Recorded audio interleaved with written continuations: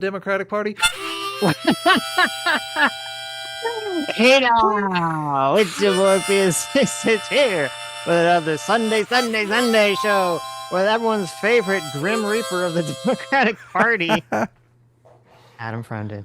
What's up, man? I didn't know you Oh, pressed the button. Uh-oh. oh, Did that get, that wasn't supposed to get in there. I don't know if it did or not, but oh my God. So, this is gonna be fun. So obviously on Thursday was the most disastrous presidential debate in TV history, I would imagine, ever probably. And we're going to see some fallout. I was very curious as to what the fallout is going to be this debate. Are people going to try to cover for Biden? Are people going to tell him to GTFO? Are people going to cope? And it turns out all of the above. All the above is going to happen. GTF, what's that? What does that stand for? Get the F out. Oh, okay. Get the F out of the race. The ultimate bye-bye. The ultimate bye-bye. Yeah, it's pretty fascinating because, you know, the New York Times is kind of interesting. The New York Times, super hardcore, like Biden needs to leave. Super hardcore. Really? Biden needs wow. to leave. Yeah. Okay. Overwhelmingly, New York Times is like telling Biden to get out. CNN, pretty strong on the Biden is like enfeebled, needs to get out. MSNBC is a whole nother story. MSNBC is fascinating. And we're going to watch a bunch of clips from them. Because it's like at first, like right after, there's sort of like a mixture of like, are we going to be real? Are we going to be like truthful here? Are we going to cope here? And then it kind of shifts the next day to being more filled with cope and stuff. Really? So, okay. Yeah. I watched some of the clips the day after. Obviously, I messaged you immediately. I was like, holy shit. It is, they are like in full meltdown mode. This is crazy. I think Mika Brzezinski and what's the guy? Joe, yeah. Scarborough, that's it. Joe Scarborough. They're like yelling at each other. Yeah, we're gonna like, it's great. Yeah. Joe is full on, there's the door, time to go. Bye-bye, get out of here. And Mika's like, oh my God, but he's our president. Well, it's kind of interesting because like in the morning, Joe, who is reported to be one of the few shows that Biden watches, Joe is very much like, Biden needs to leave, this get out, blah, blah, blah, blah. But then later in the day, like all the other MSNBC hosts seem to create a series of copes to tell Biden, like, to just be like, no, it's fine. It's totally fine. It's like, oh, okay, I guess. I don't know. Weird. Well, look, we covered this the night of the debate. It seems to be a very popular stream. It's got a lot of views on it. So a lot of people seem to be responding to our coverage. I said on that night, I was like, there are going to be two clear factions forming on the left. There is going to be the faction that wants Biden to go, like regardless of whether or not Biden wants to go, like this insurgent factor that is going to get forced to get him out by any means necessary. And there is going to be the faction that wants Biden to go, but is only going to have that happen if Biden will like accepts defeat and bows out gracefully. Right. So there's there's no faction that wants Biden to stay. Like if you think that's going on, I mean, that doesn't seem realistic to me. So there's the by any means necessary. And there's well, we have to put up with Biden if he's not going to step down of his own volition.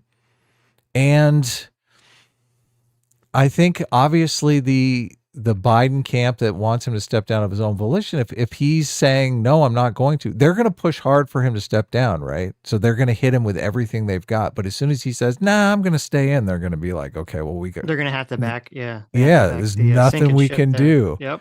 So that might be what we're witnessing play out here. Like Joe Scarborough is coming out going, hitting him as hard as he can, like make him step down, make him step down, make him step down. But the next day, old delusional Joe, he's like, what do you mean? I was at the top of my game. Get out of here with that fiddle faddle. I'm staying in. Well, I'm the only one that can beat Trump. I mean, supposedly that's kind of like the early reports were like that Biden and Biden staffers were very dismissive of criticism whatsoever. Oh, yeah. Obama, I saw Jill's hand up Biden's back the night of the debate, working his mouth like a puppet. Yeah, and that was interesting too, because apparently, like, there's a lot of reporting that Jill has a lot of like persuasive power over Biden, and that she's basically in denial cope about the entire situation. So we'll see how that plays out, I guess. Because she's the president. She's the most powerful woman in the world right Yeah, now. I mean, maybe, sure, Maybe? maybe. I don't know if it's Okay. her. I don't know if it's the chief of staff here, right? Someone's someone's pulling the strings behind the scenes here. Look, if she can get Joe Biden to say whatever she wants him to say in front of everyone, who's running the country? Sure, but she can't. Biden can't win, and there's like this really weird cope for the people that are on the side of either A, Biden should stay in, or B, they think that Biden is not going to be replaced, so they're just like defending him blindly. There's like this weird cope that's like, oh, Obama had a bad first debate. It's like, well, wait a minute.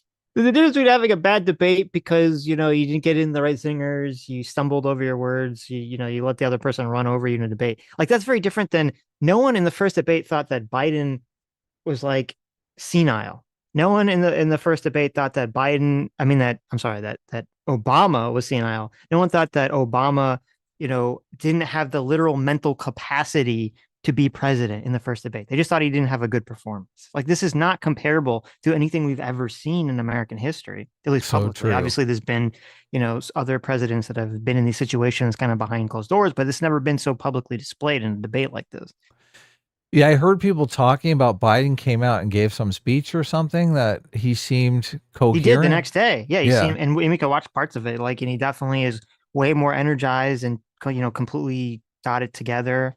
But there's two big differences. And the first is that there's a teleprompter, obviously, so he's just reading a teleprompter. But I think even more importantly than that is that it's in the middle of the afternoon. It's in the middle of the afternoon. Oh yeah, exactly. We got a part-time president here, boys. Well, yeah, exactly. And there's an interesting article I found. This is from Axios from yesterday. It's called Two Joe Bidens, the Night America Saw the Other One. Yeah, Okay. Look, the one the Democratic Party's been trying to hide from us. Right. Now this article sources anonymous White House aides. So, you can take it as you will. But this is what Axios claims anonymous White House aides are saying. They're saying internally, many aides have seen flashes of absent-minded Biden, but typically brush them off as ordinary brain farts because they usually see him engaged, 8 current and former Biden officials told Axios. But in his debate against Donald Trump, Biden often appeared lost or slack-jawed and delivered meandering answers in a hoarse voice. Some campaign aides projected Calm Friday and framed the debate as just bad night that they'd recover from. Other Biden aides, donors, and senior Democrats were deeply shaken as Trump and other crowing Republicans questioned his fitness for office. Beyond the politics of whether Biden can beat Trump again, the aides expressed new worries about whether the president can carry out his duties through another 4-year term. And then this was kind of interesting. According to some anonymous aides, they say that from 10 a.m. to 4 p.m., Biden is deeply engaged, and many of his public events in front of cameras are held within those hours. But outside of that time range, or while traveling abroad, Biden is more likely to have verbal miscues and become fatigued, aides told Axios. Nice. Now Putin knows exactly when to call Biden and ask him for the nuclear codes. Yeah, I sure hope any sort of discussions with Bibi Netanyahu or Putin, don't take place after 4 p.m. American time, right? Yeah, look, Hillary Clinton was famous for the 3 a.m. phone call ad. Yeah, exactly. Right, yeah, exactly. But they're going to be hiding that ad this election season. I mean, look, I'm with you. I don't see how he can win. And it's bizarre to me because I do think, any generic Democrat has a better chance of beating Trump at this point. Mm-hmm. But no, they're going to, they may stick with Biden. I don't know. Sitch and I both bet $100 that Biden's going to be gone. So we'll see how it plays out. Well, the way it works logistically, my understanding is that Biden has to be convinced to give up the votes. And that's the only to release way his delegates. To release his delegates. I've heard that as well. Yeah. That's my understanding. Now he could do that. He could be convinced to do that, but maybe not. I think that the entire Democratic Party should especially behind the scenes, should be pressuring him as hard as possible to do that, because I don't think he can win. I think we have, it's, it's funny, we said this during the primaries. We have like a very unusual situation, which is that I think almost any Republican but Donald Trump would be, especially before this debate, obviously things are different, but before the debate, I said, and I think it's still true, any Republican besides Donald Trump would have crushed Joe Biden with ease. Any of Republican. course. Yes. Doesn't matter who. Any Republican would have crushed Joe Biden with ease. And then I think it's kind of the inverse is true, that any Democrat would do significantly better against Donald Trump right now. And it's like, so we're in this like weird situation where I think Donald Trump can only win because he's against an enfeebled Joe Biden in the first place. And it's like, it's just so bizarre. It's so bizarre to me. Yeah, we're kind of stuck in this movie, aren't we? We are. There's no way we can get out of it. Yeah, it's just, yeah, I don't know. I don't know how you pressure him to release the delegates. Yeah. Well, there's an interesting, so this weekend, Biden family is actually going to Camp David. Now, they are supposed to do this anyway, but there's a lot of reporting that there's going to be like a big family meeting about whether Biden should stay in the race or not. Really? Forward. Okay, so the pressure is mounting then. Yes. Nice. Well, so there's an interesting, on the debate night, Obama tweeted this out.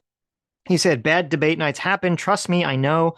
But this election is still a choice between someone who has fought for ordinary folks his entire life and someone who only cares about himself, between someone who tells the truth, who knows right from wrong and will give it to the American people straight, and someone who lies through his teeth for his own benefit. Last night didn't change that, and it's why so much is at stake in November." JoeBiden.com. All of those things, I think, could be levied just as much as at Joe Biden. It's quite ironic to me that the same motivation driving Trump to do January 6th is the motivation driving Biden to stay in the race. Yeah. Ego. Yeah, no, it's completely, you're completely 100% correct. ego. Yeah. Yeah.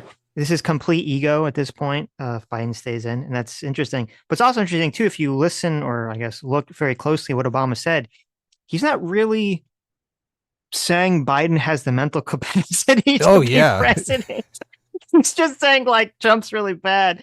It's like, And so, because a lot of people are saying, oh, Obama's like, he's defending Biden. And like, I guess it is, but it's also, to me, what you're going to see if Biden does drop out, what you're going to see is that Biden and Newsom and a lot of the other like people in politics, not the pundits, but a lot of other politicians, they're all going to defend Joe Biden like very publicly, very, strongly up until the moment he says he's out, right? We don't know what's going on behind the scenes. I would not be surprised if behind the scenes, Obama and other people are really trying to talk Joe, off the ledge here.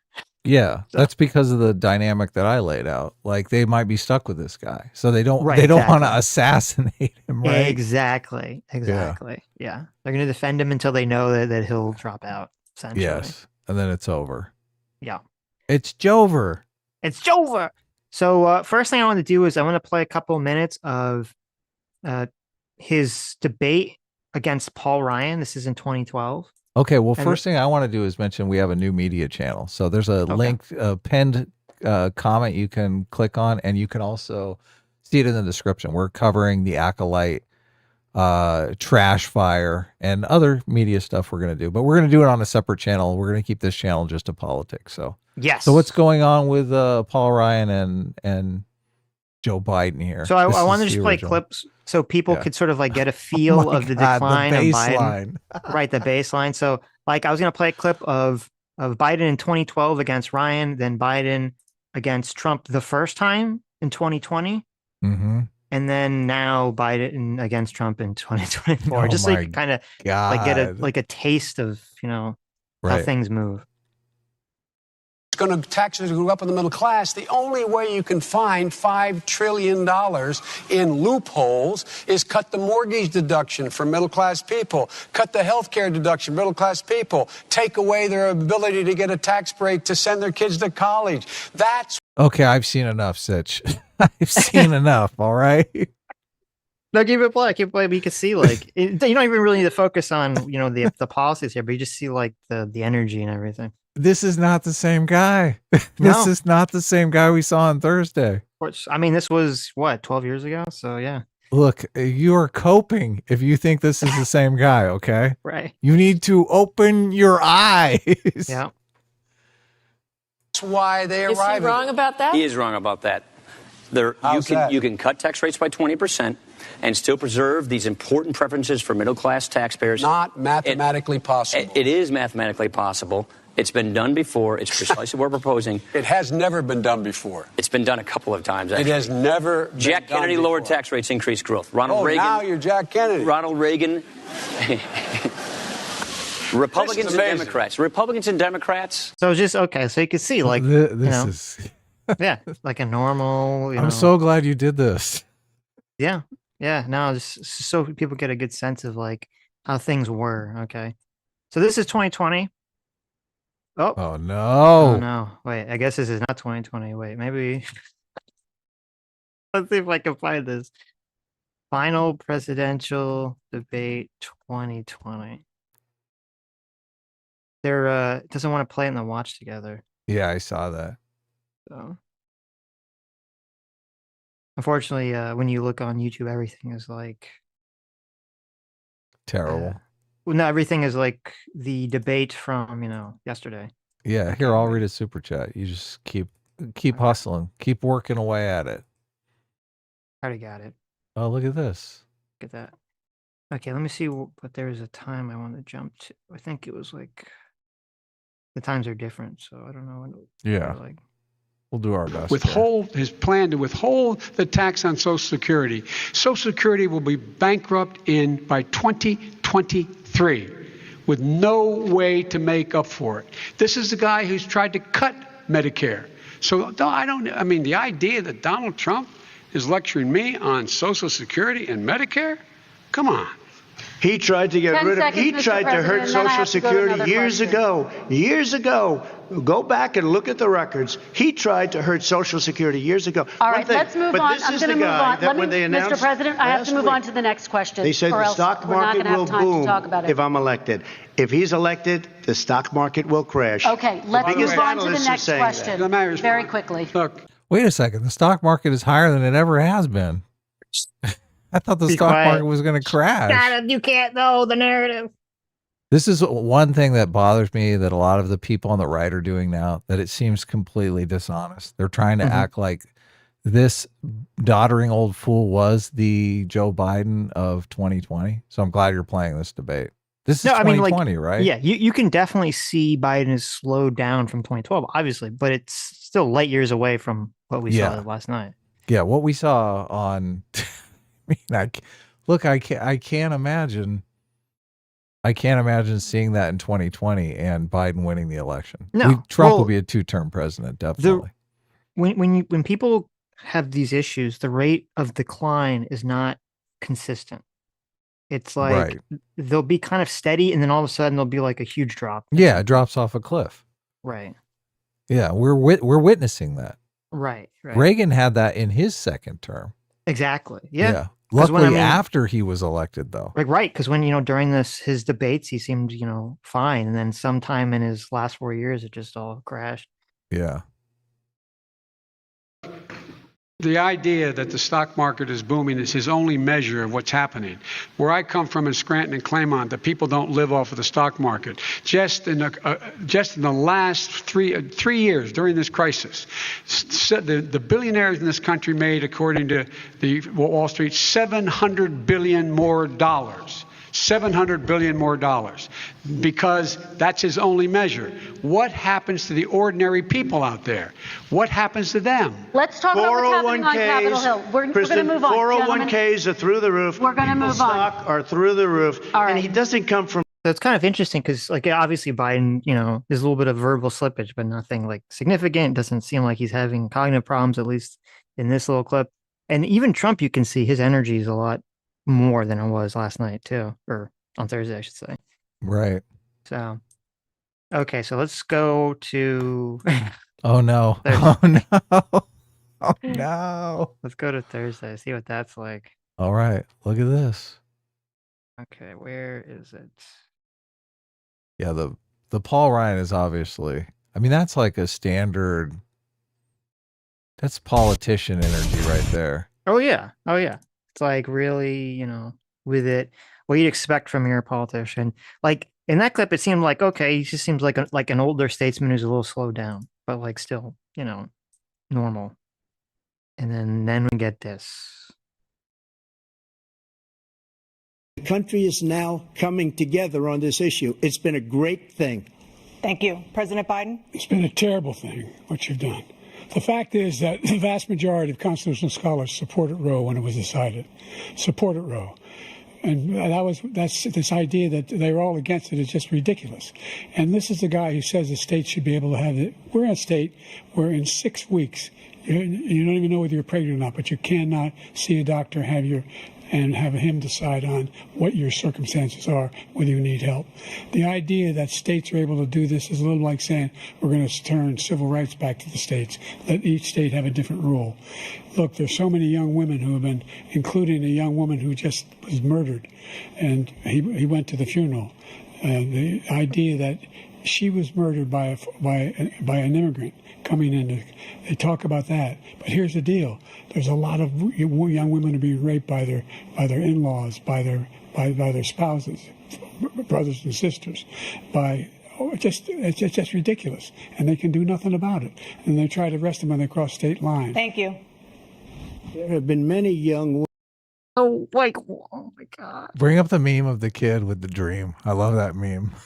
Do you know the what? meme I'm talking about? No. Where the kid just goes on and on, like stammering for like 40 minutes. Like he's telling someone about a dream. Yeah. It's incomprehensible. Yeah. I mean, and this was only one of there's like 3 or 4 of these instances during the debate, and this one's like, most of the ones that people are playing, which I understand why they're playing, the one where he completely breaks down, right, and he just like can't even finish the sentence. And he says, like, we beat Medicare. And then Donald Trump says, yeah, you beat the hell out of Medicare. You beat it to death. You beat it to death. Yeah. Right. But this one is even weird. This one's like really weird on a bunch of levels, because not only is it very confused as to what he's talking about, he's talking about like sisters raping their wives or something. But your spouse is raped. Right. Wives raped by their spouses.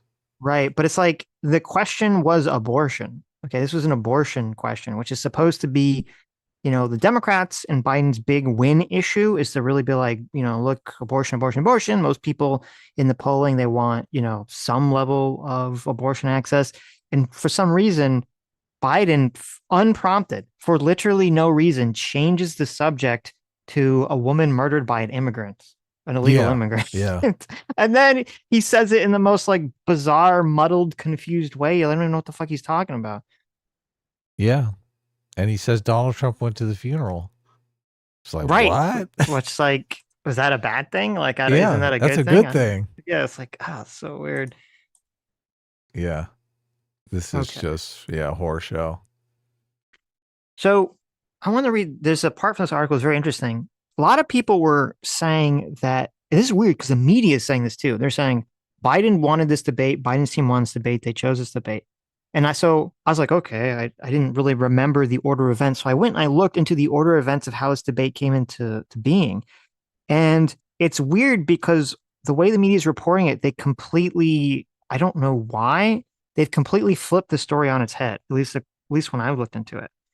So the first calls for debate was from Donald Trump. It was not for Biden. And it was in February of this year. Okay. Right. And so I found this article from CNBC. It says Donald Trump on Monday, this is like February 5th. Donald Trump on Monday said he wants to debate President Joe Biden immediately, but the Democratic incumbent quickly brushed off that idea, saying, Donald Trump said, quote, "I'd like to call for immediate debates." And he said this on the Dan Bongino show. "I'd like to debate him now because we should debate. We should debate for the good of the country." Biden responded dismissing the idea, saying, "Well, if I were him, I'd want to debate me too." Biden told reporters he's got nothing else to do. Okay, so bad comeback. Bad comeback, yeah. So early February, Donald Trump's the first person to call for a debate. Then on April 2nd, Donald Trump at a press conference specifically called again for Biden to debate on April 2nd. On April 11th, Donald Trump calls on Biden to debate again and actually sent letters to the Presidential Debate Commission. So the Presidential Debate Commission, they usually set up the debates, and it's kind of weird because this year, both like they kind of circumvented the Presidential Debate Commission. But so this on April 11th. So before Biden has agreed to any debates, okay, Donald Trump has sent a letter to the Presidential Debate Commission saying the Republican presidential candidate Donald Trump wants to debate President Joe Biden more than the usual 3 times and hold them earlier in the 2024 election cycle. His campaign said in a letter on Thursday to the commission overseeing debates. On Thursday, Trump's top 2 candidate advisors sent a letter to the commission, which usually organizes and stages 3 debates, asking for additional and earlier opportunities for him to take the stage against Biden. The commission, quote, the commission must move up the timetable of its proposed 2024 debates to ensure more Americans have a full chance to see the candidate before they start voting. And we would argue for adding more debates, they wrote in their letters. Biden has not commented yet to debate Trump, but has not ruled it out, saying last month that it would depend on the former president's behavior, whatever that means. Biden's camp has been concerned that once on stage, Trump will not abide by the rules set by the commission, and some Biden advisors would prefer not to elevate Trump by putting him on the same stage with a Democratic incumbent. Biden has a lead currently among registered voters. This is back, in April, where registered voters 41% were polling for Biden, 37% for Trump. When did Trump cinch the nomination, though? Is this before he cinched the nomination? I mean, was there ever really a doubt that he was going to get the nomination? Well, he could be blowing everyone away in the polls, but if he hasn't actually got the delegates, I don't know. I can't remember the voting says, according to PBS, it was March, so this is after.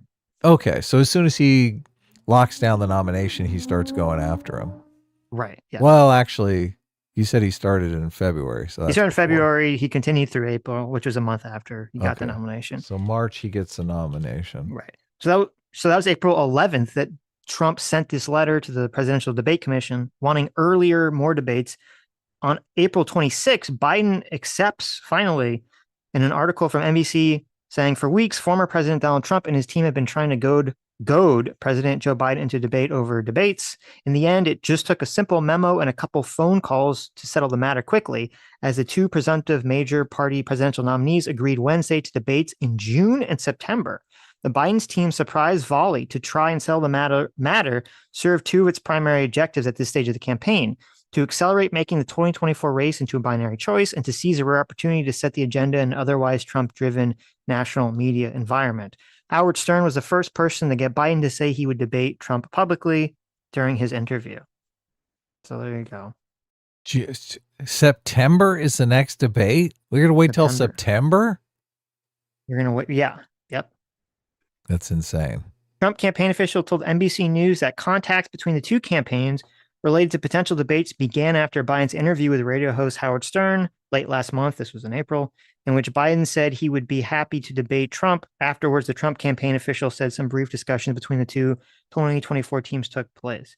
So a big question, and this kind of it comes up, is why did Biden agree to this debate? Why did his team agree to this debate? And what exactly was the thought process going on behind all of this? Right. Yeah. Well, that's what makes me think there's some force out there with enough pressure to make him debate. So do they have enough pressure to kick him off the ticket? That's a different question. Well, it's possible. I mean, there's a couple possible scenarios. The first is that his team is delusional and Biden himself is delusional and they honestly thought he could do it. Right.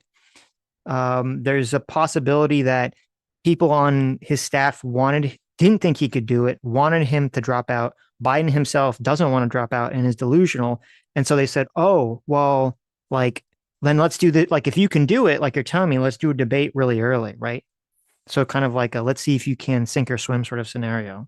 Right. Yeah. Look, and it's a roll of the dice if he's coherent sometimes and not other times. So. Exactly. Right. Or it could have been some sort of behind the scenes contention between the DNC and Biden. And the DNC maybe wanting him to drop out and him and his staff not wanting to drop out. And this could have been some kind of compromise situation. So. Yeah. Okay. Now I want to listen to, this is very interesting. This is a podcast immediately after the debate with Ezra Klein and some other people who worked for the New York Times. And their discussion of this is very fascinating. Old Ezra, huh? Old Ezra, who, by the way, Ezra Klein, who famously neither of us really like, he actually wrote an article calling for Biden to drop out in February of this year.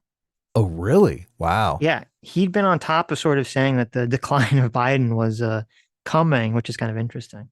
He must have seen it. He must have got close enough to see it or heard reports of it from people he trusted. Right. Before we start this, let me read some super chats. The Wooster for $50. Thank you so much. Says, hey now. Good last stream. Why is it that the public now sees what Trump supporters and non-TDS centrists knew for 4 years now? The chain of events has blackpilled me about how the public won't see something until smacks them and MSM approves it. Well, it's a very fascinating, very good question. There's a lot of people who are operating under this idea that the media knew how much in decline Biden was. And I don't think that's remotely true at all. When you look at, and we're going to watch it, when you listen to people in the media's response to this, when you see like Joe Scarborough and MSNBC and CNN, and we see their responses to it after the debate, you can look at their face.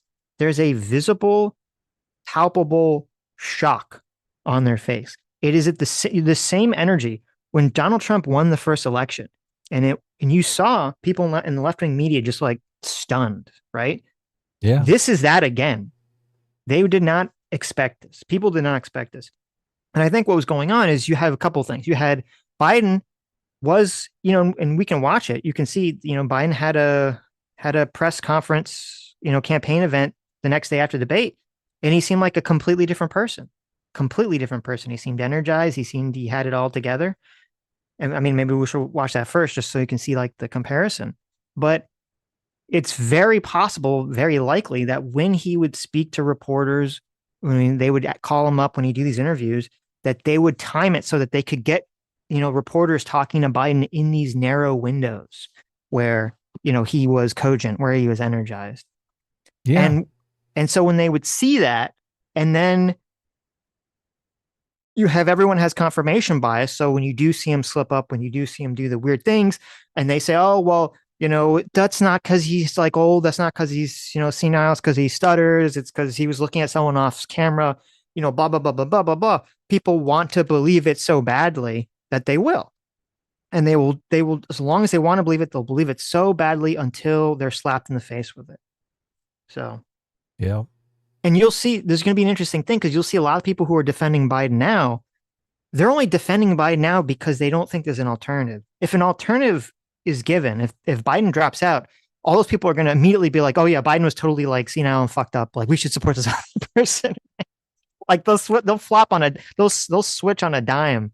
Okay. Because they want to win. They want to win the election. Exactly. As soon as the alternative exists, it's kind of the same thing. And I said this back in the day. It's kind of the same thing with a lot of, the Trump support is that a lot of the politicians, if you remember, like right after January 6th, so many of the Republican politicians were like very tepid or very anti-Trump. But then when it was clear that the pundit class was still defending him and the population was still defending him, they all kind of jumped back in line again because there wasn't an alternative that presented itself. Yeah. Val Van Gogh for $20. Thank you so much. Says this Biden presidency is actually amazing. My fellow smooth-brained Americans now forced to ask, quote, how does the government run without a president taking charge? The answer, not to be realized for a while, is everyone's better without one. Twitter sucks. About that. I mean, I don't know about that. The president is completely in charge of foreign policy. So, yeah. Oof. Twitter sucks for $20 says, it's a shame we won't get Brown and Joy Gray's copium reaction from the debate on live news. I do like Brian totally straight Stelter admitting that 90% of the news is guilty of pushing cheap fakes, though. Yeah, it's in it. Brian Stelter, I think I saw he was coming out really hard against Biden. The media does have, even though I think the media was basically, I don't think the media was for the most part lying about Biden. I think they were just caught up in a delusion. They still do have to take responsibility for being caught up in the delusion, being so incredibly not objective, being so incredibly biased that they allowed themselves to trick themselves into believing this nonsense about Biden is doing, cartwheeling backflips behind the scenes. And only when you just get it like so slapped in the face, I think Ezra Klein even brings it up in this conversation, is saying like this should have been an established pattern. You see, why is Biden didn't do the Super Bowl interview? Why is Biden not sitting down to do normal interviews the way presidents do? These are all big red flags when you're talking about a president's health in decline. Yeah. Yeah, obviously. The Super Bowl thing was huge. Everyone pointed it out, but Yep. people want to believe what they want to believe. It's horrible because this would be a big story for someone in the mainstream media who actually pursued it, right? Mm-hmm. Why did Biden duck out of the Super Bowl interview? Is his health in decline, maybe? Well, it's interesting. There actually were like Wall Street Journal articles from earlier this month in the past that were like talking about, reports of Biden having all these cognitive problems at, the G7 and all these other things. And they just kind of get dismissed. Right. Right. Because it's anonymous source. So, it's out of context. Oh, it's partisan, blah, blah, blah, blah, blah, blah, blah. Right. There's a million copes and excuses people can come up with until it just hits them in the face. This is just unfortunately the way the human mind seems to work. The audio on that secret documents, top secret documents deposition. I mean, that's probably got to be some juicy audio, right? Oh, I'm sure. Yeah. The way they're trying to hide it. I'm sure. Yeah. Well, I mean, it couldn't be any worse than what we saw. No, it's probably the same. But look. Probably the same, yeah. They took their shot. They thought he could make it through a debate. I don't know. It's kind of crazy that we're going to have to wait till September for a second debate. I mean, could be a whole new ball game by then. That's true. Yeah. And as for Brianna Joy Gray, I mean, I'm assuming she hates Joe Biden. Yeah. So, she's like, oh, he's the genocider in chief. So I'm sure she'd be totally fine jumping up and down on Biden's, almost corpse. I'm sure she was loving this. I'm sure she's sad that she can't go on and laugh with Robbie about it. There you go. Thal for $20 says, I think it's time we blame who's at fault for this whole thing. And that's Sitch for voting for Biden last time. Without that vote, we could have been on Trump's second term, and this debate would have never happened. There you go. Even though the state of Florida went for Trump, it was all my fault. Yes. I don't think it's Sitch's fault, obviously. And the whole idea, I'm glad you played those clips of Biden, because Biden was a lot more there in 2020. And people are trying to spin it like, no, these were his debate performances in 2020. You guys are just delusional. Mm-hmm. So that's not fair. It's interesting because, I said, I'm not voting this time. And I found very interestingly that by me declaring I'm not voting for this time, I feel a sense of being able to retain objectivity in watching political events that I didn't feel as clearly in the past.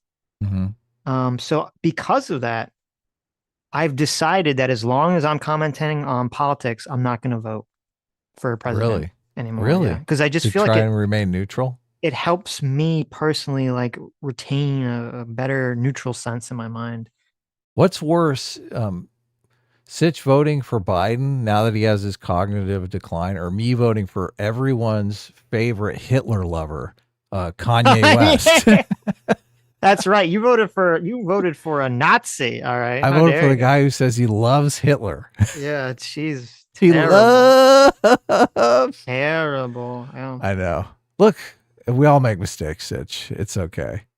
It's no big deal. I didn't make them. Well, the only mistake you could say is first of all, again, my vote didn't matter, but it would be interesting if Trump had won, if things would have I don't know if things really would have looked that different. I'm kind of skeptical. I think all the stuff about like October 7th not happening and Russia not happening, I think it's all cope. I think all these things would have still happened exactly the same.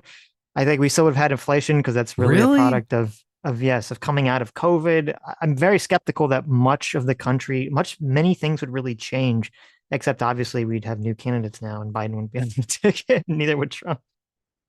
So I'm not sure about that, to be honest with you. About what?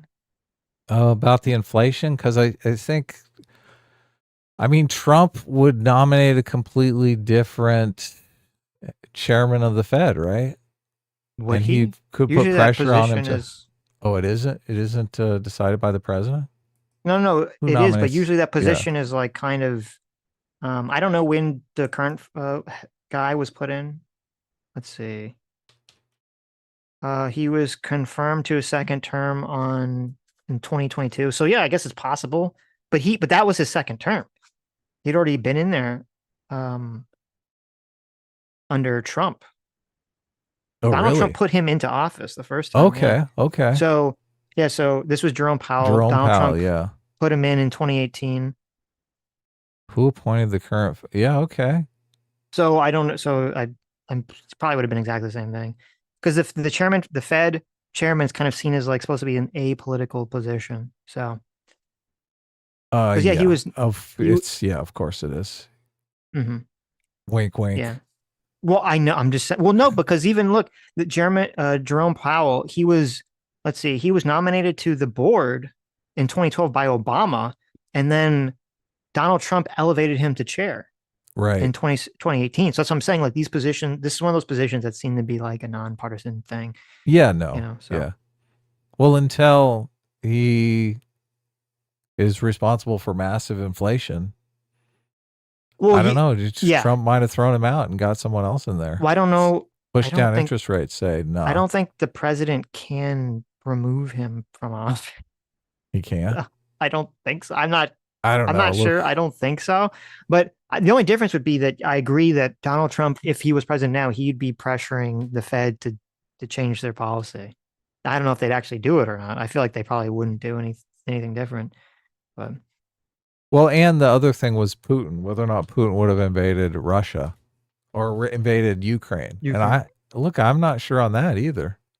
I don't see why not, because remember, Biden, one of the things that Biden did correctly was that he raised the alarm on Russia invading Ukraine very early, before before a lot of other people took it seriously, myself included.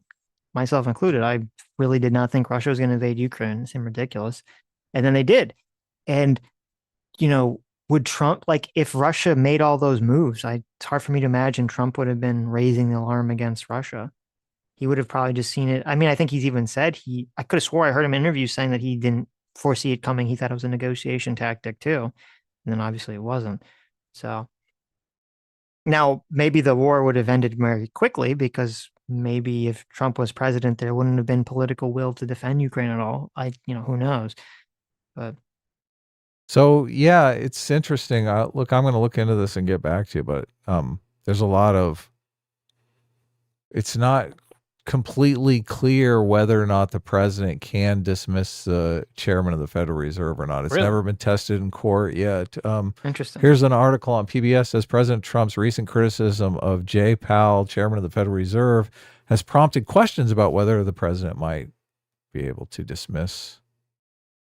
Yeah. So yeah, it hasn't been tested. Like, wouldn't it be Trump the guy to test the hypothesis? Yeah. I mean, he would definitely try to do it. He would definitely try. Well, if he thought it was screwing up his economy, and he's going to get blamed for it, of course he's going to try whatever he can do.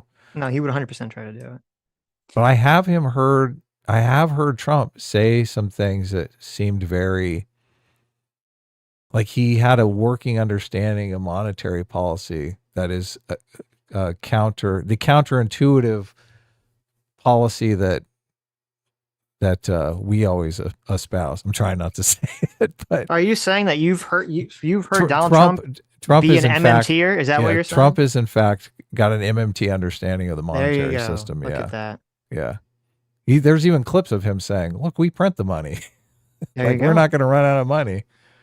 So, Knowledge, thank you so much for $25. Okay. Oh, and let me read, because I missed it on Thursday. We ended the stream right. Oh yes, mystery guest gave us like $500. We got a $500. We got a $500 super chat on Thursday, and we didn't even get to read it. Yeah, mystery guest 01. Thank you so much. Like literally sent us right as I ended the stream for $500 on Thursday. Said I'm way behind. Just got the part where Sitch is talking about how he had 12,000 characters worth of notes and none of it matters. Don't ever think that, buddy. The fact that you put in that effort makes you who you are and makes your thoughts so valuable. Anyway, here's $500 for your 12,000 words. Well, thank you so much, mystery guest. That's very generous of you. Yeah. Thank you. If you didn't see on Thursday, I was talking about how I literally wrote like 12,000 word or characters of notes on the debate, and none of it mattered because no one cared about the subject matter of the debate at all, because it was all just about how horribly infirm Biden was and appeared to be during that conversation. So, but thank you so much, Mr. Guest. Yeah, that's super awesome of you. Okay. So this was immediately after, I believe this was immediately after the debate. This is the New York Times podcast. Let me get to my time codes here. So there's 3 hosts. We have Ezra Klein here, and then the 2 normal hosts, Ross and Michelle, who I'm not really familiar with. I haven't heard anything they said before, but this is a very interesting conversation. We're going to be jumping around and listening to just parts of it. Most of his answers, there were exceptions to that for both of them. And I was occasionally checking in on reaction, and I'm watching Democrats fall into a complete panic tonight. Oh yeah. Before we get into the ensuing panic, Ross, what about you? Same sort of take? I mean, Ezra's being very modulated, I would say, in his entirely accurate description of the worst performance for a contender for the presidency in a major debate. You know, since the little known time that Andrew Johnson drank too much moonshine at I'm sorry. No, I mean, this was, short of, I don't even want to say short of, I mean, this was the worst. Biden appeared to be, as I think we should just say he is, too old to be running for president of the United States. And, you could say he has a cold. I think that was put out. Listeners can hear that I myself have a cold at the moment.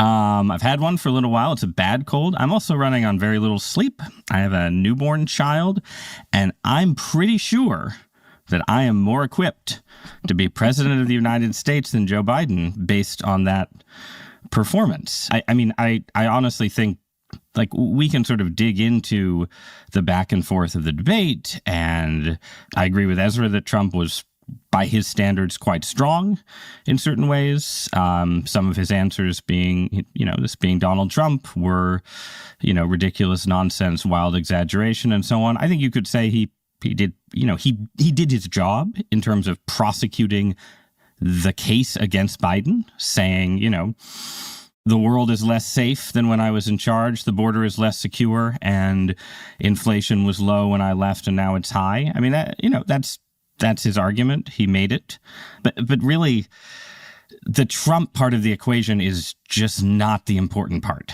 here. The important part of the equation is Joe Biden still going to be the Democratic nominee? And if he is, the Democratic Party is derelict in its duty to the United States of America. I think that's the only takeaway. Okay, we're definitely going to get... Wow. Okay, so we literally have New York Times opinion podcast saying not getting rid of Biden means that the Democratic Party is derelict in its duty. Right? Wow. That's Yeah. probably the strongest condemnation you would get on this subject matter. So... They want him gone. yeah, it's very, very interesting. Do you think, now it's kind of interesting, I don't think Trump did a particularly good job. I mean, he did a good job in comparison, right? By comparison, Donald Trump looks like he was doing cartwheels on stage. But isolated, I don't think he did a particularly good job. He was just kind of, he kept circling back to immigration, which was smart, but he did not really circle back to inflation very often, which I thought was kind of surprising and stupid. He fumbled the flying people hoax, kind of explanation. He fumbled a lot of, he had a lot of easy attacks on Biden. We even played the whole thing with him talking about the funeral. Trump didn't respond to that, which was kind of shocking to me. He should have been like, I went to the funeral of this person's name, and they were killed by an illegal immigrant that, Sleepy Joe allowed to go in through our border. Like, there were so many avenues of attack that were open to Trump that he just kind of let slip by. And I don't know if that was intentional because he was afraid of being too aggressive, or if he was just I think that Trump was kind of coached to be very not aggressive like he was, in 2020, because people thought it hurt him and it made him a little gun shy in that debate. And it didn't really matter because Biden just imploded on his own. But I he think did kill it on the golf question, Sitch. I mean, you're being a little hard here. he did kill it on the golf question. Well, he had the one line was the "you beat Medicare to death" line, but there was a bunch of opportunities to slam Biden for that.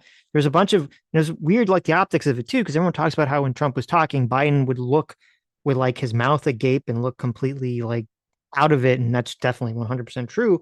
And I was really surprised that most of the time when Biden was like rambling on and kind of incoherent, that for most of it, towards the end, it kind of changed. But for the first like 40 minutes of it, Trump would like be looking away and just kind of like he wasn't really paying attention to what he was saying. Is instead of Trump kind of being the avatar of the audience and looking at Biden with like kind of a confused, upward eyebrow, like The Rock, like what the fuck is this?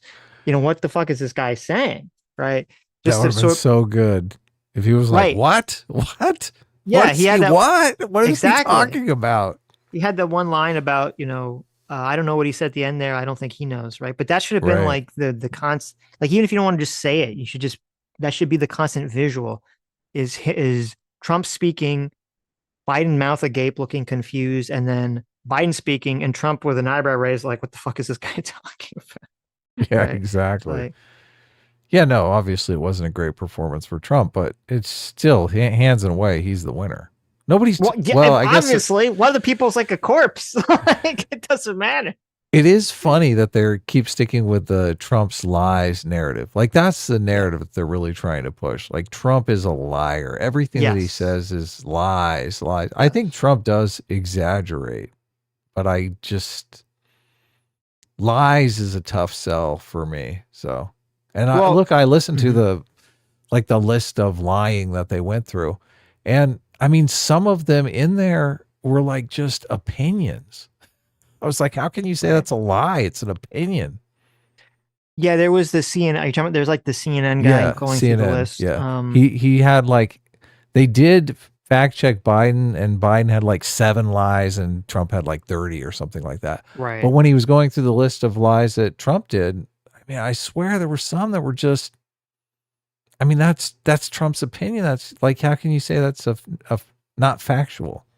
Well, you want to know what's very interesting about that is I forget that guy's name, but the guy who was going through the fact checking for CNN. Yeah. When he was going through Trump's lies, he didn't say anything about Charlottesville at all. Yeah. On CNN. And you're right, because I heard it too. And some of the things I was like, yeah, that's a lie. Or most of the lies were like Trump saying like, I had the best economy, or I had the best debt, or whatever. And then and you're like, what does best mean, you weirdo? Well, I don't think that's so much an opinion. I mean, I think it's fair to say that Trump, lies via hyperbole pretty often when he speaks. So I don't think it's fair to call them lies, though, obviously. I mean, what would you call them? Why? If you say I had the best economy and I was the best for the deficit, look, if that's not true. If that's the case, when Biden said they were going to start taxing trillionaires, that's a fucking lie. We should call it out. Sure. Yeah. Sure. You could say he didn't do it. Yeah. He didn't even try to do it. Yeah. I agree. I completely agree. The Biden said that he was going to get a public option, and they didn't even fucking try. Yeah, I agree. It was bullshit. Right. Yeah. But it's easier. I guess it's easier for them to say, well, saying you're going to do something and not doing it versus saying that you did something when you didn't do it. Right. It's a little more definitive. I think the whole exercise is just so that they can promote the narrative that Trump is a liar. Like, and to the point now where it's like, okay, well, we can't promote this narrative without calling out Biden's lies, right? But look, we'll just make it seem like Biden has less lies. So, and they're more innocuous. Well, Dev actually did a good video where he went through like the Trump lies and kind of put a bunch of economic charts and graphs to show. Oh, did he? Nice. Yeah, he did a good video on that. But no, I agree with you in terms of the message. The messaging was definitely that, yeah, Biden sucked, but Trump lied. Like that was definitely the messaging. And I mean, I think it's true. But the interesting thing I was going to say is that the CNN fact checker guy, he's going through all the list of lies. In the video clip, he doesn't say anything about Charlottesville, which Trump said was a hoax. I think he did a poor job defending himself. Even Scott Adams gave him a D- for that. Oh, interesting. I knew that was coming. Right. But, but the guy didn't mention it at all on CNN. He didn't mention it at all. But on his Twitter, he said Donald Trump lied about Charlottesville, that he did say that they were fine people. And now that's really, that is so fucking opinion. But that's fascinating because what that means, what that should tell you, is that he wanted to say that on CNN, and CNN told him, his producer and CNN told him he couldn't say that. Because they know they're fucking liars. Right. So because CNN knew that that wasn't true. I mean, there's a clip of Jake Tapper on CNN kind of debunking the Flying People hoax at some point. I don't know what year it was, but eventually. So it's interesting that this guy, it seems clear he wanted to say it on CNN. They didn't allow him, so he said it on his Twitter. Trump, I don't know why Trump, and this debate is a perfect opportunity for him to do it, just to say, listen, they clipped me out of context. If you read the transcript, I clearly say in the transcript, I am not talking about the white supremacists or the neo-Nazis. They should be condemned totally. Unquote. Yes. It's exactly what I said. Very Look simple. it up. Yeah. Yes. That would be a game changer. Everyone would be like, what? No, actually, everyone who hates Trump would be like, oh, I heard him say it. He's lying again. Of course he's lying again. Yeah, but no, you're right. And I don't know why Trump has had so much trouble just saying it very clearly in all the presidential debates. Because look, he does everything. Word on the street is Trump is not a big time planner. He just does everything. He's a creature of whim and just does everything seat of his pants, which scares a lot of people. But sure, I mean, he destroyed Biden in the debate. So sure.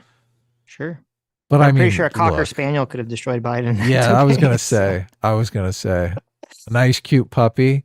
Right, just have it up there barking, like, oh, I want that to be my president. Yeah.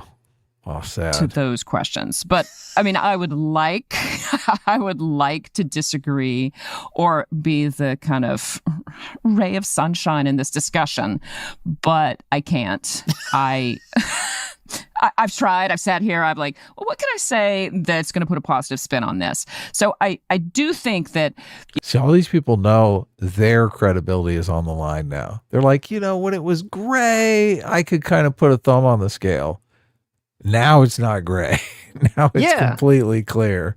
Yeah, well, do you think it's just all these people should say cynical, protecting their own reputation? Yes. Or you think, I think a lot of them just don't, I think most of them, they were just not, they didn't think it was this bad. They probably thought he had some problems. They didn't think it was this bad.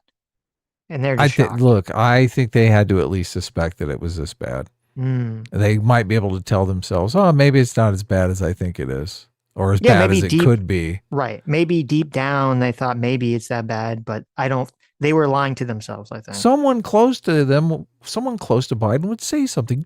Dr. Jill would never let it get that bad. Right. Yeah. Exactly. Of course she would. So we have a lot of clips to get through, so we'll have to pause. speed it up a little bit. No. You can pause, but I'm just not. Ordinarily I feel a little bit speed up a little bit. bad when I come out of these debates. Oh, you're going to do it at 125? Is that what you're doing? Yeah. Oh, people are going to be angry. Because they can suck it up. I listen to the policy discussions or I listen to kind of the substance. And then I'm like, well, people aren't looking for that largely. They're looking for how the candidates sound and how they're looking and how they're... In this case, I am betting that America had a hard time following any of the substance in this debate. It was all about what was a truly hot mess of a performance by the president of the United States. And I'm just not sure that anything they said in terms of policy or substance matters. Well, let me try to pull out what I think went very awry in Biden's argument on substance.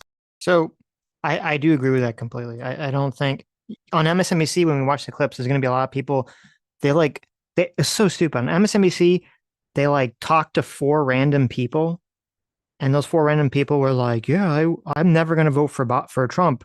And, Biden had a bad debate, but Biden's a better person, blah, blah.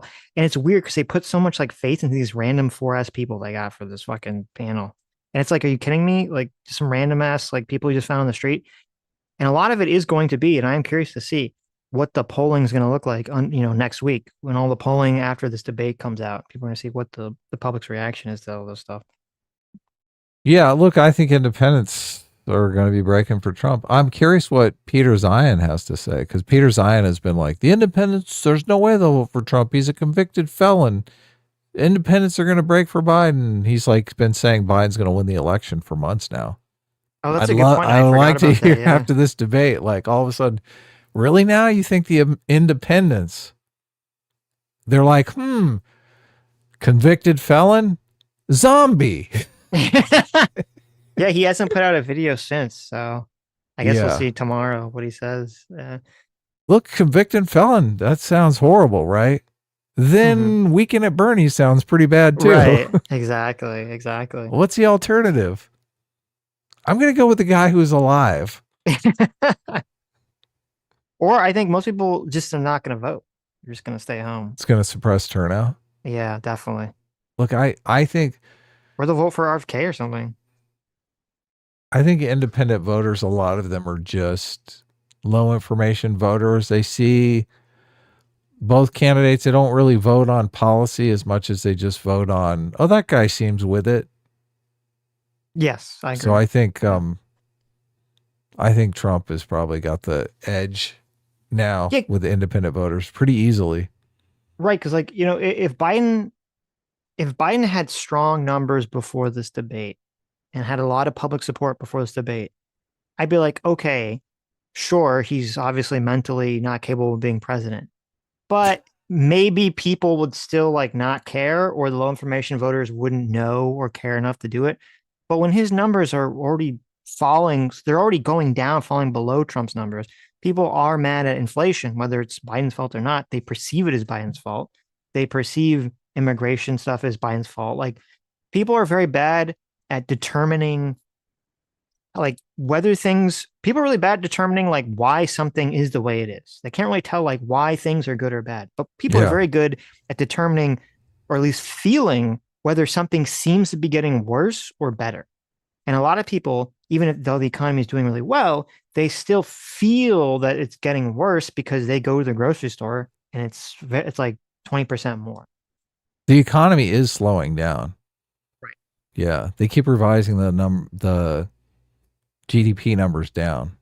So interesting. The economy is slowing, and it's the inflation, and with the slowing economy, it's just not looking good for Biden. And then with this, now I'm thinking, okay, well, now they have kind of a justification for why the economy is doing so bad, because this guy is senile. You're right. Yeah. Right. I mean, it doesn't have to make sense, but I mean, that's the message. Yeah. It's the vibe. Yeah. The central thing about this debate, like, you watch the debate with the sound off, right? The split screen moments where when Biden is talking, Trump is Trump, you know, he's making his faces, he's sort of glowering and he's jowly and, you know, and sort of smirking here and there. Like, but, you know, he looks like a guy who is, you know, comfortable being on television, right? When Trump is talking, Biden's face hung slack in a way that I just, again, I think the optics of it alone, before you even get into the mumbling and fumbling and missteps and stumbling, the optics alone are so devastating as to render the discussion of, you know, what kind of argument they should have been having almost irrelevant. Yeah, the look on his face was like he was trying to understand what Trump was saying, like he was trying to follow the conversation. It just did not look good at all. Yeah, I think the look on his face was worse than anything he even said. Oh, yeah. And it was just constant. And there was actually the Daily Show, okay? Right, Jon Stewart, the biggest suck up in the world. Jon Stewart made, I think, the most devastating joke about the entire debate. He said Biden has resting 25th Amendment face. Yeah. And for those of you who don't know, 25th Amendment is when they pull that president out because he can't serve anymore. Yes. I was Cognitive like, decline. Holy shit. Yeah, that is resting 25th Amendment face. That is devastating. Yeah. Ugh. I do think that the single most damaging way to think about tonight is to imagine that people are asking themselves, do I want a Joe Biden who is 3 years or 4 years older than Joe Biden is now serving as president? I said back in the day when I was doing these pieces, before the State of the Union, that look, like he can do the job of the presidency, but he can't perform it. I've always thought like that line is a little fuzzier than I gave it credit for then, because the presidency isn't just about making decisions. It is also about communicating those decisions. And it is also about persuading people that what you're doing is the right thing, right? I mean, very famously, the power of the presidency is the power to persuade, right? That is like the classic political science view of the president. For Biden's communication capabilities to deteriorate as they have, and this idea that he's a cold tonight, we've all seen Joe Biden appear like this before, many times. His answers were cogent. This is not a guy who's senile, but this is not a guy.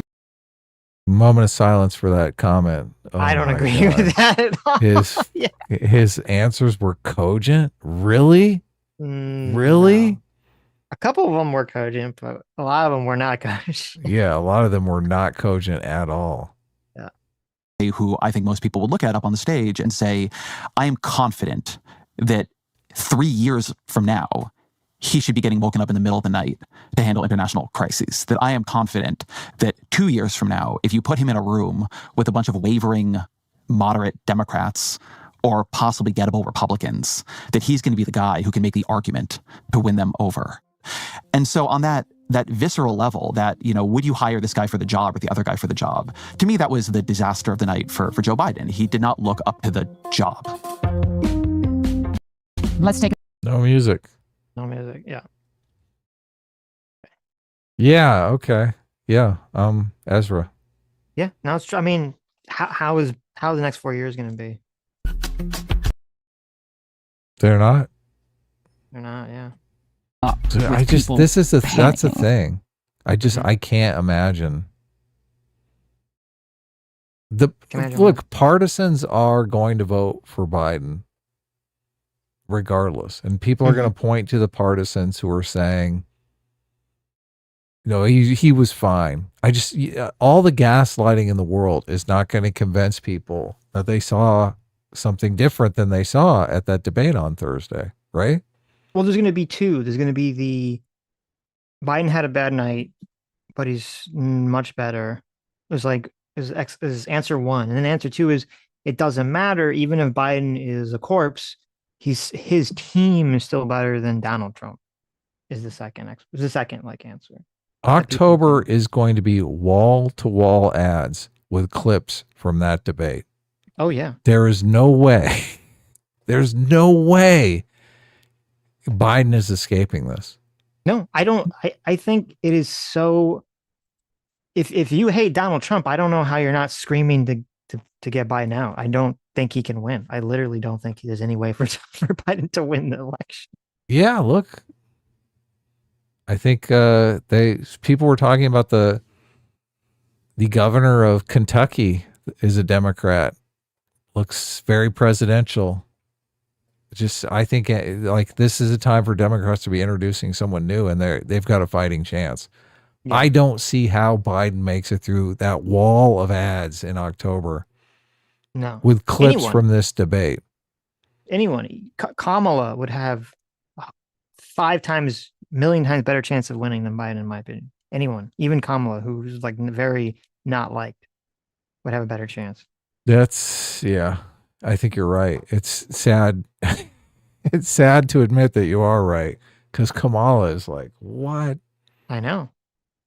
And she's so bad, and she's doing interviews trying to cover up for this nonsense. They all are. They're all going to do interviews defending it, covering up for it to the very second that he drops out. Then it's all going to change.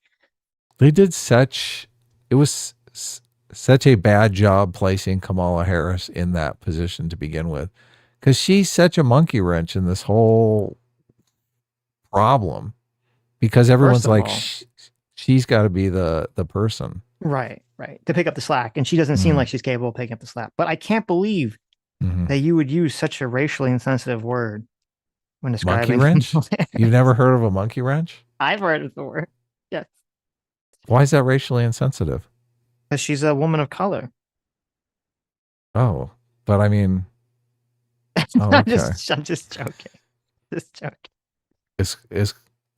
I know that's a racially insensitive term for. Yes, I'm kidding. For African Americans, but Kamala's not African American. She's not African American, but she's half black, isn't she? She's like half Jamaican or something. Yeah, now who's the racist here?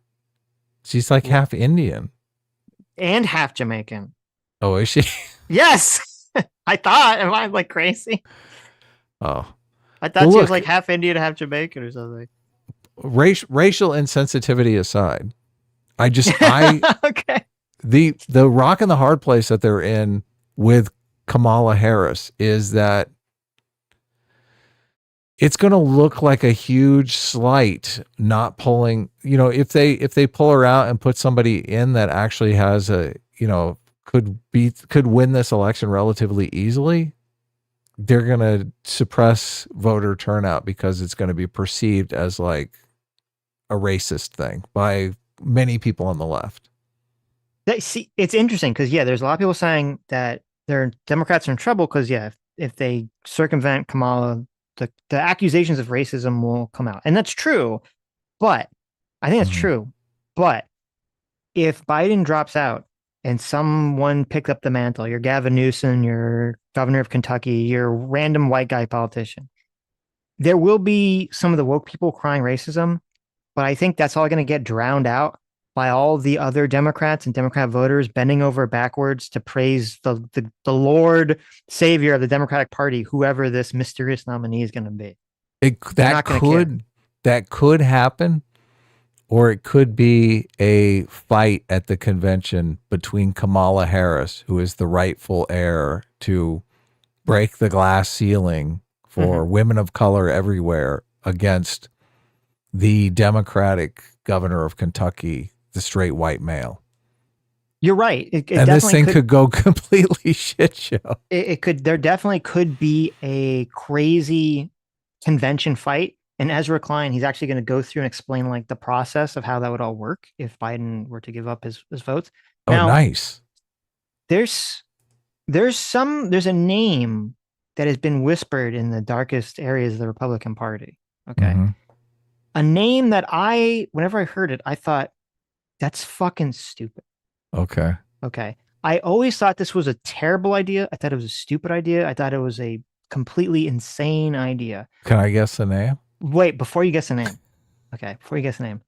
But for the first time ever, I suddenly heard the name and I thought, oh my God, that would actually be a genius move that I think would 100% guarantee the Democrats a win this election. Okay. Who do you think I'm thinking of?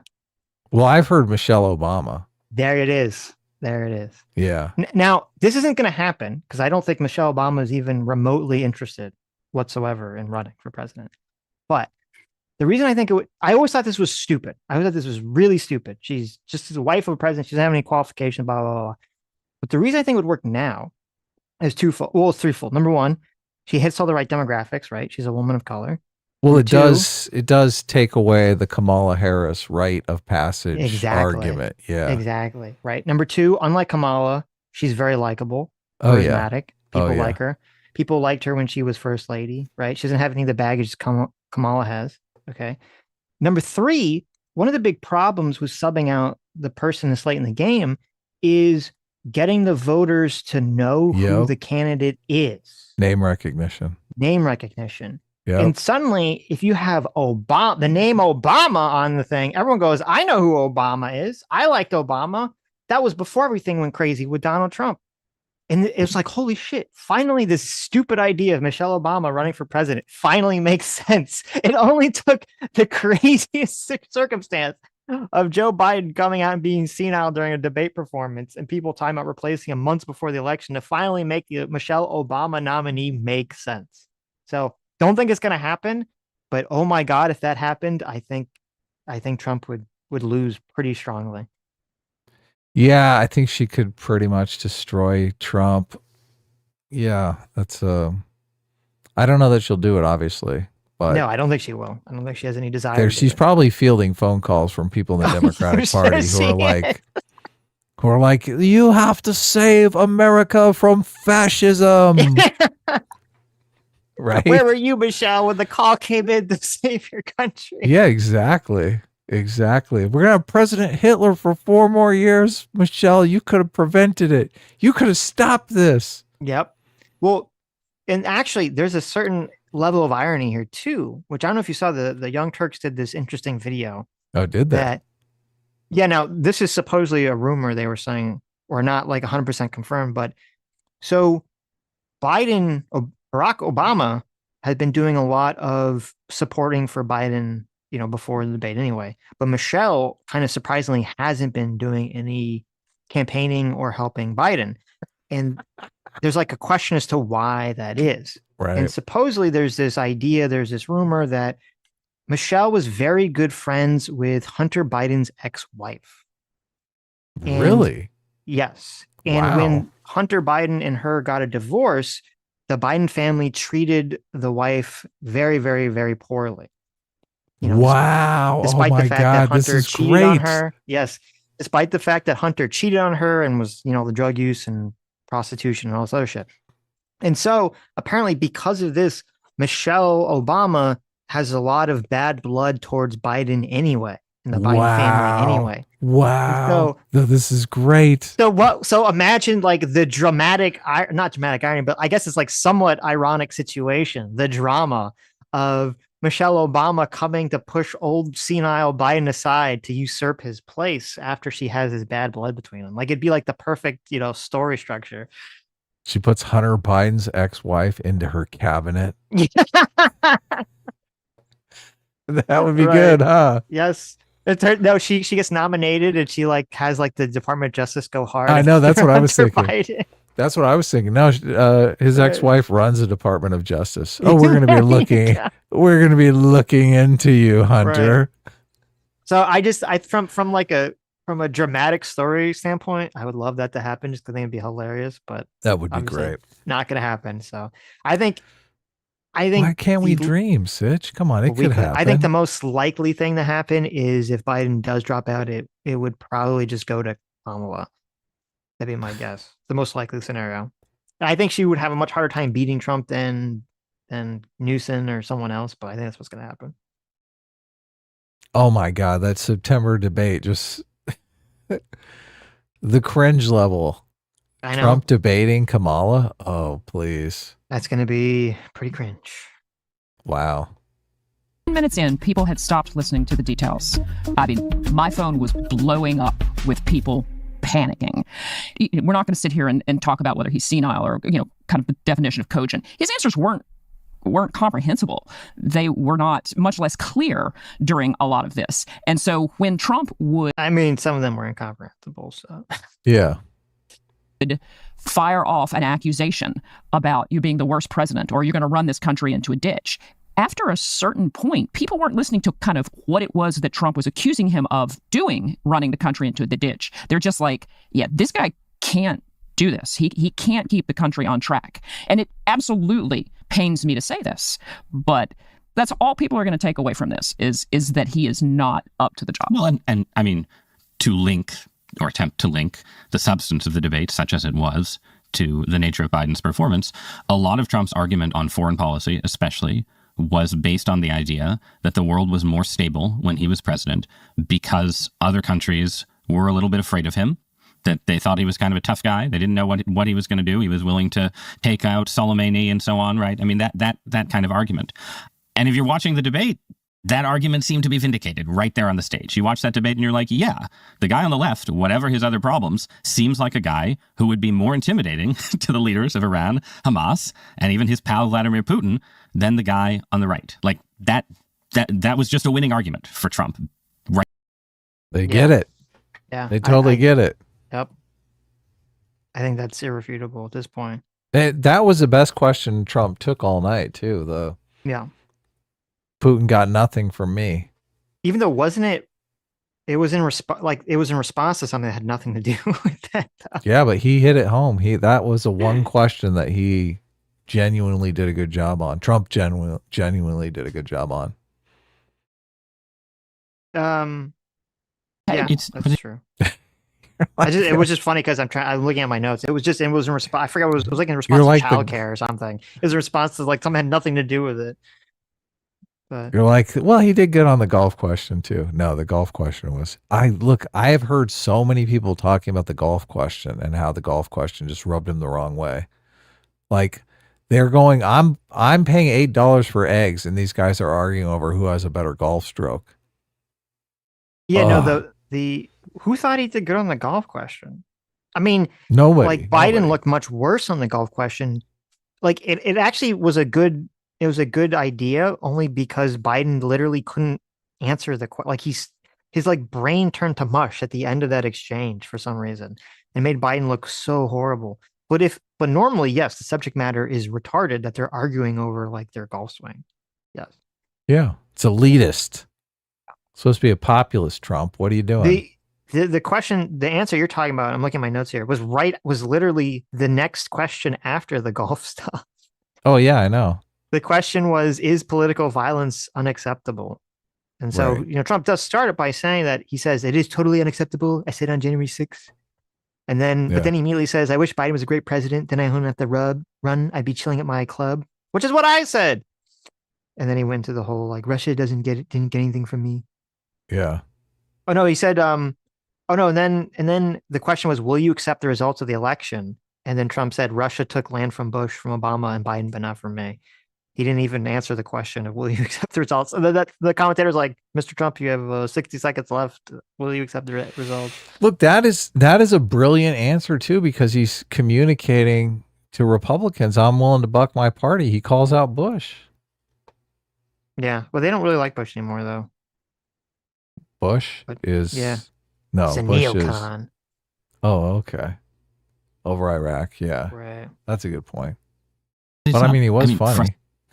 Frustration is unintentionally one emotion that one could feel, but we've had a lot of conversations over the last 8 years about the ways in which Donald Trump is unfit for the presidency, and some of the dishonesty on display tonight. It's not the most extreme example of that, but I'm happy to continue to acknowledge that Donald Trump is unfit for the presidency, but Joe Biden is unfit for the presidency as well, and that is manifest in tonight's performance. Yeah, but who is more fit? Huh? Answer up. Right. The dead guy or the guy that you're calling a liar right and left? Yeah.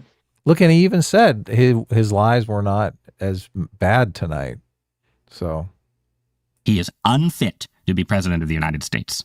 So where does that leave this race? What do you guys have both put forth the argument that he should not be the nominee. Where are you wanting to take it now, guys? Either one of you. What is the big idea? I think Ezra's got a plan. Ezra, tell him the plan. Ezra always. Okay, thank you, Sitch. This is what I want to hear. Yes, because it's the $1 million question. Everyone's wondering, how is this all going to work out logistically? Ezra's laid out the pragmatic plan for getting rid of this geezer. Some of the talking points you'll hear from like people on the left who don't want Biden to be replaced, they keep saying like, this is a West Wing fantasy. There's a West Wing fantasy that he'll be replaced. That's kind of like the weird talking point. Okay, yeah. Well, look, let's start thinking about it. This has a plan. I don't know that I would call this a plan at this point. Look, I often try to get people to imagine this in this way because I think for the Democrats, they have a kind of, it's like an event horizon that they can't think past of how would you get Joe Biden out of the race, what would happen. But if Joe Biden, God forbid, had some health crisis that made it so he could not run, Democrats would not just curl up into the fetal position and hand the election to Donald Trump. They would do what the rules say they need to do, which is they would go to the convention. Between the moment that happened and the moment of the convention, the people who imagine themselves as plausible Democratic nominees for president would give speeches and go on CNN and do town halls and, say things on social media and go talk to state Democratic delegations and try to do the kind of convention campaigning that was how nominations were won for most of American history until the late 60s and early 70s. And then they would try to pick a ticket that they thought could win.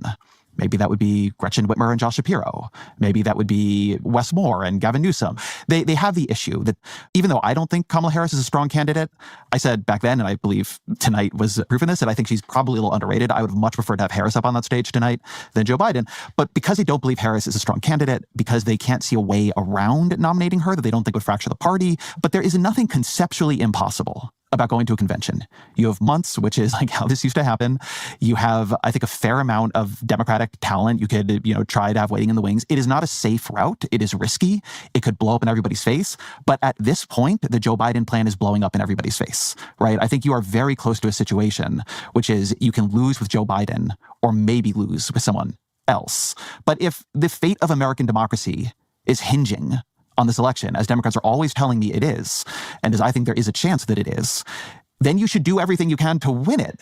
Not doing anything from here because it's uncomfortable and maybe doing something else might not work either. I don't really know what to say about it. Like walking into this in Nate Silver's election model, Trump had a 2/3 shot at winning the Electoral College, right? That was what the model said yesterday.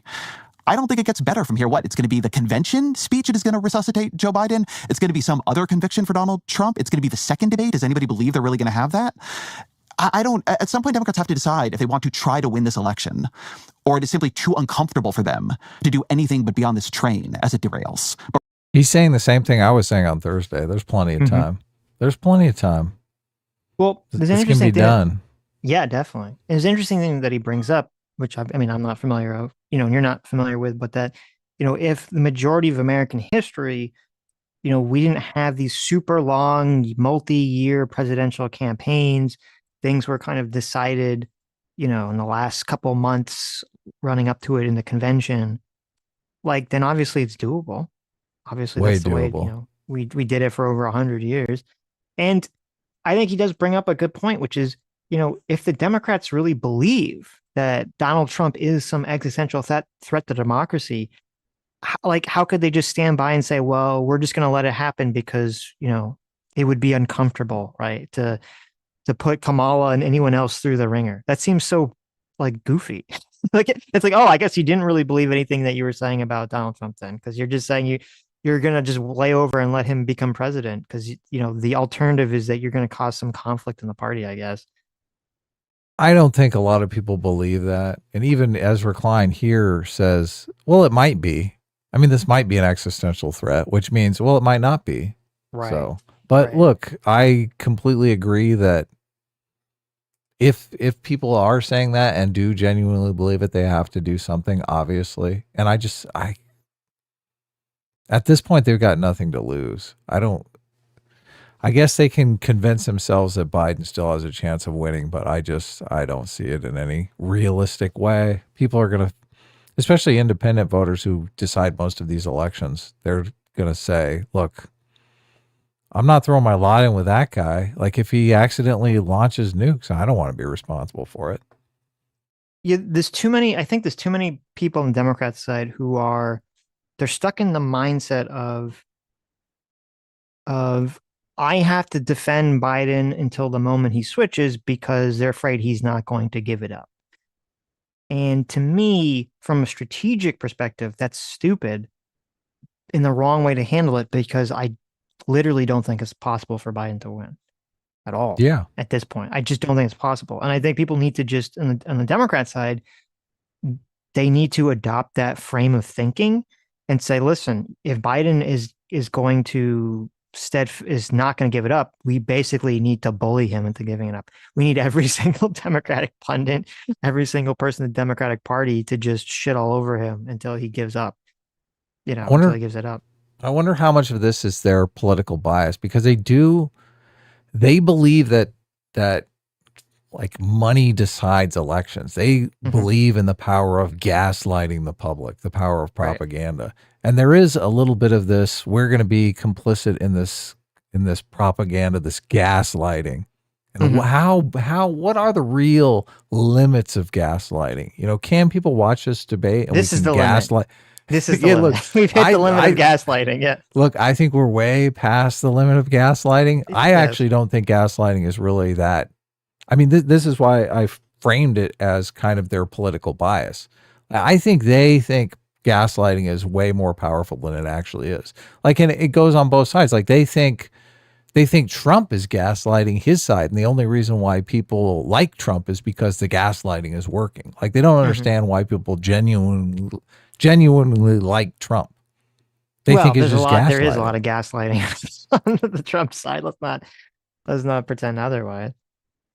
Is there? I mean, I think there are lots of reasons to like Trump, and people gaslight themselves into believing certain things. But I'm talking about, look, you literally saw a guy on stage that is in major cognitive decline, that is not going to get any better. It's only going to get worse. Like, people, this isn't a cold. He's going to recover from, right? Yes. Yeah. It's going to get worse and worse and worse and worse. If you think you can gaslight people into believing, he's just fine, everything is great, fine and dandy, he's going to be a great president. He ate 4 more years. Right. You have a completely different outlook on how reality functions, right? I think gaslighting can be done around the edges. I think people can gaslight themselves. I don't think you can go in front of people who are not ideologically motivated or politically biased and present this guy and say, oh yeah, he's great. There's no ad that you can run that is going to convince them what they've seen is just fine. Especially if they're not politically motivated. Sure, politically motivated people can, I mean, they gaslight themselves all the time, but I'm talking about persuading independent voters of seeing, not believing their own eyes. I think Democrats and generally people on the left, I think they do think that's a possibility, that we live in a world where people can be completely fooled. I guess maybe you believe in that. No, I agree with you. I think I agree with you that you can gaslight people around the edges. I think it's easier to gaslight people when there's no alternative. People will just kind of buckle down then because they're like, they don't see another way out. And as soon as the alternative presents itself, everyone abandons the sinking ship, right? Like when you're on the ship and it's sinking and there's no alternative, there's a lot of people that'll be like, no, listen. Yeah, there'll be a lot of people that'll be like, listen, we're fine. We're going to make it to port, right? But as soon as that other ship, says, hey, you want to jump on this ship? I'm going to be like, I'm getting the fuck out of here. This thing's sinking. Yeah, exactly. They're going to push off every old lady to get to the lifeboat first, right? So yeah, no, I think that's how this works. And I think people do gaslight themselves first and foremost. But with this, with Biden's performance, it's a step too far. But on the left, they generally believe that if some rich guy comes with a bunch of money, he will convince people that they'll to vote for anybody. And I don't believe in that. No. I think they're wrong. No. They are wrong. Yeah. But right now, it feels to me like the train is derailing. And like one last thing, and I know I'm ranting a bit, but it's been bothering me. The voters have been telling Democrats this whole time that Joe Biden is too old. It has been true in every single poll anybody has run at any time. And Democrats keep telling the voters they're wrong. And you just can't do this. That's the gaslighting right there. Yes. Yeah. That's the gaslighting. Guys, just learn. There's a limit to gaslighting, okay? It's when they can see it. You can't do it when it's visible. In fairness. Yeah. No, he's right. And Ezra, he doesn't say it here. He said it in his when he was talking by himself in a different podcast. He actually, I think, has the kill shot on Joe Biden here. And he says that the Democratic Party is supposed to serve the American people. The American people are not supposed to serve the Democratic Party or the ego of Joe Biden. Hell yeah. Hell yeah. And that's really that. I mean, that's the kill shot. That's what he should be shouting from the rooftops. That's what every single newspaper should be putting as its headline if they want Biden to quit, is to say the Democratic Party and Joe Biden are supposed to serve the people, not the other way around. Because that's all this is. And actually, I think it was Sauger, I think, was saying this right after the debate, and I think he's 100% correct. He was saying it's all, at this point, if Biden doesn't drop out, it's all just ego. It's all just the massive ego of Joe Biden and his wife if he stays in this race. Which, in my mind, again, I guess it's all ego. He thinks he can win. In my mind, it's just pure delusion. Like, do I want, Joe Biden's obviously just massively delusional if he thinks he can win this at this point. Yeah. Okay, let me jump. Look, not much is getting through that bewildered stare of his. I don't think he's processing the world around him. I mean, that's a good point. Accurately. So then a lot of us might fall on the shoulders of his wife. So. Yeah, and I don't know, she seems weird to me. Well, and you get kind of like the uncomfortable situation, which is like if Joe Biden doesn't want to drop out, I mean, he really should be 25th Amendmented or 24th Amendment. Oh, I agree. Yeah. So, even if it's a husband and wife situation, they've been talking about this their entire marriage. Like they're talking about him running for president. Is this the time? Will he be president? What is his legacy going to be? Like she's gassing him up. Oh, Joe, you're a great man. This is like, so they're embedded in it together.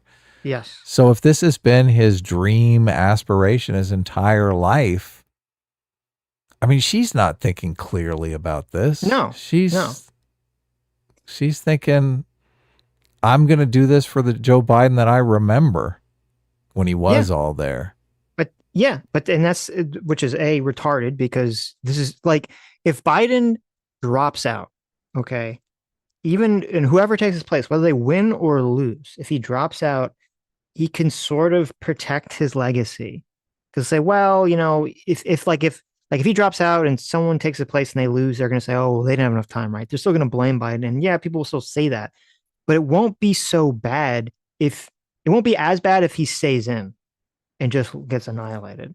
Then you have the Ruth Bader Ginsburg situation, where it's like, oh, you've destroyed your entire legacy. Everything you've done up to this point is just reduced to ash because you're a fucking like egotistical moron at your old age, and you stayed in way too long. Yeah. I don't know what that election map is going to look like on election. No, I mean, it could be bad. It could be ugly. I mean, if he drops out, I think it'll be an interesting race, depending who takes it. It could be a real nail biter. I think if he stays in, it's just like, it's hard for me to imagine Biden standing a chance. Did you see the clip going around of Gavin Newsom apologizing for screwing his campaign manager's wife? I did see that. Dev actually put that in his video. It was pretty funny. Can you imagine? It's going to be like the grab him by the pussy guy against the I fucked my campaign manager's wife guy. That's so crazy too. God. Oh, Newsom must be a real piece of shit. Oh my God. Disgusting. Oh, I know. Can you imagine? Can you imagine? Yeah, it's so disgusting. What a shitty person he is. Oh my God. Did he stay as his campaign manager? I wonder. That's a good question. Oh, it's so bad. I hope not. It's so bad. And he comes out and he's like, I feel terrible about it, but it's all true. I got her doggy style on the bed. Okay, I didn't say that quite.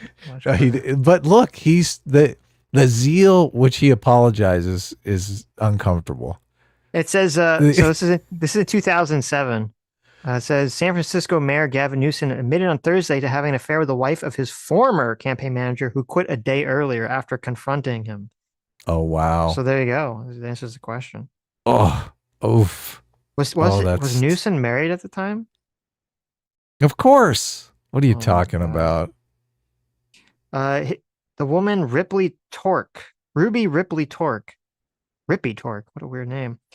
34 years old, disclosed the affair as part of therapy in a substance abuse program. My God. Jesus. Oh no. So wait, hold on. This story is actually even crazier. It said that she was Newsom had an affair with his secretary. Oh my God. So wait, his campaign manager's wife was Newsom's secretary. Mm-hmm. Wow. Okay, interesting. What's her name? Ruby Rippy Tork, Tourk. Okay. The campaign manager's name was Alex Tork, resigned after confronting him. Newsom was undergoing a divorce at the time. Okay. Himself. So, interesting. Okay. Well, listen, at least he didn't cheat on his own wife. Well, yeah. I wonder why he was going through the divorce, though, Sitch. Think about it. Oh my God, wait a minute. Newsom, you know who Newsom was married to that he was divorcing at the time? Who? Kimberly Guilfoyle. Oh, yeah, I knew that. Yeah. I forgot about that. Yes. She was on the Five, right? Yes. Back in the day. Interesting. Okay. She was married to Newsom. It's a small world, right? It's a small world. I wonder if Ruby and Alex get a divorce? I think this is Ruby. She's blonde, right? Yeah. Okay. I think I got the right woman. So this is the woman that had an affair with, not that you need to see the picture, but you know you want to. So pull out your phone. They take a look.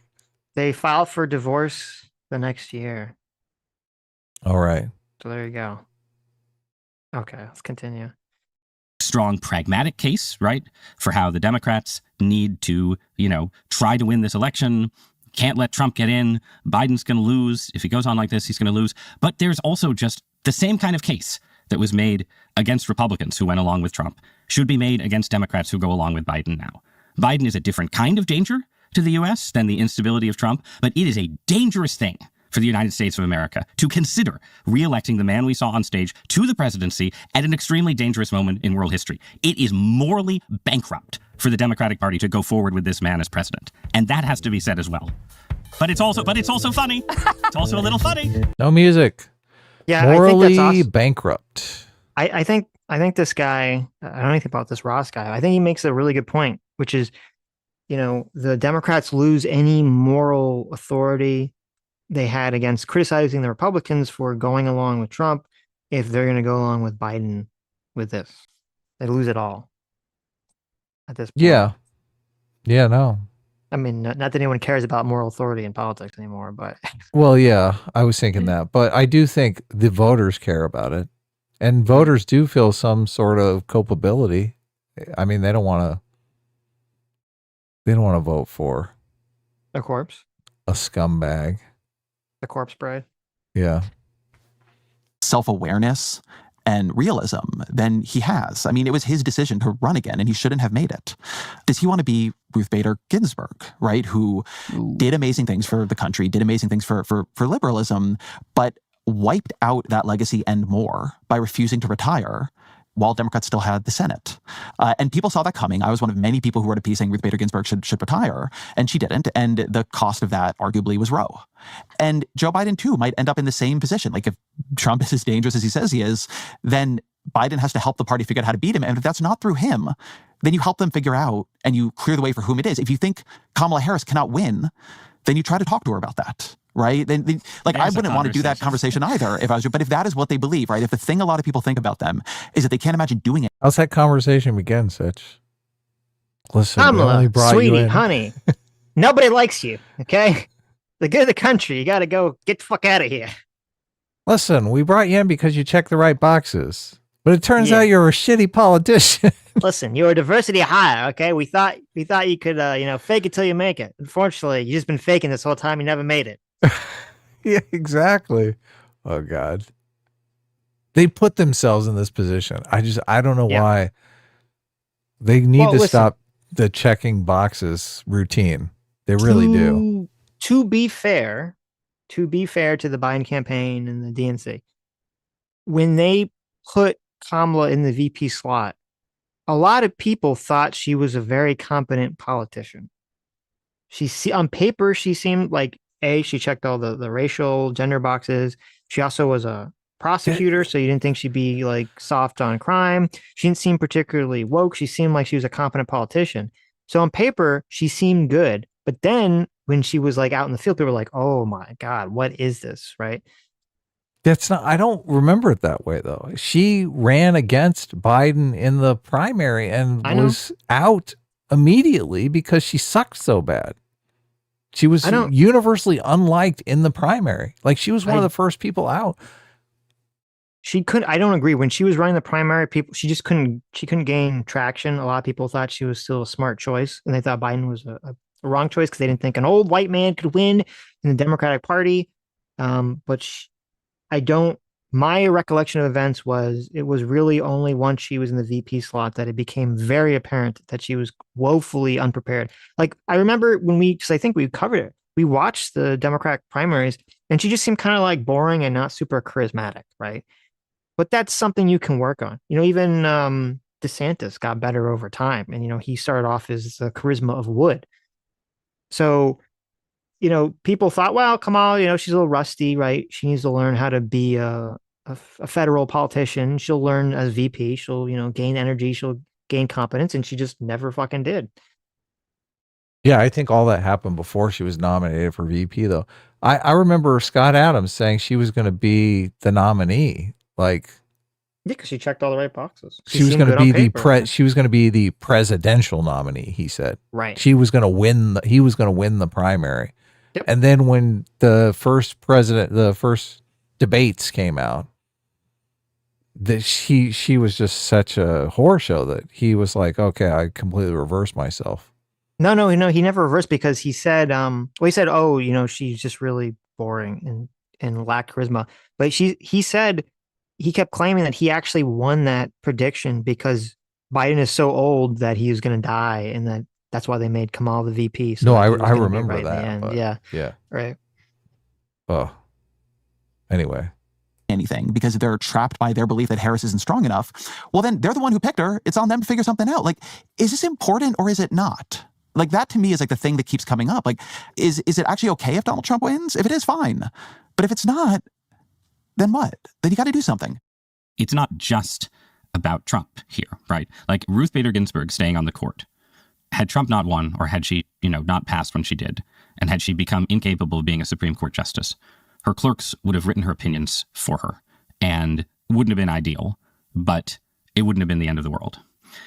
Joe Biden, again, we've had this conversation about Trump so many times. Joe Biden is in charge of America's nuclear weapons. Joe Biden is in charge of the Pax Americana at its greatest moment of strain in generations.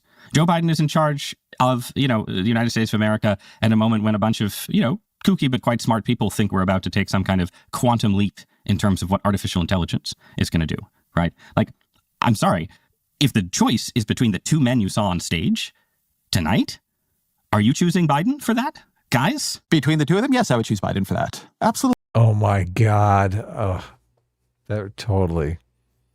that's just insane to me. Just because who's making the decisions then? Who is making the decisions? His staff or his wife, I guess. Yeah, but would you vote for Jill Biden? We know nothing about Jill Biden. How is Jill Biden going to decide on artificial intelligence? Who the fuck knows? Mm-hmm. I understand I don't agree with it, but I understand the thought process. Thought process is let me ask you a question. If it was between Joe Biden's staff / Jill Biden versus a rapist Nazi, who would you vote for? I mean, what kind of policies does a rapist Nazi have? Very rapey Nazi policies, because that's how they perceive it. I mean, you're not really telling me anything about the rapist Nazi. That doesn't matter, because they perceive it like Donald Trump is. That's how they perceive it, like Donald Trump is a rapist Nazi who's going to, destroy America, possibly be king forever, and throw every Democrat in jail. It's like, okay, if that's what you think, then it makes sense. Totally. But look, let me spin it here, because I think this is how most people take it. They're like, look, you've just been convicted, or not convicted. You've just been accused of murder. Okay. Mm-hmm. You need a good defense attorney, right? Right. This defense attorney just so happens to be a rapist Nazi. Okay. But he has gotten every single murder accusation overturned. Like, he's gotten everybody off not guilty, scot-free. And there's this other guy who's very nice, and he may be a little bit senile, but he's a little wishy-washy on his success. Exactly. Yeah, right. Who are you going to pick to defend you in your murder trial, Sitch? Is it going to be the rapist Nazi? I'm going to get a nice Jewish lawyer, because they always do the best. Okay, you need a nice Jew lawyer.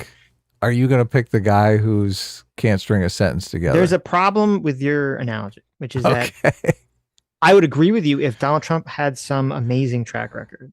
Right. But he doesn't have an amazing track record.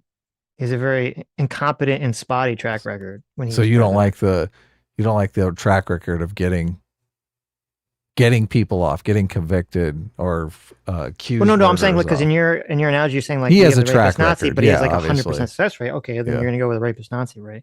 Yeah. But it's a little different when, obviously you read that book, or you listened to that book, the Fifth Risk. Yeah. The Fifth Risk. Yeah. Right. So it's like, there's a lot of things here. You're like, oh my God, Donald Trump dropped the ball pretty significantly in a lot of areas when he was president. So, I understand why people come to this conclusion. I don't necessarily think, I don't see it as hyperbolically as they do. So it's not the conclusion I would come to, but I understand why people come to that conclusion. Yeah, look, there's a lot to consider in this election. That's for sure. Donald Trump is definitely an imperfect candidate. And for me, Joe Biden is just an unthinkable candidate. Yeah. So I would have to default to the to the dicey candidate over the unthinkable candidate. But I mean, you are in between a rock and a hard place. Oh yeah. It's not good. I can't. The thing that I have difficulty getting past is at least with Donald Trump, you have some sense of, who is the ultimate decision maker. I don't have any idea who the decision maker is with Joe Biden. Like you're saying, I guess a lot of people just have faith in, okay, we trust Democrats. So, obviously they're thinking it's going to be a Democrat who's making the decisions, right? Right. Joe Biden is not necessarily making the decisions, but just any random Democrat making the decisions is going to be better than Donald Trump. Yeah, right. Exactly. Yeah, sure. That's the thought. That's exactly the thought process. Yeah. Right. Yeah. I can't, the idea that our decision-making process becomes this kind of black box. Well, and also it's like, I guess I can't get past that. The idea too that, anyone should reward the Democratic Party for being so cowardly and feckless that they can't remove a senile, corpse from office. Yeah. And yet they're supposed to have the strength to run the country in some sort of effective, competent way. Yeah. How does the decision-making process work? Like if Joe Biden is delusional and he decides, he wants to put troops in Ukraine, and he says, I'm putting troops in Ukraine. Get the generals in here. We're putting troops in Ukraine. Can someone tell him what no? happens? I don't know what happens. Yeah, it's a good point. Yeah. Does Jill say, I don't think that would be a great idea. Let's not do that. No, Jill, shut up. Right. Yeah, that's a good point. I don't know. Who knows? Right. That just, to me, look, there's a lot going on in this election. Yeah. I mean, hopefully they're just going to do the right thing and pull Biden out. But this idea, I guess the argument that I don't buy is this argument that some random Democrat that you don't know, who's high up and close enough to the president to actually make decisions when he can't, is going to be doing that. And that's going to be better than the Republicans controlling things. Just there's a level of strangeness to that conclusion that is, I mean, first of all, it's in totally hyper partisan, right? I mean, you got to be terrified of right wingers making any decisions to make that argument. Well, I think it's specifically Trump.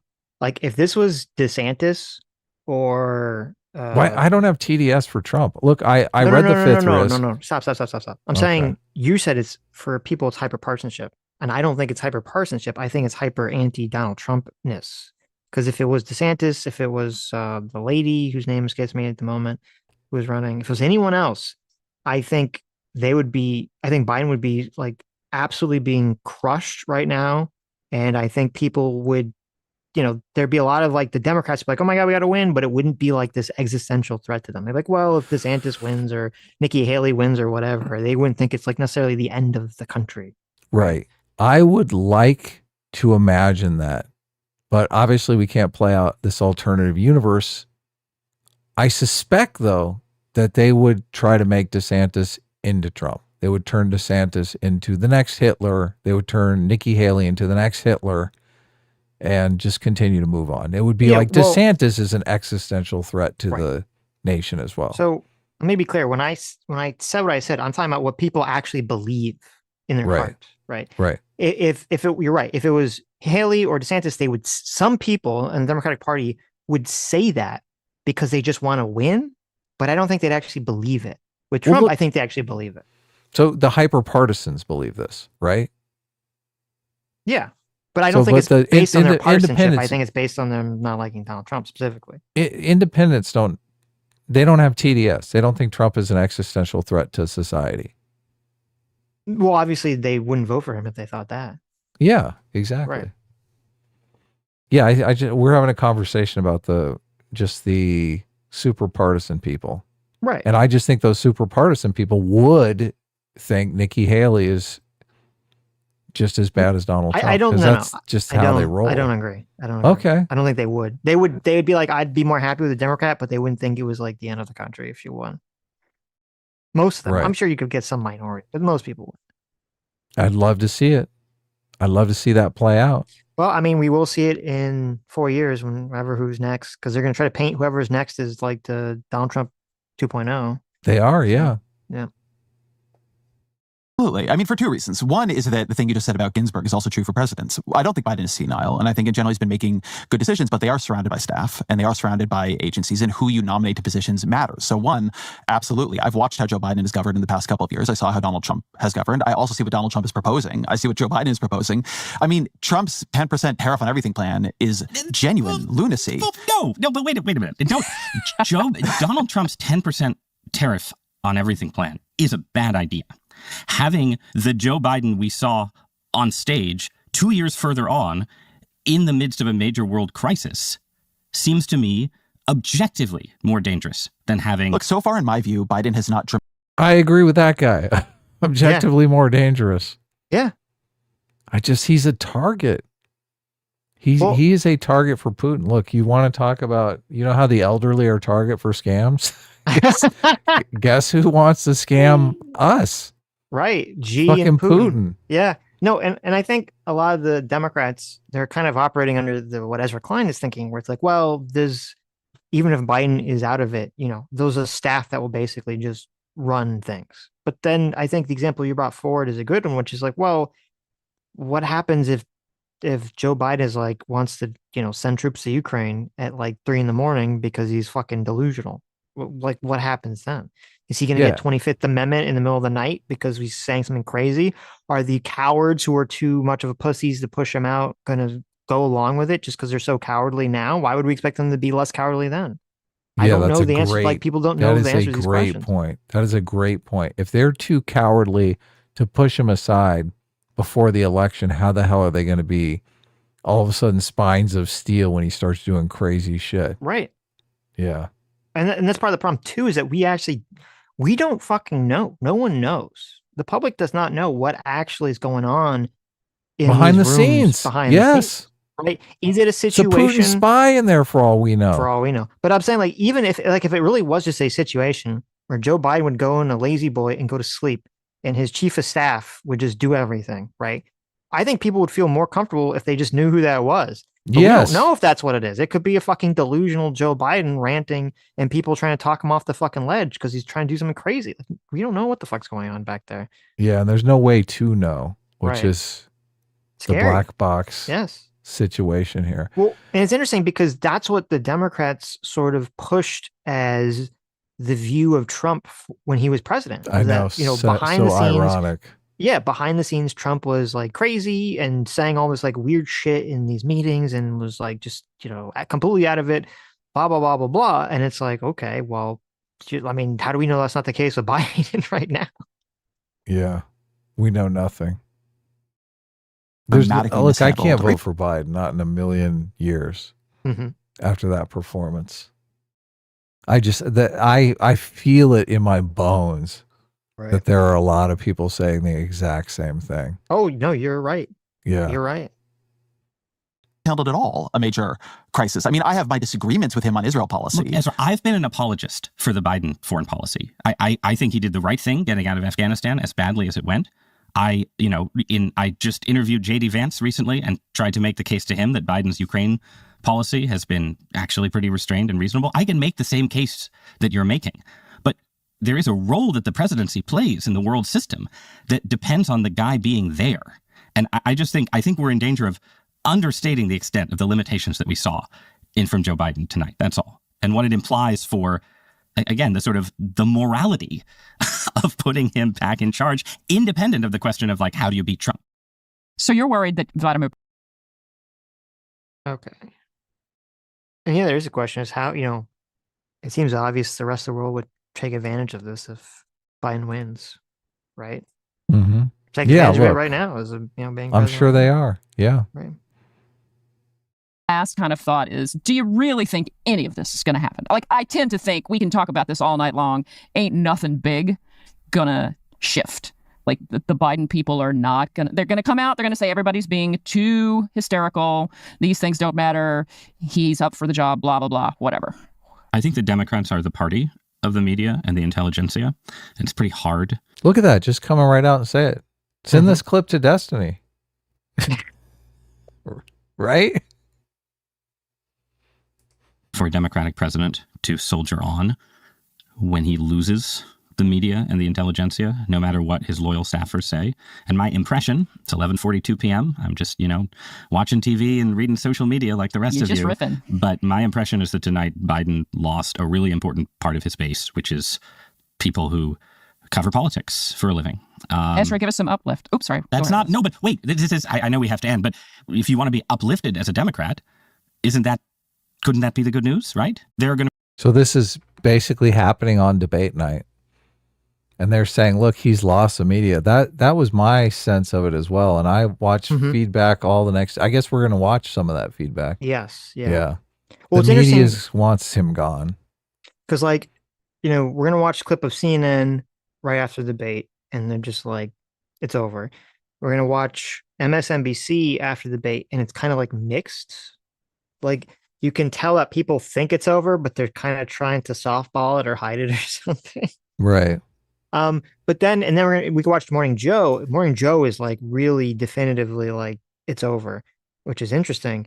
But then after that, all the other MSNBC people totally do like a 180 and they start defending it. And I'm wondering if it's just normal cope set in, or it's because it's after they come, Joe's in the morning, and then the other people come in after Joe Biden did his press conference later in the day where he seemed much like more his old self. And so they can kind of cling to that for their copium, right? Yeah. Going to be conservatives tonight who are saying Trump did too well because he's going to knock Biden out of the race, and the Democrats will nominate someone who can beat him. I don't make predictions. I'm not going to play this uplift. So even the Washington Post, David Ignatius on debate night, he wrote an article, I guess it was after. It said, why Biden didn't accept the truth that was there for all to see.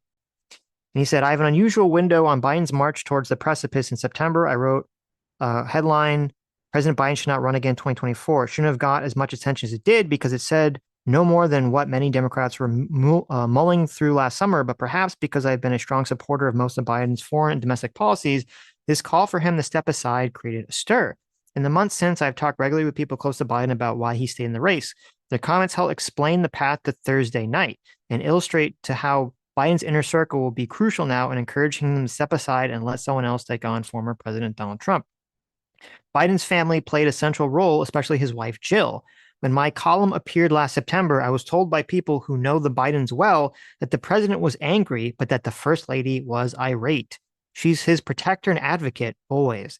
His children, Hunter and Ashley, would probably have been comfortable with him stepping aside, but even after Thursday night's performance, you could see Jill Biden on stage at a victory party clapping and leading a chant of 4 more years. Biden's inner circle of aides has also been protective to a fault.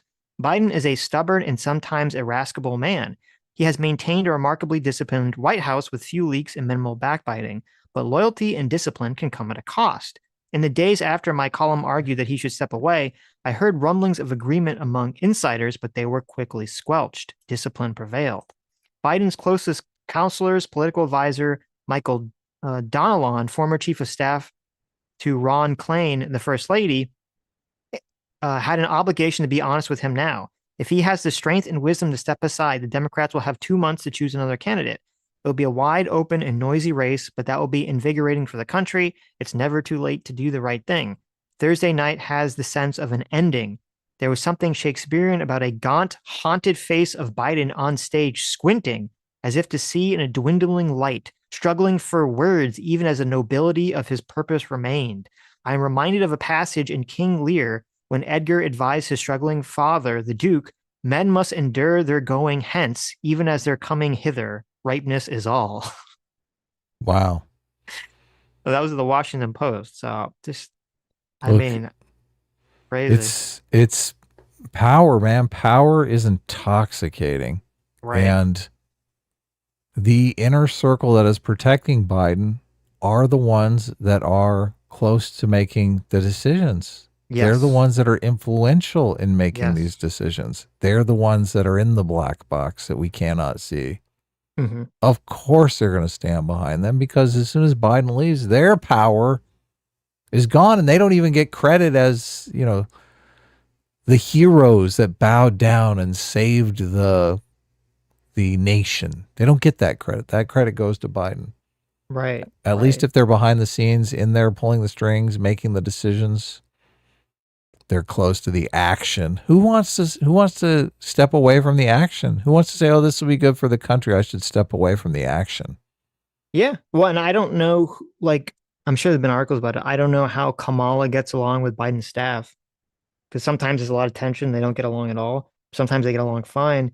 If they get along fine, that might actually, they might be more pressure or more likely to pressure Biden to step away, because then maybe they could just, like, Kamala could literally just slot into Biden's slot and keep most of his staff. You know? And they would still be in the inner circle. And they'd She still could be in the inner offer circle, them. right. She's like, "Jill, listen, you're going to be my closest confidant when I Jill, you want to be my lesbian lesbian first lady? When I kick your husband to the curb, you're going to be my Right. closest confidant. You're going to be Yes. right there with me making decisions." Right. Jill is like, "But I mean, I already am making decisions, bitch. Why don't you shut up and step aside?" There you go. Look, what you said on Thursday is true. Like, he has to win. Right now, I don't know. Jill, you're not going to be making decisions much longer here. Well, that's why it's silly. Is like, I understand from her perspective why she would, you know, from a cynical power, like assuming, like, because it could literally just be that she's just a delusional wife, right? Right. It's very possible. Assuming it's, you know, a cynical, you know, power thing, like, yeah, she has no power if Biden loses, which, I mean, you have to be delusional at this point, you know, to think that Biden's going to win. President. Yeah. All right. So- What's up next? So we're going to watch the CNN's response immediately after the debate. So we saw this on debate interesting. night. It rolled in and we were like, Yes. This is pretty I had wild. the experience of thinking, CNN is going to try to spin this. This is going to be fun to hear how CNN spins what we also obviously saw, right? But Right. then it started and I was like, oh shit, they're not spinning it at all. What's going on? Well, They're like trampling the corpse. it's very interesting, and we're going to watch this. It's like 10 minutes or 11 minutes. It's very interesting to watch this and then compare it to MSNBC right after the debate. It's a very Right. interesting comparison. But let me read some supers before we get into that. Daniel Irish, thanks so much for $20. Says Dev did the same thing as CNN or MSNBC in his video. He covered a bunch of Trump lies, but only one Biden lie. He didn't cover Biden's malicious lie, kids in cages, suckers and losers, bloodbath, and Charlottesville. I mean, I Yeah. saw Dev's video. I thought it was pretty good, but I guess you're right. He didn't cover some of those comments. I'm guessing if you ask Dev, I don't know if he's in the chat, but I'm guessing if you ask Dev, you know, he knows that his audience knows those things are not true anyway. So, but you know, you Yeah. should cover them just for the sake of, you know, fair is fair. Thank you so much for Circuit Father, Daddy J-Mac. Thank you for the 50 gifted memberships. Wow. That's awesome. And J-Mac for $20 says, figured I'd spot you a bit of cash since you guys might be short a hundo. So if you weren't listening on Thursday, we brought Phil on. Yes. From Phil All That Labonte. Remains. Yeah. From Yes. All That Remains. And also And, Tim Cast. And he so he bet Adam $100 that Biden will stay in the race, and then I end up betting J-Mac $100 that Biden will drop the race. So if Biden drops out, me and Adam both get $100. If Biden stays in, then we both lose $100. Yeah. We're both I on the s- same side of this bet. We both That's think, right. yes. And you know, it might not happen. It's fun to have a bet. It's fun to keep it interesting.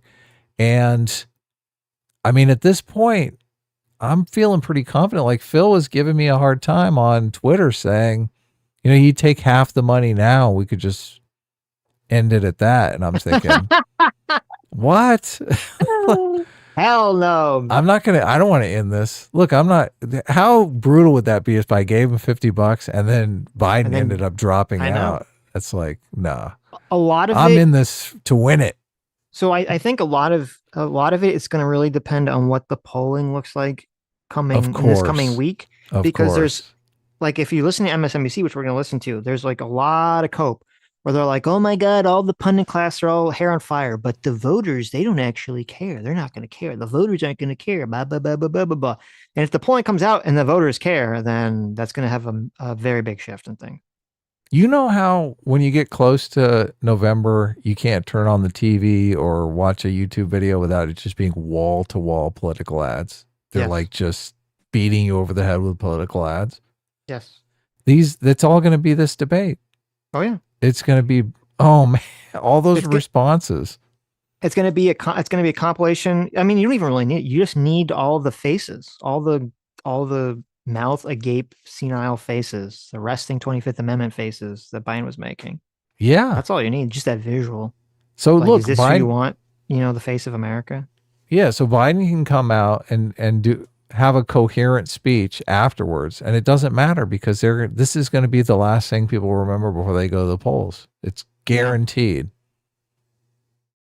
Austin Unruh for $20. Thank you so much. Says on the topic of Gavin, he has a credible accusation of being a PDF file activity when he was running for mayor. Really? Gavin? I'm unfamiliar Really? with that accusation, but so maybe he won't. Maybe right. he won't stay in there.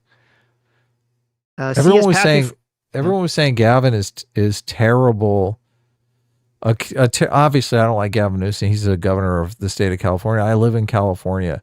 But I'm wondering if, like, California has this problem where Republicans have no influence in the state whatsoever. So it's basically like a one-party state. Mm-hmm. And I think that leads to a lot of problems. So I don't necessarily know if Gavin, as president, can be checked by Republicans on the national stage. And that kind of creates some sort of equilibrium that's workable, more workable than in the state of California. Yeah. I mean, I'm just like, I'm not really, I don't know what policies he'd advocate for beyond like random standard Democrat policies. Well, he wants to close all the prisons because of mass incarceration is racist. Right. And that's really bad. But, I'm just going to try to look at it going forward. That's why I say I'm not voting anymore. As long as you talk about politics from like a strategic perspective from both parties. Obviously I think strategically anyone would do significantly better than Biden. So Newsom obviously would have a much better chance of winning than Biden would, even though he has a record that would have a lot of problems. And actually, he could actually benefit from like it being like so close to the election, because maybe would like if he had been running from the beginning, you'd have ample time for Trump to just hit him over the head with, criminal justice stuff and immigration stuff and all those other issues. But yeah, which so he will. Now he has the problem of just, most people probably don't know who he is. CS Paffy for $20 says, I gain more confidence in CP 2024 by the day. There you go. Wow. Nice. Jay for $20 says, Axios wrote, it's the quote I read, from 10 a.m. to 4 p.m. Biden is dependably engaged and many of his public events in front of cameras are held within those hours. He's literally sundowning, and Klein's brilliant take is he's not senile. Yeah, I mean, to me, it seems very clearly that it's a sundowning situation. So, is that a sign of senility? Yes, when you start to have cognitive problems as you get older, it is a common occurrence that you can be cogent during the, late morning, afternoon, but in the early morning and the night, you're just not there. So, wow. Scary. Kid Truck 91 for $20. Thanks so much. Says, did the thing. Hey guys, how about the Wilson versus Smith debate? The topic of the debate was specifically, is libertarianism better than Christian populism? Wilson seemed to go for the approach of saying, at best, they're equal if subjective. Also, Wilson on Tim's Culture War had me unfortunately siding with Richard Spencer, which was fucking horrible. I don't know what he was talking about. So we talked about the Wilson versus Smith debate one day last week. Yeah, last week. I don't remember what day it was. It was Wednesday. I'll look it up. But so you can check that out. We talked about it a bunch. We actually watched clips of it. I think it was on Wednesday. If you want to check that out, Kid Truck. I don't know what was he debating Richard Spencer on Timcast? I don't know anything about that, or he's just talking about him. So I think they were just talking on Timcast, but the debate has AOC in the thumbnail because we talked about AOC and the Democrat who lost his his primary run. So if you wanna look for it, Jamal yeah. Bowman. Jamal Bowman, yeah. Those two are in Yes. the thumbnail, so Right. check it out. Oh, Uh, look, I see how you did that. I was like, where are you getting the extra? He did a little $5 super chat afterwards. Nice. Yes. RBGH fan, thanks so much for $20. Says it's very democratic, giving executives and veto power to a nameless, faceless bureaucracy. Here to saving democracy. Hopefully, my kid isn't drafted by some Pentagon official who can now blame it on a dementia patient. There you go. Yeah, wow. Vile Van Gogh for $20 says, why are foreign adversaries using disinformation to tilt the election in Trump's favor if they feel like they're going to take advantage of a zombie president? Well, that doesn't make much sense, does it? That's an interesting idea. I mean, first of all, I don't know if that's the case, but if they are doing that, I guess you could make the argument that either they didn't know a zombie president or they think that Trump would still maybe be favorable despite whoever the bureaucracy is that would run it when Biden is a zombie. I don't know. I read another book on Putin. It's called Putin's Playbook. The person that wrote it seems to be a bit politically biased to the right. That wrote what? Putin's Playbook is the name of the book. Mm-hmm. But she's a former, I don't know if it's CIA operative or she was a former intelligence officer in the United States government from Russia. She grew up in Putin's Russia. And Putin was basically the focus of her work. So she had a lot to say about how Putin thinks about America, the name of the book is Putin's Playbook. So, but she said on the election that Putin's playbook was basically just to sow discord, not necessarily get either candidate elected. Mm-hmm. So. Okay. Oh, and I found this was Andrew Wilson did debate Richard Spencer a few days ago on Tim's show, so I'll check that out. All right. I don't know what they were talking about, but some randomness poo for $20. Thanks so much. Says if Biden drops out, I bet on Hillary. Ironically, she does desire power and can keep dissenters in line. It doesn't matter the quality of the candidate. She won't win the election, but will win the nomination from Democrats. I mean, that would be hilarious. I don't think that I'd be very skeptical of that happening, but that would be pretty funny. Oh, I can't even imagine that happening, but yeah. And the anonymous cow for $5 says the presidential debate was vindication for when you guys were being grilled against the panel of lefties for being undecided about voting for Joe. Yeah, that is true. That is true. What was that again? The debate was vindication when the lefties were like grilling us for not like saying we're going to vote for Joe Biden. Oh yeah, I remember that. Yeah. Mm-hmm. But they'll probably still grill us. They'll probably be like, "Oh my God, I can't believe you're not voting for Joe Biden." Jeez, not obviously. For Joe Biden. I don't know. Okay. Who cares? They're partisans. So let's watch some of this CNN thing, and I'll be right back. But keep it going. President and former presidents making their way off the CNN debate stage. Looks like Jill Biden, the first lady, has come out. Former President Trump walking off the stage.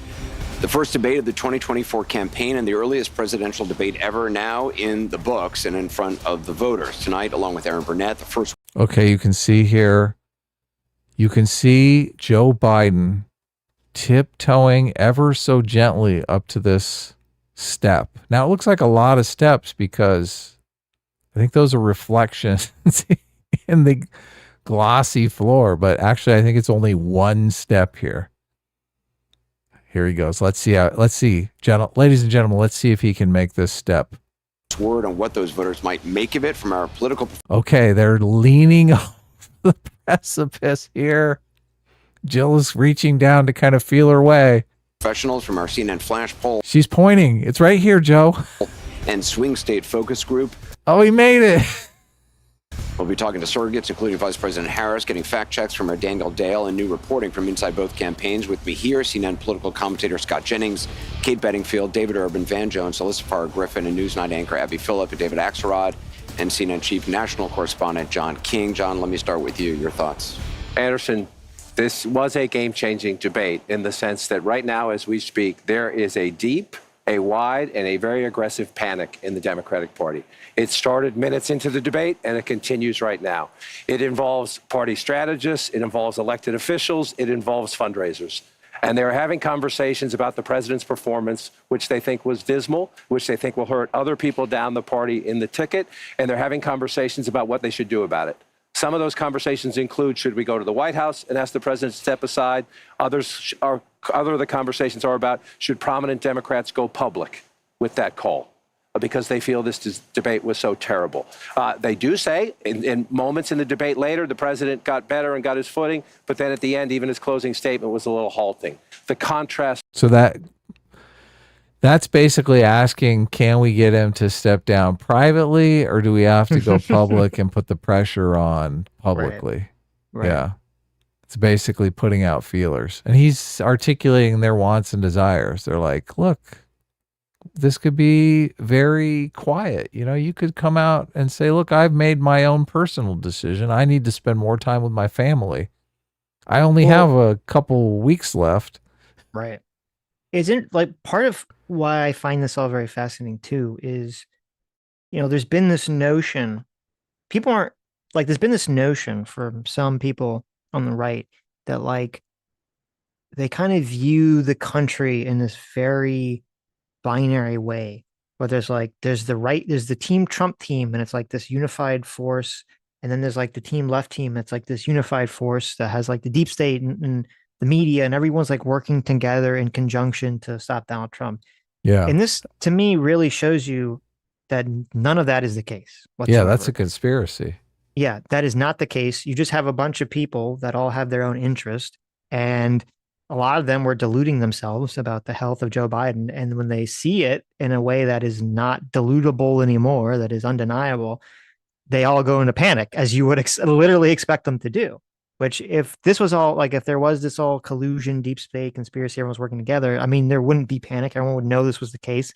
The media would have been ready to swoop in and basically run interference and defense for Joe Biden. The donors wouldn't really care.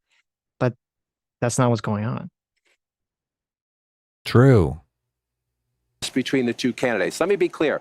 None of them, and a lot of Republicans, don't think Donald Trump had a great night. Donald Trump broke the fact-check machine more than I can count tonight. That will be on the record as we go forward. He refused to answer some very specific and direct questions about his conduct, about January 6th and what all. So that will be dealt with out there. And sometimes there's a parallel universe between the political elites and the American people. It'd be nice to see what the voters say. But I can tell you, it started minutes in. It started with the first couple of answers, and it has continued throughout the night from a, oh my God, oh my God, oh my God, to what do we do about this? And it involves very senior people in the Democratic Party, including elected officials, saying we have a problem. And just to co-sign what John is saying, I mean, the panic that I am hearing from Democrats is not like anything that I have heard in this campaign so far. And a lot of it has to do with, first of all, there was a deep frustration about Trump's lies. I mean, he lied a lot tonight. Right. But the problem for Biden was that Trump was able to take sometimes incredible falsehoods and turn them into some kind of argument, whereas Biden's answers were, in a lot of cases, not coherent, deeply problematic, that he was not able to take pretty straightforward answers and answer them to the American public, and then also at some points bringing things up that teed up Trump attacks. So there's a real concern here tonight that there's been some real damage done that cannot be undone. Biden solidified the perception among voters, but especially among his base. They were hoping that tonight would be a game changer. They are now seeing a president who is in the White House, who they do not necessarily believe can do this for another 4 years. David Axelrod? Look, I can't argue with either of them about how Democratic leaders are reacting to this poll. We said at the beginning that each person had a fundamental goal. And for Biden, that goal was to appear energetic, engaged, and look like someone who is capable of serving for another 4 years for president. That was job number one. I actually think he scored a bunch of points. I think if you just judge this on sort of policy stuff, he did score a bunch of points on issues like abortion, for example, on some of the economic issues. But are they moving furniture around in the background there? It was Sounds like perfect comedic timing. It's like he's like, well, if you look at the policy, there is a feeling. I think there was a sense of shock, actually, how he came out at the beginning of this debate, how his voice sounded. He seemed a little disoriented. He did get stronger as the debate went on, but by that time, I think the panic had set in, and I think you're going to hear discussions that I don't know will lead to anything, but there are going to be discussions about whether he should continue. And I think part of it is Donald Trump did not meet his mission either. He could not resist the temptation to be nasty, to prevaricate about a whole bunch of things, about his own record, about Biden's record, and to seem petty and small at times. So what you saw was a candidate who's deeply vulnerable and a president who may not be able to take advantage of it. Listen, so you have David Axelrod, if you don't know, he was the chief strategist for Obama. Obama, yeah. Yeah, and senior advisor. He was to the Obama. big cheese. Right. And so even he's trying to softball it as much as possible. And he's like, they're still going to maybe call for him to get cut out. But Trump, Trump sucked too. It's like, okay, I guess. But Trump had a big problem, prevarication. So, that's right. what the American people are worried about. Yeah, exactly. Trump's prevarication. Yes. His prevarication. Did he say that? He said prevarication. I'm sure. Look, prevarication is a pretty common term. A lot of people know what that means. Really? Yeah. I've never heard that one before, but okay. If anybody in America thinks that was even close to being an okay debate by Joe Biden, I'm living in a parallel universe. That was an unmitigated disaster for President Biden from the... Did you see? I love David's Axelrod's response. reaction. Yeah, is great. He's like, "Oh shit, we're going in that direction." This guy's a Republican strategist, right? Yeah, he is. Yes. He's like, CNN. Hey, they're both named David. Look at that. CNN had to start inviting the Republican strategists on these things. Motherfucker. Why CNN trying to save their reputation? That's what David Axelrod is thinking right now. Yeah. So much better when CNN was just an arm of the Democratic Party. Yep. A lot of people were giving CNN props for this debate, saying, look, they asked good questions and they thought fair questions. So, yeah, no, I think they did fine. I think they did good. And it's funny because Joy Reid was all complaining about the fact that the CNN hosts were not fact checking. And I'm like, okay, they agreed to a set of rules where they're just asking questions. They're not doing any fact checking. Like, you can't criticize them for that. They tried to do that with that one host when Trump did the CNN town hall, the town hall that they ended early. I think they ended it like 15 minutes early because it was such a disaster. It ended up being him debating this CNN host. Yeah, and the same thing happened years ago. I think it was it with Romney and Obama with the Candy Crowley lady? Oh, yeah. Where they whenever they I get it. Like whenever they try to do like the fact checking host thing, it just doesn't work at all. Because it just becomes them, the candidate arguing with the host for like 20 minutes. Because obviously they're not going to let it slide. They're going to say, you can't just call me a liar and on public television. I'm going to debate this to the death.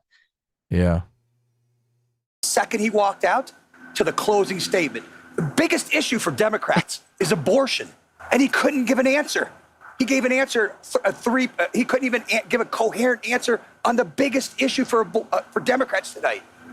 I've heard from... Yeah, I know that guy's a Republican strategist, but I think that's a very, a completely nonpartisan correct response is that, he fumbled the abortion question harder than, I thought was even possible. He gave a very bizarre answer that allowed Trump to attack him and say that he was in favor of, the post-birth abortion, concept. And Biden's answer made no sense whatsoever. And then he turned it into a question about an immigrant killing someone and raping someone. No, oh my God. It's literally the worst possible thing he could do. Yeah, this guy's like, I'm a Republican strategist. We're weak on abortion. That's where you should be killing us. I know. And he can't even hit us when we're weak. leading Democrats across the United States, elected governors, congressmen who are texting me and saying, I'm worried I'm going to lose if Joe Biden's at the top of the ticket. Bob Casey, I promise you tonight, in the state of Pennsylvania, is thrown up in his mouth because he knows that if he's got to stand next to Joe Biden, he's going down in Pennsylvania. If he's on the ticket, I don't know how it's going to work. Yeah, look, it was a really disappointing debate performance from Joe Biden. I don't think there's any other way to slice it. His biggest issue that he had to prove to the American people was that he had the energy, he had the stamina, and he didn't do that. And so I think that is of concern. And I think for a lot of Democrats, that's very... Are those sirens on CNN or is that in your background? They're on CNN. Why they're always like, is it the ambulance is coming to take Joe Biden away? Like, what's happening? Maybe. I don't know. They're taking Joe Biden to Waffle House. Did you see that after the debate? Joe Biden went to Waffle House. No way. You're He kidding did. me. Yeah. Those you'll see. I think they have it in the MSNBC clip. It's kind of like boring, but That's very disappointing. I will say Donald Trump also had some really rough moments in this debate. And, talking to the Biden campaign, they say, their dials started really moving away from Trump as he was increasing his personal attacks on Biden. So I think there was a lot about his kind of character and the kind of personal nastiness that he was putting on display, that doesn't help him with the swing voters that he needs. Is that internal polling on their watching the debate, those turning dials thing? Yes. They got their own audience set up. I don't remember. Didn't Biden start the personal attacks on Trump first? Or did He Trump did start it? say that Biden told the public to inject bleach into their veins, which was a lie. That was the first thing he said, yeah. He told them to inject light into their veins. Well, which is an actual disinfectant. I don't think that I guess we disagree on this. I think he was talking about both the light and he was saying the scientists should look into whether they could use bleach to. He wasn't saying people should do it. He was talking to the science people. He was like, have you guys looked into this? You should look into this. Okay. Maybe put some bleach in there. Put some bleach in there. Okay. I saw they wiped the tables before I came out here and it kills it in like a minute. It's very quick. I have heard sunlight is the best disinfectant, but okay. I've heard that my entire life. Right. I also think you saw him. What? Well, and I just remember there was the weird Biden calling Trump an alley cat, which was such a weird. Oh yeah, yeah. You have the morals of an alley cat. Like what the fuck? Like, okay, sir. Here's your. Let me get you your car here, sir, from 1950s. You got your little buggy. Like what the fuck? What the fuck does it even mean? The morals of an alley cat. Like Jesus. Continue to get sort of more and more animated across the course of the debate and, give some really problematic answers about January 6th, some really problematic answers about Putin. So, Donald Trump did not get off scot-free tonight by any stretch. But look, there is no two ways about it. That was not a good debate for Joe Biden. Ben? That was painful. I love Joe Biden. I work for Joe Biden. He didn't do well at all. He did not do well at all. And he looked, I'll give you the analysis, kind of have the old man versus the con man. I can walk you through how I'm supposed to see it and say it, but I just want to speak from my heart. I love that guy. That's a good man. He loves his country. He's doing the best that he can. But he had a test to meet tonight to restore confidence of the country and of the base, and he failed to do that. And I think there's a lot of people who are going to want to see him consider taking a different course now. We're still far from our convention, and there is time for this party to figure out a different way forward if he will allow us to do that. But that was not what we needed from Joe Biden, and it's personally painful for a lot of people. It's not just panic, it's pain for what we saw tonight. And if He can't even just come out and say it, step down. He's got to say like a different course. We're charting a different course here. Well, Jill Biden is going to be running the country. I mean, yeah, because they're all trying to sort of like say it without Walk saying the line. it, right? Yeah, They're exactly. trying to walk the line because they still, I think it's funny because I guess I didn't know before this that I forgot that he used to work for him in some capacity. Right. So, but, I mean, he looks, and people were saying he looks like he's on the verge of crying. I mean, he looks completely shell shocked. Jones, Van Jones. Yeah, Van Jones. Yeah. Looks totally. I mean, there's a reason like this clip is called Van Jones reacts to Biden's debate performance, right? Yeah, yeah. I will say though, I really like that shirt and tie he's wearing. Look at it. Oh yeah, that's really cool. They see that it's a shirt has good those little knot. like circles on it, and then that tie has like little matching circles. Looks Yeah, top knot. it's a good knot Top he's notch, got. yeah. Yeah, It is, yeah. definitely. Unlike I Trump's may tie. just What was that going on at the add debate? to that. Enough. I think Joe Biden lost it in the first 3 minutes. I think a lot of voters probably tuned out, and millions of people are having conversations with their families, with their friends, of if the president is up to the task and if he should. Mama Sitch even texted in to baby Sitch and said, "Oof." My mom literally texted me while the debate was happening and was like, Right. that, let me Are pull you it up watching here. this, honey? Because doesn't look good. She said, oh my God, Biden just lost the election. Look at that. So, Trust your guts. yeah. Step aside. And I'm someone who believes the former president is a threat to democracy. I think he is a threat to the America as we know it. He wants to fundamentally change our institutions. He has laid out what his plan is. I am not confident that that is the man to take him on. You cannot tell me democracy is on the line and then give that performance tonight. If based on that, in 18 weeks, Donald Trump will be the president-elect. The people. She clearly made your argument. You Which can't one? say Donald Trump is a threat to democracy and then nominate that. Yeah, right. Right. It as doesn't make a- any sense. Yeah. Right. Yeah, as a candidate. And it's interesting because she literally says that she personally thinks Donald Trump is a threat to the country. Yeah. And yeah. yet she's like, this is this is ridiculous. Talk about changing our institutions, though. Geez. It's just weird. Doing focus groups tonight, and we'll see if our style group. Well, I mean, obviously, if Biden is president, I mean, what's happening with our institutions? There's literally the 25th Amendment. Right. Like the fact that nobody is 25th Amendmenting him, just what the institutions are gone. Mm-hmm. Yeah. The emperor has no clothes. Yeah. That's what we saw. It was the emperor has no clothes moment. Yeah. Group with Laura Coates confirms this, say that Biden actually scores pretty well on the issues when he's talking about the substance. And Trump's numbers went down both because he was ducking questions, he was lying about some things, and he was refusing to answer. And some of it was the tone. They don't like him. So when you see that, when you see sort of the statistics, you're going to look at like, oh, that's a mixed bag. But to Vance's point about the president's performance, that's what caused the panic. So the question is, and my question actually is, what happens? Because it's a great political strength of Joe Biden is his resilience and his stubbornness. It's also sometimes a blind spot because he is so stubborn. It's going to be very hard to someone, and I don't know who it is, who could go to Joe Biden. The shot of Van Jones is just crazy here. Yeah. He's like, it's an asset that he's stubborn, but when the hell is he going to step down? It seems like they're having a conversation that's kind of like they weren't able to communicate with one another before. Well, I bet they were probably texting with one another like, oh my God, this is going to be a nightmare for us. What the hell are you going to say? What are you going to say? I don't know. Our reputations are on the line. Right. You can't spin this. No one will believe us. We'll be unhireable. Mm-hmm. Yeah. And say you need to do this.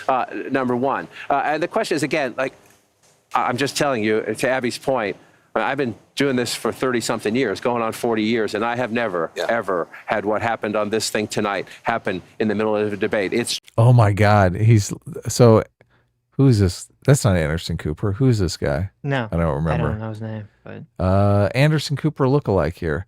He's Anderson Cooper at home. Yeah, Anderson Cooper at home. John He's King holding is his it. name. John King. John King is holding up his cell phone when he's saying this. So he's holding up his cell phone and he's saying, I have never had what happened on here, like people messaging him in the middle of a debate about what a fucking catastrophe it is, happened during a debate before. He's talking about everyone reaching out to him and saying, oh my God, we're dead. Yeah, no, I mean, but that's why this was so shocking. I mean, that's why I think they're so shocked. It's not just seeing the performance, but it's so obvious to everyone. Yeah. It's so obvious to everyone that all the donor class people, all the Washington insider people, they're all texting the news people like, what the fuck is this? What is happening here? I tweeted out as soon as he spoke because I was just taken aback by how terrible it was. Right. I was like, this is what the fuck? I mean, you fake a heart attack before you do this. Jesus, get that man in the hospital. That is sort of, we're not going to know the answer to this question until later when someone writes a book about it to try to make $1 million. But I am very curious to like what was going on in the Biden camp that allowed this debate to even happen. Right. If this is how he was. Yeah, you could fake something, right? Appendicitis. Oh, he's already had his appendix out. I don't know. Hunter Biden is in drug relapse. He needs his papa. That's better. Started early and it continued. And to Van's point, Van made a very important point. These are people who love Joe Biden, who credit Joe Biden for kicking Donald Trump out of the White House. They're Democrats. John, that's a terrible point. And fuck you for even bringing it up. Nobody gives a fuck about how much love people have for Joe Biden. Well, no, I think it's what he's saying is that the people that love Joe Biden, they're worried about. They're the ones that are texting him saying like, "What the fuck?" He needs to drop out. So it's like, yeah. But also, Van Jones in the context was like, "I really love this guy. I mean, I love him. I love him." Right. Yeah. So what? Doesn't matter. Look, it's worth risking the country because you love this guy. Right, but it matters if the people that say they love him are still saying that he should drop out, right? Because then it's like they're obviously not coming from a partisan perspective. Yeah, sure, they're not. Well, they might be coming from they think they want to win against. They're Trump coming from a pragmatic perspective, right, obviously. Right. But I question the love. Like, oh yeah, they super love him. Fuck you, Joe Biden. Step down. I said I loved you, but I don't love you anymore. Party is a very diverse party. It fights about a lot of things. It has generational issues. It's had regional issues and everything else. The thing that unites the Democratic Party is trying to keep Donald Trump from getting back into the White House. They love Joe Biden for kicking him out. They don't want him back. They came into this debate nervous that Biden was in a weak position. They leave this debate panicked. John, if you love the guy... No, the thing that unites him is free housing. They're like, White House, woo! How could you put him out there?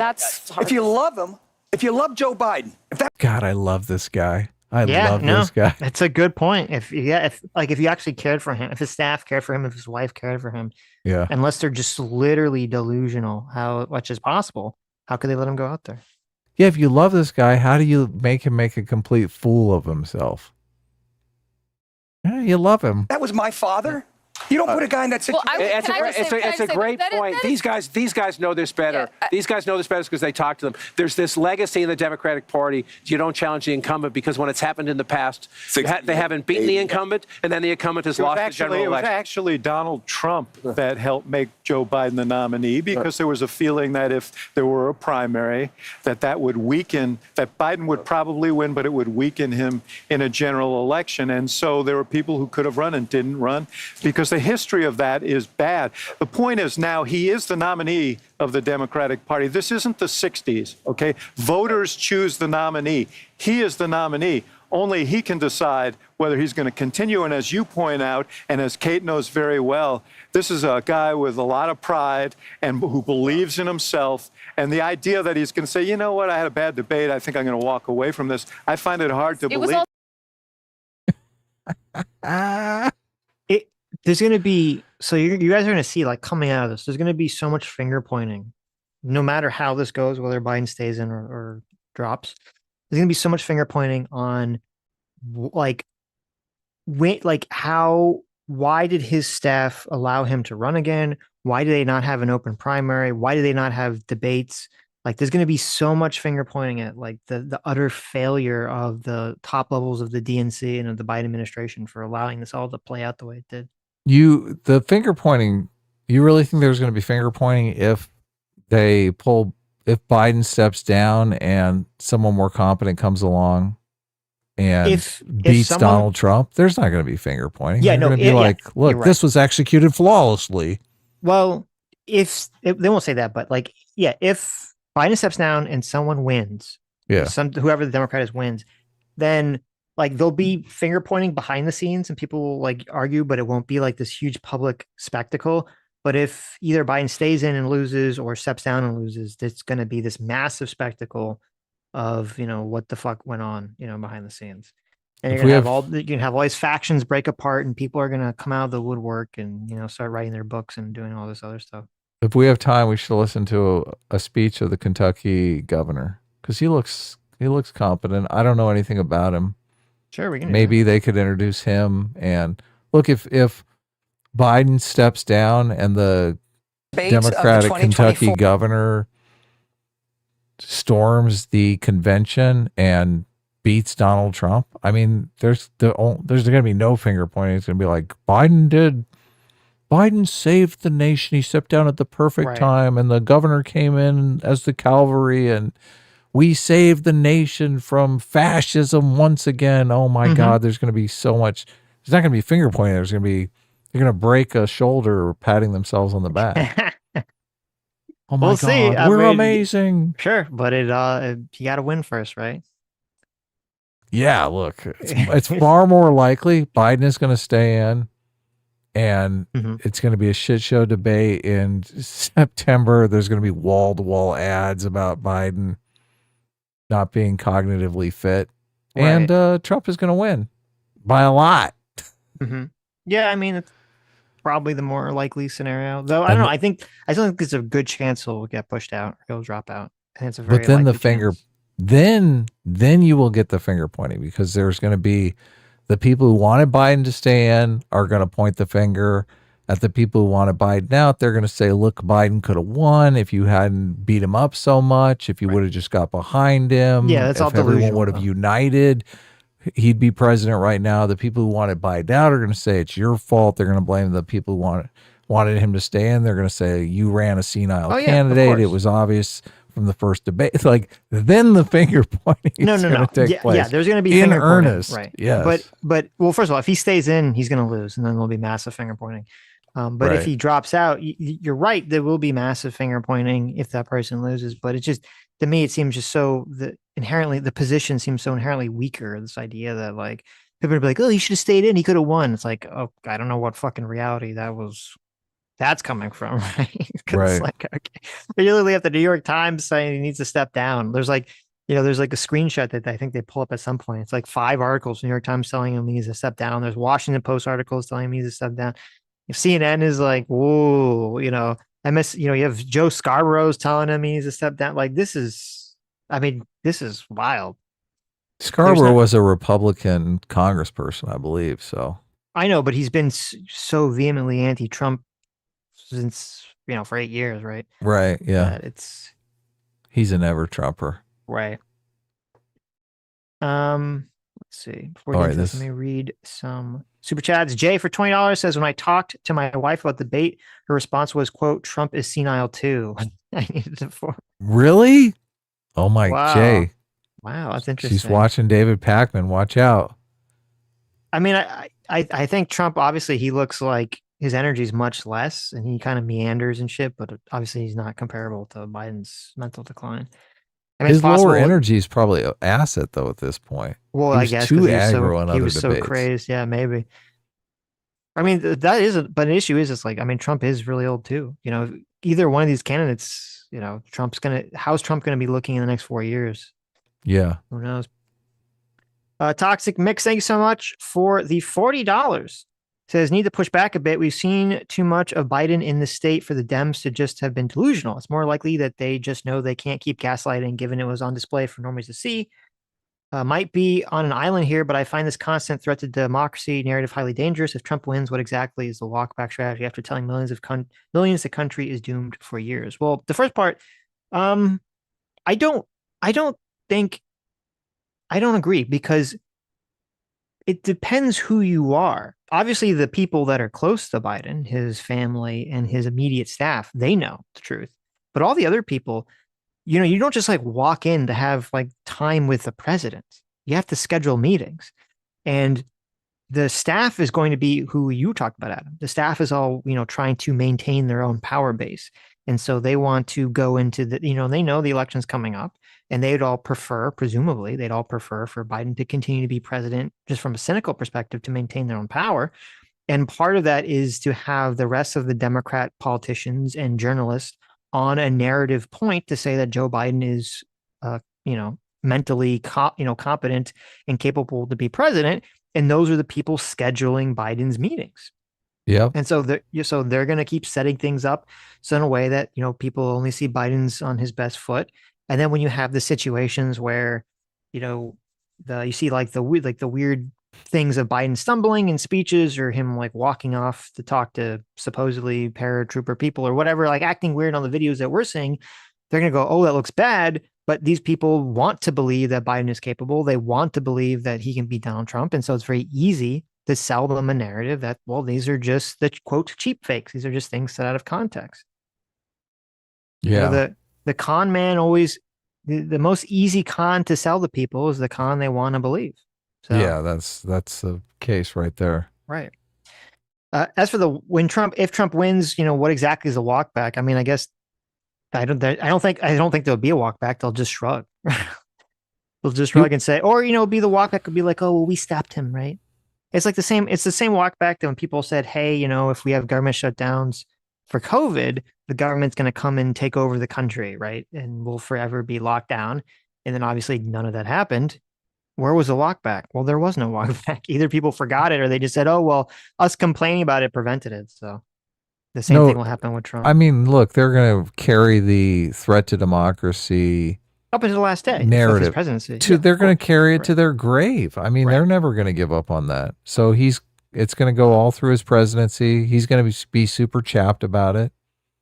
No, but the question is like when nothing comes to fruition, they'll say, well, we stopped it, right? We stopped it by complaining. He's not. We didn't let him. When he's not actually a threat to democracy. Yeah, like if Trump wins in his 4 years and nothing crazy happens, they'll just stop talking about it, or they'll just say, well, we stopped it by complaining. No, they'll say it was a threat to democracy. It just didn't pan out. Right. Right. Or whoever, people in the positions of power stopped it. Yeah, they will say we stopped it. Yeah. Right. Okay, so this is super long, as you can see. This is 3 hours of compilations of MSNBC. So I don't know how much we can get through great. of it. But every minute of it, I yeah, can't okay. wait for. I'm so excited. Okay. The 2024 election. Yeah. So this is Whenever we're starting I hear with this Rachel is the Maddow coping. Right. This is the literal immediate reaction to like right as the debate ended. Okay. Like fresh, the debate has just ended a moment ago. Right. Election cycle at a very unusual time with very unusual format. And I think with probably strange results. I mean, we'll see the response from both sides. But if you're the Biden campaign. Do you think that unusual time, she's talking time of day? Is she trying to No. She means because it's like early. Like it's in June because it's early. This is earlier than normal. Time of the year. Yeah. Right. Yeah. That makes sense. I think you wish that this night will be remembered in reverse as the president became sort of stronger, including literally his voice, the strength of his voice over the course of the night, probably peaking towards the very, very end of the debate. For the Trump campaign, I think it's fair to say it was the inverse. President Trump, just in terms of his coherence and finishing a sentence and seeming to be in control of his own emotions, started off as strong as he was. The strongest point for him was at the very beginning of the debate. And then over the course of the night, he became less coherent and more visibly flustered. I don't think either of these campaigns, either of these candidates. So it's interesting. You can see like, well, actually, here, let me play what she's about to say. And then over the course of the night, he became less coherent and more visibly flustered. I don't think either of these campaigns, either of these candidates is going to feel like this was a shining moment for them. But I think that first initial impression. So yeah, this is, you can kind of see, it's interesting from like, because this kind of breaks down when other people start talking, at least at first, that, Rachel Maddow is like, she's like really pushing she's trying her hardest to craft a narrative, right? Like, oh, well, Biden sucked at the beginning, but like he was good at the end. But Trump, he was good at the beginning, but he was bad at the end. He became incoherent, which I don't know what they're talking about. I think Trump gave bad answers, but he didn't seem incoherent to me at any point in the conversation. Yeah, he was angry, couldn't control his emotions. He was out of control. Yeah. That didn't happen. Cope harder, lie harder. Right. When she says he was out of control, is she talking about when he, was criticizing Biden's golf game? Like, I don't know what that's when he said, let's not be children here. Right. Nicole, of President Biden walking out and his voice being very hard to hear. It's hard to tell what he was saying because his voice was so weak, and his halting delivery in his first couple of answers has got to have put a shock into the campaign, at least at the start, before he started to get stronger. Yeah, I mean, I was on the phones for some of it after that became clear, and there is a conversation happening. Nobody on any of these panels actually watched the fucking debate because they were so dumbfounded. They were constantly on the phone. Yeah, they were talking on the phone the whole time. Like, that's a good point. Shit. That's hilarious. That is hilarious. Look, that was my reaction. I couldn't pay attention to this debate. Yeah. I'm like, dude, it's over. It's completely over. This is crazy. Mm-hmm. It's like a bomb went off. Inside Biden's circle, and certainly a much more frank conversation happening inside the Democratic coalition. And I think there will be stories of a lot of concern about the performance tonight. And I think when you say conversations happening, what do you mean? I think people are talking. I think the conversations range from whether he should be in this race tomorrow morning to what was wrong with him. I mean, he has a cold that came out. Our own Kelly O'Donnell reported that a few minutes in. But exactly what Negative you articulated. COVID test, but a cold. Right. So those things were. I mean, the reason reporters were reporting on the cold was because of what you articulated. I mean, the voice was very, very soft. It wasn't the Joe Biden performance at the State of the Union. It wasn't seizing a moment to get on the offensive on immigration. It wasn't Joe Biden on the offensive on January 6th. It wasn't Joe Biden on the offensive on abortion. It wasn't any of these carefully crafted teleprompter written speeches that Joe Biden can deliver in a narrow window during the day. Right. You're right. Exactly. I mean, just. But even, shining issues. She's saying, like, I like when she's like, oh, I'm on the phone, people are having these conversations. And Rachel Maddow's like, conversations about what? What do you think they're having conversations about, Rachel? They're having conversations about how you guys are going to lose in November and that they don't want, they're like, look, I gave the maximum I could give. What am I going to do? Yep. All my money's in his piggy bank. How do we put it in someone else's piggy bank? They're like, I just threw all this money into a pit and burned it and set it on fire. Yeah, they're worried. It was exactly what Chris Hayes predicted. It was Trump moderating not just tonally, but sounding less crazy as he lied as often as he breathed. The debate moderators did not fact check one thing, but they did give Joe Biden time to fact check, and he didn't do much of that either. It is not our job to tell people what to see and hear, but I think what I heard from a Biden aide is we can't necessarily spin too much what people did see and hear.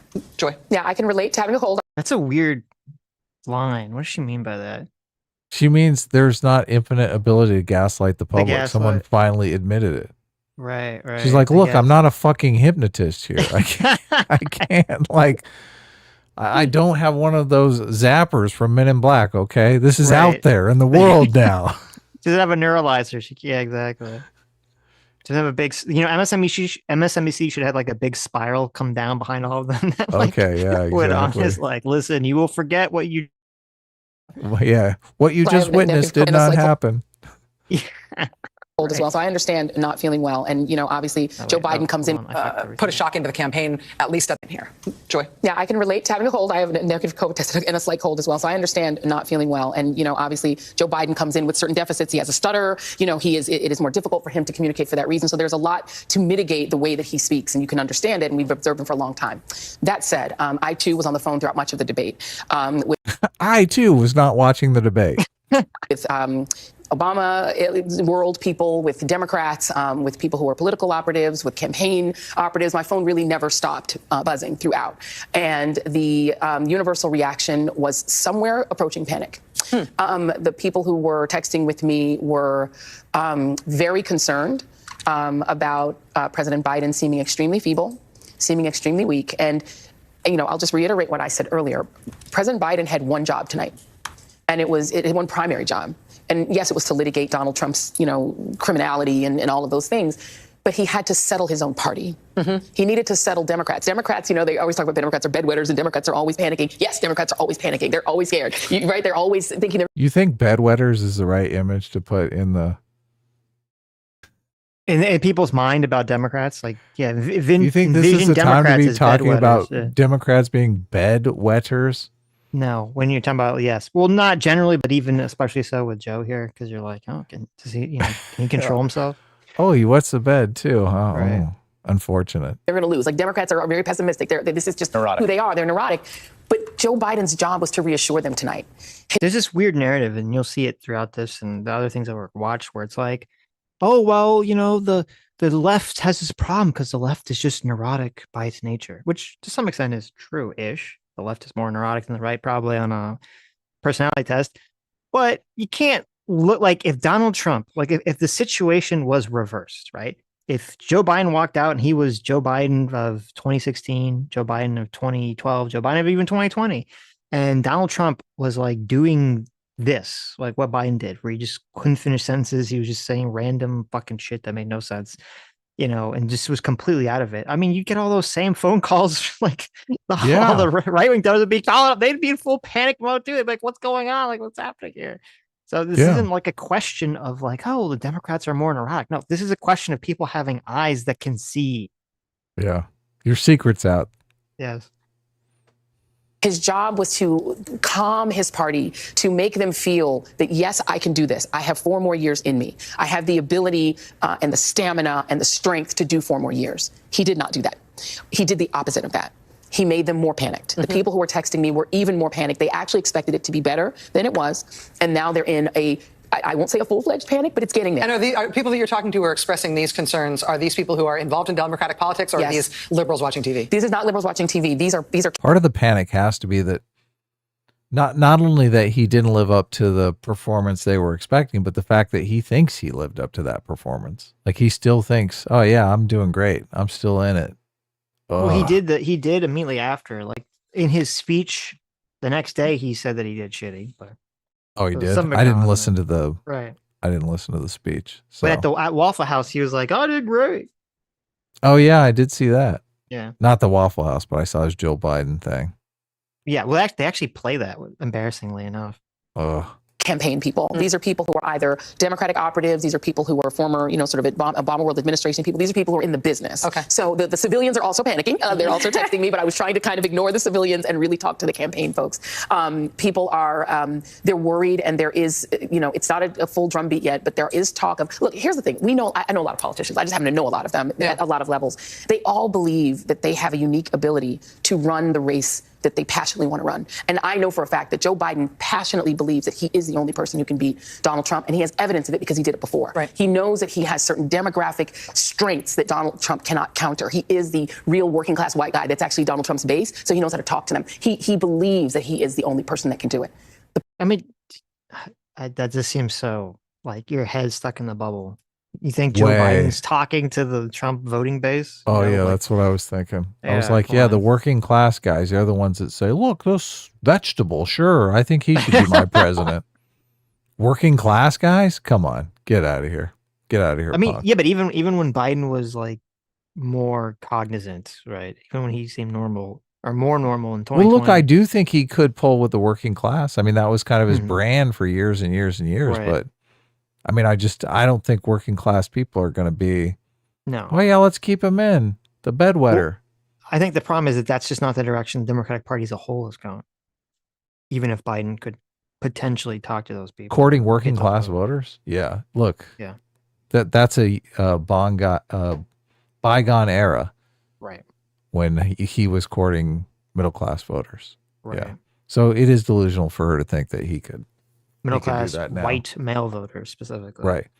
But in the context of now, the current situation, to think that. No. Yeah.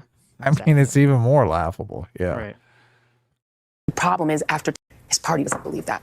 I want to hear from Lawrence and Chris as well. I first want to go to our colleague Alex Wagner, who is on site in Atlanta. She has been watching the debate in the spin room. Alex, what's the reaction that you've been hearing there? I'm not going to put a fine sheen on it or a spin on it, even though I'm in the spin room, Rachel. There has been a uniformly negative reaction to Biden's performance tonight. Surely, as Joyce said, this was about revealing who Donald Trump was, but it was also Joe Biden battling a caricature of himself as an enfeebled person, an impression that Trump has been eager to convey to the country. And he did nothing to disabuse, I think, the country of the notion that he is very old and was lost frequently in that debate. I mean, on answers that should have been, to put it bluntly, a layup for him, whether it was abortion, or the attack on abortion medication. His answers were rambling and incoherent. He turned a response on abortion into a mention of migrant killing. I mean, this is a person that clearly was over-prepared and had a lot of different points that were sort of swimming around in his head. And as a result, it felt like the answers that were legible, if you will, were not nearly delivered with the force and the clarity that they should have been. And I will say Donald Trump was in some ways the most Trumpy he has been lately, full of lies and misinformation, but it was almost an afterthought. I think that the press that I've spoken with and the sort of the focus in this room is just, the Biden campaign wanted this debate. This was their idea. And this is what happened as part of their strategy. It is confounding. We were told earlier this evening that but that's a lie about the Biden campaign asking for the debate. How is this response though not a panic? I mean, Joy kept saying, well, we're not in panic mode yet. I mean, this sounds like a fucking funeral. Well, it's interesting because Alex Wagner, she's given the most doom and gloom and straightforward. Totally. I mean, she's literally saying that he's rambling incoherently, that even his answers that were legible were not good. Like, she's really just not putting any sort of nice shine on any of it at all. Yeah. But yeah, I don't know. It's so weird that everyone keeps saying, unless I'm missing something, everyone keeps saying that they asked for it when in the beginning of the stream, I went through the timeline.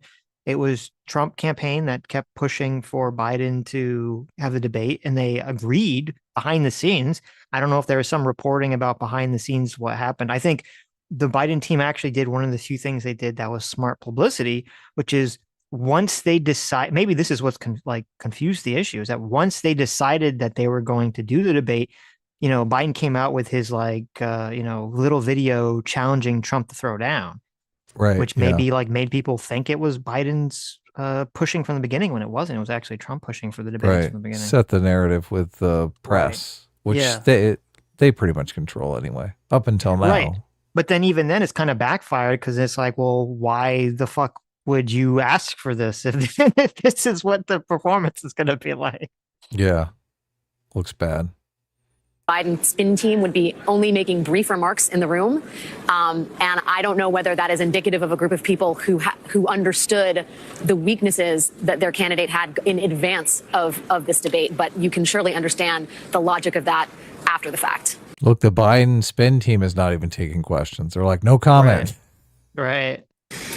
Alex, we've just had confirmation while we have been speaking with you just this moment that in just a moment, we're going to have Vice President Kamala Harris joining us live. So that's going to happen here just within a matter of moments. Lawrence, I also want to get your response. I think one of the interesting things that Alex said there was that some of the poor coherence and poor answers from Donald Trump are being viewed as standard Trump and therefore not newsworthy, while the performance from President Biden is being viewed as newsworthy because it came in below expectations. Yeah, in any sort of normal universe, you would think the candidate who during the presidential debate said, I didn't have sex with a porn star, was the loser of that debate. Yeah. That would be the normal scorecard.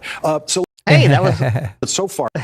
You brought that up on Thursday. You're like, I can't believe Trump said that. Oh, yeah, obviously. The thing to say is that all of those allegations have turned out to be false. Don't say the porn star thing. Come on. Don't say the words. Yeah. Don't give him the clip. Yep. I did not have sex with that woman. Yeah. I thought we learned that from Bill Clinton. Yeah, exactly. Yes. Don't give him the clip. The only thing we've been concentrating on here is optics, that thing we call optics, and in this case also audio because of the aging voice of Joe Biden. But the question is that we don't know the answer to is voters out there who went into this debate thinking they're for Biden or they're for Trump or thinking whatever they were thinking, what in this debate of substance that was true, if anything, moved their vote? So if you really... It's not about the people who have their vote locked in. It's about the undecided voters. It's about the independent voters. And what made them say, I'm throwing my lot in with the guy who can't string a coherent sentence together? Well, nothing. And to me, I mean, this just seems like massive coke because they keep saying, I guess we'll see what the polling says. But they keep saying that, they keep viewing the voters, they don't care about the optics, Adam. They just care about the issues. And I'm like, bullshit. What? It's like I would think on average, like more likely the voters are going to be more attuned to the optics and the vibe of things rather than the issue. Oh, of course. Yeah. I mean, this might have convinced a lot of people who were planning on voting for Biden, just saying, well, I'm just going to stay home. Right. That's what I'm I not, think. Yeah. I'm not getting involved in this mess. Yes. I wanted to look at it in terms of what is it supposed to be? It's supposed to be an illuminating forum in which you learn something about a candidate that you didn't know before that is true. Not that you learn a lie from the candidate. That's not what the objective is. Yeah, we did learn something. We learned something very valuable. What is he talking about? We Sitch? learned that Biden was completely enfeebled. That's what we learned. Yeah. Yeah. And not physically fit to be president. Yeah, that's what we learned. Thank you. That's kind of a big deal. Yeah. But given that the optics is the way the game is played, what we don't yet know, and we'll know in polling a week from now or so, is what was the effect of all of this? What was the effect of the guy who said, I did not have sex with the porn star? What was the effect of the convicted criminal candidate pointing to the other candidate and calling him a criminal? What is the effect of all of that back and forth? And I think we're guessing about what the effect is of the realization that Joe Biden is actually as old as his birth certificate says he is. His voice is that old too, but he's 10 years younger than Warren Buffett. And both of them have a job that is essentially making decisions. And what was not shown to me in a way that was true in that debate is that Joe Biden has made bad decisions in the presidency. I don't see the set of bad decisions. And what was done in the Biden presidency was certainly underdeveloped in a debate where you never heard the word infrastructure. I mean, he made the decision to go on stage tonight. I'd say that was a pretty terrible decision. Yeah, how could you trust that decision, right? Someone who made that decision, because it's obviously wrong. But it's weird that Lawrence Donald is the most raw, stick your head in the sand one here. I don't know why him specifically, but he is. Yeah. Yeah, it is interesting. It is interesting. I mean, because this is so cope. This is so cope. He's trying to spin. He's gaslighting. He's totally gaslighting. You did not see Joe Biden as an ancient, out of touch person. Structure, for example. Like, it was pretty underdeveloped as this went on. And that has a lot to do with the nature of the rules of these debates. I think what you just put your finger on to me is sort of the whole issue around where. And then Chris Hayes comes in as the backup guy. Oh, brilliant. Brilliant, Lawrence. Yes. Excellent. We didn't learn anything we didn't already know. No. Joe Biden. Better than Warren Buffett. He's younger than Warren Buffett, Adam. Okay. Oh, yeah. That means something. Oh, yes. Yeah. Making decisions. The job of a presidential candidate is to communicate. It just is. That's the job. It's a communications job. It is talking to people and communicating them, persuading them, trying to get people who don't agree with you. And I think Joe Biden has a very good record on making decisions, and I think he's a very poor communicator right now. And that inability to communicate, I mean, I see this all the time. We will cover things on our show all the time. This big OPEC oil trade they did, where they bought high, they bought oil very cheap, and then they sold very high. They made all this money and kind of broke the back of OPEC. And people say, I didn't know that. Yeah. Well, that's awesome. That's cool. Joe Biden should be the person communicating that.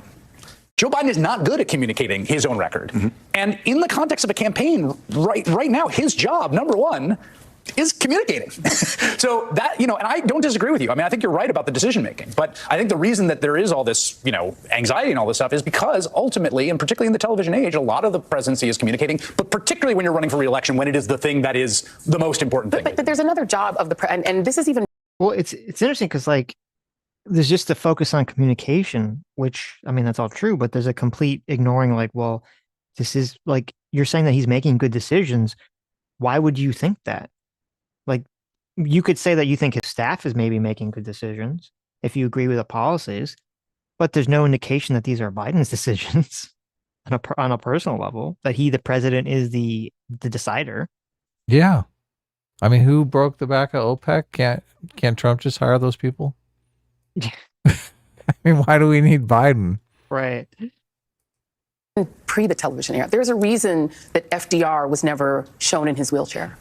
There's a reason that John F. Kennedy pretended to be a vigorous man when he was certainly not. And Kennedy accelerated it, and I think Reagan super accelerated it because he was an actor and he was a Hollywood figure. And it's only gotten more intense until we got to President Obama, who became popular partly because rap artists were taking his speeches and turning them into hit music video. It's accelerated, but it was even true during the Roosevelt era. The president is an avatar for the American people. Right. And the American people have a very high opinion of themselves. The American people think of themselves, this country invented the concept of the superhero for a reason. Because the American people think we're Captain America. They think we're strong, they think we're robust. And That's the truest thing Joy Reid has ever said. I'm like, this is so weird. That's right. We did invent the superhero. We are Captain America, damn We it. are fucking Captain America. Yeah. That's America's right. ass. Yeah, you think we want some feeble old man representing us? Hell no. No. And they want their president to look that way. If William Howard Taft had lived in an era where they saw pictures of the president, he wouldn't have been the president. Americans want the president to represent them in the world in a certain way that has vigor, that has strength. Al Gore was a brilliant man, an excellent decision maker, made excellent decisions as vice president. Americans didn't care. They wanted the guy they thought was cooler. That's just real talk about Americans and about American voters. And so to your point, Joe Biden, yes, you can look at his record, and it is factually one of the best records of any modern president. It is a top 10 president's record. But I mean, didn't Al Gore win the popular vote? Why throw Al Gore under the bus? He did, and he only lost because a bunch of Jews in Florida couldn't read the ballot. Oh my God. A bunch of old Sitch. Jews in West Palm Beach, I think, couldn't read the ballot properly. Another geriatric It's true. problem. That was like, there was literally, I mean, he literally would have won. There was some county that had a massive Jewish population. They accidentally voted for like Pat Buchanan or something retarded. Yeah, I remember that. Yeah, because of the way the ballots were structured, and it was like super obvious that they Don't blame the meant to vote Jews for though. Gore. It was a poorly Okay, designed old ballot. seniors, many of whom were Jews. That ballot right?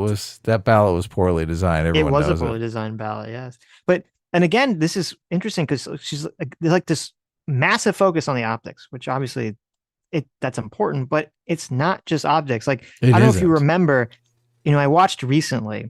I'm sure like many people don't remember this. I watched recently the SNL sketch making fun of the Al Gore George W. Bush debate.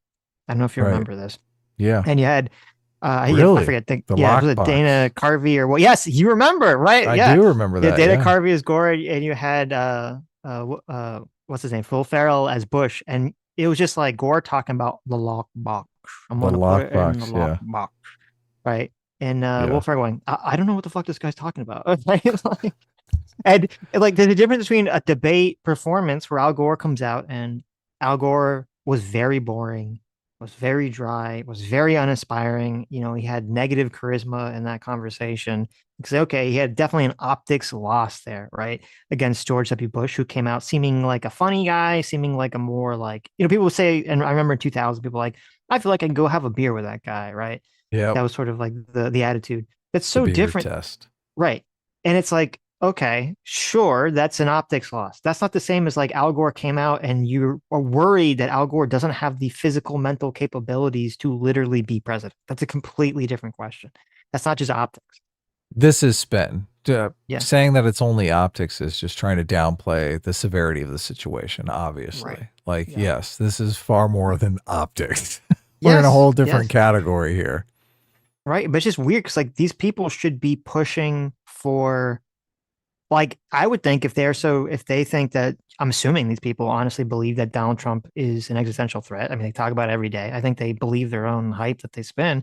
They should be, I mean, I guess they're too terrified to push the Biden is enfeebled thing to try to get him out because they're worried that that Biden might stay in and they're gonna have to defend him. So I guess that's why they're doing this like tightrope walk. Ooh, But that's so harsh. I think they should just push to tell him to get the hell out of there. Can you imagine having to push Biden through November? Oh my God. Well, they're going to do what they're doing now. They're going to say, listen, he has a record. He has a good record. He's a good record. He's a good record, which I don't know who are they talking Whose to? record? Like, well, yeah, but it's like, first of all, whose record are we even talking about? We don't even know. But also, who are they talking to? I mean, sure, the MSNBC crowd, they're never going to vote for Trump. They're all probably going to vote. They'd vote for a literal corpse over Trump. But that's not the electorate. That's not the votes that matter at this point. Yeah. MSNBC probably has no sway with independent voters anyway. So Right. You can't become president again when America looks at you And that avatar to them looks broken. Well, let's not pretend this is a good thing. Right. Let's just remember that what's happened here is imagery has taken control of the way we see presidential campaigns. Yes. FDR could not possibly have survived a debate like this at any time, and he was arguably our best president. Could not possibly have done it. He was in much worse physical shape in his last presidential campaign, and was in effect much older because he turns out he was. I mean, didn't he have like polio and he was in a wheelchair? He couldn't walk. I mean, being mentally not there is quite different scenario. So. Yeah, I don't know. Yeah, I thought he had you had polio, right, or something? I think so. Yeah, I think he had polio and he lost the ability to walk, but he was still able to think and talk. I mean, he was doing his radio addresses and shit, talking. They were like, we can't do public appearances, but we can talk to people on the radio. Yeah, I thought I don't know, but I thought he was mentally cognizant for till the end, but I don't know if that's true. This is major spin. This is like, look, Joe Biden can be the best president ever. We just got to keep him in there. He was in the last year of his life in his last presidential campaign, which he won. But we don't have a better government because we've turned to the most superficial components of politics. Yeah, whether or not a person can actually think and speak. That's like, it's so superficial, right? Oh my God, just because he has dementia doesn't mean he can't be president. This is so weird. This is so superficial. To decide our candidates. If we did that in the 1940s, FDR would not have been president, and good luck with World War II. Can I say one more very quick thing, which is just the John Fetterman debate in Pennsylvania, which I think is quite relevant. After he had the stroke, he had the debate.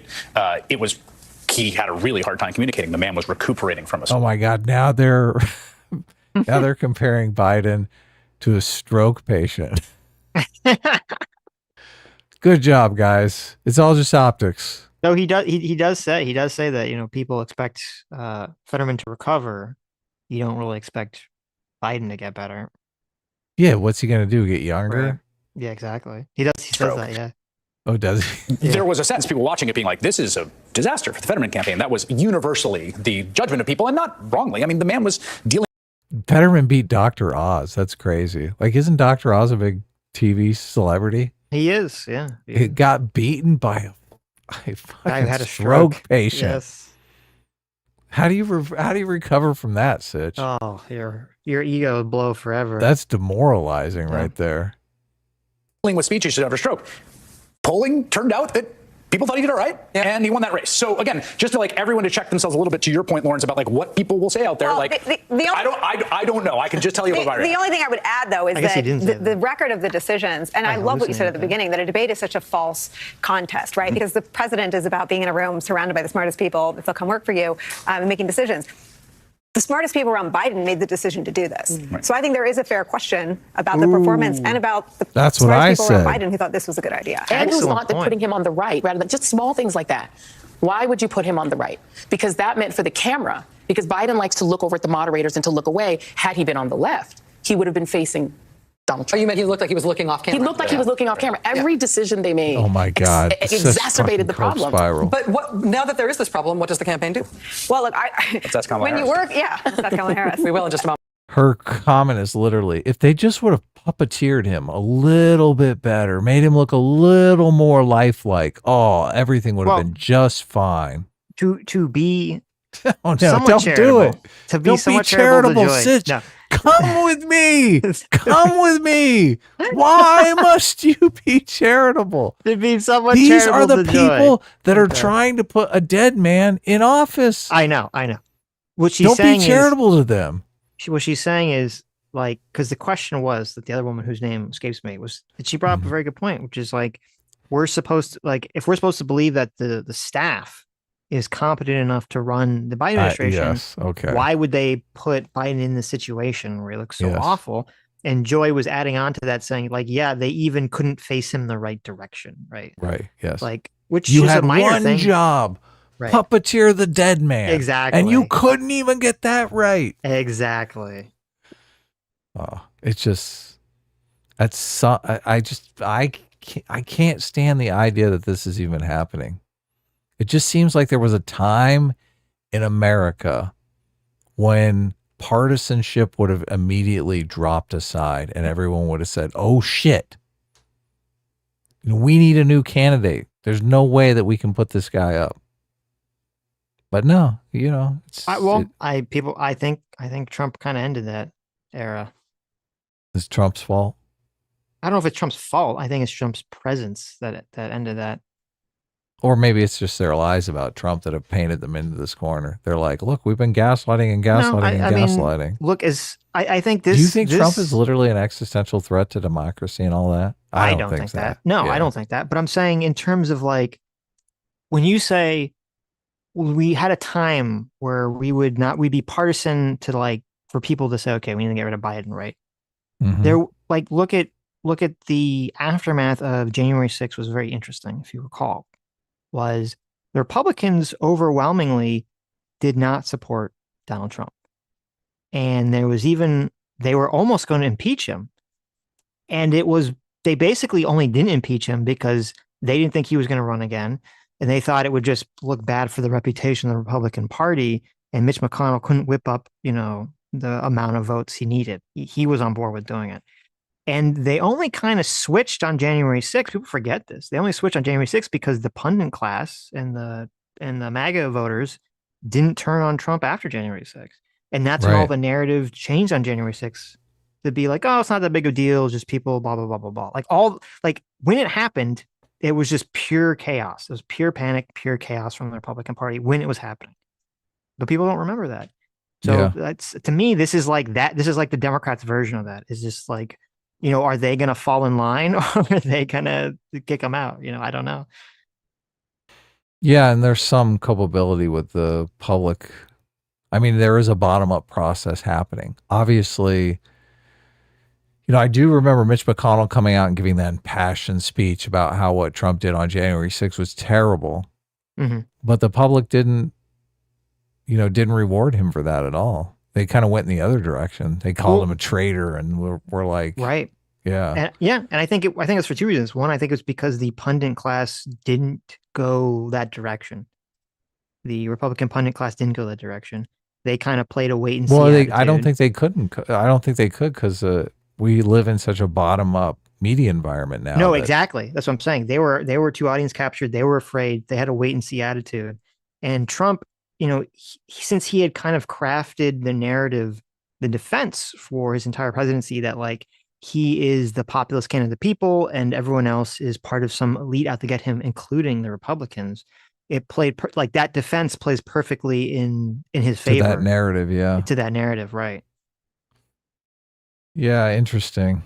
I just, I don't know how we get past that. I guess we are in a situation where so many people are just partisan, which makes them susceptible to believing whatever their party wants to give them.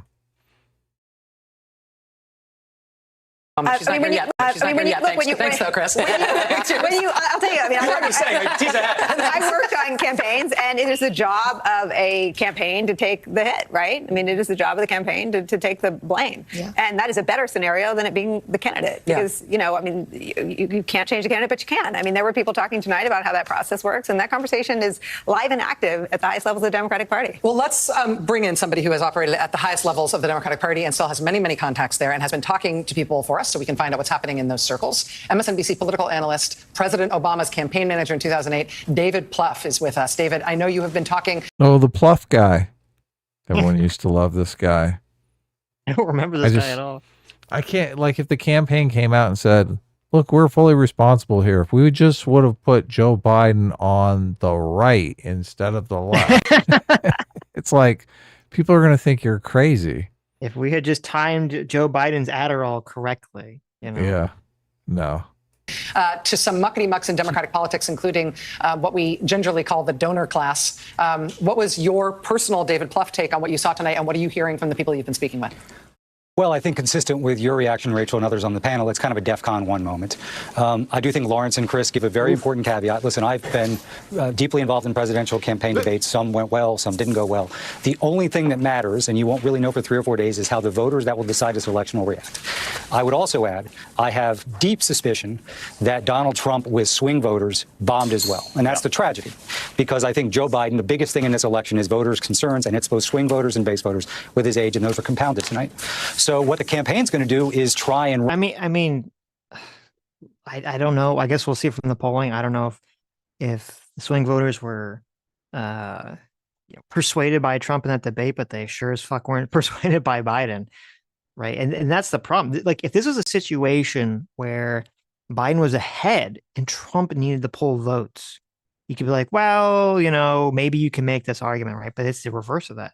Biden is the one who needs to make up ground, and this. I don't think it's possible after this. Yeah, look, he hurt himself with the base, because I do think there are people in the base that are going to say, look, I'm just going to stay home. I don't want any part of this. Like, there's no way in hell I'm going to vote for Trump, but I can't vote for a guy who is senile. Yeah. So he hurt himself with the base. And look, I don't think he won any swing voters up at all. No, definitely not. He's out. He's gone. He's run ads. Biden will go out. Biden will go out tomorrow and the next day being aggressive. I mean, it wasn't just his craziness and his lies, although that was apparent in every question. Like, Donald Trump wouldn't even answer questions about childcare or the opioid crisis. Talk about someone who's consumed with... These guys are so... I mean, they have such a partisan lens on Trump that just hurts their analysis. I don't think people are looking at Trump and going, oh my God, he's lying about everything. The people who are like really anti-Trump, who will vote for the corpse over Trump, are all saying that. Yeah. Of course they are, but I don't think swing voters, even the long list of lies that they came out with, that list, I was like, this is not persuasive to a swing voter. No, it doesn't matter. Yeah. Like this is what we said on Thursday. If this was a normal Democrat candidate, or Joe Biden from 4 years ago, right? Then we could be having this conversation about, who said what policies were talked about, what did people say that were lies, et cetera, et cetera. But that conversation it's like a waste of time at this point. Yeah. With himself, which is what the message the Biden campaign wanted to land. But the concern level is quite high. This is a race that, it reminds me a little bit of 2012, but in reverse. We had a small but significantly important lead in battleground states. We had a really bad first debate. Race tightened, but we're okay. Biden is behind narrowly right now. He's the one that has to change the equation here. And the biggest barrier that's keeping his ceiling too low is concerns about age. And I think that's a tragedy, because I think Trump had so many openings that you could have just scissored him up on tonight. And Biden did have a couple of good moments, but I think at the end of the day, the overwhelming reaction, again, it doesn't matter, quite frankly, what people like us say. It's what voters say. And if they were already concerned about is he up for it, and the way I think about it is, sadly, this really pains me to say this, they're 3 years apart. They seemed about 30 years apart tonight. And I think that's going to be the thing that... Oof. Oh, that's painful. Voters really wrestle with coming out of this. And David, in terms of people in Democratic politics... Voters are not wrestling with this. They're like, done. Politics and people who are have the kind of influence that donors have in Democratic politics, which is, there's a PhD thesis to be done right there, even in the premise of this question. What kind of reactions are you hearing in terms of what changes they want to see, what sort of reaction they want to see from Team Biden in response to what happened tonight? Well, Rachel, I mean, there's really only two scenarios. One, which is not going to happen, would be Joe Biden decides to step down, and we have a fascinating 7-week campaign to get the support of delegates in Chicago. The only other option is somehow to right the ship here. Now, I'm not sure whether Trump will debate again. Look at that. He just says, matter-of-factly, look, Biden's not stepping down. No way that's going to happen. Right.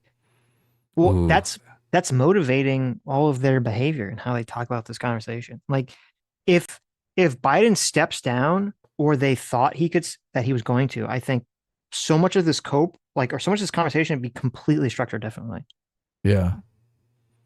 Well, the one person said that people were asking if they should go public. Like, there are enough people that are saying, look, if he's not going to step down, I'm going to start yapping. And I'm going to start yapping to the media, yapping to whoever's going to listen. Yes. So I do want to see that. I mean, we might see that. That would be very fascinating. You might see that happen. It's because Trump has this contingent of never Trumpers who are the same exact thing. It's like people who just are like, nah, not having it. I mean, they're like, I'm a conservative, I'm a Republican, but I'm not sticking with this guy, right? That's a bridge too far. You're going to have that exact same thing on the Democratic side. Mm-hmm. You're going to have the never Bidens. Yep.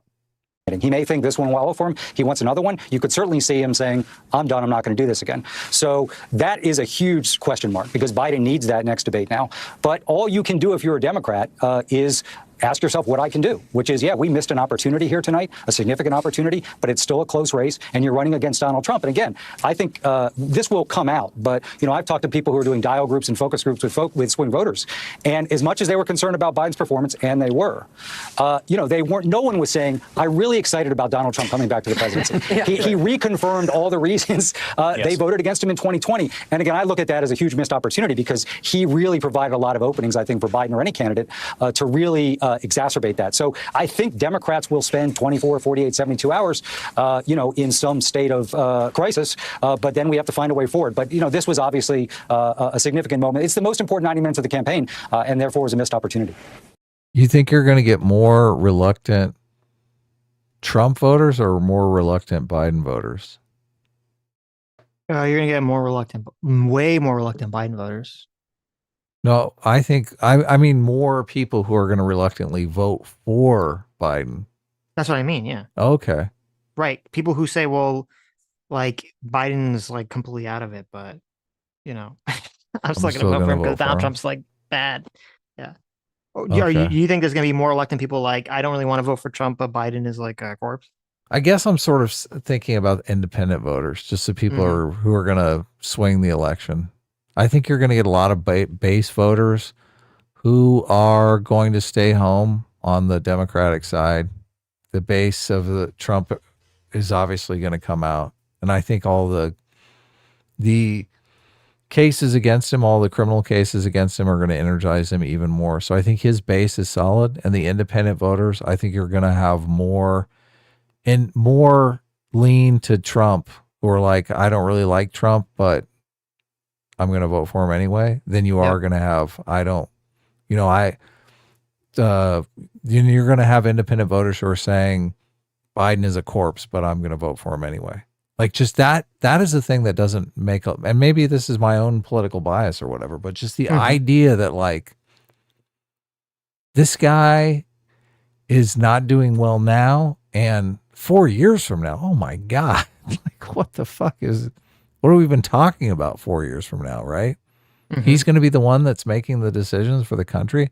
I mean, that's just, I mean, Trump is a wild card, but I mean, how can you say that that's not a wild card? It is 100%. Yeah. Yeah. So all the arguments about how Trump is wild and unpredictable and we don't know what's going to happen, I mean, they kind of go out the window when you're nominating someone that's literally you don't know who's in control. Right. Exactly. Yeah. So I don't see, I think you're just going to get a lot more people. This definitely is going to lean Trump. So breaking news. Thank you, Dr. Diddler, for sending this to me.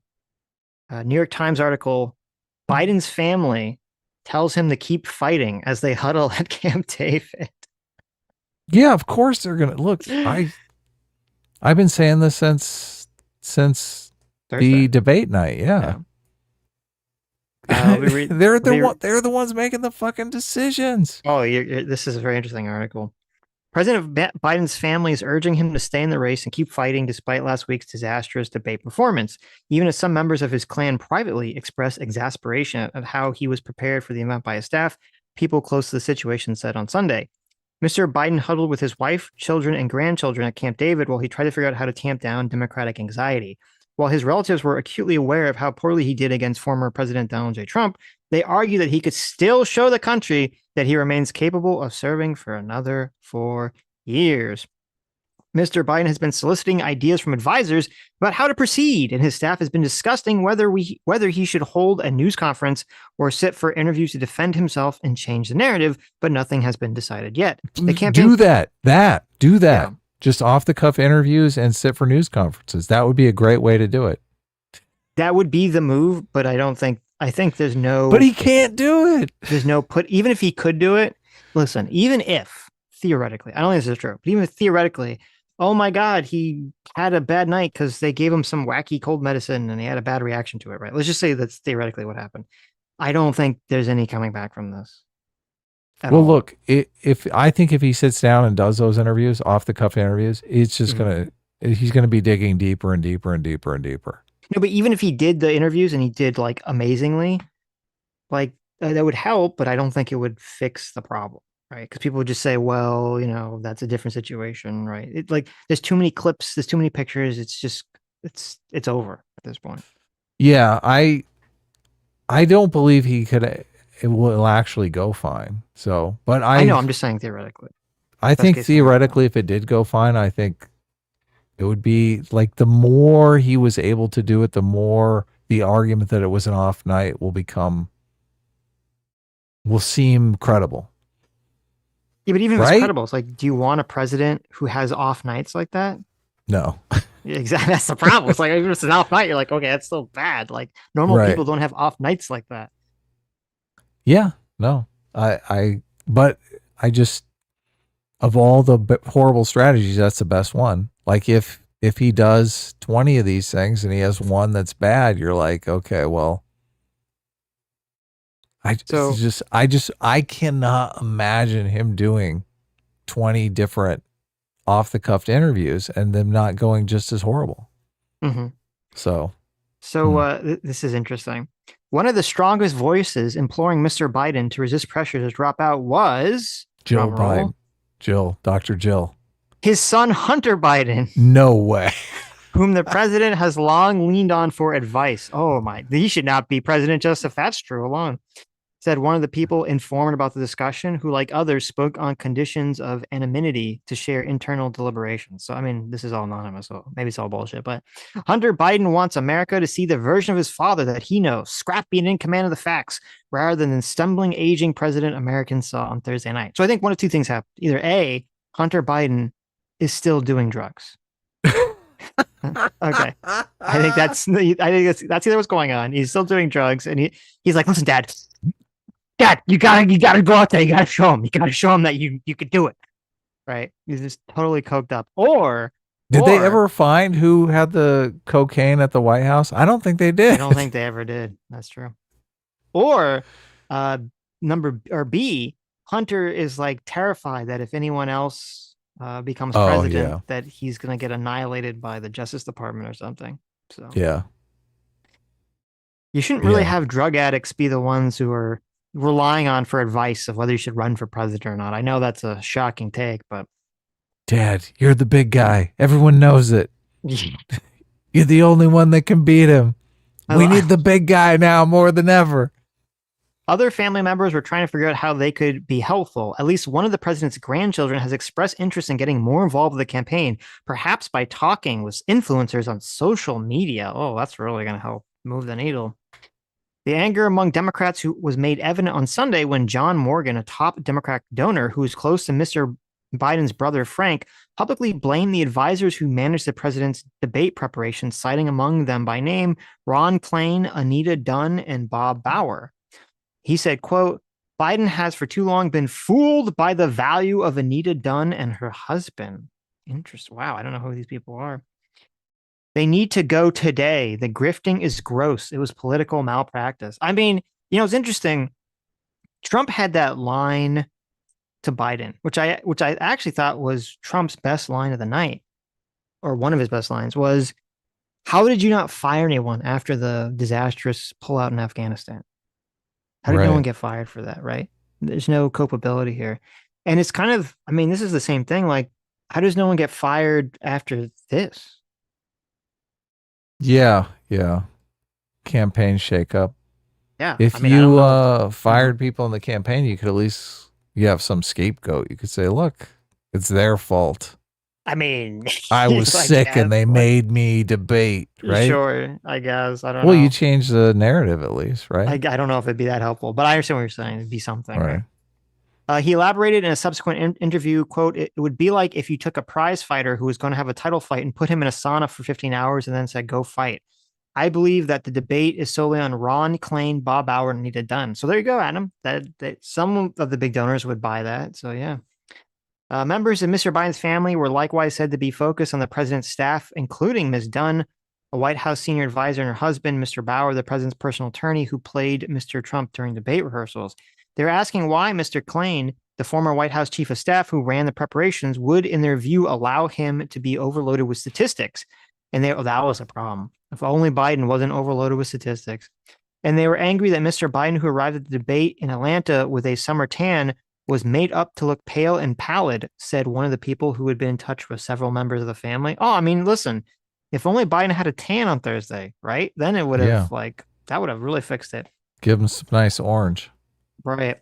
But the person said that the president himself was not among those who was upset and that he still trusted KLEIN, Dunn, and Bauer and the others. Another person close to Jill Biden, the first lady, said she was also not critical of them either.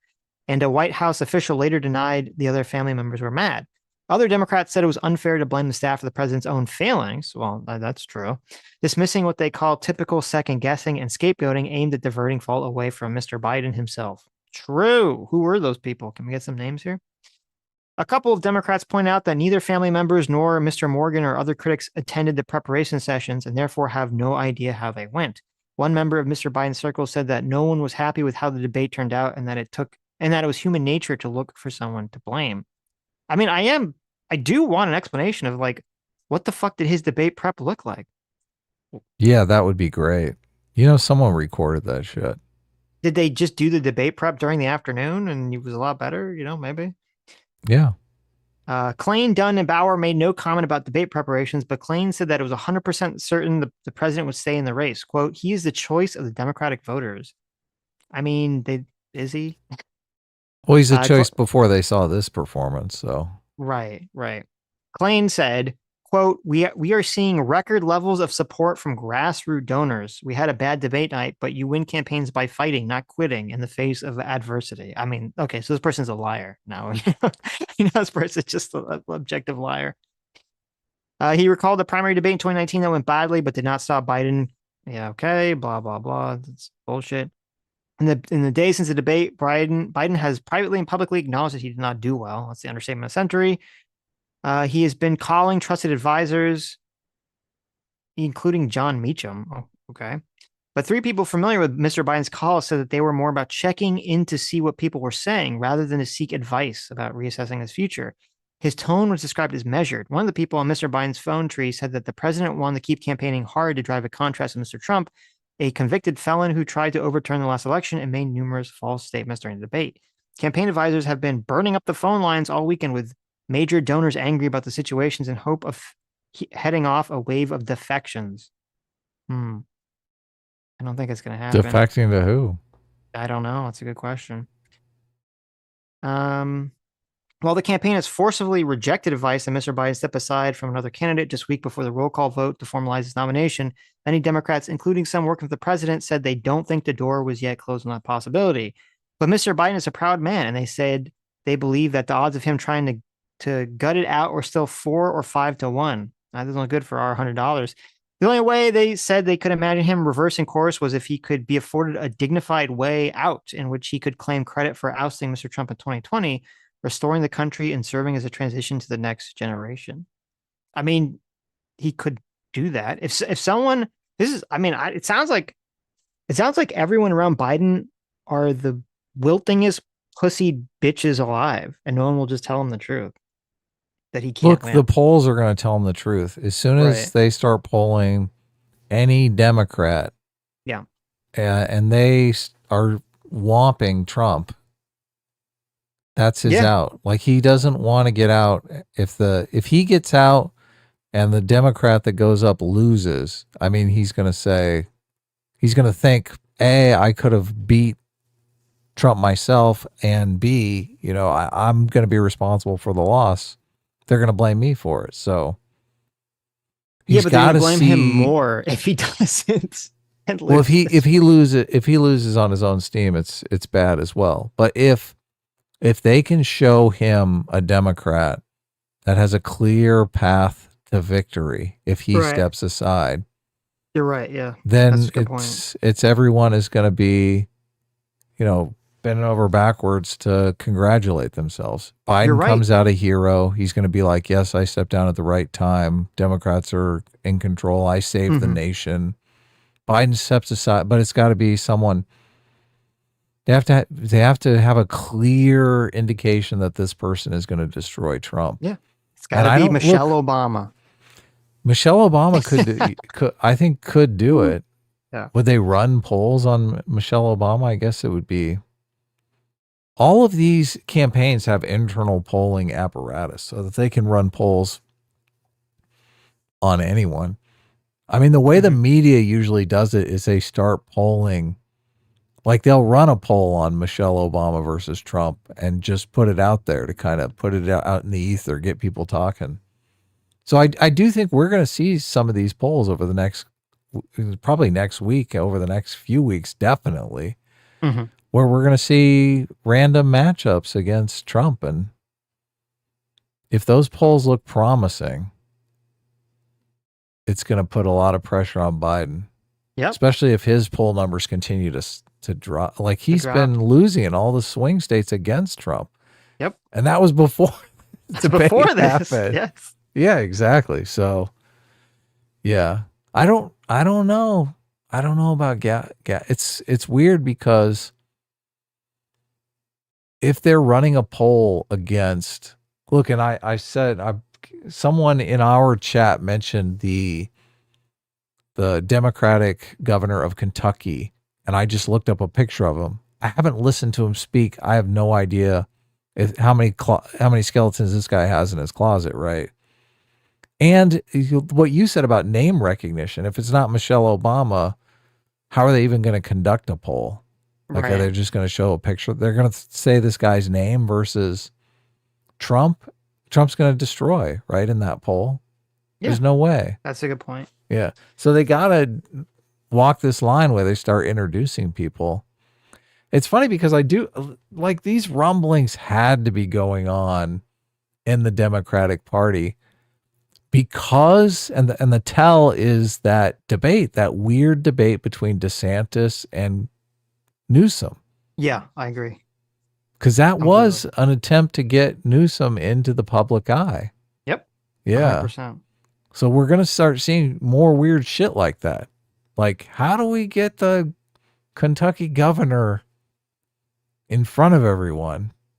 There's an interview in this video that we'll watch with talking to Newsom. And it's interesting because even though he's supporting Biden, you have to look at it from the perspective of, this is his, like, he's running against Donald Trump, right? He is, yeah. Right. And look at it from that perspective. So. Because when those polls hit, like as soon as that argument starts to materialize that Newsom can destroy Trump and the only thing standing in the way is Joe Biden, like that's going to look bad. As soon as Joe Biden is going to know, as soon as he loses, everyone is going to turn to those polls and say, well, look, you had Newsom up 10 points in every swing state. What'd you expect was going to happen, Joe? Why didn't you get out of the way? A new poll by CBS News found strong sentiment among Democratic voters for Mr. Biden, 81, to cede the way to a younger nominee. 45% of Democrats said they wanted a different candidate to take on the battle with Mr. Trump. Among voters overall, only 27% think Biden has the mental and cognitive health to serve as president, down from 35% before the debate. Well, that's pretty it was 35% before the debate. That's pretty awful. And it's down to 27% after the debate. So, I mean, I guess that's what Ezra Klein is saying, is that, like, the polls have been showing for months and months and months that voters thought Biden was too old and Democrats were just sticking their fingers in their ears going, la, la, la, la, la, la, la. Yeah, exactly. Exactly. They're like, what do you want these polls to go down to 0? Yes. Democrat allies took to Sunday talk shows to defend the president. Quote, if they weren't engaged in a little bit of hand-wringing, they wouldn't be Democrats, said Senator Ralph Warnock of Georgia on Meet the Press. But he added, quote, Joe Biden has demonstrated not over 90 minutes, but over the last 4 years, the character and mettle of the man that he is. Yeah, you're seeing all the politicians are defending him. Blowing smoke. Yes. Well, because they have to work with him, obviously. Right. Or they want to be the people who want to be subbed out are going to defend him until he, a hostile takeover isn't possible at this point. or doesn't seem like it's possible. So the people that want to sub out, they're all going to defend him until, until he drops out. Like Right. Governor Wes Moore, who's one of the people they want to sub in, of Maryland, acknowledged that Mr. Biden's age was a concern for voters. The number 81 is an important number, he said on Face the Nation, but so is watching historically low unemployment rates, and I don't think that people should lose sight of that. Mr. Moore said he would not run if Mr. Biden did drop out. Joe Biden is not going to take himself out of the race, nor should he. He has been a remarkable partner. Oh, look at that. I hate the non sequitur arguments where they're like, look, he couldn't string a sentence together, but look at our unemployment rate. Right. As if he's responsible for that. Former Speaker Nancy Pelosi dismissed talk of President Biden dropping out, saying, quote, I support the Biden-Harris ticket. She told Jen Psaki, I'm not abandoning Joe Biden right now for any speculation. The quote, right now in that comment, however, did not go unnoticed. And Democrats were still watching to see what their senior elected leaders would do, wondering whether they might intervene privately with the president despite their public comments of support. Interesting. Representative Jamie Raskin, Democrat of Maryland, acknowledged that the president's fate was uncertain. Quote, there are very honest and serious and rigorous conversations taking place at every level in our party, whether he's a candidate or someone else is a candidate. Well, at least Jamie Raskin is being honest about that, I guess. If any major discussions about the president's future were to take place with the family, too, Biden confidence said they would not happen at Camp David, where too many people outside the family might overhear. The family had already planned before the debate to spend the weekend at Camp David in part to participate in a photo shoot, with Annie Leibovitz. It was the first time the entire family has assembled in one place since Hunter Biden was convicted of federal gun charges. A senior administrative official who was not authorized to detail internal conversations said there was an ongoing debate on how the president moves forward, not about dropping out. The version of Mr. Biden that had emerged in rallies and fundraisers since Atlanta is more in line with the person his aides described, someone who's energized, empathetic, and willing to keep fighting until November. But some aides were not happy to see him relying on the teleprompter in fundraisers, a practice pushed by advisors seeking a more disciplined approach by the president, even in informal settings. One aide said that Mr. Biden had been scared away from a more informal approach in recent months. I wonder why. Yeah, because he can't think clearly. Right. He can't take off the fly questions. Right. Okay. Yeah, you're totally right on the Michelle Obama thing. Like the big challenge is name recognition. Yep. Because you got to get someone with name recognition that you can start running polls up against Trump, a matchup against Trump that is someone who realistically is considering running. Like the person needs to come out. Like if Michelle Obama came out and said, I don't want to be president, but I'll do what's right for my country. Like that's enough. Yep. That's and it's funny enough. because I heard people always been saying this, and I always said that was stupid and that would never happen and made no sense. And now I'm like, I'm convinced that makes a lot of sense now. This like the situation is just right that this weird thing could totally make sense. I don't think it's going to happen by and by. I don't think it's going to happen. Well, and if she said something like that, if she did some kind of press conference and said something like that, then if the polling comes back abysmal, which I don't see why it would, but she can say, look, I never really want to be president anyway. She's got, like, she can completely back away slowly. Well, what they would do is they would have, if they wanted to float this idea seriously, I don't think she'd come out. Someone else would come out and start pushing for her. One of these big name pundit people will start pushing for her.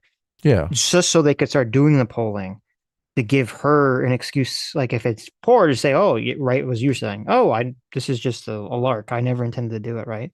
But if the polling comes back good, suddenly, Yeah. She's like basically drafted. Yeah. Right. Yeah, no, I don't. This is the kind of thing that it will take for us to win our $100. So we're going to be looking for it very closely. Be watching out with eagle eyes. So when the CBS poll said, should Biden be running for president? This is after the debate. In February of this year, now this is very stark. Okay. February in this year, 64% of people that CBS polled said Biden should run for president. Okay. Right. Now, after the debate, it's 54%. It's dropped 10 points already. Right. And of the people that said that he should not, 46% said he should not. 86% of him said his age. That was the top answer. Right. So Still, I think that over- number is just going to go down and down and down. But yeah, we'll see, I guess. still over 50%, still a majority. So I'm surprised. I am so surprised, yeah. But this is among Democrat registered voters. Oh, okay. Well, it's I'm sorry, I Democrats. should Never say that mind. again. 54% Democrats said, but 46 said he shouldn't, though. That's a huge, huge blow. Yeah. Okay, let's get back to this clip here. David plump Plouffe, man. thank you. I know you're going to be continuing to talk to people in Democratic politics over the course of the night. We'll bring you back as you learn more. We appreciate it. It is in this first ever TV debate between a sitting president came out of the gate with an unexpectedly weak voice, a voice that at times made what he was saying hard to discern. The campaign said it was the result of a cold, but he did seem to sort of falter several times early on in terms of trying to speak in a way that could be heard and in terms of trying to speak to time as those red lights, flashing red lights and solid red lights came on to stop him as the rules of the debate indicated 2 minute and 1 minute, 2 minute and 1 minute segment.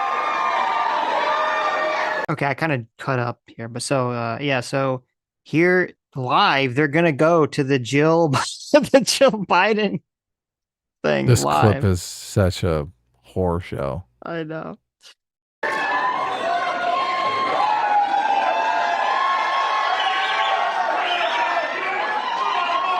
Biden looking for any sort of guidance from his chief his chief ally here. Right.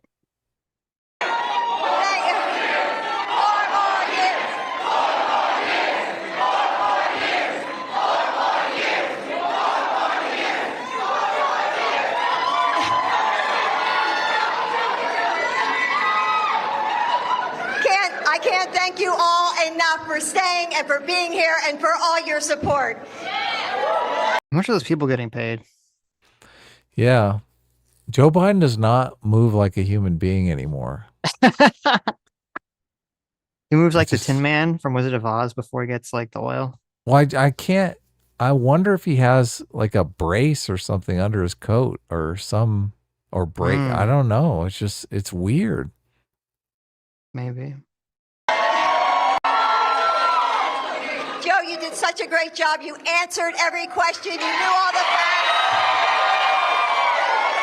And let me ask the crowd, what did Trump do? Lie! Like to me, this shows, if you're gonna make the argument that, oh, listen, Jill's gonna run everything, like she's an idiot. The fact that she asked him, you answered every question. That she's so stupid to say those words after that performance, like he's like a 5-year-old. It's just, she's an idiot too. It looks like she's running the country. I mean, it does. Yeah. It looks like she's in charge here. She's his personal handler, and she makes all the decisions. This is kind of a group hypnosis here. They all know the answer to this. What does Trump do? Lie, win all the time. Right. It's like, ugh. Yes. Hey, knock it off. You press the button. You press it. I'm not. Okay, I'll press it. No button. Yes. So, Joe, I'm going to hand it over to you because we have such a great group of supporters here. So thank you all for coming. Thank you. Appreciate it. You've been here the whole time. I see it. I see that in the patch here. Look, folks, I shouldn't say this, but my brother always uses lines from movies. There was a famous movie by John Wayne, and he's working for the Northern military, trying to get the Apaches back in the reservation. And they were lying like hell to him. And they're all sitting on a bluff.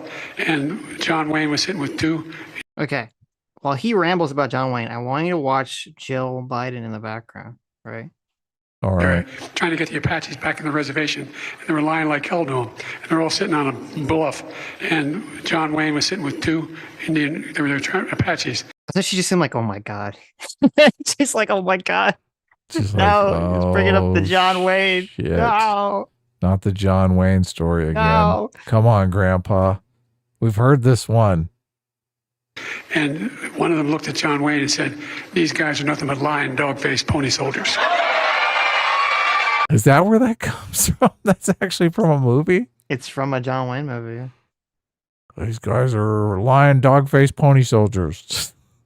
Wait a minute. Whoa. What just happened? I don't know. The Northern military. I'm going to watch something here. I have a conspiracy. Okay. I'm watching Joe Biden. Jill is stressed. Jill is totally stressed. She's like, oh my God. He's malfunctioning. I'm watching because it's like she's behind him. And then I'm wondering if she's seeing the crowd. Yeah. I'm wondering if she moves into his line of sight to signal that he needs to like end the story. I just had this. Okay, let's see. Oh, really? Trying to get the Apaches back in the reservation. And they were lying like hell to them. And they're all sitting on a bluff. And John Wayne was sitting with two Apaches. And one of them looked at John Wayne and said, "These guys are nothing but lying, dog-faced pony soldiers." I don't know. I think I'm just being conspiracy right here. I don't think he could. No. She did. She totally did. She stepped think aside. She kind of tried to get in front of him. She looked at him like, "Look at me, Joe. Look at me, Joe. You're losing it." Yeah, but do you think he noticed? I didn't No, like he didn't. noticed He didn't notice at all. But she was Right. like, "Oh, thank God, he made it past the." He got there on his own. Yeah, exactly. Thank God he ended it. Now, if we would have seen Jill, Jill mouth the words "dog-faced pony soldier," then we would know for sure, right? Look, folks, what's going to happen over the next couple of days is they're going to be out there fact checking all the things he said. I can't think of one thing he said that was true. No, I'm not being facetious. But look, we're going to beat this guy. We need to beat this guy. And I need you in order to beat him. You're the people I'm running for. God, politics is so substanceless now. It's so demoralizing. Yeah. He's a liar. That's why we're running. He says he's going to be the retribution for his supporters. You are the reason why America's as good as we are. We're the finest nation in the whole damn world. No one's close. Nobody's close. So let's keep going. See you at the next one. God love you all. Heading to North Carolina. All right. Thank you. I want to go home with you. Thank you. President Biden, this has just been I mean, you heard his voice and his energy there and his cadence there, a world away from what you just heard on the debate stage. Yeah. That Joe Biden would have killed in that debate. But the Joe Biden that we saw on the debate stage was about 90% more soft-spoken than that, and in a monotone when you could discern him. I will say, President Biden, my opinion, very much. What's the promise? Why? And we really need to see him, be off script and have a conversation with someone, because it's like, is this all it's easy for him to throw platitudes maybe right in front of a crowd that's scripted, or there's a teleprompter or something, and in a debate that was he couldn't do that. Yeah, that's the difference between an actor who's memorized the script and is doing a performance over someone who's actually having a real-time interaction with somebody. Right. Look at that pause. Oh, yeah. Seemed to warm up through the 90 minutes of the debate, and clearly beyond, where we saw him right there. He was vintage Joe Biden. His opponent, former President Donald Trump, you saw President Biden there criticizing him as having lied in every answer.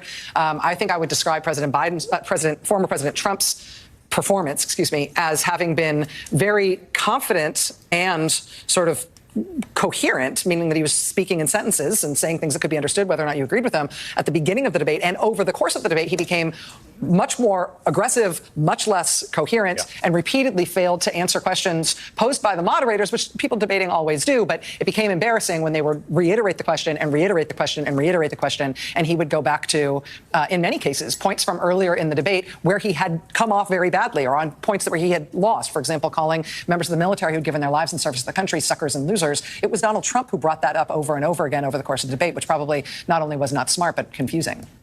Of course, as we've been saying, the only question that matters is how did it affect, if at all, voters who tuned in and are still trying to make a decision. I mean, Trump brought it up to say that it was a lie, that Joe Biden was a liar, and that he never said that. and it was just completely debunked in the media, and he was lying. Yeah, but Donald Trump's crazy. I just the whole idea that he said crazy word mouth sounds. the whole idea that he brought something up to defend himself. You don't know why he brought it up. Come on, you dumbass. He brought it up to defend himself because he says it's untrue, right? Mm-hmm. Yeah, but it's crazy. You don't understand. It's craziness. Because some undisclosed source said that it was true. No, that's so the way they always frame it with Trump. Like, it's crazy that he said this thing. It's like, I mean, is it? Like, I don't know. Yeah, it's not. You're exactly right. It's not Yeah. crazy at all. It makes complete sense. He wasn't answering the questions because he was going back to these accusations against him and countering them. Right. Some say they wish he would have done that better, like more precisely, especially on the Charlottesville stuff and on the Social Security. The fact checker came out and said that he supports Social Security. Like, why didn't you just say he supports Social Security? Mm-hmm. I'm glad, Chris Hayes, yes, sorry. Well, I didn't want to cut you off, but I just wanted to jump off on what you said about the Trump line of this, because I do think, like, David Plouffe makes a good point. Trump is sort of priced in. We all know what he sounds like. He sounded like Trump, and he got Trumpier as the evening went on. Mm-hmm. He was relatively sort of modulated and concise and succinct in the beginning, and then he got way Trumpier. And to Pluff's point also, like, it is a really important thing to remember, because there's this sort of aura around Donald Trump's mystical political appeal that he is unlikable and repellent to voters. And that shtick, which is the kind of sledgehammer, petulant, self-aggrandizing, self-obsessed. You asked me about fentanyl. Let me tell you something about me. Yeah. You asked me about childcare. Let me tell you something about me. That voters don't like that. There is a reason that he lost the popular vote the first time that he ran for president against Hillary Clinton, that he lost the second time he ran by a much larger margin and lost the election. This self-obsessed argument is totally going to come back and bite him in the ass, because the more cognitive decline we see in Biden and his unwillingness to step aside, you make the exact same argument about it. Self-obsessed. 100%. Self-obsessed. Yeah. Yep.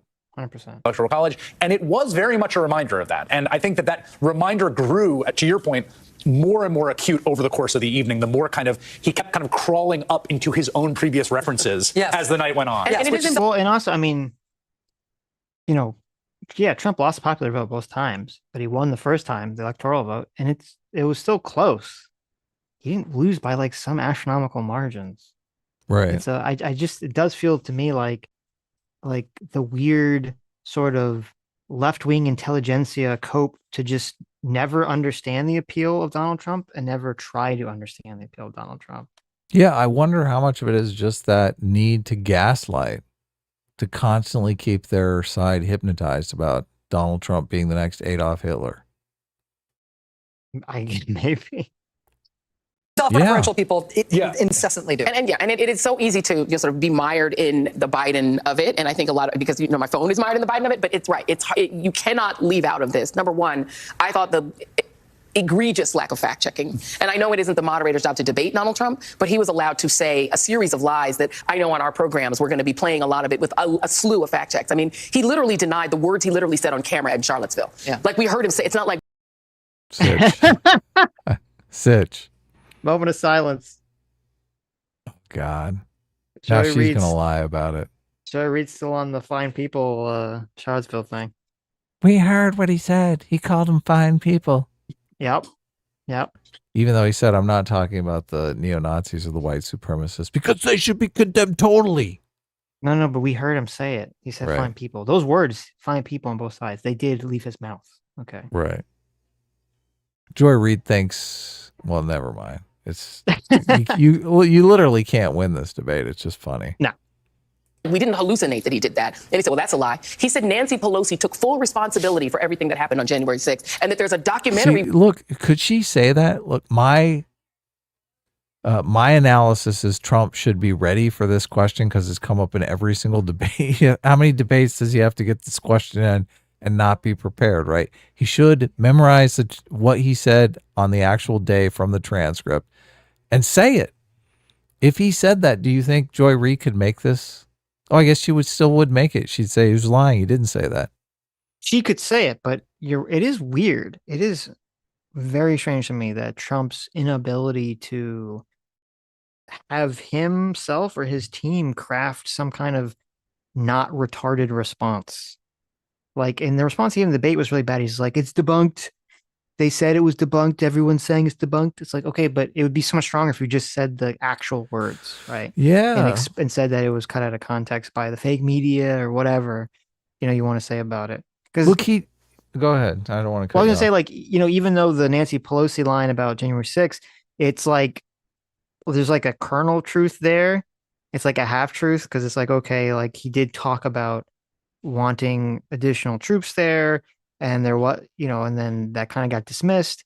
And there was, that clip of Nancy Pelosi saying that, she felt some responsibility for, security. Like, so there's like a half truth there. So even if it's not fully truth, it's still like it's a strategically good thing for him to say, right? Yeah, look, as opposed to the fine people thing. Yeah, he doesn't even have to memorize the lines. He's done this before. Do you remember the CNN town hall where she brought up January 6th, and he makes a big show? He pulls out, he's got the transcript of January 6th. He's like, look, I didn't want to have to do this, but I knew I'd have to do it. And he fucking reads from what he said on January 6th. He reads from the transcript.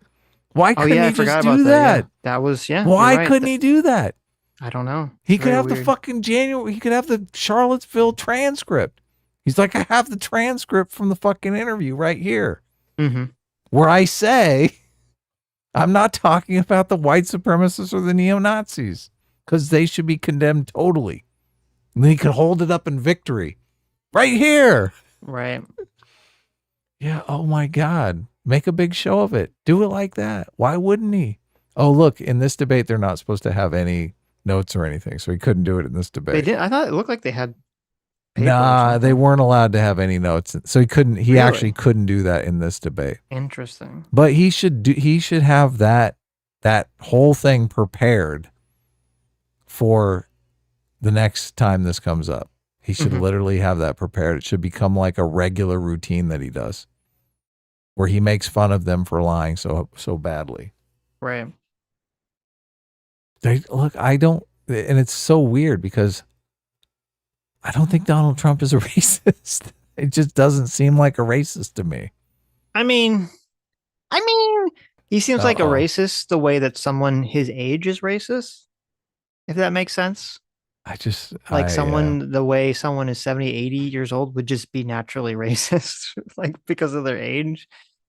I don't think he's like extra racist. I mean, he did do that weird thing, and I didn't realize that he'd done it multiple times. He called Biden a Palestinian, and he calls Chuck Schumer a Palestinian, which is a weird comment to make. I think that's losing. I don't think it's a good idea for him to say like, oh, he's a Palestinian now. It's like, well, remember, you're supposed to be on the anti-Hamas, not killing innocent Palestinian train, Donald. Remember that. It's like.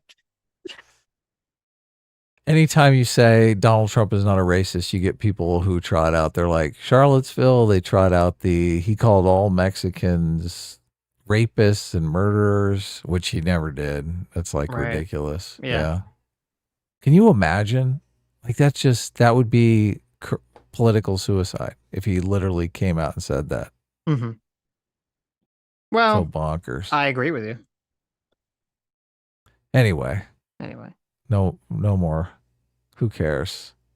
Video, he pointed us to where we can get the fact check by saying that, oh yeah, her daughter made a documentary. I think she makes a documentary. That's where she said it was her fault. Oh no, we're just going to pull the documentary, man. Like people didn't. We've seen the footage. It's Nancy Pelosi desperately trying to get somebody to come defend the Capitol because Trump won't. Right. Because Trump sicked his mob of supporters on the Capitol. They came to the Capitol with weapons and zip ties, and Nancy Pelosi and Chuck Schumer and other members of Congress were trying to get forces to come to the Capitol to defend it, despite the fact that Trump wasn't bringing them in. And I'm going to give Biden one line he did get. When he said he had the morals of an alley cat. Yeah. Now that was an old guy move that I actually could respect. Yes. Like that was like a thing that only an old guy would say. Like, you got the morals of an alley cat. He did get one good line, and so I'm going to give Biden that credit. Dude, that's the worst, most cringe line ever. I can't believe she's like complimenting that line. I mean, listen, Joy's in like full cope. She's grabbing for like she's on a boat and it's sinking, and she's looking for any life preserver. She's like, listen, this rowboat here, like it looks like it's going to sink at any minute, but I'm going to jump on this alley cat, right? Yeah, if the narrative is you're too old, definitely start quoting John Wayne movies and using old fucking euphemisms. Right. Yes, from like the 1950s, Yeah. Ridiculous. Thing saying that, I think the conversation will quickly move to what happens now, because not a single one of us knows how the voters experience this. It was like covering the trial. Nobody had any idea how. They thought that line was so good, they literally put in the chyron. Yet the morals of an alley Oh cat. my God. This is the elitism talking here, right here. This is the disconnect, yeah. None of us have any cons. All of us, we're going to eat caviar tonight. None of us know how the plebs viewed this performance. Right. We must wait for the polls to come in before we can speak intelligently about.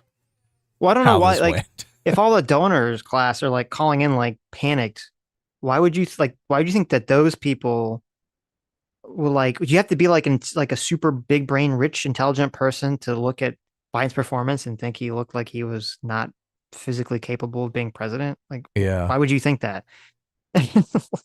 Yeah, no, this is cope. This is total cope. Well, maybe other people didn't notice. They got distracted. Jangly keys like appeared on screen and started jangling in the middle of the debate, you know? Yeah. No, everyone noticed. It's pretty obvious.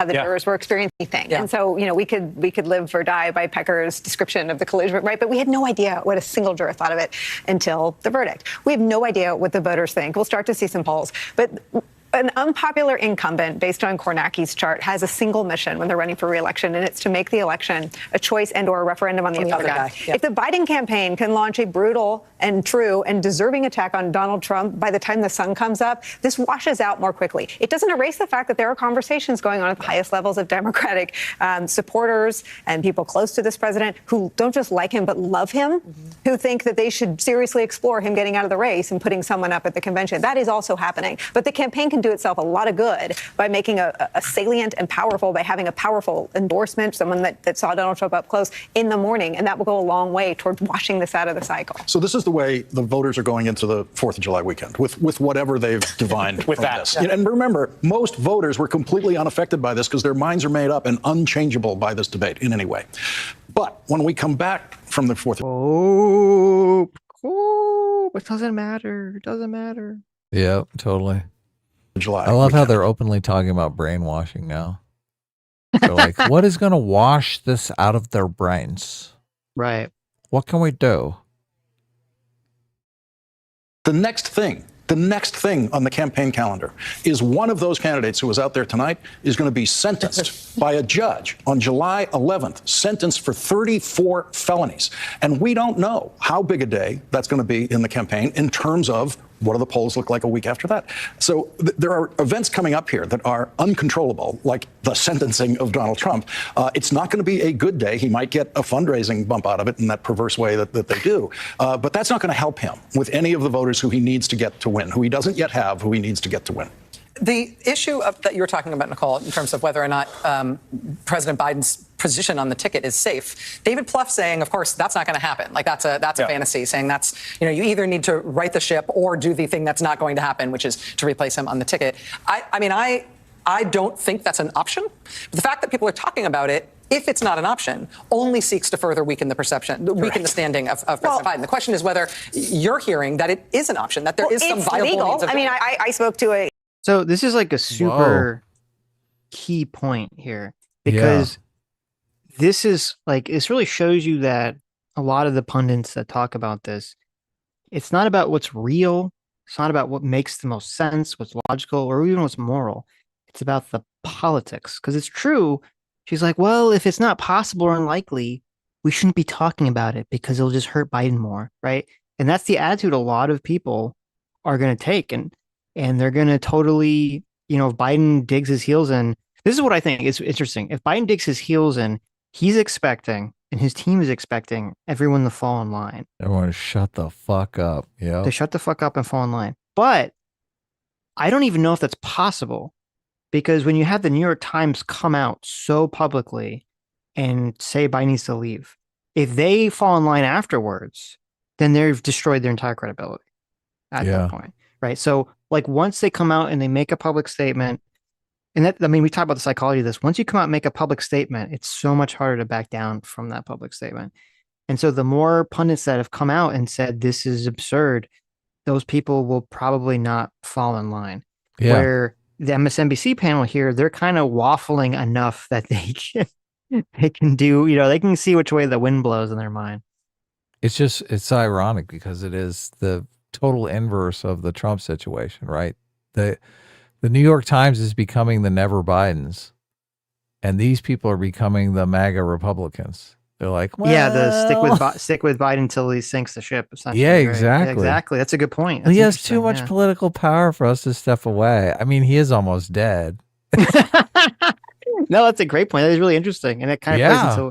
into what Ezra Klein was saying, which is so weird. I never thought I'd look to say Ezra Klein is like saying very smart, intelligent, interesting things, which is that, the Democrats as a party from a strategic perspective needs to grow a fucking spine.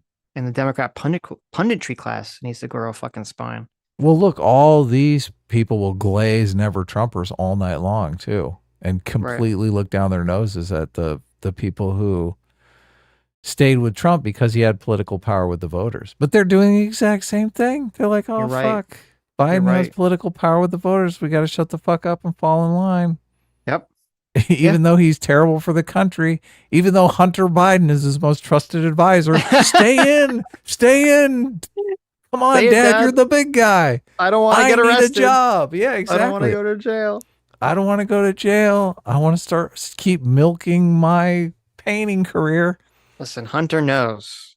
Hunter I know. knows They all that know. if Biden quits, Oh, that it's over Michelle for him. Obama is going to throw his ex-wife as the head of the DOJ, and she's going to nail Hunter to the wall. Okay, Hunter knows what's going to happen. Yeah. Jill knows what's going to happen. She might have to go back to a private practice. There you go. Election lawyer, it is she's legal, set and the for way life. it happens is Joe Biden releases his delegates ahead of the convention, and you can't do it on the first vote, but I think on the second vote they can go somewhere else. So it is legal. It is possible. And I think when people say it won't happen, it's because they think Joe Biden would never do it for the reasons Joy already articulated. He's the only person who beat Trump. And he believes, and he has some reason to believe this, that he's the only one who can. And to Well, that's the thing you got to disabuse him of, and polling will disabuse him of that. And I hope we Yeah. see it pretty soon here, so I can send a screenshot of it to Phil Labonte. That's what I really want to do. You want? Okay. Oh, look at this.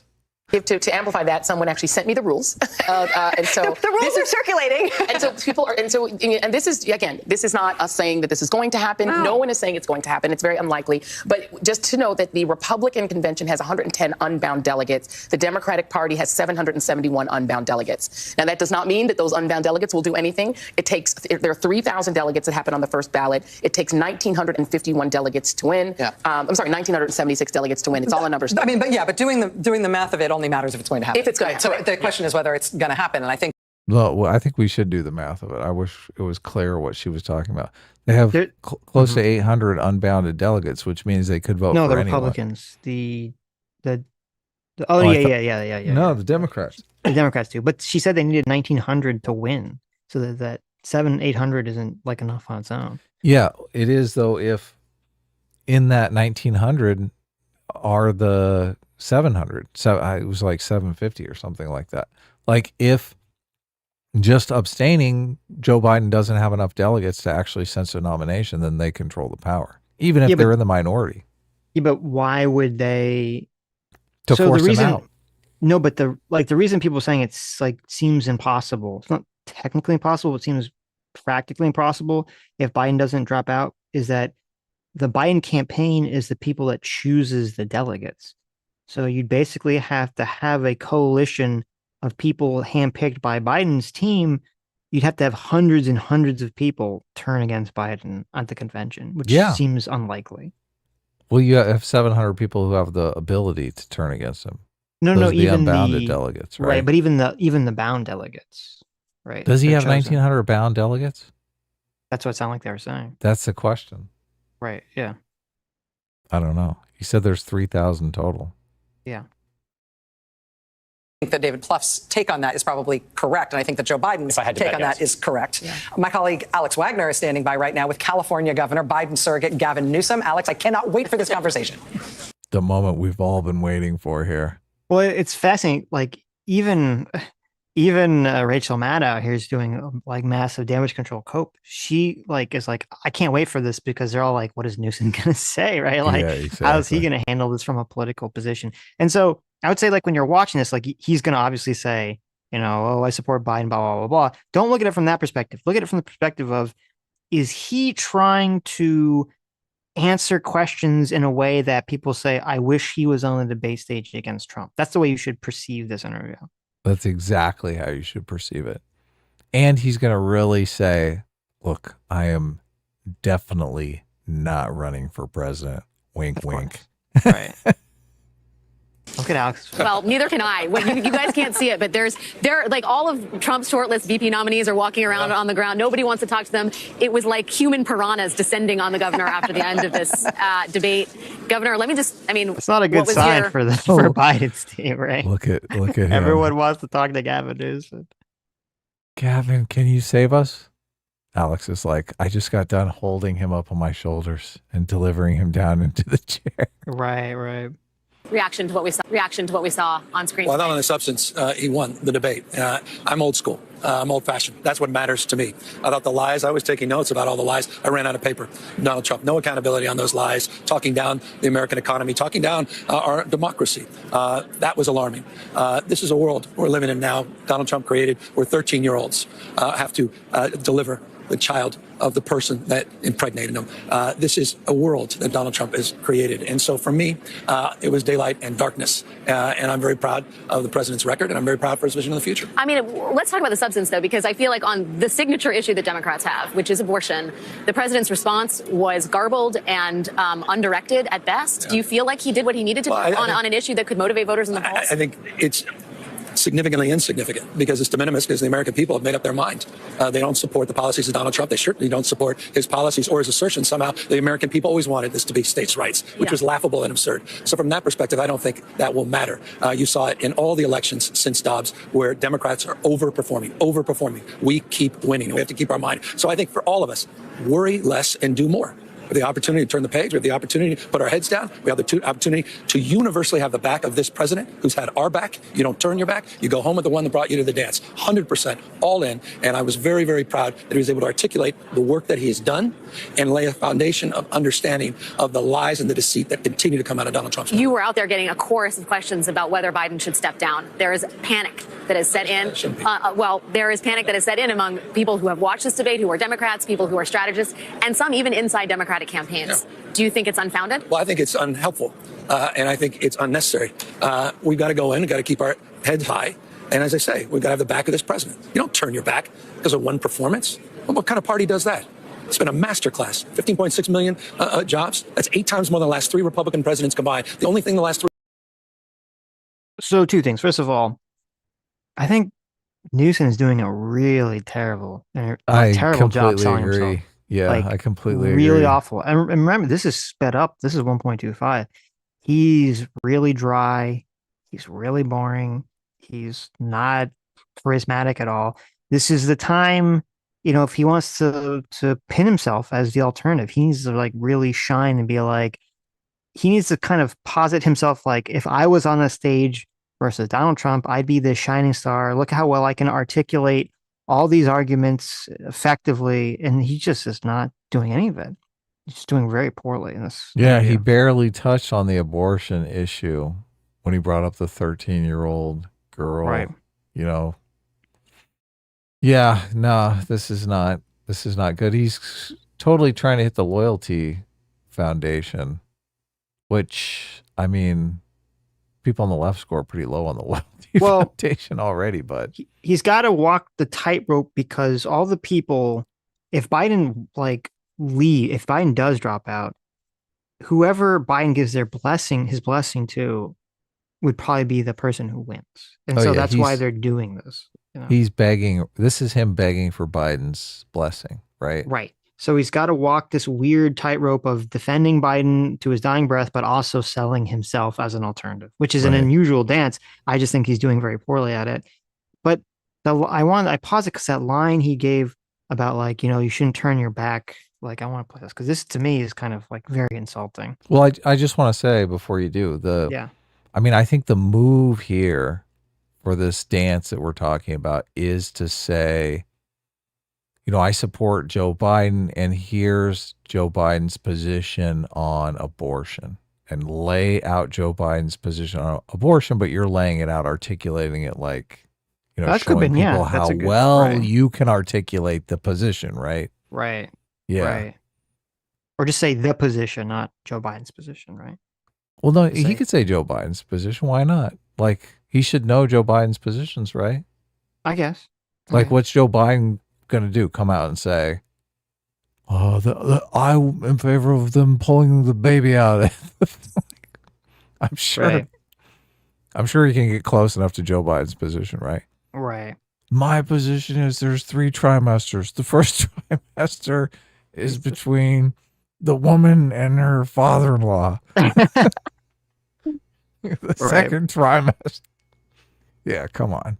God, he's so bad in the debate. I know. Yeah. Performance?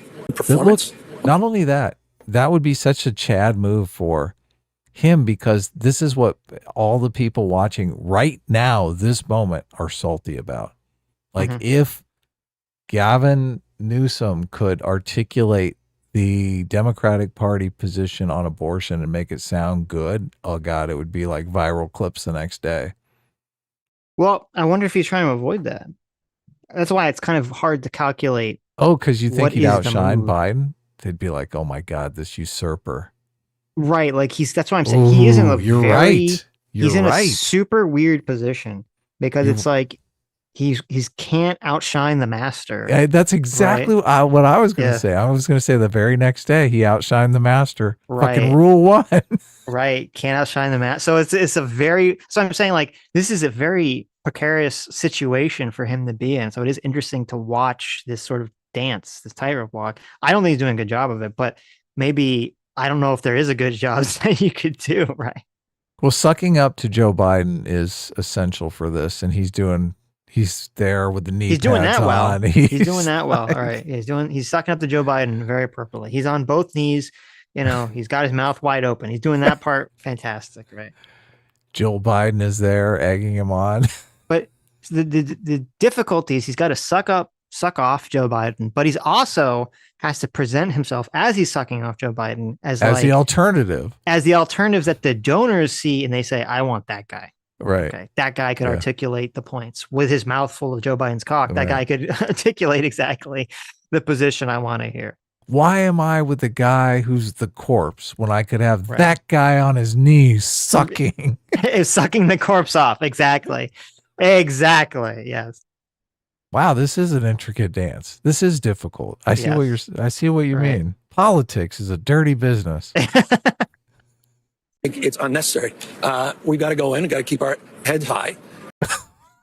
Oh my God. I mean, we were just talking about we gotta go down low with our head high. Okay. Sometimes you just got to go in there with your head high, right? Close your eyes and oh my God. I can't believe that was perform. And as I say, we got to have the back of this president. You got to reach around to the backside of the president. Yes. Turn your back because of one performance. You don't turn your back because of one performance. No, okay? you bend over because of one performance, right? He's got a little performance anxiety. That's fine. Right. I'm here to help. What kind of party does that? It's been a masterclass. What kind of party is this? This is kind of an insane thing. I know we're having fun here, but this is kind of an insane thing what he's saying. He's saying the party, what kind of party turns their back because of one performance? This isn't a question of turning your back because of one performance. Oh, yeah. This is a question of turning your back and saying, oh, this guy is literally does not have the physical, mental capabilities to be president, and the people surrounding him all lied to us about it. Okay. Yeah. And the president serves at the pleasure of the people, not the other way around. The party is not. Yeah, the party is not supposed to be the slave to the fucking president. The party is supposed to be an apparatus which chooses a viable candidate for the people to represent the people that the people want. And the people would not have fucking chose this man in a primary if they knew that this was where he was at. So I think it's like totally fucking insane for him to say this. But, he's trying to suck off the corpse. So I guess. The founding fathers this is why they were skeptical of party power. Yeah. Yeah.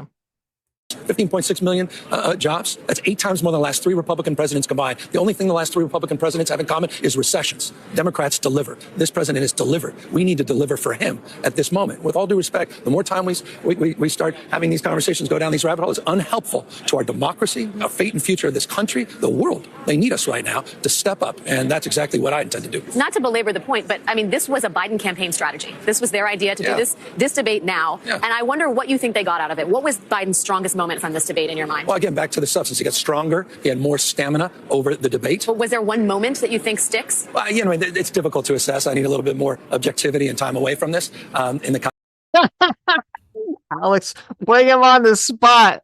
Well, what specifically did he say that you were like really that was good? Shut the fuck up, Alex. You're ruining it. You're ruining my performance, okay? I'm trying to suck off this corpse. Stop distracting me. Yeah, exactly. Context of trying to pick those moments. But look, at the bottom line is this was an opportunity to sort of distill the essence of what this campaign's about. You're hearing the messaging from the campaign distilled down what that key message is. Turn the page. Go to North Carolina tomorrow. We'll get out there on the road. The surrogates need to step up. We need to step in to support this grassroots effort all across the United States. We need to raise money, and we need to understand what's at stake if we don't.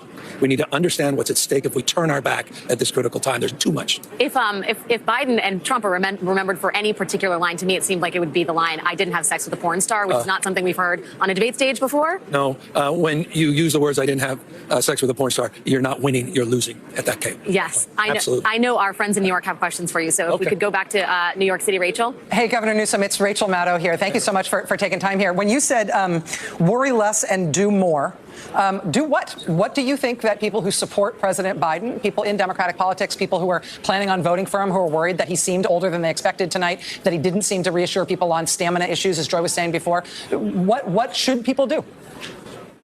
We'll talk about what he has done and what he's done recently, what he's delivered in bipartisan, unprecedented legislation, an infrastructure bill, the CHIPS and Science Act, the work that he's done across a spectrum of issues to deliver for the American people, and the vision he's laid out for the future, and contrast that, not just lifting up those issues, but contrast that and drive that contrast of the dystopian vision that Donald Trump has to the future. It's a binary choice at the end of the day. And so we've got to drive that contrast even harder. And Trump didn't make that better tonight because he continued the lies and the grievances and the retribution and the language that no one else wants to see moving forward. He's all about the past, American reverse. He wants to bring us back to a pre-1960s world. Voting rights, civil rights, LGBTQ rights, women's rights, access to abortion, access to contraception. That's what we need to talk about. That's what's on the ballot. Democracy, the fate and future of this country, for that matter, alliances around the world. We need to buck up and focus on what's at stake and not navel gaze and not look back. You look forward. It's always about tomorrow. Everything's about tomorrow.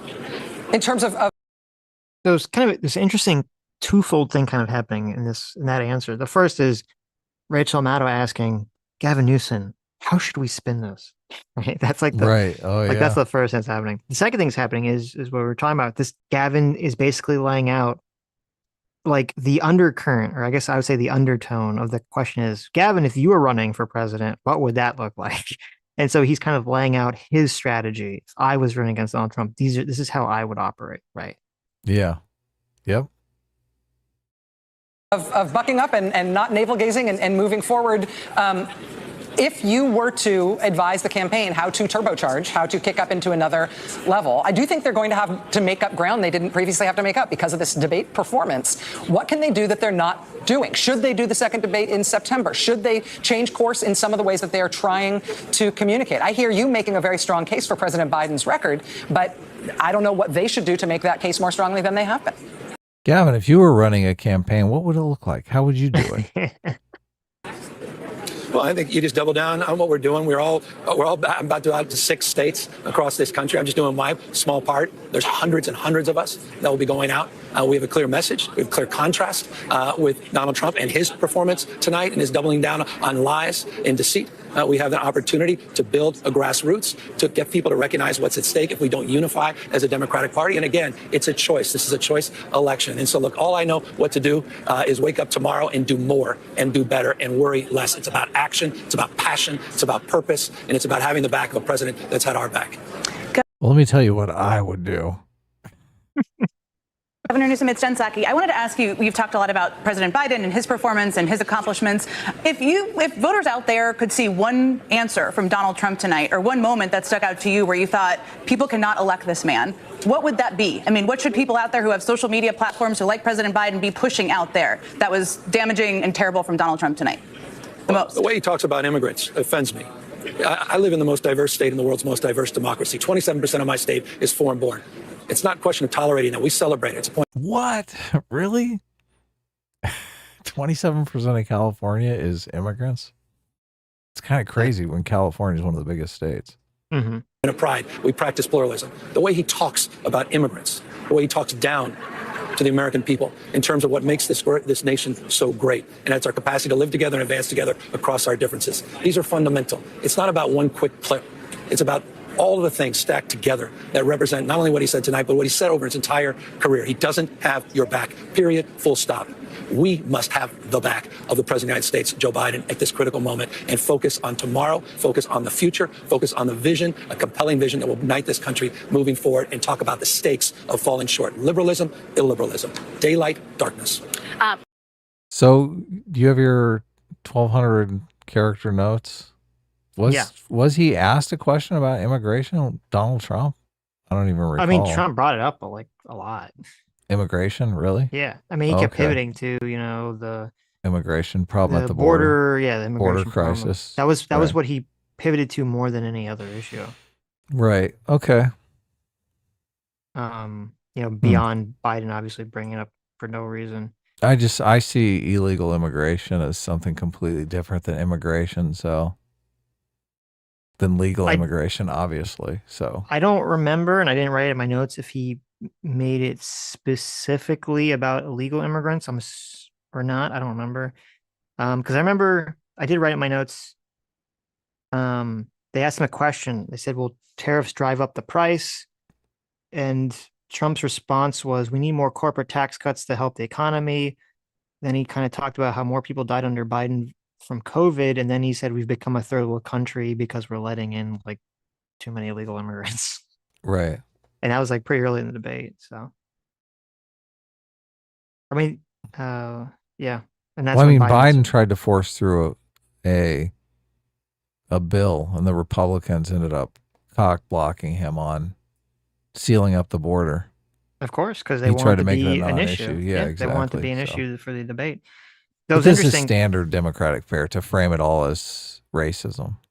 Sure. And then it was interesting because she asked specifically Trump, what would he do? Would he try to deport every illegal immigrant? And Trump actually didn't answer that question at all. Oh, interesting. He talked about how he killed al-Baghdadi and the other guy. Right. And how we're living in a rat's nest. We have no border anymore. Then he talked about migrant crime. Half his base wants him to deport everyone, so he can't really come out and say. But he didn't say yes. He didn't say. Because he wants the independence. He wants both. He wants his base who wants everyone deported. He wants the independents who don't want everyone deported. Right. Then he brought up again when they asked him. They said, "What do you say to black voters that are disappointed?" And after Biden talked, Trump said, "They're disappointed because of inflation. It's killing Black and Hispanic families. They can't buy food and groceries anymore. Biden caused it." He said the Green New Scam, which I thought was hilarious. It was like a funny tag. And he said Biden's big kill, which was interesting, that language. He said Biden's big kill on Black people is immigrants taking Black jobs and Hispanic jobs. Wow. And a lot of people got mad about that because they're like, what is a Black job? Right. Mm-hmm. Oh, and also it's kind of interesting. He's like, the Hispanic immigrants are taking the Hispanic jobs. It's kind of like that. I don't know. What does that mean? So, I mean, that was Bernie Sanders' old position. So it was. Then Trump said, let's see. Then they talked about keeping Social Security solvent. And he said, "I've dealt with politicians my whole life. I've never seen anyone lie like Biden." He brought up the laptop, Russia, Ukraine. He brought up the losers and suckers quote. And then at the end of it, when he finally got back to Social Security, he said, Biden is destroying Social Security because there's too many illegal immigrants. Oh, okay. So I don't know. It's kind of interesting. And then Biden's response to that was that our economy is the best because of immigrants, which I don't think was a good strategy, but so. But yeah, no, he pivoted to immigrants like a lot in that conversation, in that debate. So Well, I think all Gavin said was it offended him. So. yeah, well, they're always going to frame the immigrant thing as a racism. Like they're always going to do that. So yeah, I think it's a losing proposition. yeah, I think it's better. And actually, Biden kind of tried to do it, though. Obviously, he's too enfeebled to do it. It's just that they tried to pass a pretty strong immigration bill, and the Republicans, they didn't want it because they want it to be a campaign issue for Trump. Well, Biden can't bring that up because he did. Framing it. Did he? I thought he did. I don't think he brought up the bill. bill? He might have. He might have said the bill that they killed, but I'm just saying strategically they paint themselves into a corner. If anytime you talk about immigration, it's a racism, and then all of a sudden you're dealing with immigration, obviously part of your base is going to be peeled off and say, well, now you're racist. Yeah, that is true. And that is the difficulty of doing it. He did bring it up. I didn't write down the exact context. So I don't remember, but he did bring it up. Biden did. Yeah, Biden brought it up. Sweet. Governor, I am sensing a frustration with the format of this debate, the reductivist nature of the debate, the sort of carnival-like atmosphere of the debate, and a desire to get back to the essence of the issues and the choice ahead for the American public. Yeah. Having said that, there is another debate scheduled. Yeah. Do you think that Joe Biden should participate in it? Absolutely. I mean, we've all had those nights. All of us, not one person watching, hasn't had those nights. Gavin does move strangely. I mean, he kind of moves like a bird. Yeah, he has a very bad presence. Yeah, it's not a good movement. It's more like a used car salesman type. Yeah, it's somewhere between a bird, a used car salesman, and an American Psycho. It's not a good, not a good trifecta. I don't think it's very presidential to bob and weave your head around like that. Well, to be fair, it is sped up slightly, but I agree. Well, we've not all been in presidential debates. But it's not about debates. You have good moments, you have bad moments. You wake up the next day, you dust it off, and you move forward. It's all about resiliency. That's what the American people are about. That's what the American economy is about. That's what Joe Biden's been about his entire life. I've seen this over and over, this movie before. Oh, Joe Biden should pack it up in the primaries. He's got no chance after Iowa. He never gives up. He's never giving up, fighting for us, fighting for democracy, our future, kids, our grandkids. So we've got to have his back in this respect. And yeah, I hope he does come back. And I hope he is back on the stage in another debate. Absolutely. Well, if he is, I'm sure we're going to want to talk to you after. Cardiac arrest, stroke. He never gives up. never. I mean, he's still going. It's just so weird because again, it's like the president's supposed to have your back, right? Like this whole framing of it, like, well, you should have Biden's back. It's like what? Yeah. That one too, Governor. I know you have a busy day job. Thank you for your time tonight. We really, very, very deeply appreciate it. It's great to be with you. Thanks. Back to you, Rachel. Thanks. Alex Wagner with California Governor Gavin Newsom. Many thanks to you both. Jen Psaki's joined us here at the table. Jen, I mean, this could be like a DeSantis situation because a lot of people were like anointing DeSantis as he's the one that's going to save us from Trump, right? Yeah, and then it didn't. Gavin could come in and be like, "Oh no, another DeSantis! Holy shit!" He's smart. He knows not to. That's what he's afraid of. He totally, yeah. He thinks he's set up for the win in 2028. Right. But I mean, the same thing's going to happen in 2028. That, like, if he can't pull like DeSantis, if he's just not charismatic enough. Mm-hmm. Yeah. No, but also, again, especially now, it's too late. Biden has to, of his own volition, drop out essentially. Yeah. And so you got to suck off the corpse. He's not going to do it though until someone presents a reasonable argument that they could actually beat Trump. What's your reaction to the debate, and what are you hearing from people you've been talking to over the course of the night? Well, She was a press secretary for Biden, right? She was. Right.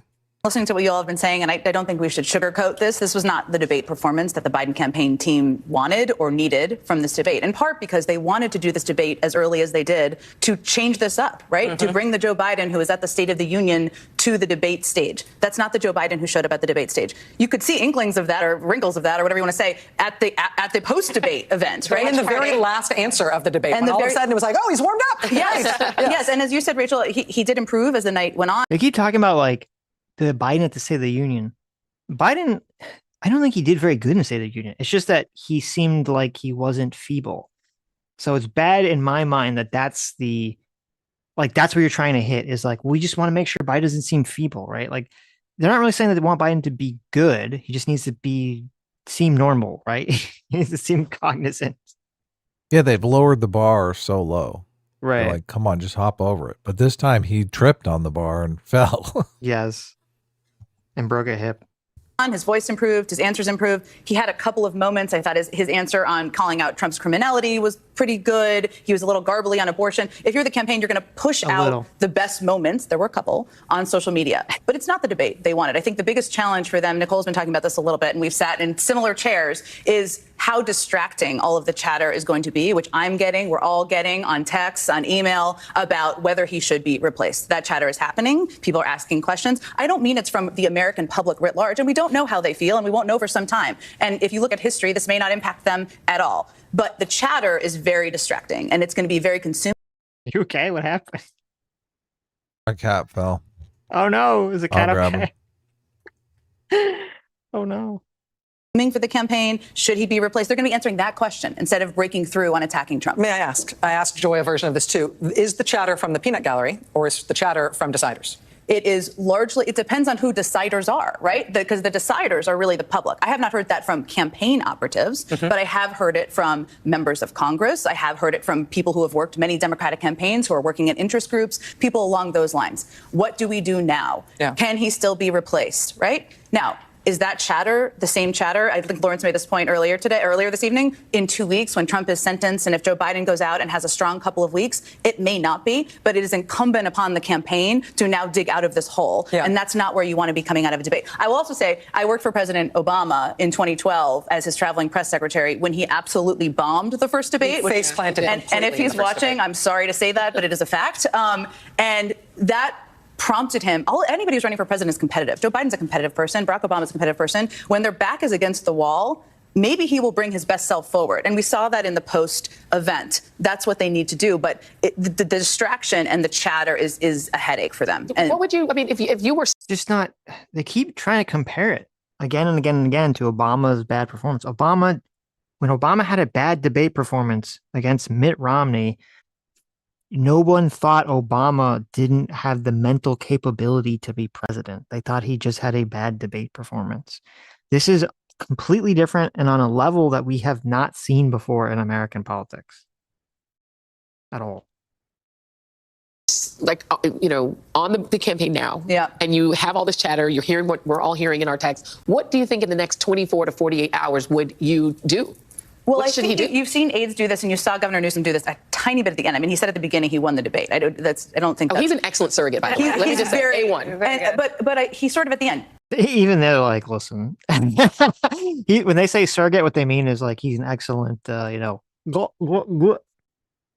People have bad nights. It was not a good night for Joe Biden, right? I mean, he was great after. He was good at the State of the Union, but it wasn't a good debate performance. You acknowledge that. You let people take a little air out of the balloon. You're not living in la-la land. It wasn't a great debate.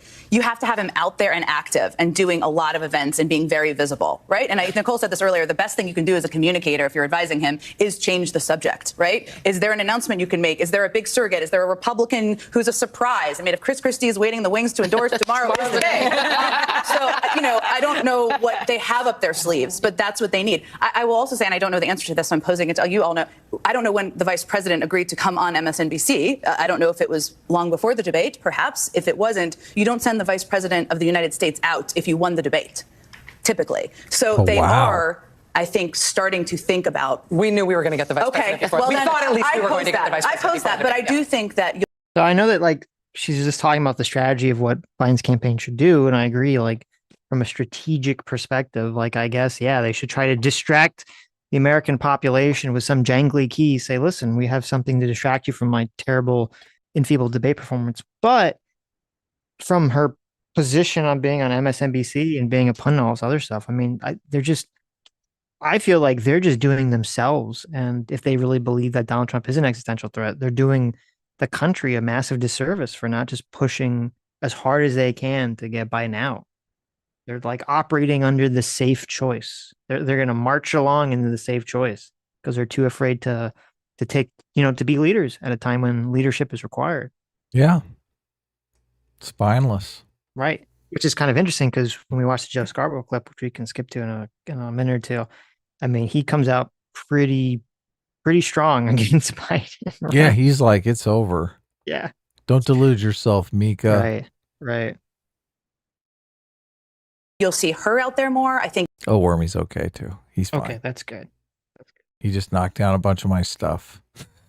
You should see him out there more, and they need people like Governor Newsom and Gretchen Whitmer and Wes Moore and all these people out on the airwaves. That's what they need. On the vice president question, though, obviously the most important role of the vice president is to be the understudy in the case of the worst for the president. And so we haven't spoken with Vice President Harris yet. She's due to be joining us soon. I mean, putting her out on debate night also makes people think about her replacing Joe Biden. Well, that's interesting because I do think when people chatter about replacing him, they don't always mention Vice President Harris, and they should. I mean, she's the Vice President of the United States, right? She is first in line, but people think about a brokered convention and what that might look like, right? And so I also think it's important for the campaign and for the Biden team to show that she is absolutely with him and has his back and believes he has what it takes to be president. So that outweighs the notion of she could replace him, I think, and how you weigh it on a campaign. She's first in line if he dies, not in a brokered convention, though. She's not first in line. Right? And inside the campaign, who says what to the candidate about this debate? That's such a good question, Lawrence. And I know because you've done these meetings. It's like you never want to be the person. I will say I remember in 2012 when President Obama bombed that debate that he wasn't aware he bombed the debate, right? And They never are. They never are. That's true. They're in the moment. And Wait, he did not know that he bombed out against Romney? He did not know he bombed out against Romney. Wow. David Plouffe, who was just on the air earlier, and David Axelrod, two of the closest advisors, were the ones who went and told him he bombed the debate. He didn't watch it for a couple of days, and then he knew I did not do well in the debate. He gave one of the best, and I was traveling with him all the time, he gave one of the best performances at a rally the next day in Colorado that he gave the entire year. Because, again, they're competitive people. I would say in this moment, it is probably a combination of Mike Donilon and Steve Ricchetti, perhaps, Ron Klain, of course, who are conveying directly to him how that debate performance went and where it goes from here. Doing the debate this early. They got to gingerly tell him, hey, look, you screwed up bad. Okay, let's jump ahead to Morning Joe. Or actually, no, before we get to Morning Joe, there is kind of an interesting interview with Claire McCaskill we should watch. Let's jump ahead to that. Why are you jumping ahead? Because, I don't know, we don't need all this stuff. It's repetitive after a while.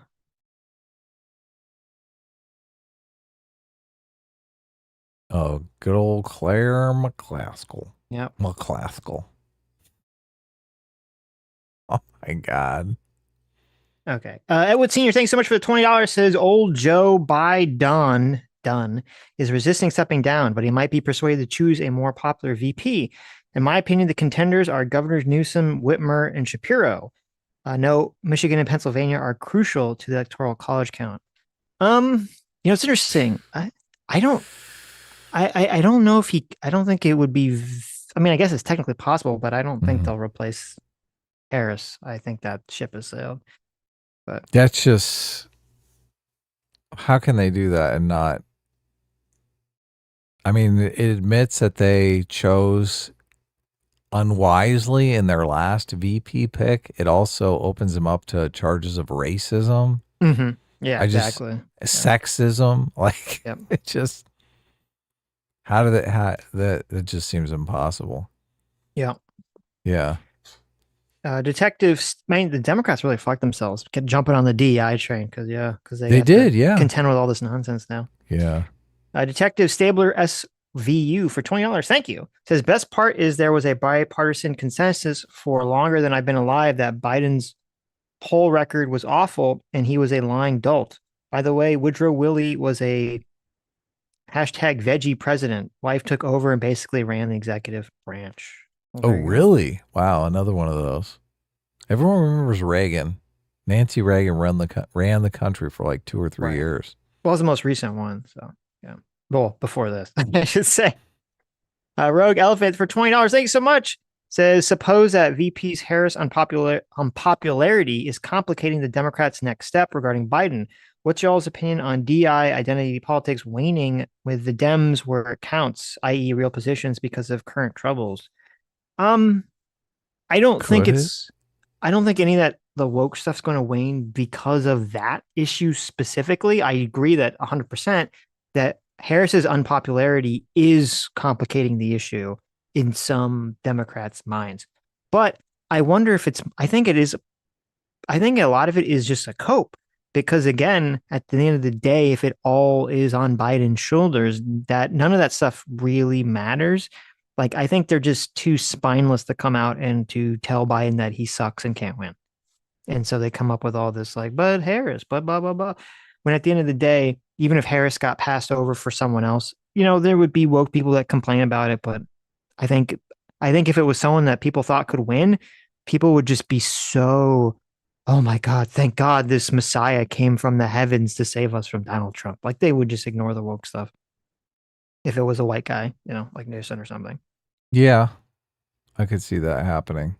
It'd have to be carefully laid out so they would avoid the charges of racism. I don't think the representation stuff is going anywhere. I just think, they'll be wiser about picking someone like Harris, who is completely unlikable, but they're still going to try to put anyone who checks the right boxes into positions of power. They're just going to be like, oh, they need to at least be likable. Right. Look, obviously. Yeah. Yeah. And there are obviously people like that out there. So they just screwed up with Harris. Neocon Sitch for $20. Thank you so much. Says Nate the lawyer has a good video about how the responsibility for the lack of security lies with Pelosi and the DC mayor. Trump still sucks for doing nothing immediately, but there's blame to go around. Yeah, I've seen that video, and that is completely true.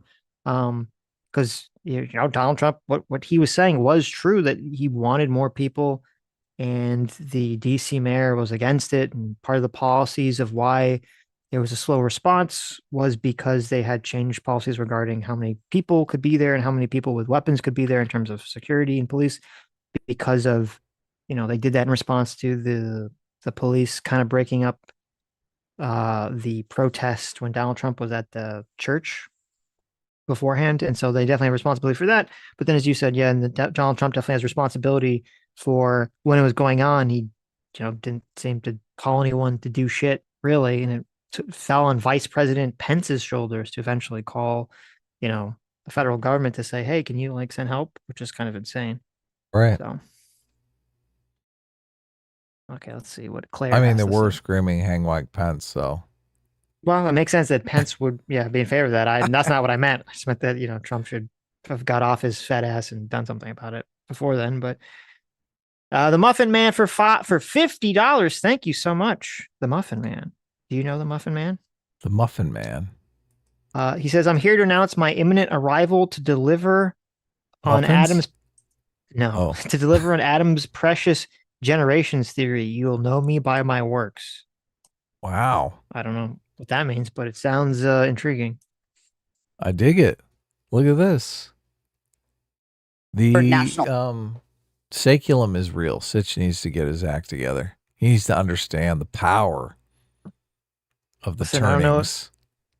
When you talk about the saculum being real, it makes me think this has something to do with gay sex. The saculum. Yeah, it sounds gross.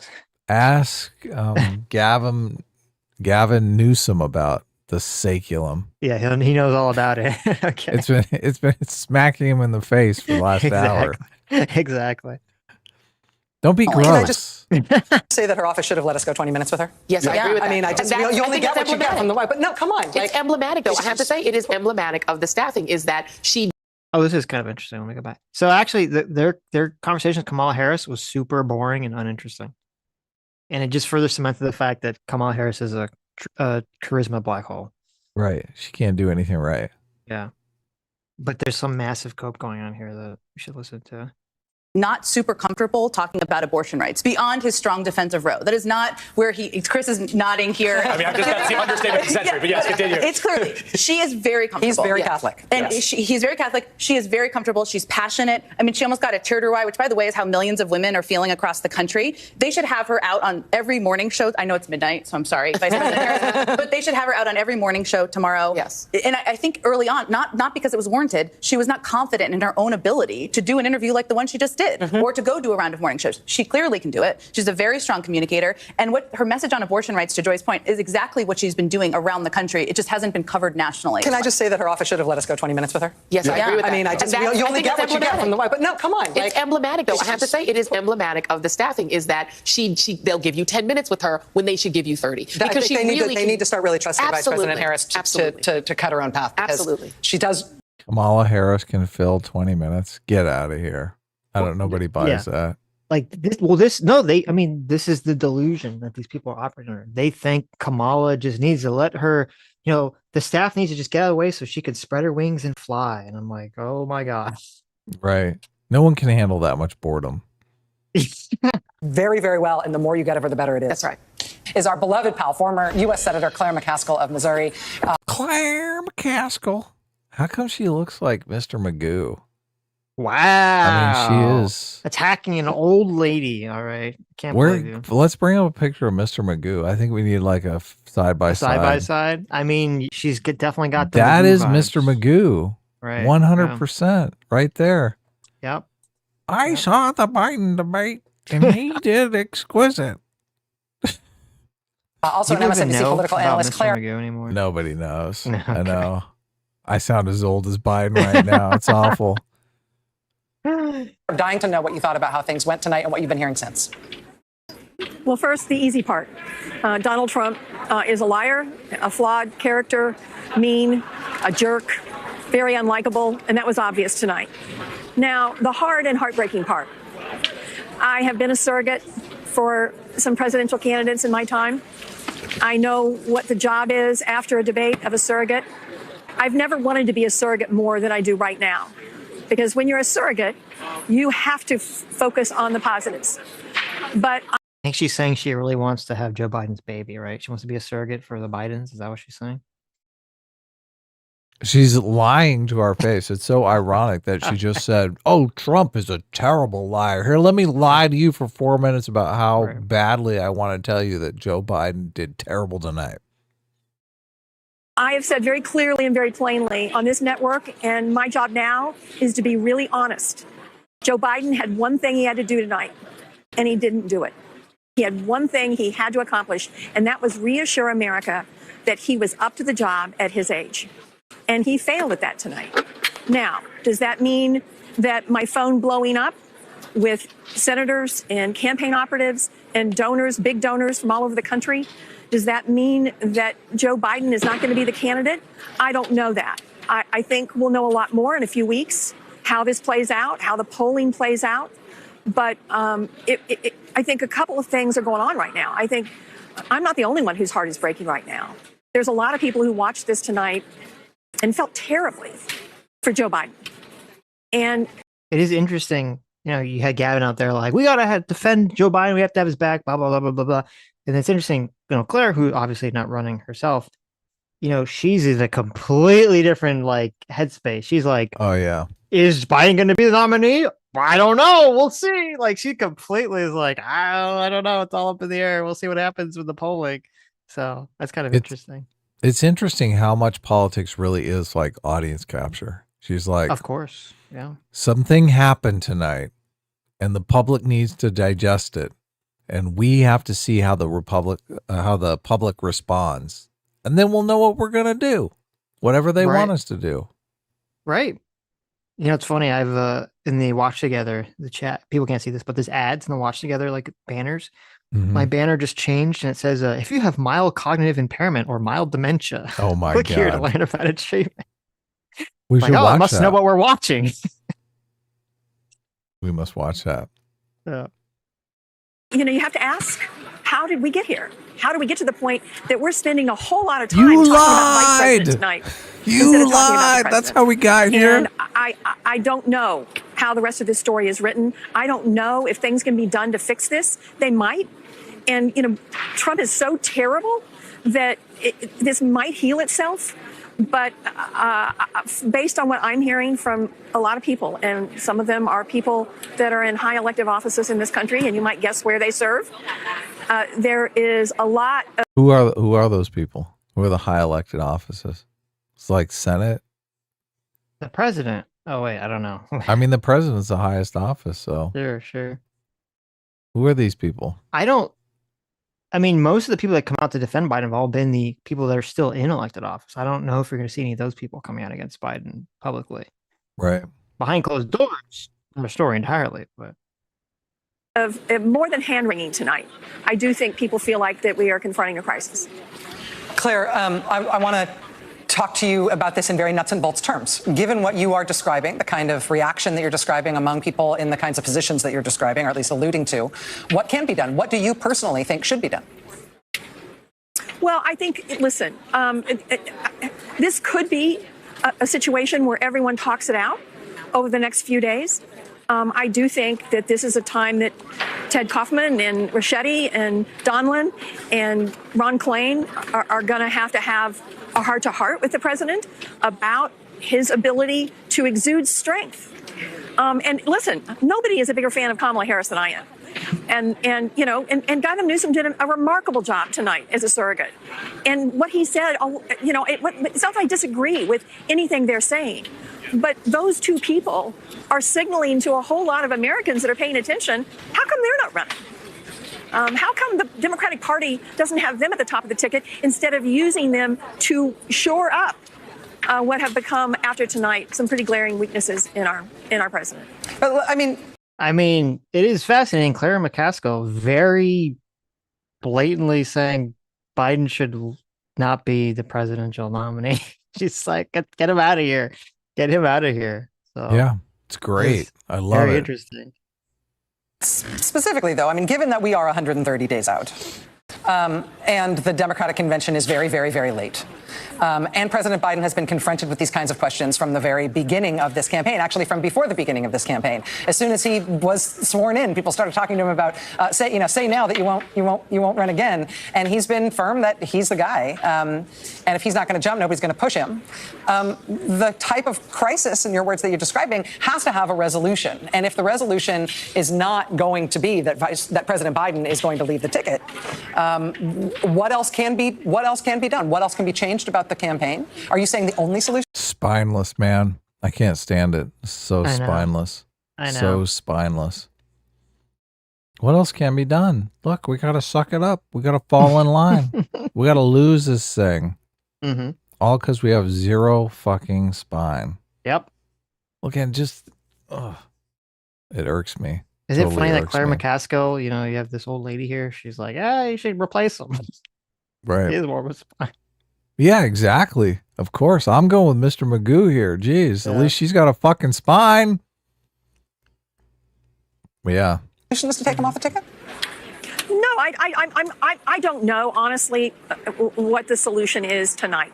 I know how this felt tonight. It felt like a gut punch to most people in this country who are paying close attention and know how dangerous Donald Trump is to all the values that we hold dear.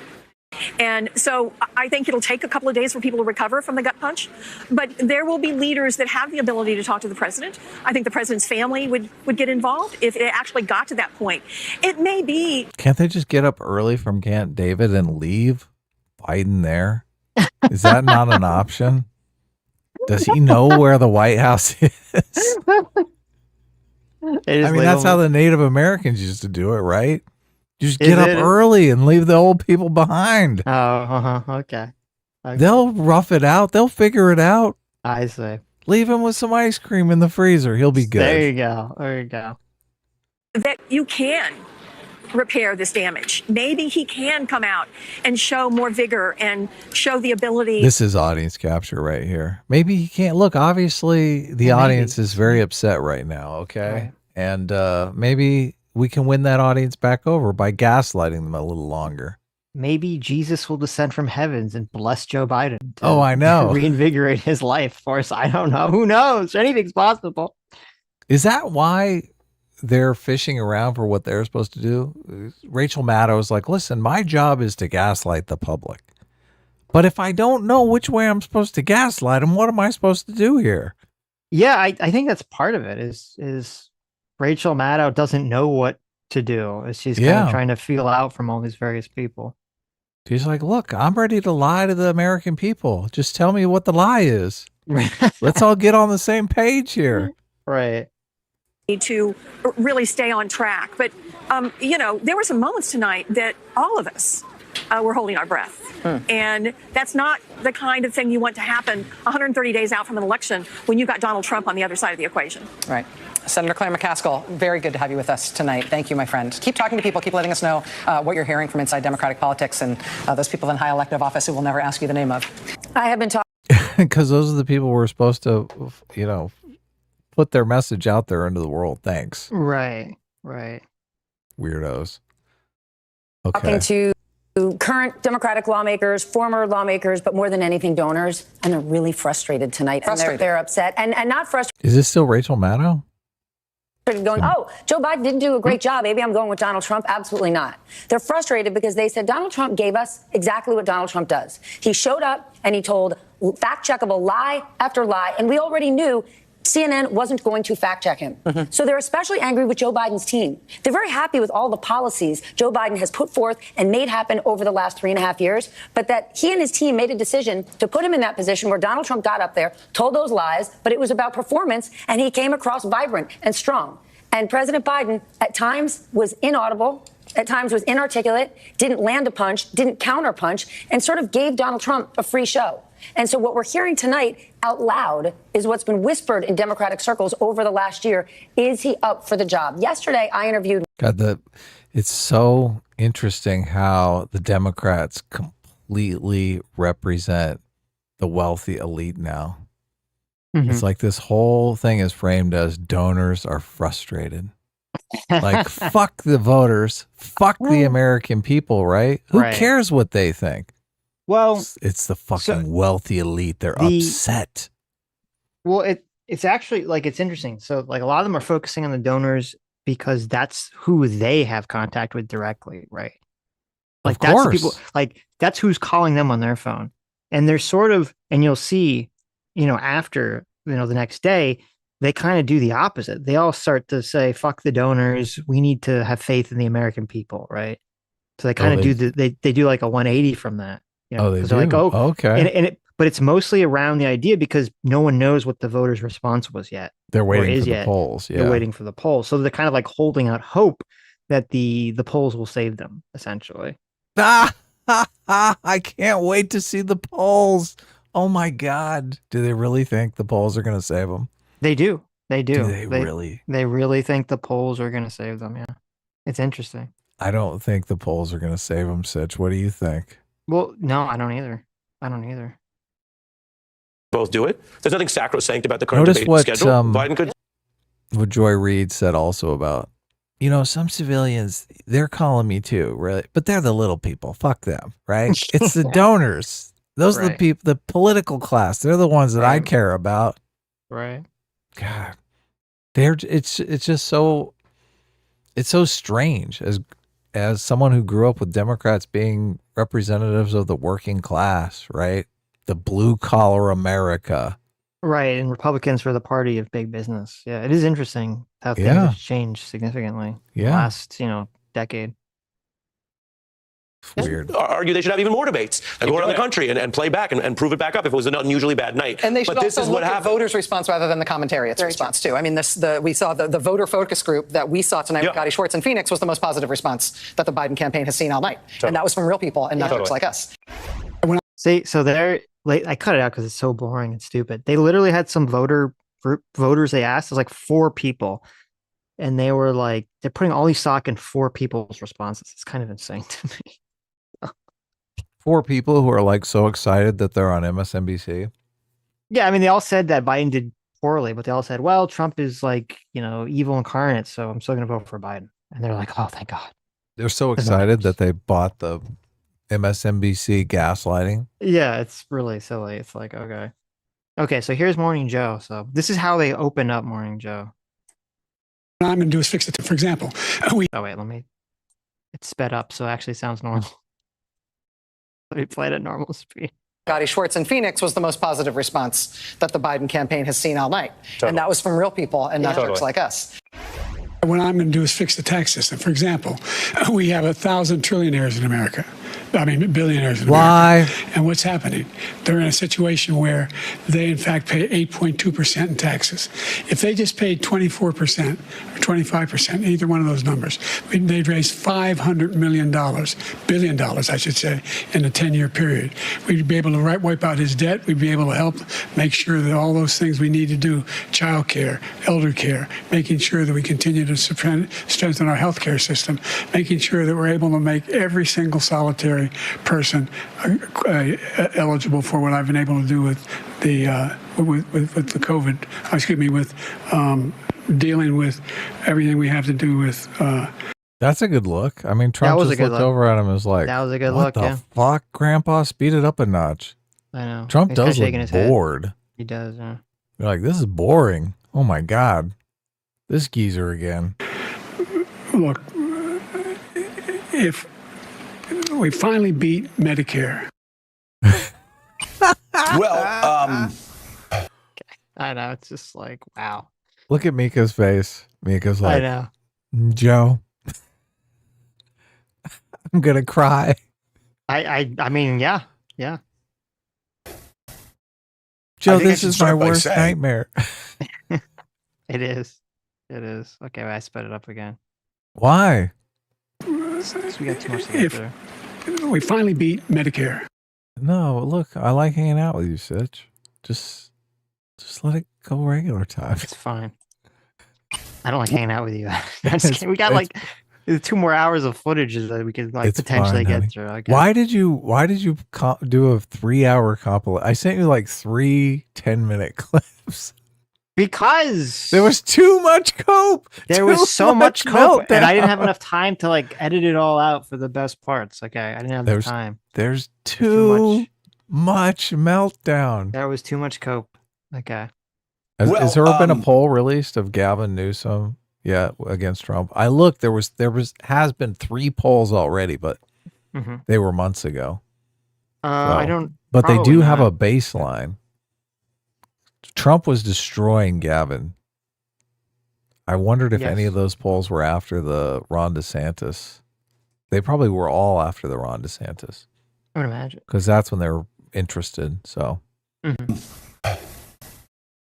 think I should start by saying, without any apologies, that I love Joe Biden and Jill, and I will gladly debate anybody, anytime, any place, anywhere, over the issue of whether Joe Biden has been the most effective president in passing bipartisan legislation, in expanding NATO, in responding to the rising threat coming from China, by flexing America's strength around China, by having the strongest economy in the world, bar none, the strongest economy actually relative to the rest of the world in 50, 60, 70 years, the strongest dollar in half a century. We love Joe. He's amazing. Don't mention inflation. Strongest military relative to the rest of the world, I would argue, and many others would argue, since 1945. I think his presidency has been an unqualified success. If, however, you believe, as do I, and as do so many people who watch this program, that the president should not have dementia. And who fear just how dark of a place a second Donald Trump term will take America, then I think it's critical that we ask the same questions about this man I love, respect, and whose public service in saving this country from Donald Trump over the last 3.5 years I honor and always will. I think we have to ask the same questions of him that we've asked of Donald Trump since 2016, and that is, if he were CEO and he turned in a performance like that, would any corporation in America, any Fortune 500 corporation in America, keep him on as CEO. If this were Donald Trump, time and time again, we talked about the Goldwater. Where's the Barry Goldwater? To walk over and tell Richard Nixon it was over, to tell Donald Trump it was over. And now the question is, do Democrats need to do the same thing of Joe Biden? I mean, these are hard questions, but the fact is, friends, failure is just not an option. In 2024, failure is not an option. So who I love, who I respect, who I revere for their work and their duty to service over their lifetime really is not relevant. It's not relevant for any of us. It's not relevant for Democratic leaders. It's not relevant for anyone. The question is, we know Joe Biden can govern. And again, I'll debate that issue with anyone and I will win. I will destroy anybody that wants to debate Joe Biden's record over the past 3.5 years. He can run the White House. He can run the country effectively, despite the barrage of lies that constantly come at him, like Donald Trump's lies last night. But can he run for president in 2024? Donald Trump lied over and over and over and over again. And Joe Biden couldn't respond to any of those lies. In fact, as the New York Times said, he spent much of the night with his mouth agape and his eyes darting back and forth. He couldn't fact check anything Donald Trump said. And not only that, he missed one layup after another after another. He couldn't respond effectively to Donald Trump trying to overthrow American democracy on January 6th. He couldn't respond effectively to Donald Trump's continued stream of lies about his own record. And he couldn't even respond effectively on the issue of abortion, where for some reason he darted wildly to the issue of immigration. And on immigration, as I said yesterday morning, any Democrat that can't turn to their Republican opponent and blast them for killing the strongest, toughest border bill in the history of America, drafted by a right-wing senator from Oklahoma, may not be up to the job. And he's doing better than Gavin Newsom did. Jesus. I know. Why is he not running for president? It is kind of funny. Yeah, he's coming out as like the strongest person here. So look, finally, someone with a spine here. Well, he hasn't unequivocally said, "Look, we got to get rid of Joe Biden. Joe Biden is an albatross around our necks." Sounds that to me, it's pretty clear. He keeps pulling his punches. It keeps stopping short. Right. It sounds like he's going to say, "I'm going to tell you unequivocally that Joe Biden did a horrible job, but President Trump is still a liar." Right. He's got to say unequivocally, Joe Biden needs to go. Right. That's what I keep listening for, but it's not coming. So that's the question. I know people are waiting and say, oh, and David Plouffe, I know people are waiting for me to say Joe Biden's got to go. Great respect for David Plouffe. He said we need to wait 3 or 4 days because Donald Trump really turned off swing voters in a lot of focus groups once they saw him again. And that makes a lot of sense. But the door was opened so many times. This race should not be close. See, this is a question. They've deluded themselves so many times. Like they deluded themselves on Trump even winning the election. Yes. Like they can find 4 people that will make them delude themselves into starting to think that Joe Biden actually won this debate.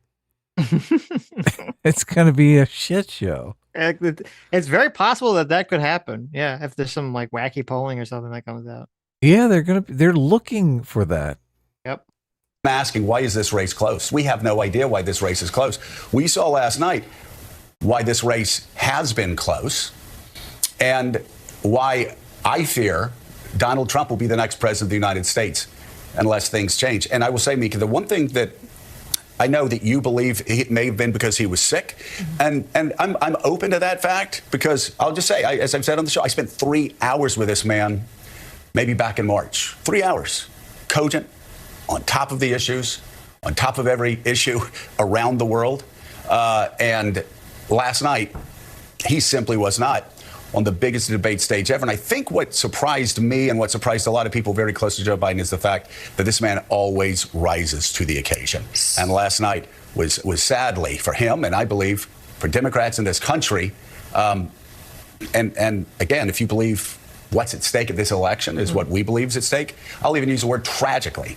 Tragically did not rise to the occasion last night. Okay, so as you can see, you won't see us spinning here on Morning Joe at all. But let me tell you what I believe, and then we'll go to Willie. Biden had a terrible night. He could not land a thought, not even in the closing statement, which is something, that's the easiest part. Write down a few words, go through them, go through the thoughts. And while I validate the chaos and hysteria Democrats might be feeling, anybody who cares about democracy might be feeling, anybody who cares about women's rights and our safety and our lives might be feeling, totally understand that. And at the same time as the night was over and I was hearing you on the phone and all our phones were exploding, I just had this gut feeling that I'm not ready to give up on Joe Biden, not even close. Joe Biden has lost more in his life than he has won in every way, especially politically. This man has lost and lost. And the only time that he wins is when it matters. And that is, we have proof of that. He has lost in personal ways. He has lost and hit rock bottom in every way possible. And every time he comes back fighting. So for me, watching what happened last night, again, it was terrible. It was terrible. There's no way to spin it. I still wonder what he's going to look like in a week. I wonder if he was sick. He came out on the stage and I thought something was wrong. I still believe he's the best choice for this country, even with that performance last night, because he was standing next to a man who represents fascism, who doesn't believe in this country, and would not even agree to the results of this election if they were free and fair to him. A man who has incited a riot, a man who tried to overturn the election, a man who's liable of sexual abuse, a man who is a fraudster, a man who is a convicted felon. So many times Joe Biden has hit rock bottom. Last night was one of them. And I'm just not going to jump to conclusions here and jump on the hysteria train. I am rocked a little bit by it, didn't like it, was really worried, but I really truly believe in him as a president and as a human being. Well, and I know so many people watching do, and agree with you. And again, I've already said what I think of the man personally and think of his job. I will say, Willie, that for me, I've been in politics long enough and I've been around politics long enough to know that often time doesn't heal all wounds. And if this debate does not lead to serious discussions between Democrats and the president, then what you end up having is sort of this frozen political situation where Democrats then start convincing themselves 2, 3, 5, 10 days out that the guy in power, the guy that the people closest to power will suddenly, they'll start spinning and they'll believe their spin. And so I don't think that it's panic. I'm the first one. We talk about Democratic bedwetting. See, he knows they're going to be looking for evidence that what they want to believe is true. And right, lo and behold, they're going to find it. Well, and it's actually really interesting to me that he said that. Yeah, he said it explicitly. He explicitly said that, in the coming days, there's going to be, if the momentum doesn't shift and replace Biden, there's going to be all this massive cope and gaslighting of people saying that it's totally fine. And I was pretty shocked to hear him just spell it out very clearly like that. It, makes me wonder what exactly is going on in his headspace. Right. Well, he understands the human dynamic. Right. But to admit that, right. To admit that, because that's by admitting that, that's a signal that by saying that publicly, it kind of puts in a position where he can't actually do that action himself. I guess he could, but it would look even more absurd if he did engage in that action. Yeah. Now's the time to strike. It's only going to get worse. Well, like from a strategic perspective, you want to strike when the iron is hot. You want to strike when, people are the most worried about the situation. Yeah, when the opportunity presents itself. And this is the opportunity. Look, everyone knew this was the opportunity. They're going to let it go. They might. Trump's going to win. It's going to be great for us because obviously there'll be plenty of TDS clips out there for us to review. Everyone's going to talk about, oh my God, it's the end of the democracy. Mm-hmm. Trump will get his second term. Trump will, be able to boast that he's a 3-term president. Mm-hmm. And then he'll ride off into the sunset once it's all over and everything will be just fine. It'll be great. There you Gavin will be a president in 2028. 2028. I don't know. I think I've never thought Gavin has been very likable. Right. Look, or I'm very kidding. charismatic. He may not be the president in 2028. No. I know, but Yeah. like, and I mean, honestly, from just a strategic perspective, I think it'd be foolish for him to sort of bank on 2028. I don't think. Oh, it's yeah, It's totally. not clear to me that he's just like a shoo-in for that. He does not, in my opinion, does not have necessarily what it takes to make it. Yeah, this might be his only opportunity. Mhm. And he's going to look back after 2028. You know, he loses in the first round of the primary, and he's like, God, I should have struck when I had the chance, when Biden fucked up that debate. Yep. Everyone was coming to me like piranhas. They were like, "Save us, Gavin, save us." And I didn't looked down save and I him. said, "No." Yeah, I totally fucked up. Yep. When do we start betting that Trump is going to win the election? I mean, I mean, if Biden stays in, Trump, I think 100% wins the oh election. yeah. Yeah. Or let me say 99.9% chance. It's to the point where So- people are going to have to give odds just for you to bet in favor Yeah, I mean, essentially. Yeah. of Biden. Yep. It's laughable. Oh my God. I say that is not this. This is like a war. We see a political battle for democracy, and this is like losing a major. I constantly hate this framing. This framing as it's catastrophizing. It's like, oh my God, if Donald Trump wins the presidency, it's going to be nuclear winter. Mhm. It's just, fucking can't stand it. No wonder our country's in such a terrible state. Well, I mean, Major that's essentially, you know, I think the both sides of it, that's essentially the way it's being framed right now. Is everyone's like, oh, we're on the verge of a civil war, and you know, whoever, if my guy doesn't win, then all hope is lost for our country, essentially. Yeah. I don't like catastrophizing on terrible. either side. Yeah. Who's worse about it? Obviously the Democrats, right? Well, the Democrats have a stronger hold of the mainstream narrative. Sure. Yeah. Well, I do. I mean, I see people on the right say Biden is going to destroy America. Mhm. I don't think it's a mainstream thought on the right. It seems like it's more far right. Maybe. But I do like, it seems like moderate to far left all Mhm. believe Donald Trump is a fascist and we're on the verge of fascism. Right? That it's possible. I mean, obviously, I have to remember that, you know, I have to separate in our circle. It's just as bad on both sides, but our circle is not indicative of like the country as a whole. Right. So, You mean the YouTube space? yeah, in the YouTube space, it's like, Right. you know, Okay.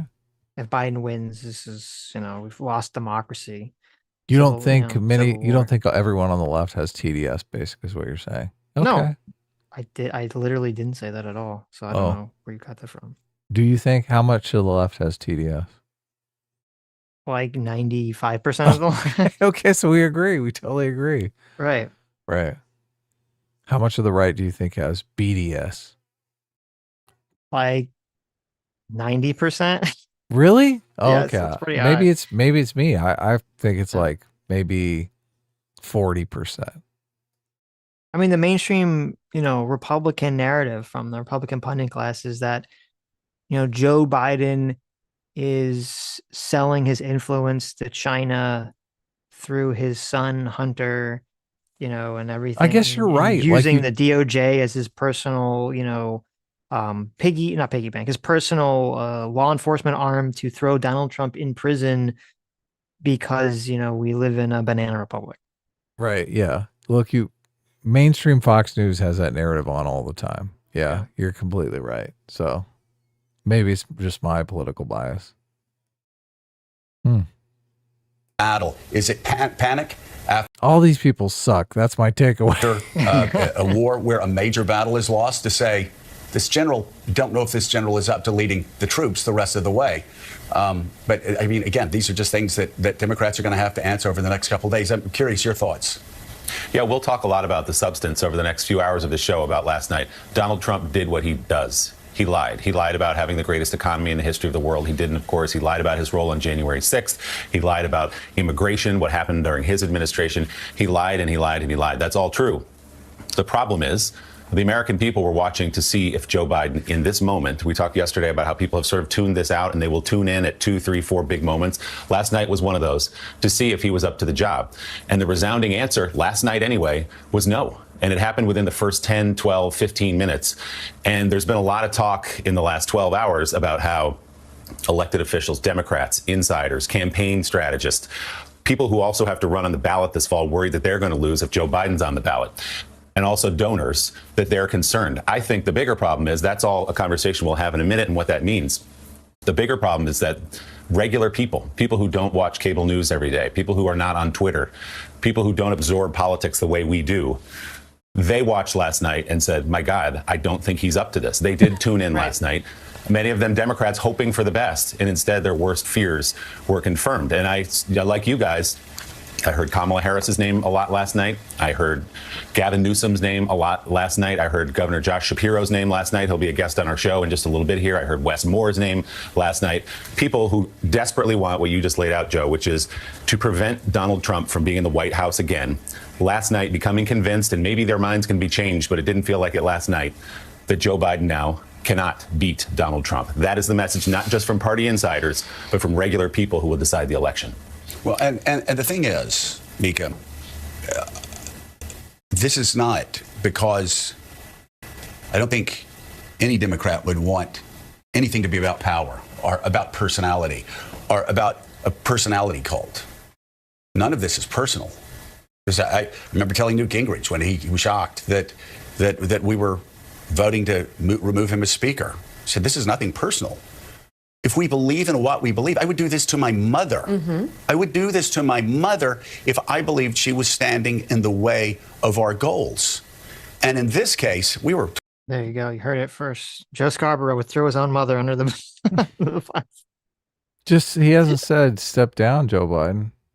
Why don't you just say it? Look, if you're going to throw your mom under the bus, you might as well just say step down, Joe Biden. Look, I sent you a picture. It's one of the guys that he named. Tell me. Look at it and tell me, do you see a president? Who's this guy? This is the face challenge here. I'll bring him up. Here you go, guys. Look at this. Here it is. You don't need to know his name. Just look at his face. This looks like your nerdy cousin. Like oh, if you had if you Adam had a nerdy cousin that like people made fun of, like that's who this is. That does not sound good. Yeah, no, this guy doesn't sound. Oh, you're like, this guy fails on face alone. Yes, this guy cannot be president. Right? Isn't it funny how true that is? It's just like the face. You gotta have test. the look. You gotta look like a Chad to some extent. I don't think he mentioned the governor of Kentucky. No, I haven't heard anyone. This is for Josh Shapiro. I don't know. He mentioned him. I looked that's him Shapiro. Up.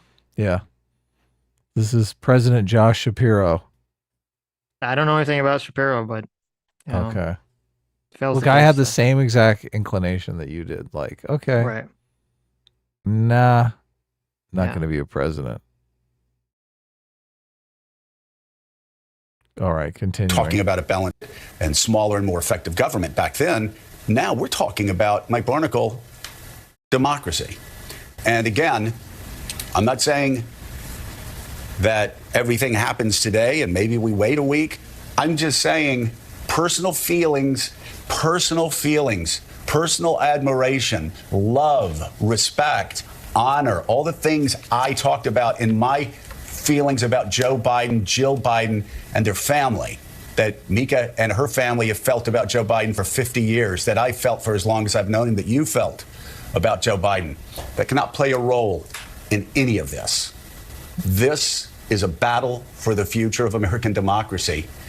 And now is a good time. In June, thank God, in June, and not October, in June, this is the last chance for Democrats to decide whether this man we've known and loved for a very long time is up to the task of running for president of the United States. Your thoughts, Mike? Well, it's interesting because I mean, he's going as far as he can to the line without crossing it explicitly, right? I mean, he's pretty strong in the Joe Biden sucks camp, or Joe Biden can't do it camp, I should say. But you're right. He's like leaving himself just the tiniest crack of the door open, before saying it directly. Yeah. Well, I mean, this is a great speech before you put cement in the bucket and then like dump the guy in the river. Right. Though it is interesting because I mean, love you this, so much, Joe. This definitely, to me, says that he really believes the existential threat, that Trump is an existential threat. That it's not like he's not just scripting on it. Right. Yeah. Or at least what he's saying here, it seems like he believes it. So. Yep. Yeah, it would be hard to be more insightful than what we've heard from you, Mika, and Willie in the last 10 or 15 minutes about what happened last night. And this is the next day? Is this morning? I guess it is This morning, is the next Joe. morning. Yeah, this is the next morning. Okay. Now, this is interesting. This is the next morning, but it's before Biden's campaign speech, right? Right. They're like, the campaign speech, it looks fine. Yes, we're saved. Woo! Well, I am curious on Monday, will Scarborough change because of that speech, right? Yeah, we're That'll gonna be find interesting to out. I can't wait. Oh my God. It's gonna be good. I'm all eyes on this campaign now. Yep. Watching it last night, I was reminded of a friendship I had for a long time with the late Kenny O'Donnell, who was then technically Chief of Staff to John F. Kennedy. And Kenny used to say that the primary job of the Chief of Staff, or anyone that close to the presidency, was to tell the president the bad news. Well, we now know what the bad news was from last night. Joe Biden had an awful night, a terrible night. And going forward, it's going to be up to, They keep showing this picture of Joe Biden where he almost looks like he's crying. He looks like he just ate a Sour Patch Kid or like a sour ball or something. He's like, ooh, it's real sour, eh? How dare you? I had a bad night. My phone, like Mika's phone, like everyone's phone, was filled last night with messages from the donor class, people indicating they were crying watching the thing. People. My money's gone. I can't believe I donated $2,000 to this vegetable. Upset because of what they perceive to be Joe's really, really bad night visually. And it's such a visual thing, the TV and the mouth agape quote from the New York Times, all accurate, all true. They're like, don't make me live through another 4 years of Trump. Yeah, I mean, that's really what's going on here. Yeah, exactly. They're so worried. They're like, I thought we killed him already. We convicted him. Why is he not in jail? It's like the horror movie, the monster gets back up. I know. They want Trump to go away so bad. They're so terrified. Yeah. Oh, it's so crazy. Trump just doesn't scare me. Oh, it's weird. You guys are being weird. Stop being weird, okay? He's just a dude. And people indicating to me on the phone, messages and phone calls, that they felt badly for him. Unfortunately, nobody votes for President of the United States because they feel badly for someone. Elections, as you just indicated, Joe, are about the future. Kind of get the feeling that Mika does, though, because Mika was definitely he's had such a rough life. I'm gonna vote for him because I feel sorry for him.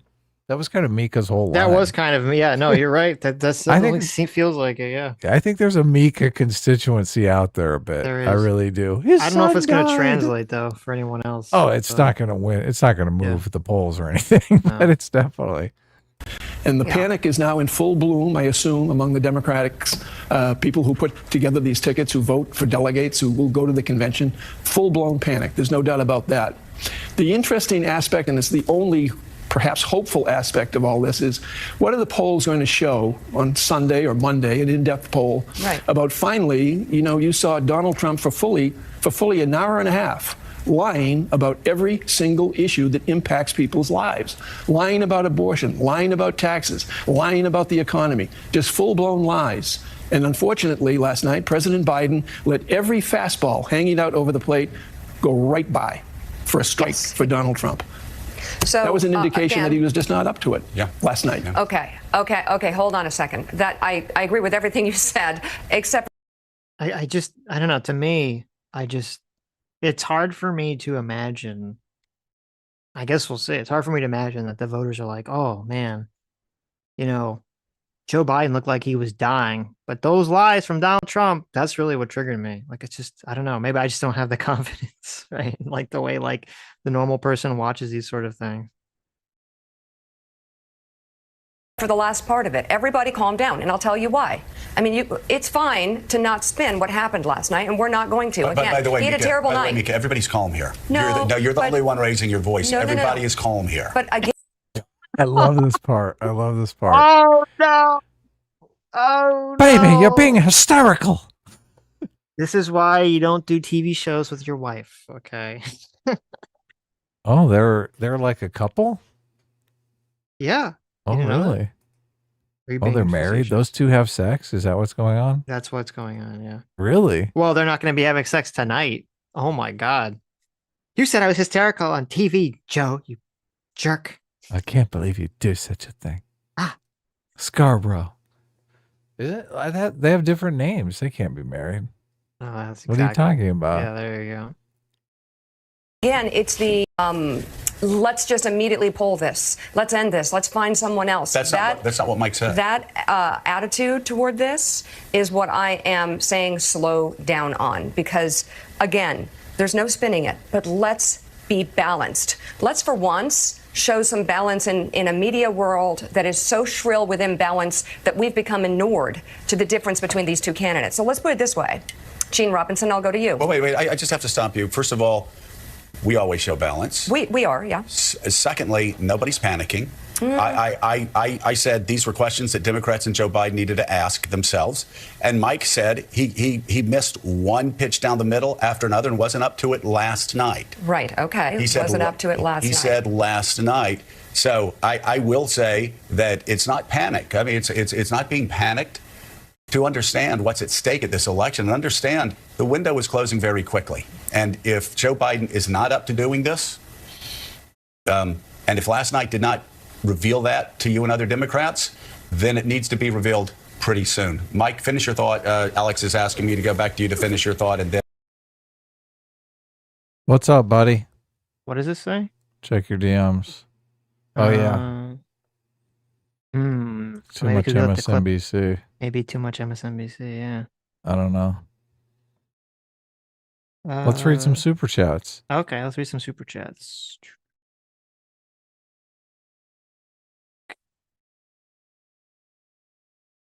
JDM John Face, thanks so much for the 16 months. Says YouTube, Mr. John Face, your subscription to Sitch and Am is about to expire. JMac, silence Susan. Anyways, S class. It's the best class. Jack, no malarkey.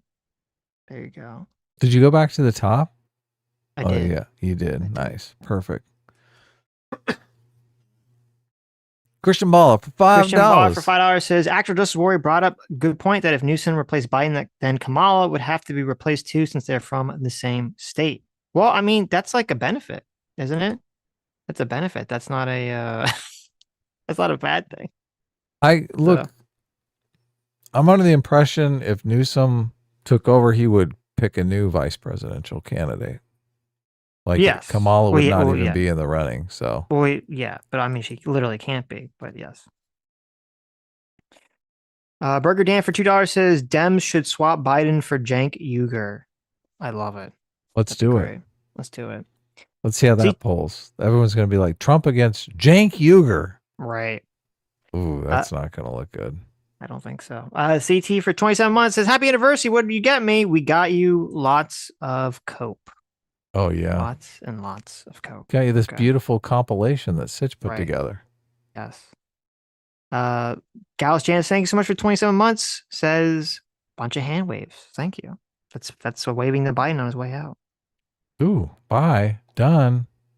Red 473 for $10 says, gentlemen, Destiny's response was to spurg out on Twitter and finally remember Israel-Palestine wasn't the only issue in politics. Expect to be labeled right-wingers again soon. Well. Oh, yeah. There you go. Oh, yeah. People listen to this stream and be like, oh, my God. Adam believes it's not unthinkable to vote for Trump. Oh, my God. The hand-wringing. It's like, all these people have TDS. It's just obvious TDS. And I can't wait. Look, if Trump doesn't win, that's fine. But if Trump wins, everything's going to be fine. 4 years later, Trump is going to go home and, laugh to himself that finally he's a 2-term president. He's going to rub it in Biden's face a lot. But the country is going to go on. Everything is going to be okay. And I'm going to turn back to those people who had TDS. And I'm just going to say, look, where's the fascism, bitch? Mm-hmm. Yep. Sitch is going to, Sitch is going to be with me right there. I agree. I don't think so. It's not, fascism isn't going to break out, okay? Look, Trump is look, right now, Trump is thinking, I'm going to get even with all of these motherfuckers. My DOJ is going after all of them. All of them are going to be thrown in jail, every single one of them. That's what he's thinking right now. Mm-hmm.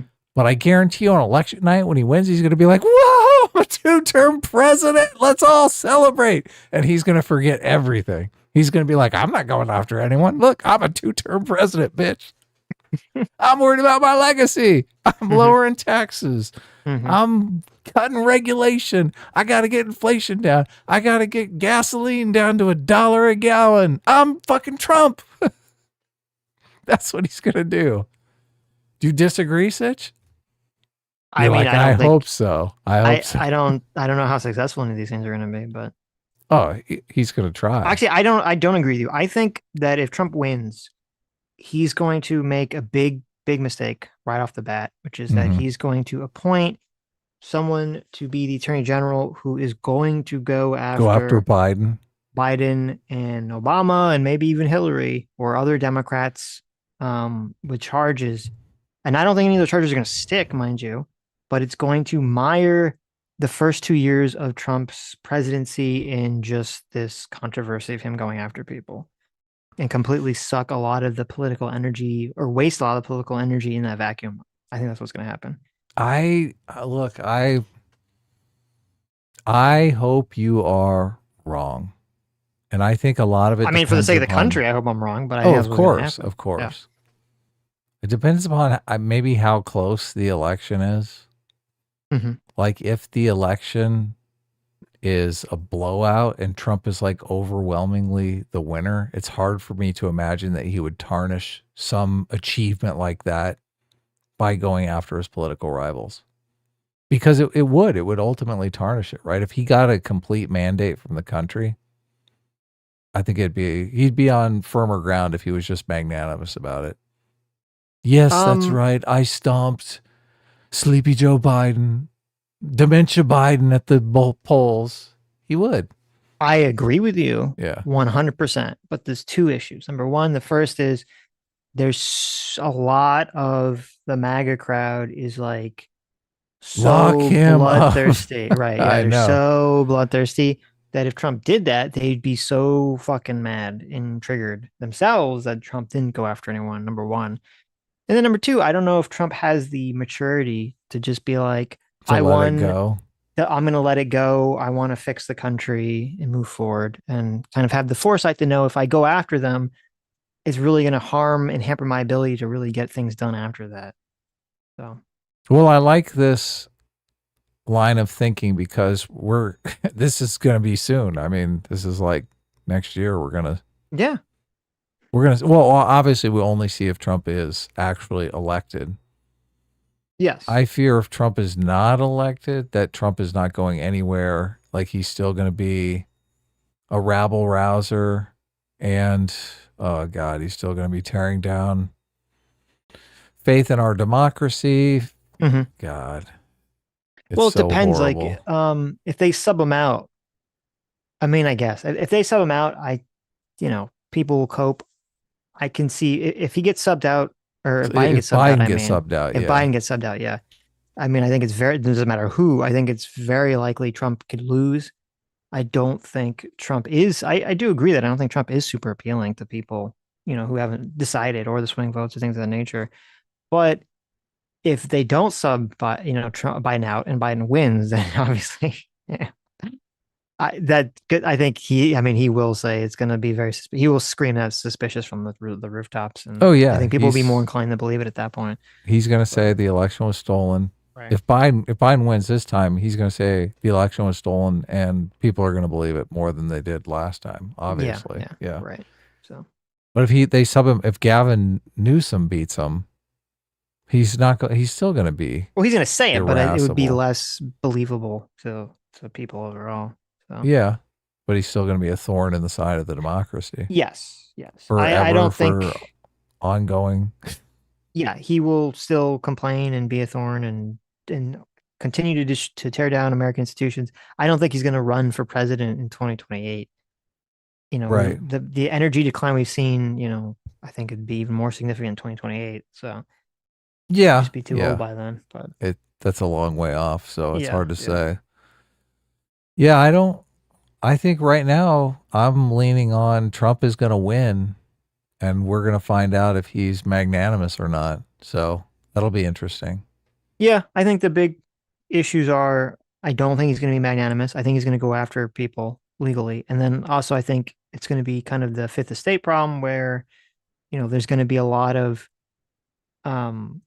key important government posts that people that are not glamorous positions that people don't talk about, like, you know, who controls the nuclear waste, right? Like things, you know, these sort of like boring procedural but important government positions that will just remain unfulfilled or kind of fall into disarray, and no one will really know or talk about it, and it'll fall on the shoulders of the next guy over the next 4 or 5, 10 years to kind of pick up the pieces. So we'll see. I mean, he's going to have a lot of issues to deal with, you know, inflation, Russia, Israel. Like I have no clue how any of these things are going to be resolved. I'm feeling they will be resolved just by time, but I don't know if they're going to resolve in a good way or a way that people would want. So It's the fifth risk. Fifth risk. It's He was saying the fifth fourth. estate. Yeah. It's the fourth estate, yeah. estate, which That's is the press, The press. Yeah, exactly. Right. Fifth risk. Yes. I can never remember what the other 4 risks are, but the whole idea is that they're. Michael Lewis approaches some guy and asks him what he thinks the biggest risks to the country are. And the fifth risk that he comes up with is like this not respecting the transfer of power, which he puts Donald Trump under the microscope for. So, well, yeah, and to be what he means by that is that not respecting all of the positions you have to fill when you become president, essentially. All these Right. like little positions that you have to point people to that have to manage things like the electrical grid, cyber terrorism, you know, of the Yeah. million different little things that have to be taken care of. And that, you know, if that book is correct, you know, that Trump did a very shit job handling that the first time around. So John, he talks to a risk management expert. Yeah. And he starts going through the risks. So, yeah, that's where it comes from. So, anyway, we can move on. Jimmy Zombie Squad for £2 says Jimmy Carter 2024. It's not too late to sub him in. There you go. Dig him Okay. up, right? Jimmy Carter?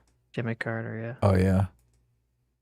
Caleb Jimmy the Carter's Cynic, still alive. What are you talking about? And he's more cogent than that's true. old Than Sleepy Biden. Joe. What are you talking That's about? true. Caleb the Cynic for 13 months says, celebrate my year because I never sent it. I have also given my membership to Chud. Got to move around the funds, but you still get super sometimes. Well, thank you, Caleb. Nice. Thank you. Thank yeah. Tidge, thank you so much for the 2 years, 24 months. Says, woo, golden triangle, baby. That's right. Finally got that golden triangle. Look at When do I get my golden triangle? Jeez. Right. Black Hat 0061 for 27 months. Look at that. Oh my God. Says, hey guys, it's me, your favorite YouTuber, PSA Sitch. Remember to like, comment, and subscribe to help push me in the algorithm. Remember, S-Class. Do it. There you go. Nice. Yeah, we'll take that. We're up the to Rooster- almost 500 likes. Just think, if you just click that like button, you could be number 500 right now. 500th like. That's right. Yeah. Better than the fifth risk. The 500th risk. The Wooster for $5 says Biden sounded horrible even 4 years ago. Cognitive problems were there and people chose not to see it. The whole corn pop thing and assembling, etc. Yeah, no, I mean, I agree. I think it was there. Yeah, obviously it wasn't as visible or extreme now, but it was definitely there. The signs of it approaching were definitely there. So Dogface body soldier. yeah. So do you think we can continue or?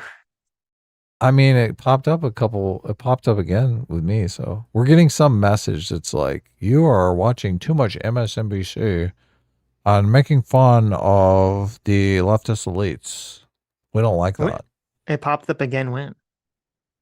I clicked the dismiss and it And popped up a again? second time, and I hit dismiss again, and now it says excellent connection. So Oh, okay. it looks like it might be some sort of copyright thing on the MSNBC, but I mean, the worst thing that can happen, right, is they'll just copyright claim the video, yeah. the video, Sure, yeah. The stream, yes. Sure. I mean, it does. Well, suck no, the 'cause- worst thing that happened, it could be we get a strike, but presumably that wouldn't happen. Yeah, we can't stream for a week. Right. Which will be streaming live. Which actually, we won't be streaming live because they don't allow you to stream on any of your channels once you get a copyright right. strike. Yeah. Yeah. This is riskier than Joe Biden doing a second debate.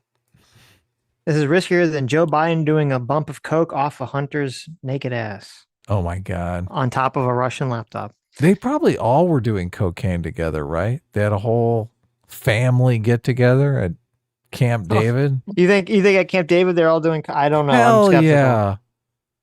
They found cocaine in the White House. Remember that?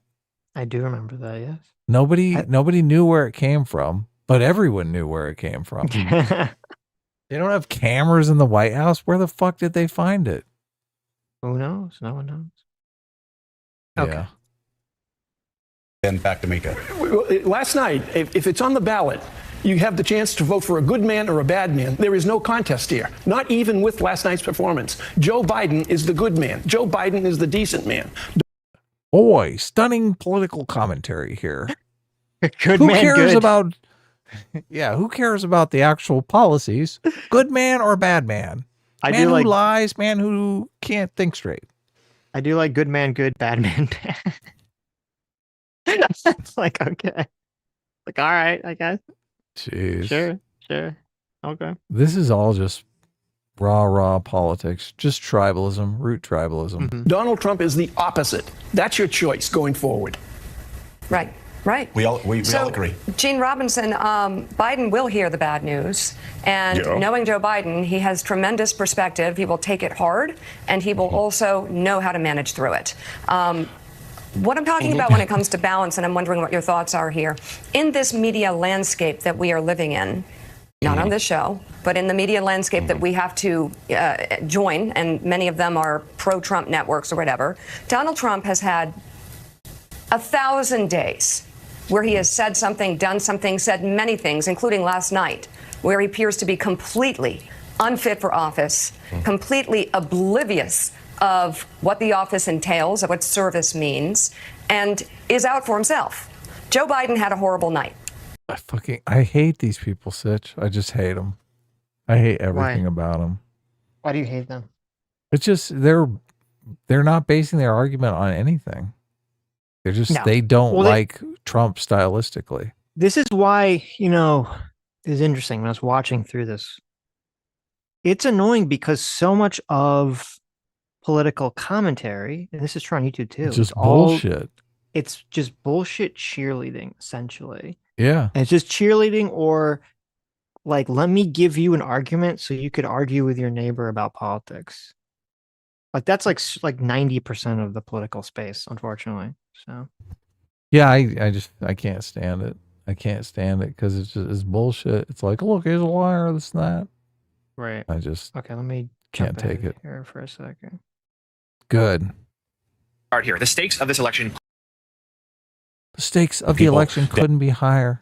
Right. My entire reputation is on the line. I've been saying Trump is a liar and nobody believes me anymore. Down in the room after the debate, what are you hearing about last night and about what may happen from here? Well, let's start here. The stakes of this election couldn't be higher. And the loudest voice saying that has been the Biden campaign, saying democracy itself is on the ballot. And they looked at this race. They saw a frozen race, a very static race. And to your point, Willie, they're the ones who wanted this early debate. They felt like they needed to grab Americans' attention, tell them this is your choice. It's Biden and it's Trump. You might not be happy about it, but here's where we are. Listen to Donald Trump. Let's remind you of why another 4 years of him would be so disastrous to this country. And they knew the bar that they had to clear was about Joe Biden's age and competency for the job. He cleared the State of the Union. He did not clear it last night. And every aide that I've spoken to, Democrats are deeply worried about what they saw from the president. Yes, Trump lied. We will get into that. But the fundamentals here last night was that President Biden did not answer the bell. So I was here last night in Atlanta, Democrats scrambling. We had Vice President Harris, not scheduled to do any interviews last night, suddenly scrambled to do them on the cable networks, including MSNBC. We had aides about 45 minutes into the debate, suddenly blasting reporters' text messages telling us for the first time that President Biden had a cold, and that was explaining why he wasn't doing well. They pointed to his rally in North Carolina later today, saying that'll be a moment where he does do better. We had, at the moments after the debate, They were caught totally flat-footed, man. They were like, oh, shit. They probably made up the cold thing. They're like, look, he's doing great. He's perfect. He's ready for the debate. Oh, shit. Well, it's interesting with like the whole cold thing because, I mean, you know, and we're going to play after this, you know, him the next day didn't seem like he had a cold. So Yeah. I don't know what happened there, right? Yeah. He gets a cold every time he gets sleepy. Right. Here in the spin room on the campus of Georgia Tech University, Republicans, the Trump surrogates, were out instantly, wanting to talk to anybody they could about how well their guy did last night. We had to wait 15, 20 minutes for anybody from the Biden campaign to show up, and when they did, they were subdued. Gavin Newsom, the California governor, was flat out asked if he would perhaps be the Democratic nominee instead of Joe Biden. He, of course, said no. He said he stood with President Biden. But John Hammond, that moment sort of captures where we are right now. This was not just the 2012 debate. President Obama, yes, he was bad that night, but he went into that debate ahead. Joe Biden was not ahead last night. He wasn't down by much. It was a close race, margin of error race, but he had to. Okay. Kind of boring. But, so someone sent me this. This was, I guess Donald Trump retweeted this or retruthed this today. We were talking about, you know, what his first year in office would look like. Someone on True Social, they had a meme and it has Elizabeth Cheney and it says, Elizabeth Cheney is guilty of treason. Retruth if you want televised military tribunals, and Donald Trump retruthed that. So that's why I'm saying it seems to me that he's going to try to go after these, you know, people. I don't know what Elizabeth Cheney did that would merit such a thing, but you know, who knows? I mean, he's just giving them red meat for. He's making campaign promises that he can abandon at any moment. If he hadn't been trying to do this in his first term, I would be more inclined to agree with you. But the fact that he tried to literally do this with Hillary in his first term, and this was before any of him, you know, him having his own legal problems, right? Then it makes me, and the only reason that it didn't happen is because he had attorney generals who told him no. Right. You know, it's hard for me to imagine this isn't going to happen in the second term now that he's all revved up, now that his base is all revved up too. Right. So do you think it's a good career move for the attorney general that he nominates to do this? It's completely retarded. Okay. So it's a bad career move. Good. Yeah. I agree with you. It is a bad career move. But so will the attorney general do it? Well, it depends who he puts in as attorney general. Right. I mean, also it depends, you know, I don't know what the Senate makeup will look like because they have to, you know, approve it. But it's got to be a really dumb attorney general. Or it could be someone who doesn't give a shit. I mean, you know, they could literally put in like fucking Steve Bannon or someone who's like fucking, you know, he doesn't care. If Steve Bannon is nominated for the attorney general, it's hard for me to imagine him making it through the Senate confirmation. So that's why I said it's going to depend. It said it's going to depend on what the makeup of the Senate looks like. Right. Yeah. Look, I don't know what that's going to look like. But if the Republicans have a clear majority enough to put in anyone he nominates, the exact I don't think they're going to have the balls to push down the Steve Bannon choice or something like that. So the exact same thing is going to happen. This is why the whole democracy is on the line is such a laughable argument, because the system held together, the checks and balances held. So, and every time I play one of these scenarios out in my head, they hold again, because there's too much for the players to lose. There's no way to put together any sort of coalition that allows him to start prosecuting Joe Biden.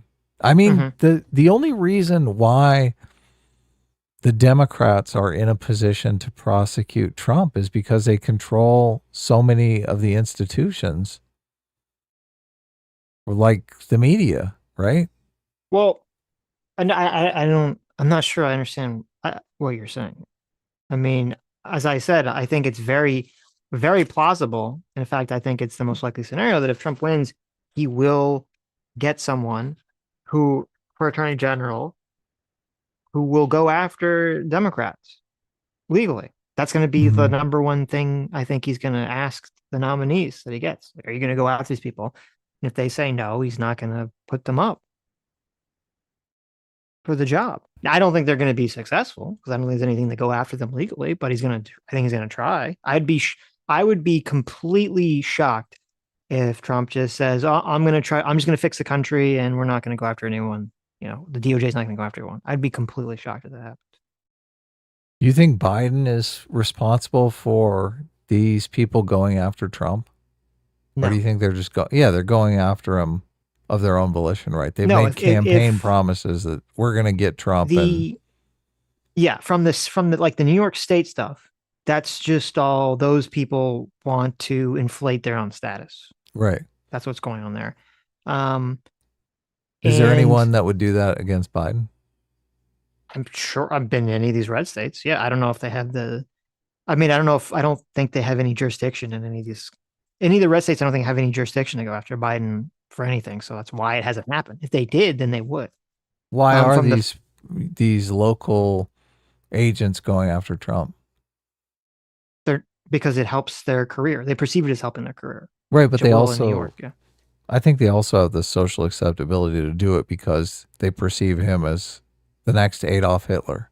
Yes. Like without that justification, I don't think they could do it. From the federal level, if this was a quote Biden directive from the federal level, it would have happened years ago. Yeah, much differently. It would have happened much differently. It would have happened years ago. It would have been done much more competently, because this is the issue is look at the way this played out for Trump. The only two cases that will be settled before the election are the two ones that don't fucking matter. These bullshit cases in New York. The actual cases that, would matter, the Georgia case got completely stymied because you had horribly incompetent, state of Georgia attorney general's office who were fucking around with each other.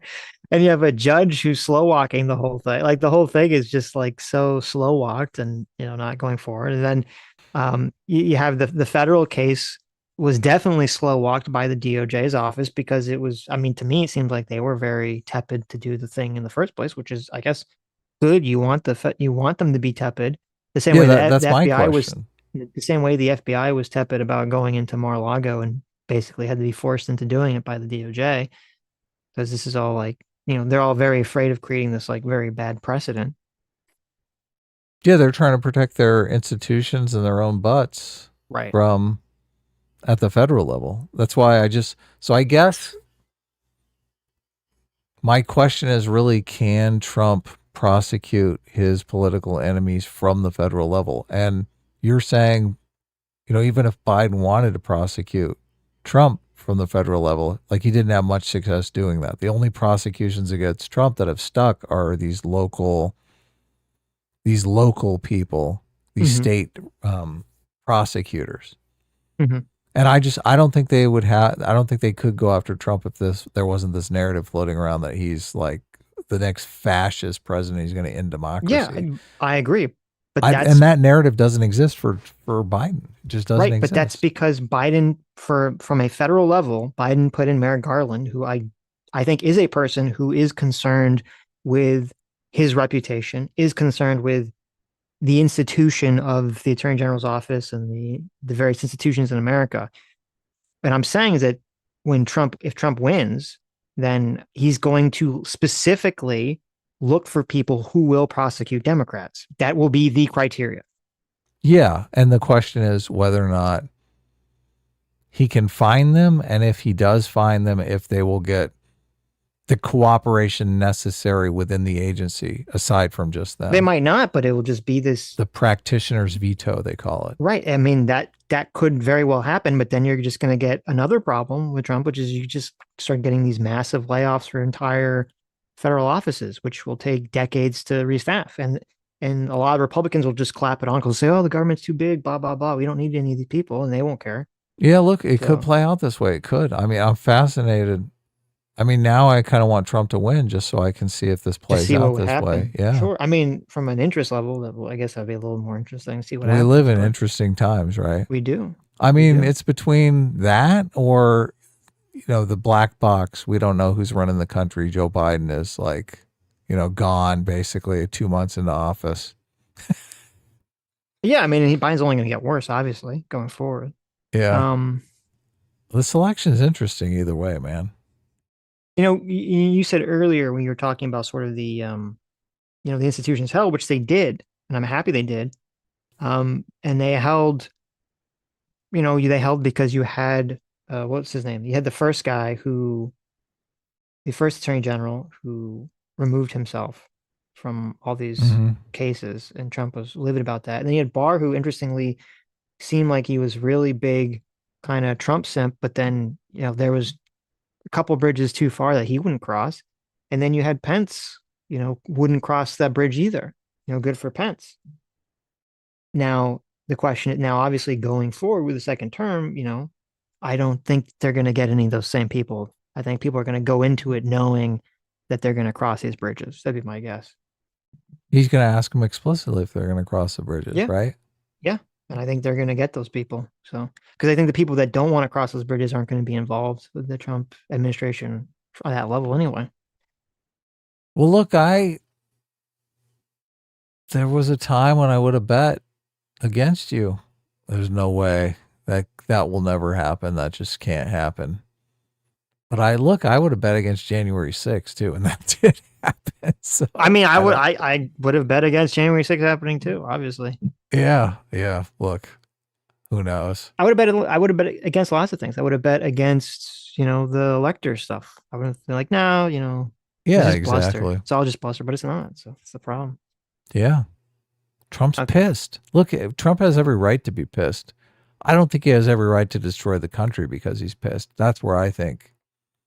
You can't run around and say, oh, God, I love America and America's great. I'm here to fight for America. And do the kind of shit that's going to tear America apart. Right. That's just completely contradictory. Yeah. So for both of them, I think Biden is just as guilty of that with this whole, like, dude, you're not fit to be president. Shut the fuck up. Go home. Yeah. I mean, Biden is just as, egotistical, narcissistic as Trump is. That he didn't pass the baton, a year ago, right? Yeah. So, okay. Let's, so this is, let's move on to the next day. Well, actually, let's move on to, before we jump into the next day stuff. So this is, I'm not going to watch the whole thing. Now, folks, boring, but this is Biden's performance the day after the debate. We did a much better job. So this is going to be sort of the cope I think a lot of people on the pro-Biden team camp will kind of hold on to and will try to use as a shield from the debate performance. I don't think it's going to be that successful. Again, it's going to depend on what the polls say, I think, so we'll see. I don't know what you did last night, but I spent 90 minutes on the stage debating a guy who has the morals of an alley cat. Oh my God, Sitch. He went for the line. He did the line. No, he's eyes locked to the teleprompter. Oh yeah. No. Yeah. He keeps It's going like back and forth full-on- between the two teleprompters. Yeah. No, I know. This is not, look, anyone can do this. Dude, he's fucking reading. He's reading a book to you guys. I understand. The cope spiral is real. This is the cope that they will be hinging on. He can't do this in a negotiation with Putin. You can't? You don't have a teleprompter there? Just listen, here's what we're going to do. Okay. When Biden's president, he'll have glasses there'd be Google glasses and they'll have ChatGPT. ChatGPT will create the policy that Biden will use when he's talking to Putin. He can just read the ChatGPT, right? Jill Biden is coming up with the policy. It's pretty obvious. Mm.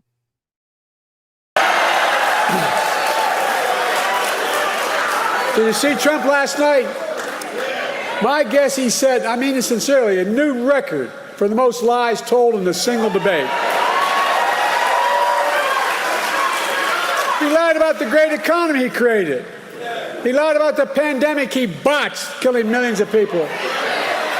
He closed businesses. He closed schools, losing their homes, people all over this country. America was flat on its back. So I told Trump that he was just one of 2 presidents in American history who left office with fewer jobs than he started. Herbert Hoover was the other one.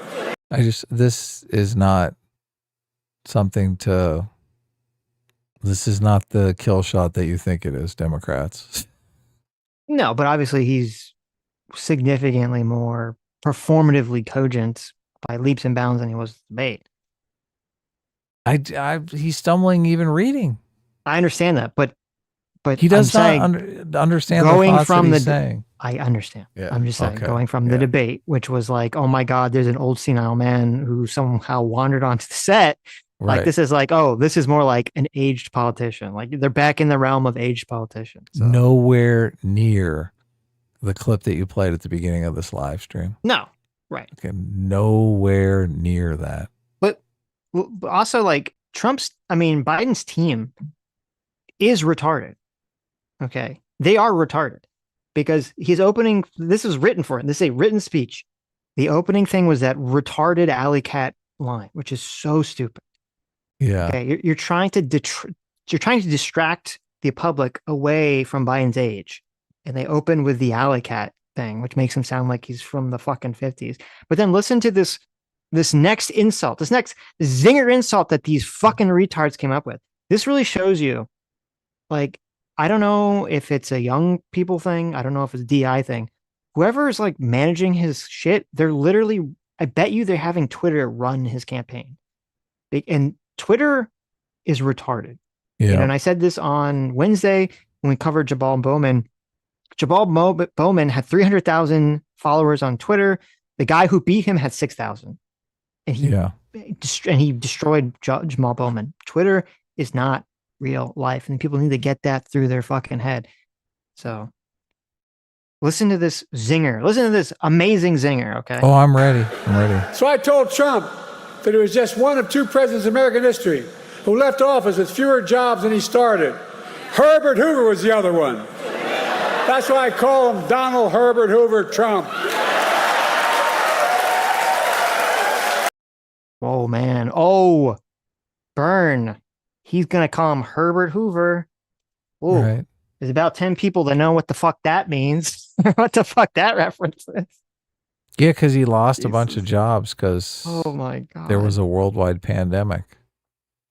Or depression. Yeah. I mean, Hoover. But it's like, oh, my God. This is just, Jesus. And then he lied about how great he was for veterans. But then I told him how he had called a veteran who had given their lives in the country in World War I and refused to go to the grave sites. He called them suckers and losers. He tried to deny it. But let me ask you, are you going to believe a 4-star Marine general, his own former chief of staff, John Kelly, who said he said that? Or a disgraced, defeated, and lying Donald Trump? My son was one of those people. Not a World War, but in the Vietnam. Folks, look. As you hear that, like weird, like This is so bad. I don't know how people are turning to this. Look, they are literally fucking deluding themselves. yeah, no, I mean, and you're right. It's very, very, very clear that he's reading left, right, got teleprompters on each side. And he's just going back and forth to make it look a little less obvious, but it's still super obvious. He's just reading off a teleprompter. Yeah. Look, I want to see those off the cuff interviews. If he can do 5 or 6 off the cuff interviews in a row, Mm-hmm. it ain't gonna happen, dude. He can't do it. Well, that's it's what's not funny. physically capable of doing it. That's what's funny is that, we were listening to the clips, are like, oh, he's got to have all these off the cuff interviews and like, none of that's going to happen. There's no fucking way that's going to happen. This is so bad. This is so bad. Look, God, the American public is not that stupid. They're not that stupid. You can't put them in front of a, cherry-picked audience of Democrats and do this show. This fake show. I think you could. There's I don't a think percentage of the population that, as I said, when you're on the sinking ship, you want to cling to anything you can, right? Independents are not, they're not biased by I know, you're right. tribal alliances. Yes. They can see this crystal clear. Yes. They're like, what the fuck am I looking at? Yeah. What kind of piece of propaganda is this? Right? Well, most of them won't see this anyway. So. Yeah, and I was thinking about that because a lot of it is really trying to pierce the bubble of the other side, right? Right. Well, that's what's kind of funny is like the big defense is like, well, most people don't watch the debate. That's not a good defense when you literally have to bank on the fact that people are not watching the debate. Yeah, no. People are going to pay attention to something to make their decision on who they're going to vote for. Mm-hmm. And if they're not really politically engaged, whatever couple things come across their radar, they're like, okay. But I have yet to see anything come across. Like if there's nothing better than this in the debate, oh God, I feel Joe Biden's out. He's toast. Yeah. This is not good.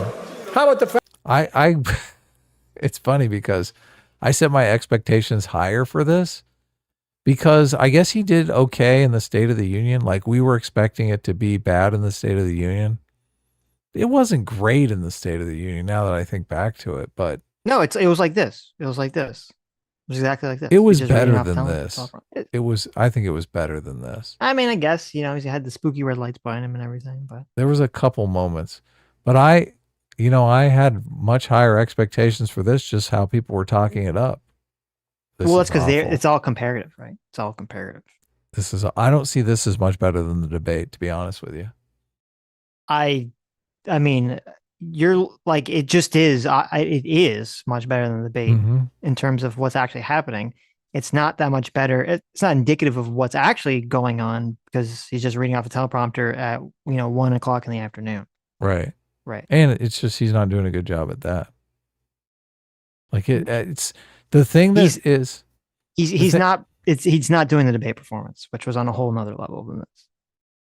But I'm not convinced. Like what's written on the teleprompter is like an idea that he's not articulating in the way that he's reading it. I'm not convinced he understands the idea. I see what he's you're saying. Articulating. Right. That's very possible. That's very possible. Yeah. Like he started off Donald Trump called veterans and like the idea is that he called them a name, and the way he articulates it sounds like he called them up on the phone. Like you're saying he's putting the wrong emphasis on the wrong syllable, essentially. Yeah, like he doesn't really understand what he's saying. Gotcha. fact that 44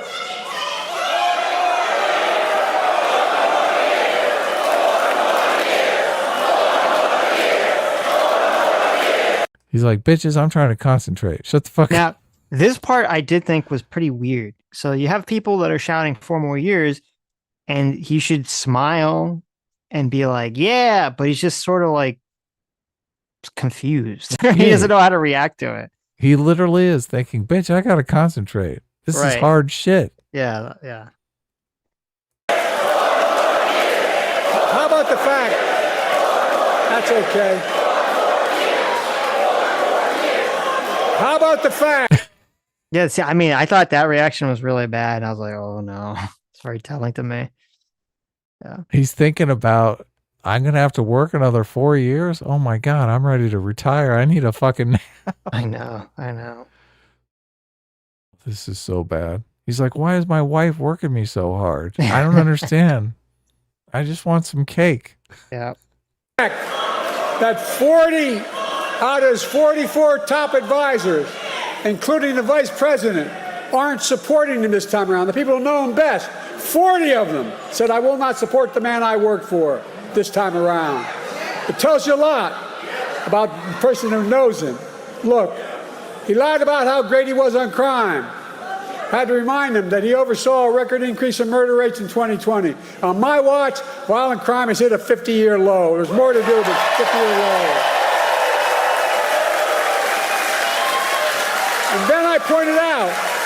Was that the same 2020 that they defunded the police? Is that what was going on? Mm-hmm. Yes. No. Oh, maybe. I don't know. Was it Trump that wanted to defund the police? It was I forget. Trump. Trump wanted to. Oh, yeah. This, yeah. But the only convicted criminal on the stage last night was Donald Trump. Oh, nice punctuation there with a little. I know. Little cough. Look at it, man. He's eyes locked on the teleprompter. On the top. He doesn't want to lose his place. Okay. All of these people, you know why this is soft? Notice how normally they don't have a soft focus on the people behind the politician because they want you to see the faces.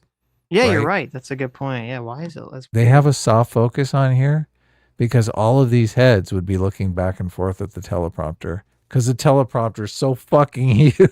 Oh, because it's gigantic. But everyone behind him is reading the teleprompter along with him. That'd be interesting. Yeah, I wish one of them would release their video of the backside of this because I think that would go viral. That would be. Yeah, they always like very carefully select the people to show up in the back. And take their cell phones away. Maybe they take the cell phones away, yeah. When I thought about his 34 felony convictions, his sexual assault on a woman in a public place, his being fined $400 million for business fraud, I thought to myself, Donald Trump isn't just a convicted felon. Donald Trump is a one-man crime wave. Better than the alley cats and Herbert Hoovers, but not quite the I don't know, doesn't have the sticking power you'd want. Right, yeah. One man crime wave. He's like, crime is way up under my administration, but thankfully it's all due to Donald Trump. Well, yeah, I guess.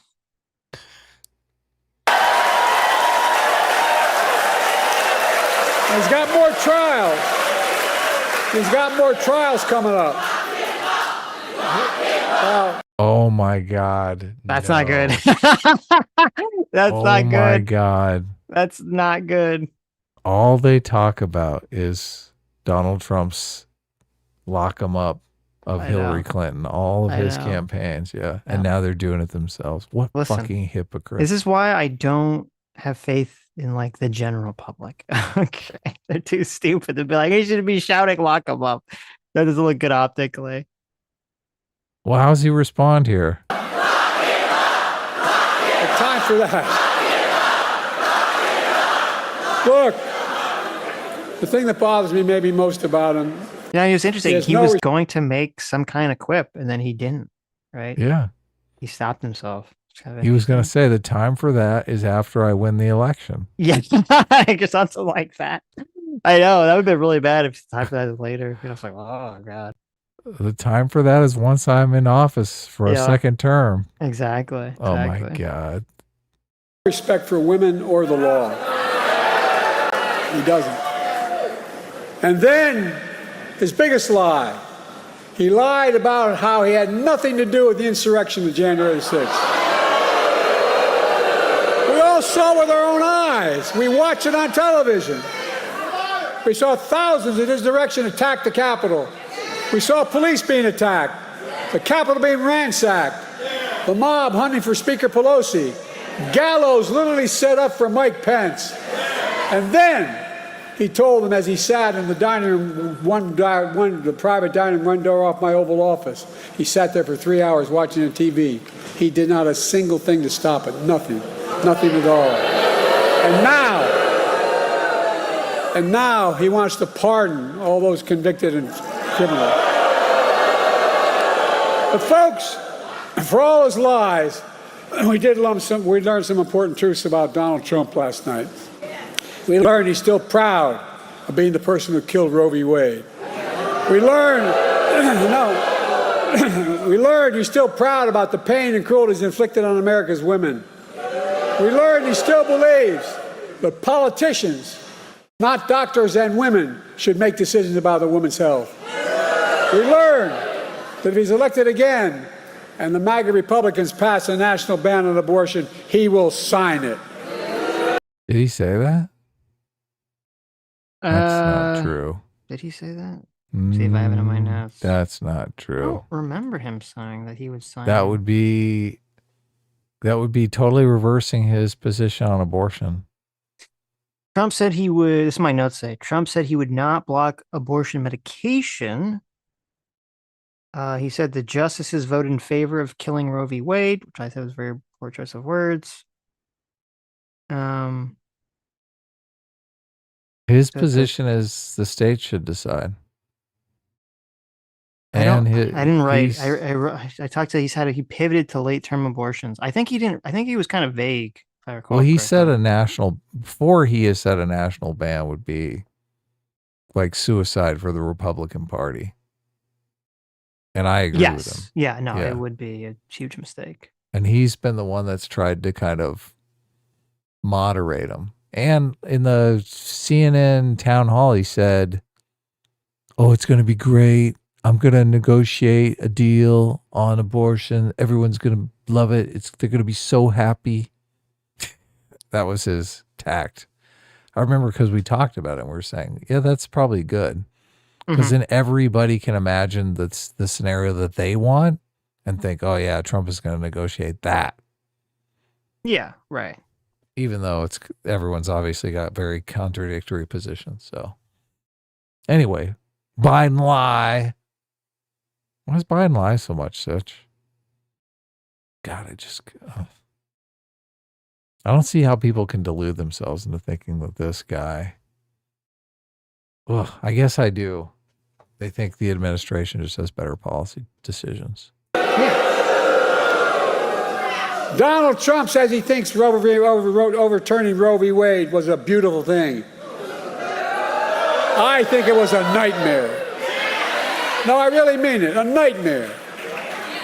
And I made it clear again last night that if you elect me and Kamala, you give us a Democratic Congress, we will make Roe v. Wade the law of the land again. A commas. Give us a Democratic commas.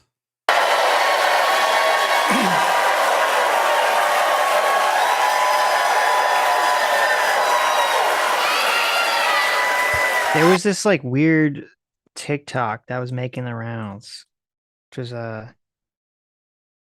very gay man. I'm not familiar with him. That was James Charles, actually. I do know that is. And he was like freaking out, saying like, oh my God, why doesn't Joe Biden make abortion legal right now? And like no one explained to him how like bills become a law, I guess, or something. Oof. I was like, oh, it's so embarrassing. And I was like, this TikTok has like, over 3 million likes. I'm like, yeah, well, TikTok audience is retarded. So, I don't know what to tell you. It's Joe Biden's fault, guys. He could do it, and he's just not doing it, so he can gaslight you. Yes. Yeah. He doesn't care. Right. He could have been mad and been like, well, it's ridiculous for Biden to say if I get reelected, we'll reinstate Roe v. Wade, because it doesn't matter if Biden gets reelected, he'd need to have a supermajority in Congress, which seems unlikely for that to pass, because there's no fucking way the Republicans would ever pass some, Roe v. Wade-esque bill anymore, in the next term. He'd have to have like a supermajority, right? Yeah. You need a supermajority. And even then it would be pretty tricky, because even with the Democrat supermajority, there'd probably be some Democrats in purple/red states that would be really fucking scared to do that. So. Oh, yeah. Okay. Do you want to watch more of this? No, we can watch something else. I've seen enough. I've made my judgment. Okay.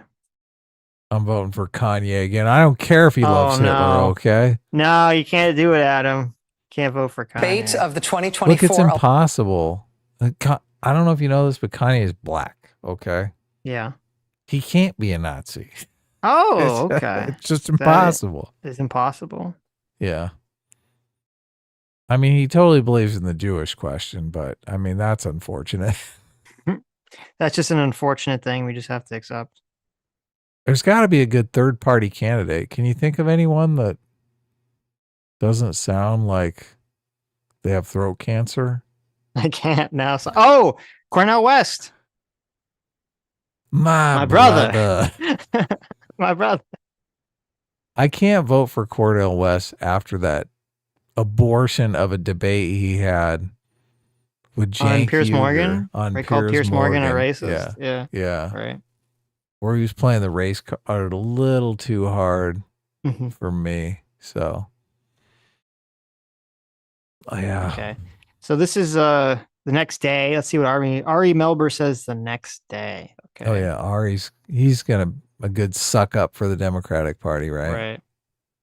And basically feel, and that many felt in their core, the emotion hitting probably before the logic or any intellectual observations, even as President Biden first walked out to the stage at this debate, which his campaign pushed for. But we are rational Democrats. We don't live by our emotions. Right? Clearer than ever. And then delivered a performance that has, for now, upended this race, and done so swiftly. The recriminations had begun long before he and Trump walked off that very stage. This is a debate that is certainly memorable, but not in a very happy way. It seems to be another in a series of shared American experiences and memories that feel more infamous than famous, more traumatic than cathartic. And so tonight, together with you right now, as we're still within these first 24 hours of that face-off, we are going to take stock with the evidence, trying to look at the significance and the fallout and the actual real possibilities. We're not going to devolve into or take too much time with the fantasy screenplay scenarios, because while there is talk of screenplay style solutions, what matters more, or what all of this says about what we're going to do, is what's possible. Indeed, the screenplay talk, the fantasy talk, may tell you more about reactions of the Democratic Party. It may matter in that sense, but not in the screenplays coming true. So this is going to be Go ahead. this is going to be the narrative you're going to hear for the coming week is the screenplay narrative, the West Wing narrative. There's got to be some kind of West Wing plot. We can't have a West Wing plot, guys. We all have to stick together. We all need to stick together and defend Joe Biden. Oh my God. Yeah, I don't know. I kind of see this playing out like a screenplay regardless. Like dementia candidate up against the guy that they've characterized as a fascist and the guy who they characterize as a fascist ultimately winning. Like, isn't that kind of a screenplay? No, I don't think so. Well, I mean, I think, look, Trump is obviously going to win against Biden. Yeah. Yeah. You can't convince me otherwise. That No, I would that agree with little that, performance that I saw right there, just nah. No. And, not you know, happening. I don't think Biden is going to do a bunch of unscripted interviews. And it's very unlikely. They might do one. They might do one where they find someone who will pretend like it's an unscripted interview, like maybe. Oh my God. Which would be funny. They're not. I mean, in doing another debate, like that's an interesting question because that's a no-win scenario too. I don't know. He's gonna. The closer we get to if Biden doesn't duck out, the closer we get to the election, Trump is just going to start doing unscripted interviews and asking why Biden isn't doing any. It's just going to be more and more obvious. Yep. Yep. If Biden ducks out of the debate in September, it's just, look, it's over. Yep. And what we've seen in this short period between the debate and in these next few weeks of the two-party conventions is that we have a campaign going on. And it is a campaign where the nominees have been chosen. And today you had a clear indication that against this backdrop, Joe Biden knows that he fell down at this debate because he referred to getting knocked down and how to get back up while speaking in North Carolina. When you get knocked down, you get back up. I don't walk as easy as I used to. I don't speak as smooth as I used to. But I know what I do know. I know how to tell the truth. I give you my words about. That's a really bad line. I don't. They keep playing it. I know what I do know. I know how to tell the truth.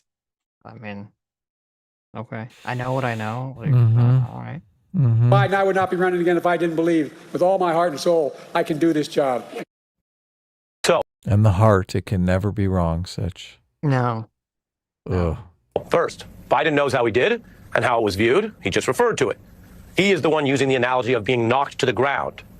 And second, President Biden, seeing the same coverage and headlines, and yes, palpable concern that everyone else who's paying attention is seeing, is right now today shutting down any talk of a change in this nomination that he already won. Reiterating he's running with his full belief that he's up to the job. Biden's campaign using today's appearance to try to show that in a very real way, that whatever people saw last night, he's out there, he's busy, he's energized, they say, and he's up to the job. And they are arguing that while the debate did start out poorly, they don't even dispute that, they point to the fact that over time he did get in some decent lines. The only person on this stage is a convicted felon is the man I'm looking at right now. When he talks about a convicted felon, his son is a convicted felon at a very high level. He was standing with his 4-star general, and he told me, he said, I don't want to go in there because they're a bunch of losers and suckers. My son was not a loser, was not a sucker. You're the sucker. You're the loser. He made up the suckers and losers, so he should apologize to me right now. You have the morals of an alley cat. I didn't have sex with a porn star. Will you accept the results of the election, regardless of who wins? Yes or no, please. If it's a fair and legal and good election, absolutely. I doubt whether you'll accept it because you're such a whiner. The idea if you lose again, you accepting anything, you can't stand the loss. Something snapped in you when you lost the last time. Look, they cut Trump where I said Trump should just stop speaking. They did Trump a favor there. Yeah, you're right. There were exchanges. But just like none of these quote exchanges matter because they're coming out of Biden's mouth. Right? Someone else could make the line about Trump is a whiner. He's fucking can't stop whining about the election. He can't handle loss. Like, that's fine. That's a good line of attack. It's just, but coming out of old man Biden's like barely hanging on to life mouth, it just nothing connects at all. Yeah. Unless you're really desperate to want it to connect. That's the only way you're going to see it is connecting. Yeah. Partisan filter. Just like that. And yet that's not what drives the headlines today. And by the way, it does say something when the threats of a failed coup leader and these kind of exchanges about porn stars are not even the top takeaways. Instead, the debate driving fresh questions about President Biden's competence to do the job. Look at this. Look, like the MSNBC audience is looking at this face right now. Yeah. Yeah. Why is that? Because no one thinks Biden is competent to do the job. Yes, that's why, Ari, because no one thinks he is competent to do the job. Yes. I mean, he just looks incompetent on face alone. Yeah. And I mean, if he does another debate, it's, he's going to Biden would have to perform. And I just can't imagine that even being remotely possible. He looks bad reading off the teleprompter. Right. It's only going to get worse. It's only going to keep getting worse from here on out. The reason for that is how Joe Biden sounded and how he looked. And you could say, yes, that's the optics part. But the reason for that is also how, at times, the logic and coherence of what he was expressing was in doubt. And that may leave a lasting impression. Yeah. I'm going to continue to move until we get the total ban on the total initiative relative to what we're going to do with more Border Patrol and more asylum officers. This guy told Trump, do whatever you want. Look, there's so many young women who have been, including a young woman who just was murdered, and he went to the funeral with the. Oh, man. They're killing him here, Sitch. I know. Maybe they are out to get him. Maybe they do want to step down. It's interesting. Yeah. Ugh. With dealing with everything we have to do with, look. This is going right inside the Democratic bubble, too, the MSNBC bubble. Yep. Oof. They're going harsher than Anderson Cooper did. Well, with this clip compilation, yeah. Yeah, this clip compilation's deadly. If we finally beat Medicare. Now, those moments read as more than verbal gaffes. This is inside like a 2-hour. Oh, this is you. Okay, we went back to your video here. Okay. What? Well, I didn't know if this was a clip on YouTube or not. Oh, no. This was from I don't know if it was MSNBC. MSNBC directly, yeah. Yeah. Watch any of the ramp-up coverage before this debate, before anyone knew how it would go, you probably heard those references to the high stakes. Obama vet David Plouffe has said debates are the most important 90 minutes in any year-long campaign. On this program, we drew on history and evidence for how debates are those rare moments that reach voters who may tune out months of other campaign business. And what those voters saw, and what prompted even longtime Democratic Biden defenders to muse about, was the rough parts of this debate. If you're just listening, this is kind of hilarious. There's a montage of photos of presumably Democrat voters watching the debate, face palming in reaction to. Yeah, where is this at? Are they watching it in some nightclub or something? I saw these were floating around on X on the debate Twitter? night. Oh, okay. Yeah, on Twitter. It was just a bunch of people taking photographs at like Democratic events of people at bars in various locations watching the debate and just face palming in unison. So, which I mean, can you imagine? Can you imagine going out in public, excited to watch the debate? You're like a big Biden supporter and sitting in a room and watching this travesty unfold. Like, I can't even imagine what you'd be feeling at that moment. The energy must have been insane in those rooms. Musing about the one side, the AP report. The AP reports Biden's uneven performance, particularly early. So these are just off of Twitter. These pictures are fucking hilarious. To muse about was the rough parts of this debate. Musing about the once unthinkable. The AP reports Biden. This one here. They're all just like, oh my God, she's praying. Yep. And look, they're all wearing please. Biden like buttons and stuff too. Please, this can't be real. Oh my God. This was, Thursday was like when Trump won and people were stunned. Oh, I know. This is the closest that like people have ever come to that feeling again. This was a stunning moment for Democrats. Because they can see the same stun that they felt the first time Trump won again in this November. Yeah. They're like, oh my God, it's going to happen again. Yep. They're seeing it unfold before their eyes. Yeah. Yeah. And the only thing standing in the way is an egomaniac, but he's your fucking egomaniac. Yep. It's hilarious. Yep. Oh God, it's so fascinating.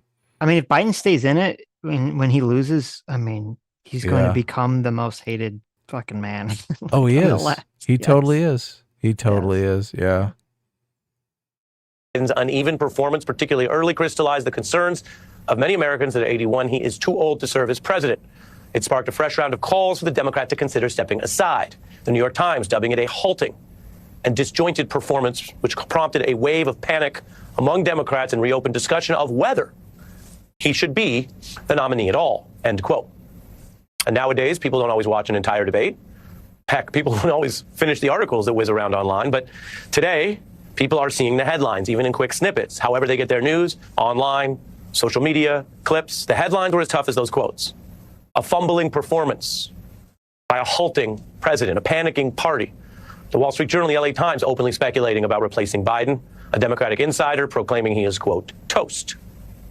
Now, this is not the first time Democratic elites have strong reactions and public anxiety. And it's not the first time even Joe Biden has been counted out. But again, it is the first time, though, you've had like almost overwhelmingly from the pundit class, even in like left-wing pundit class spaces, to just be like, Biden should probably like be replaced.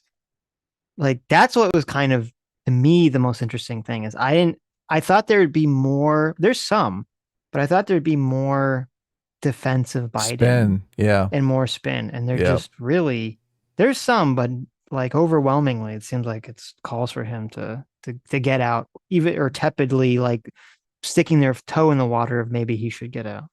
I thought most of our response would be covering just ridiculous spin that just is incomprehensible in the face of what we saw, right? Mm-hmm. But I mean, Lawrence O'Donnell was kind of the only one putting the delusional spin out there. Who else was doing that? There's some. I guess Rachel Maddow was kind of in that camp. We have and we'll check out Lawrence O'Donnell. I have his.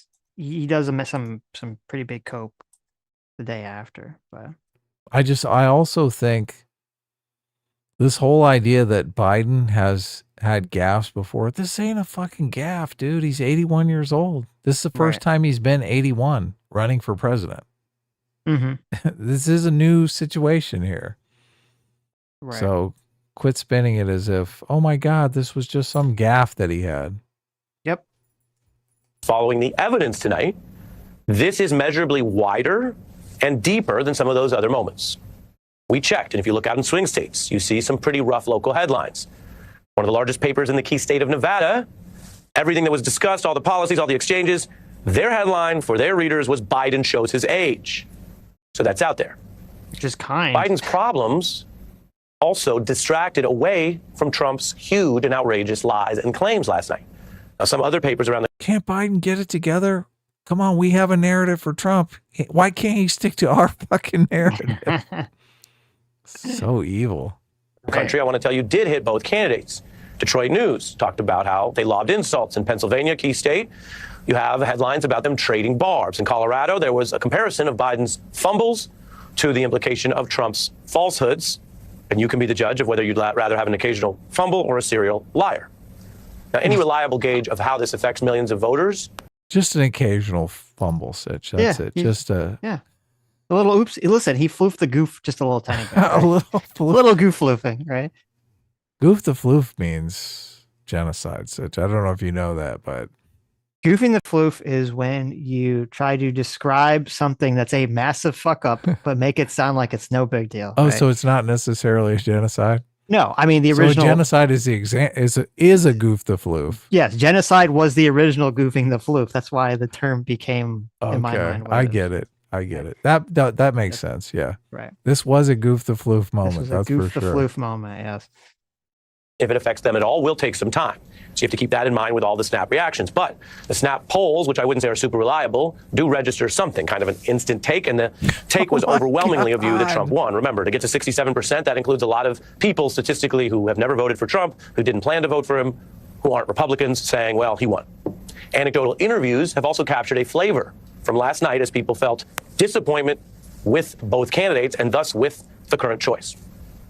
Felt terrible for Biden. I mean, that was really sad. I thought he stumbled. You know what happens? I thought Trump was on. You really don't want someone who's going to vote for you to be like, I felt sad for him on stage. I felt That like was sad. someone should save that old man. Why is he on stage? It was sad because I knew immediately he can't win.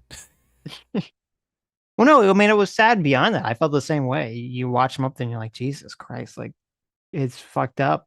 You know, it's what that guy said, David Urban. I think he basically nailed the exact response. Like, if this is a person that you care about, why would you let him, go on stage and embarrass himself? Right? It's just ridiculous. Yeah.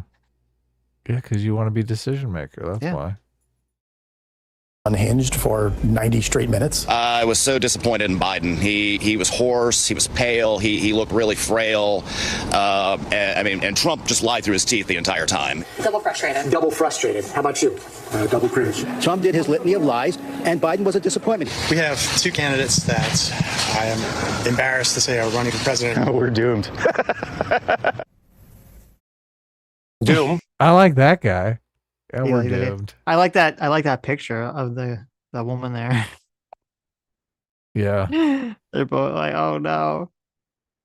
Anyone with TDS thinks we're doomed. That's just their response. So Right. yeah, it's almost a indicator of TDS at this point. And laughing through the concern. Debate watch parties are also a big tradition. Last night, we do have examples where Biden supporters were watching the debate and looking quite despondent as it went on, grinding forward. You can see some of that here. These are not actors. This is not punditry. This is where they have photo. I feel like I know this woman here, the praying woman. I think she was in our writer's lab. I mean, that looks like LA. You can just sense the LA. It does. picture. Yeah, it does. It totally looks like it. Yeah. Journalists watch people watching the debate, and you tend to get a real-time indication. We also have footage, of course, from the Trump watch parties, Trump supporters, celebratory, excited, feeling like they really... Wait a second. That was a black woman. How's she excited? What's going on? Yeah. Trump's a racist. Why is she there? got the face-off they wanted. Now then, there is that interplay between an event, in this case the debate, and its image, its view, its brand, as they say. It's politics we're dealing with, reactions and optics, the pictures in people's head, it all does matter. And this is one of those times where that picture was not polarized. It was not two different Americas. It was not really Earth 1 and Earth 2. There was an almost uniform concern, even including from top Democrats in public, that Biden materially hurt his chances, exposed vulnerability on the very thing that, fairly or not, a lot of people, including independents and some Democrats, worry about him. It's a reaction that ranged from an understandable kind of evidence-based concern to outright televised panic.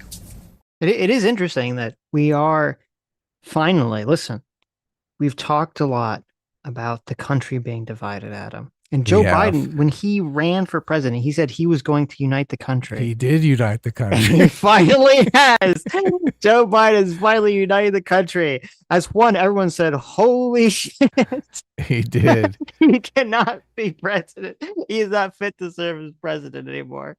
He did. He did it. He united everyone. It's You did over. Good job, Biden. You did it. I'm impressed. I'm going to be on 538 every hour now. Just constantly refreshing. Who's ahead in the national polls? Let's see. Yes, yes. Wow, there is a decided uptick since it looks like Thursday. For Trump.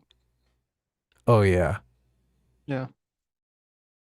I do think people feel like that we are confronting a crisis. One thing that mattered more than anything else tonight, and that was Joe Biden's demeanor. It's kind of a DEFCON 1 moment. From the moment he opened his mouth and answering the first question he got, I think America looked and said, this man should not be reelected. I think the panic had set in. There were going to be discussion about whether he should continue. They're 3 years apart. They seemed about 30 years apart tonight. Oh my God, they pulled out all the best clips. Yeah, Sitch. Ari Melber really, he's not pulling any punches, which is kind of was unexpected for me. Yeah, when I saw this. Yeah, look, he's going for the jugular here. He's like, we got to replace this dude. Yep. We got a month and a half. Who's going to do it? We had to prove to Michelle. American We need you, Exactly. Michelle. He needs a little draft Michelle pen. Yeah. people was that he had the energy, he had the stamina, and he didn't do that. Tragically did not rise to the occasion last night. It's not just panic, it's pain of what we saw tonight. Panic and pain, one writer said, if Biden does lose November, lose that election, quote, history will record it took just 10 minutes to destroy a presidency. Now. Wow. That's good. That's a good line. It's true. Yeah. Jill should read that line to Joe. No, look, see, they let him, he has notes, he has paper. Oh, he does? Yeah, look, Oh, he he's in the does, picture. He's yeah. got something there, yeah. So then Trump could do that. Well, no, maybe they didn't let you bring notes, but they like you could just write down shit while you're Somebody. up there. Oh, okay. Maybe blank paper. Yeah, that Right, might yeah. be. There are Democrats who Now, also question whether Biden. I want to see what the fuck Biden wrote on the paper. Oh yeah. I want to see totally. that. Okay. Yeah, that would You be good. see that should be that's like your SNL sketch. They got the paper. Trump, he drew like a stick figure with tits, like those big tits. And then with Biden, you see it's like the dementia clock all fucked up. Oh my God, the dementia clock. That'd be perfect. Yeah. Biden should remain on the ticket. There is no mechanism to force a change of the nominee, to force a change of who's on the ticket from the outside. Joe Biden won the race under the rules. He has the delegates. There's also no precedent in history for a change this late. No incumbent president has dropped out of the race so late in the campaign cycle, as the New York Times noted in covering some of those discussions today. The only way that Biden will not be the nominee and on the November ballot is if he decides to break that precedent and drop out. He has not been open to that, and he ruled it out again today. If Joe Biden did abdicate the nomination, that would hand a vacancy and a quite complex, rushed political problem to his party and in a sense, to the country. There's no time nor state mechanisms to hold rushed primaries. There's no path for how to pick a replacement. A replacement wouldn't have a mandate from past primary state wins or the seasoning that comes from running for years, which is how we typically do it in this country. And if They would have a mandate if they could show consistent polling data that they were beating Trump. That would be the key. And look, Michelle Obama might be able to do that. Well, it would be one of two things. It would be probably, I mean, it could be either A, Biden basically chooses who it is and taps them, or those electors who show up at the DNC who normally think of their job as ceremonial might find themselves having a lot more responsibility than they ever That's imagined. yeah, that's exactly what would happen. Yeah. Which could be very interesting. Be like Oh, back in yeah. the good old days. Yeah. There were no agreement reached, and it's not clear that an agreement could be reached very quickly given what we're talking about. Even if, hypothetically, the person who said today he's not dropping out did drop out, there would then be a battle that could stretch into the convention or later. You may have heard other things. You may hear chatter about other things. There's a lot of talk going on. But if we're dealing in realities, and again, my job is not to tell you the realities that sound best or that are most popular or that might make you like or dislike the news. I'm just telling you the actual realities based on the work and fact checking and experts that we consult every day. And this is one of those nights where people are wondering how things work and what the realities are. Here's the reality. It is measurably unlikely, not technically impossible, who can say what's possible, but measurably unlikely that you would have a change in the Democratic Party nominee. And all of this that I'm telling you is pretty well known. You don't need a weatherman to know which way the wind blows.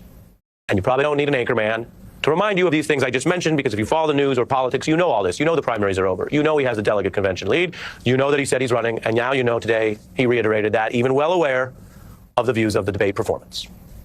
You don't need a weatherman to know which way the wind blows.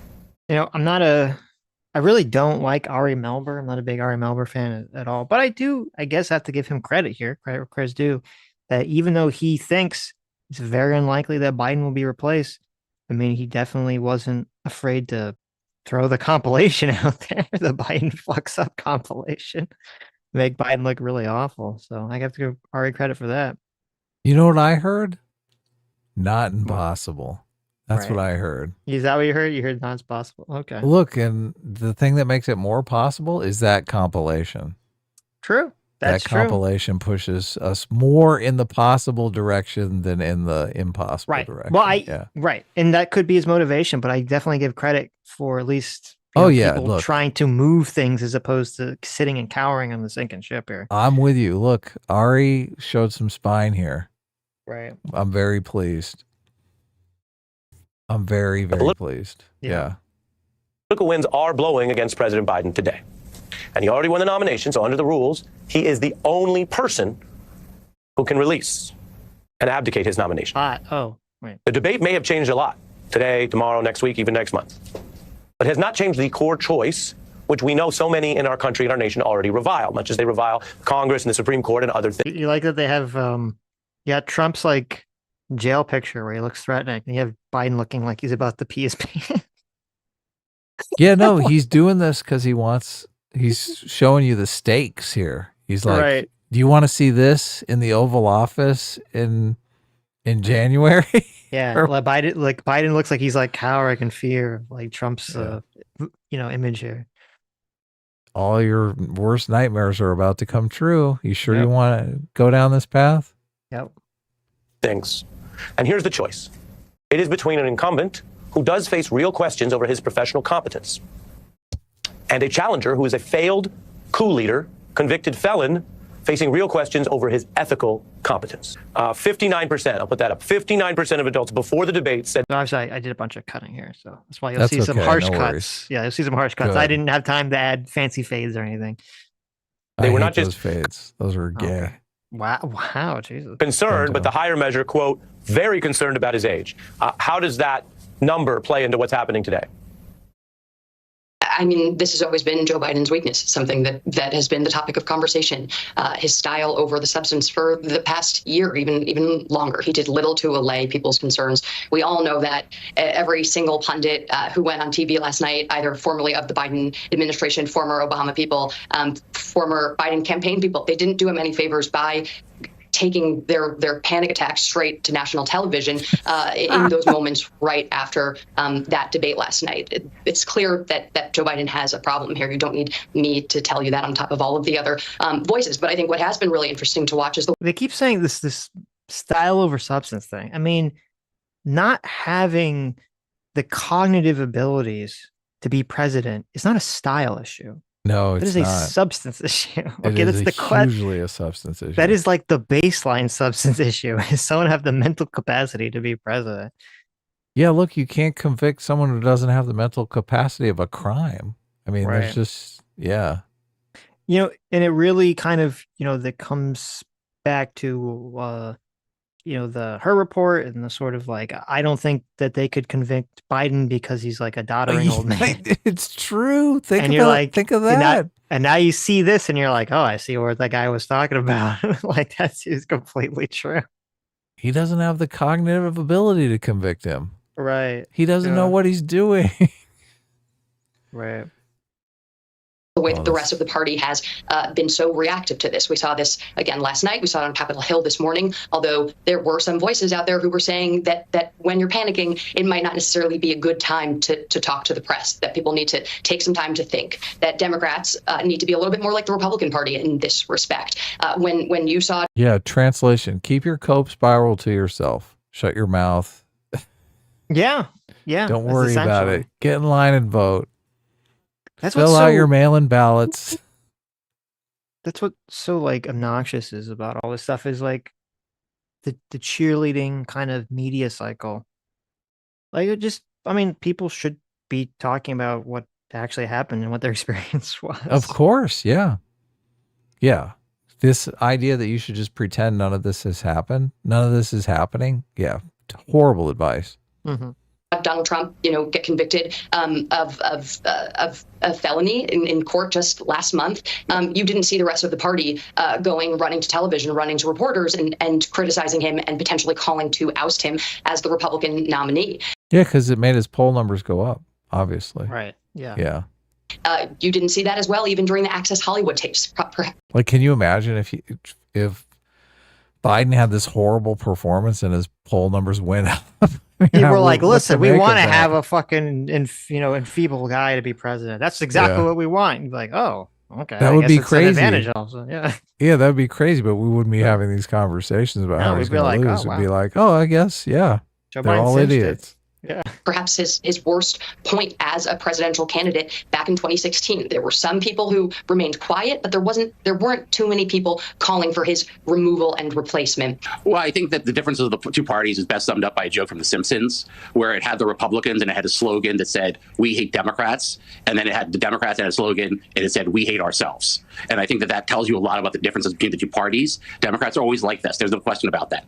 And yes, the emphasis should be from Democrats on Donald Trump. Last night, Donald Trump was a fascist. He was a racist. He was mean. He was deceitful. He was evil. Okay, that he was all of these things. But the problem is that the candidate Joe Biden, he didn't have a good night in sort of pressing those things. When you look at the debate, I just had I just see him like some massive cope. It was interesting. So delusional. Yeah. So totally delusional. Yeah. Like, that's all great, but the other guy seemed like he was dying. Okay. That's all He's great. just It doesn't evil. matter. Right. The other guy's evil. Don't you see? Don't you get it?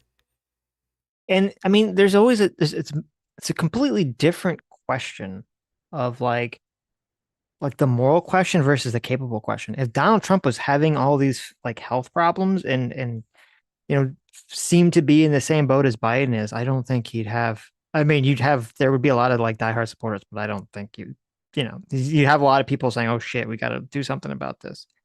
Yeah, totally. So this is Bob Woodward, famous Bob Woodward here. Of Woodward and Bernstein, right? Yes, of the Deep Throat. Watergate. Yes. Watergate story, big Watergate story. Yep. What comes through for you, and what do you say to people who think this engenders doubt or disqualification discussions about the president? Well, Biden's performance was so bad, so awful. The way I look at it as a reporter, there must be some explanation. What really happened? I mean, he was preparing for this a long time. He knew it was consequential, and then it was this bad. I think the answer here is in reporting, in seeking very aggressively an explanation what happened here. We don't want it to come out in some book or some memoir in a couple of years or a decade. We need to know now. And I sat there. Well, is he going to ever say look, it's obvious what happened. Dude's getting old. Okay. This happens to everyone. He has. So Woodward has a very weird take, which is. This is weird. Yeah. We need to find out what happened. And it's we need to get to the bottom of this. Yeah.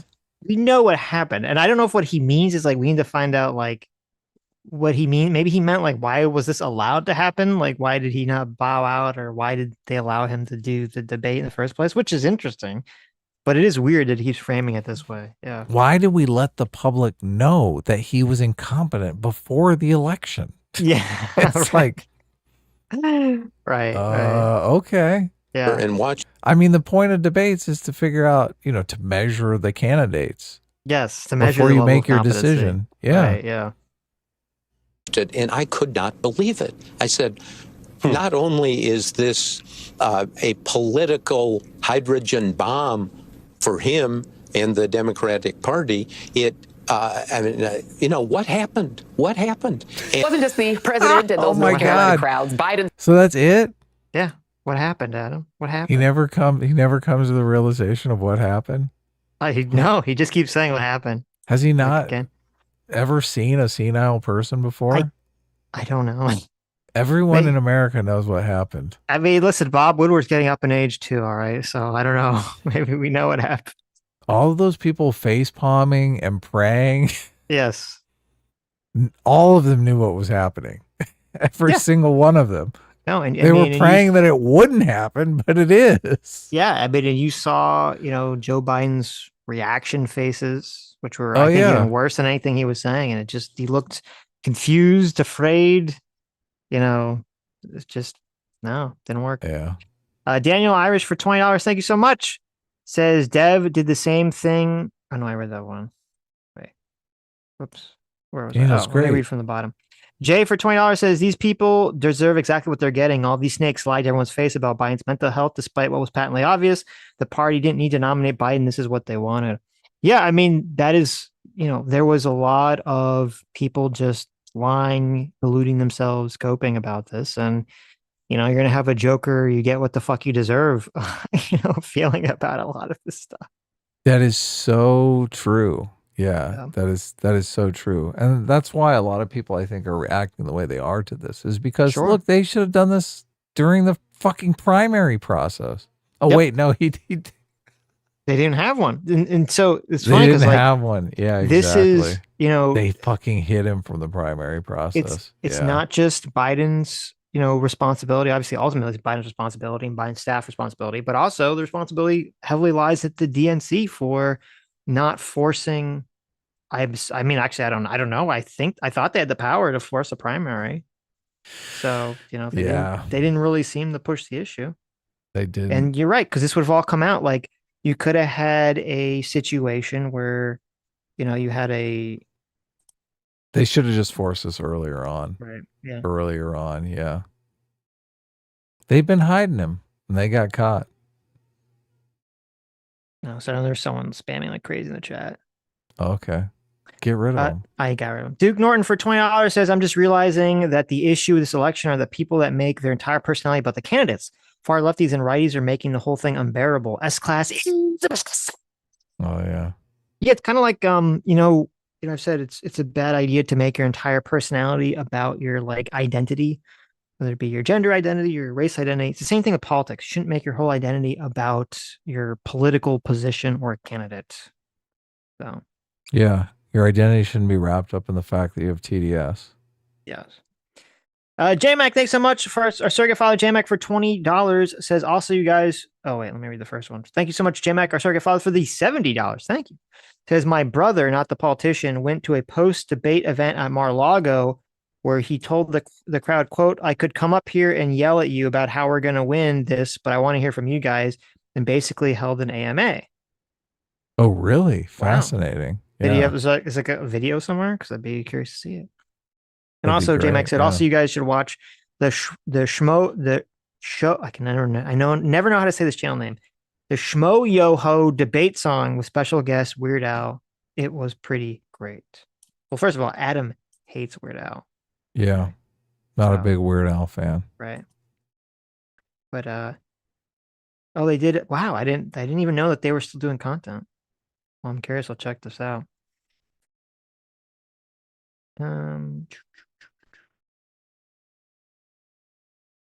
Joe the going Make for on? $20. Thanks so much. Says if anyone actually follows through with trying to replace Biden, how can anyone justify him remaining in office until the election?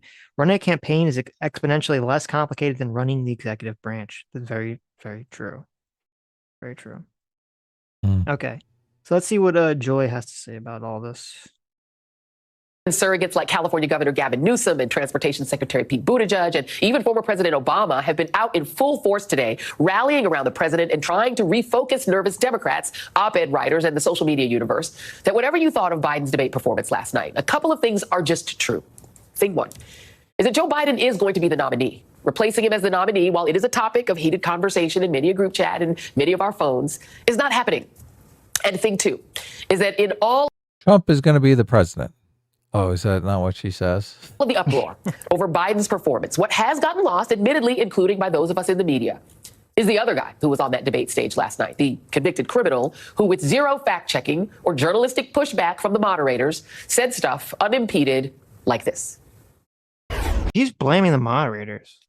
Like, that wasn't their role. And they agreed to the rules beforehand. Like, it's, I don't know. The moderators, they were supposed to fact check Donald Trump. Don't you realize? No, I mean, that's Biden's job. Yep.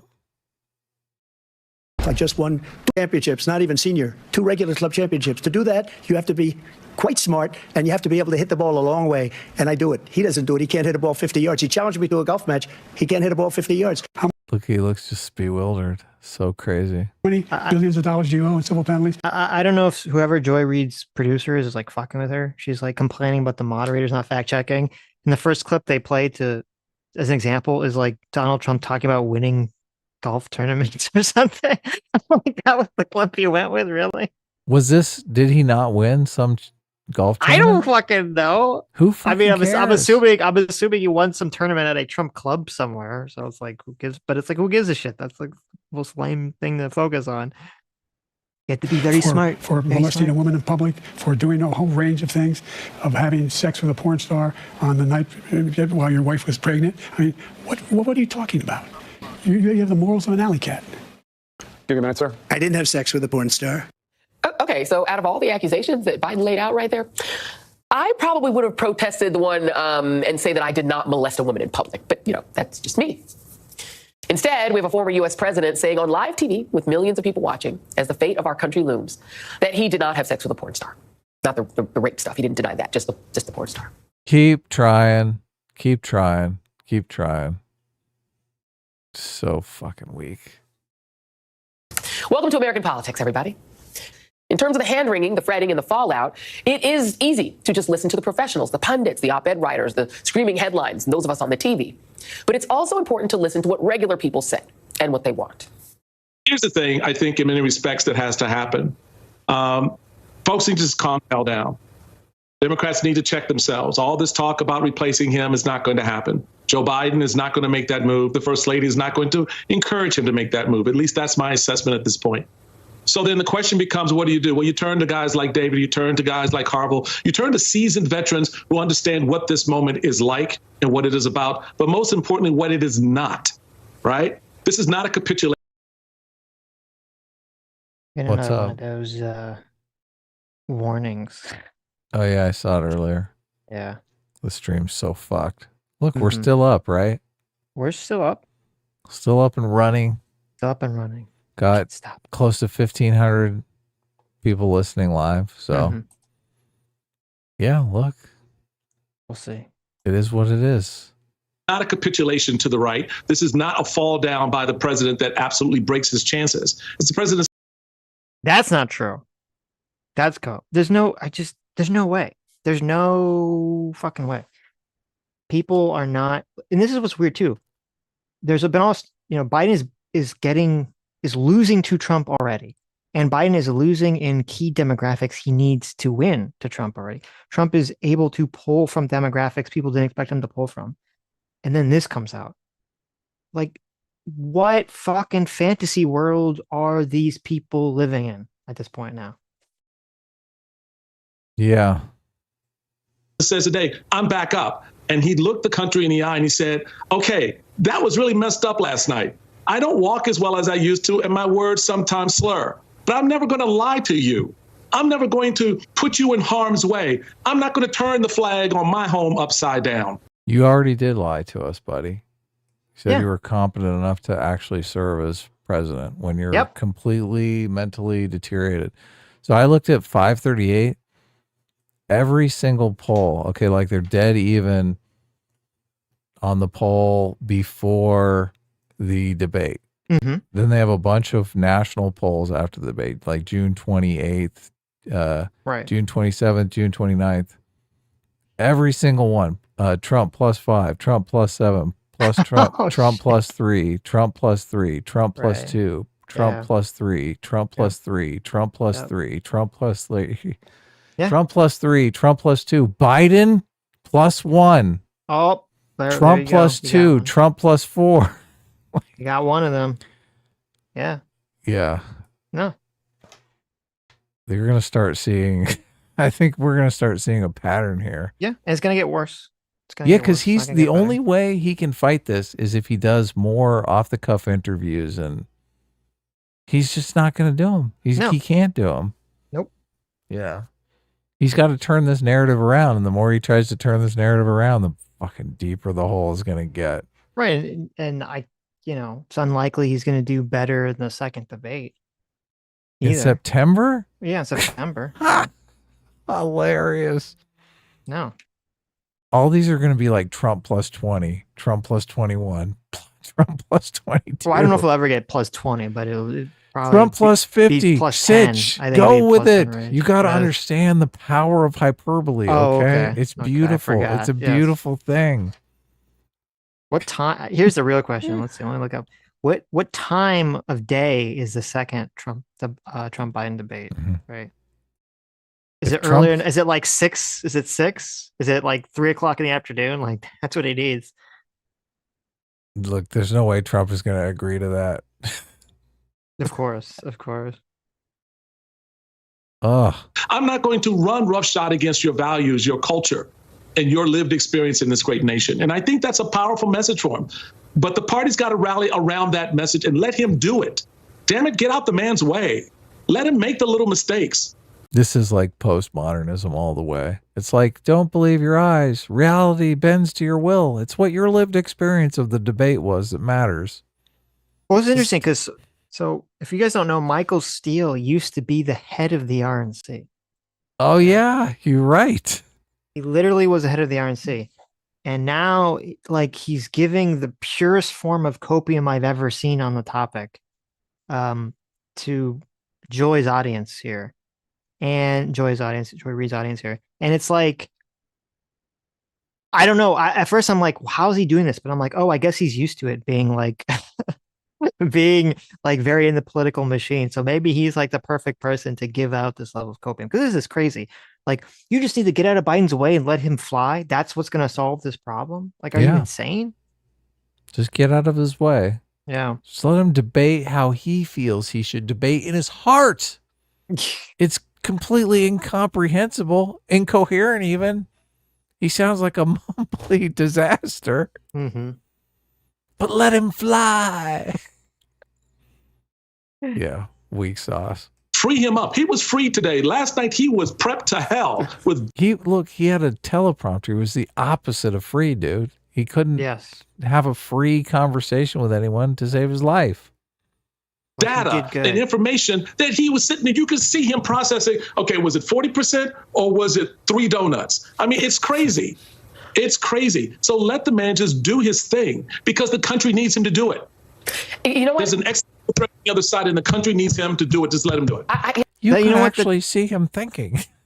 That's all you needed, right? You just needed, Biden was just over prepared for this debate. That's obviously the problem, Adam. If they had just let Biden loose, like Biden is Jet Li in that movie where he had the little dog collar on, right? It was a great movie. Yeah, you just need to take the little dog collar off and he'd go crazy, man. He would totally savage Trump. Totally. Yeah.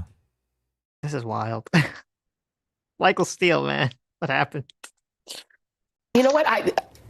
He's overstaffed. I mean, the thing, if you think about it, even with Vice President Harris, they gave us 10 minutes with her. She could do 30 easily. You know what I mean? Like, she has it in her. And even with President Biden, it seems like the sort of way that the White House has responded, not the White House, really the campaign has responded to the age issue is to kind of hide him a little bit and to like have him not do. Shouldn't he go out more? Like, you know, if people saw him all the time, then each time you saw him, it wouldn't be so jarring. We all have aging relatives. Oh my God. Oh my God. I can't believe this. This clip's amazing. Well, Yeah. the solution is you got to just put him out there because then people grow accustomed to seeing him be fucking senile out of it. Yeah. Which, I mean, there's a point. She's got a point, I guess, but I don't think that's the right attitude to have about it. Yeah, they'll get used to the fact that this is their current president. Oh my God. It's so How do you think bad. that's going to strike people? This is our current president right here. This is, and it's funny, this is a high level of desperate delusion. Okay. This Yeah. is Biden is not going to quit. He's not going to leave. I need to find something to grab on to save my sanity and to give my viewers to save their sanity, because it's like, oh, the problem was Biden was he's overstaffed. Doesn't that like raise a red flag to you? You're like, wait a minute. Biden came out of debate. He seemed to be senile. He seemed to not be able to perform. And then you wonder why his staff is so controlling of him. Gee, this is a really complicated thing. I can't possibly figure out what's happening here. Yeah. Yeah. He needs all that staff to keep the media away from him, right? He's got to have blockers at every turn. Someone might sneak a Obviously. question in. Right. Biden might wander off in one direction and find a reporter. Exactly. Yeah, no, this is just amazing. Amazing. Look, and I wonder how much of it is just early signs of the TDS kicking in, because I mean, ultimately that's the stakes for them. Oh yeah. They're going to have to come to terms with the fact that Trump is going to be president again. Yep. All because they can't fucking get rid of this egomaniac Biden. Yep. Yeah. Like have him not do. Shouldn't he go out more? Like, you know, if people saw him all the time, then each time you saw him, it wouldn't be so jarring. We all have. Yeah, maybe she is playing. Maybe she's trolling a bit here. Maybe she is trying to get rid of Biden. You think she's so trolling? that- No. I don't Yeah, think look, if he goes out more, he's obviously going to he risks getting pulled relatively easier. This is a so you ploy. think, Yeah. you think this is some like Joy Reid here is like a Yeah. 10D chess master. Maybe. She's like, I'm going to say this clip so that it hopefully gets to Biden. So Biden will say, oh, I just need to get out there more. Then he'll get out there more and just crash and burn. Crash and burn, exactly. And then someone else can swoop in that has a chance of actually saving her from Trump. I God, mean, Joy Reid hates Trump. yes, yes. We're going to That be would- watching Joy Reid on election night if it's Trump versus Biden, just for the meltdown. That would be, that would be incredible if Joy Reid was that level of like conniving and Machiavellian, right? I don't think she is, but it'd be You're pretty like, incredible. she's not that smart. No. Aging relatives. If you see them all the time, you see it as a gradual process. If you only see them once every few months, Thanksgiving. it's Yeah. shocking, right? And so I mean, this is such an insane argument. Like, we just need to see Biden, more so that you grow accustomed to his senility. Well, we need to see the deterioration curve. I mean, we witnessed it at the beginning of this Right. live stream. Obviously, Sitch Right. played it out for us. Yeah. Yes. Yeah. maybe the answer is that he needs to do more so that people can kind of just get used to his gait and get used to how he is. Right. But here's the thing about last night. The Republican Party has become a kind of authoritarian cult of personality, a top-down, fall-in-line kind of operation where even The irony, moment of silence for the I know. irony. Yeah. I know. It's kind of funny. Top down, fall in line. Biden is going to be our nominee. Suck it up. He has dementia. Vote. even when the guy at the top of the ticket is found guilty on 34 counts by unanimous jury vote for paying off the adult film actress he had an affair with to manipulate an election, not only do Republicans continue to support him, but they all dress up like him to go stand outside of the court defending him. You know who couldn't be convicted of a crime? Biden. Not competent. And no court will convict him. Doesn't know what he's doing. And because that inherent difference in the two parties, their coalitions, their disposition and affect, because of that, there's no one in Republican politics today, I mean no one, who watched Trump last night and thought to themselves, if we had Nikki Haley or someone else, we'd probably be up double digits, right? Right? They should be saying that because it's obviously true, but no one. It is true. Look, but I don't want to say it. I don't want to say it. It is true, but it doesn't matter. it is true. If Nikki Haley or DeSantis was there, I think the polling would be significantly worse and will continue to be significantly worse for Biden. But it doesn't matter if Trump's still going to win. Like, who cares? I said it during the primary. Yeah. Yeah. We both did. Yeah. Sorry. Too bad for Nikki. Is because that's how Republicans roll. Democrats roll differently, as we all know, don't we? Democrats, well, they're beset by constant angst, endless. I can't believe they're going throwing Democrats under the bus like this. They're just like, oh yeah, Democrats, they're completely neurotic. Well, it's weird. They're going with. They're kind of taking the same direction the Republicans took, or the Trump specifically tacked was the Republican politicians and donors. They're all like shitty assholes. They're all, if they don't support me, they're all rhinos. Right. I care about what the people say. And they're kind of taking the same tactic. They're like, oh, all the Democratic base, they're all crazy. They're all anxious. But the people need to rise up and support Biden. Right. Hand-wringing, and Joe Biden's performance last night has occasioned probably the worst of that dread and self-doubt. I will say it is not an irrational, hyperbolic knee-jerk reaction in this case. Well, at least we got that, right? Okay. It's not irrational. The New York Times editorial board took the unprecedented step of calling for Biden to leave the race today, writing that there is no reason for the party to risk the stability and security of the country by forcing voters to choose between Mr. Trump's deficiencies and those of Mr. Biden. It's too big a bet to simply hope Americans will overlook or discount Mr. Biden's age and infirmity they see with their own eyes. Wow. Yep.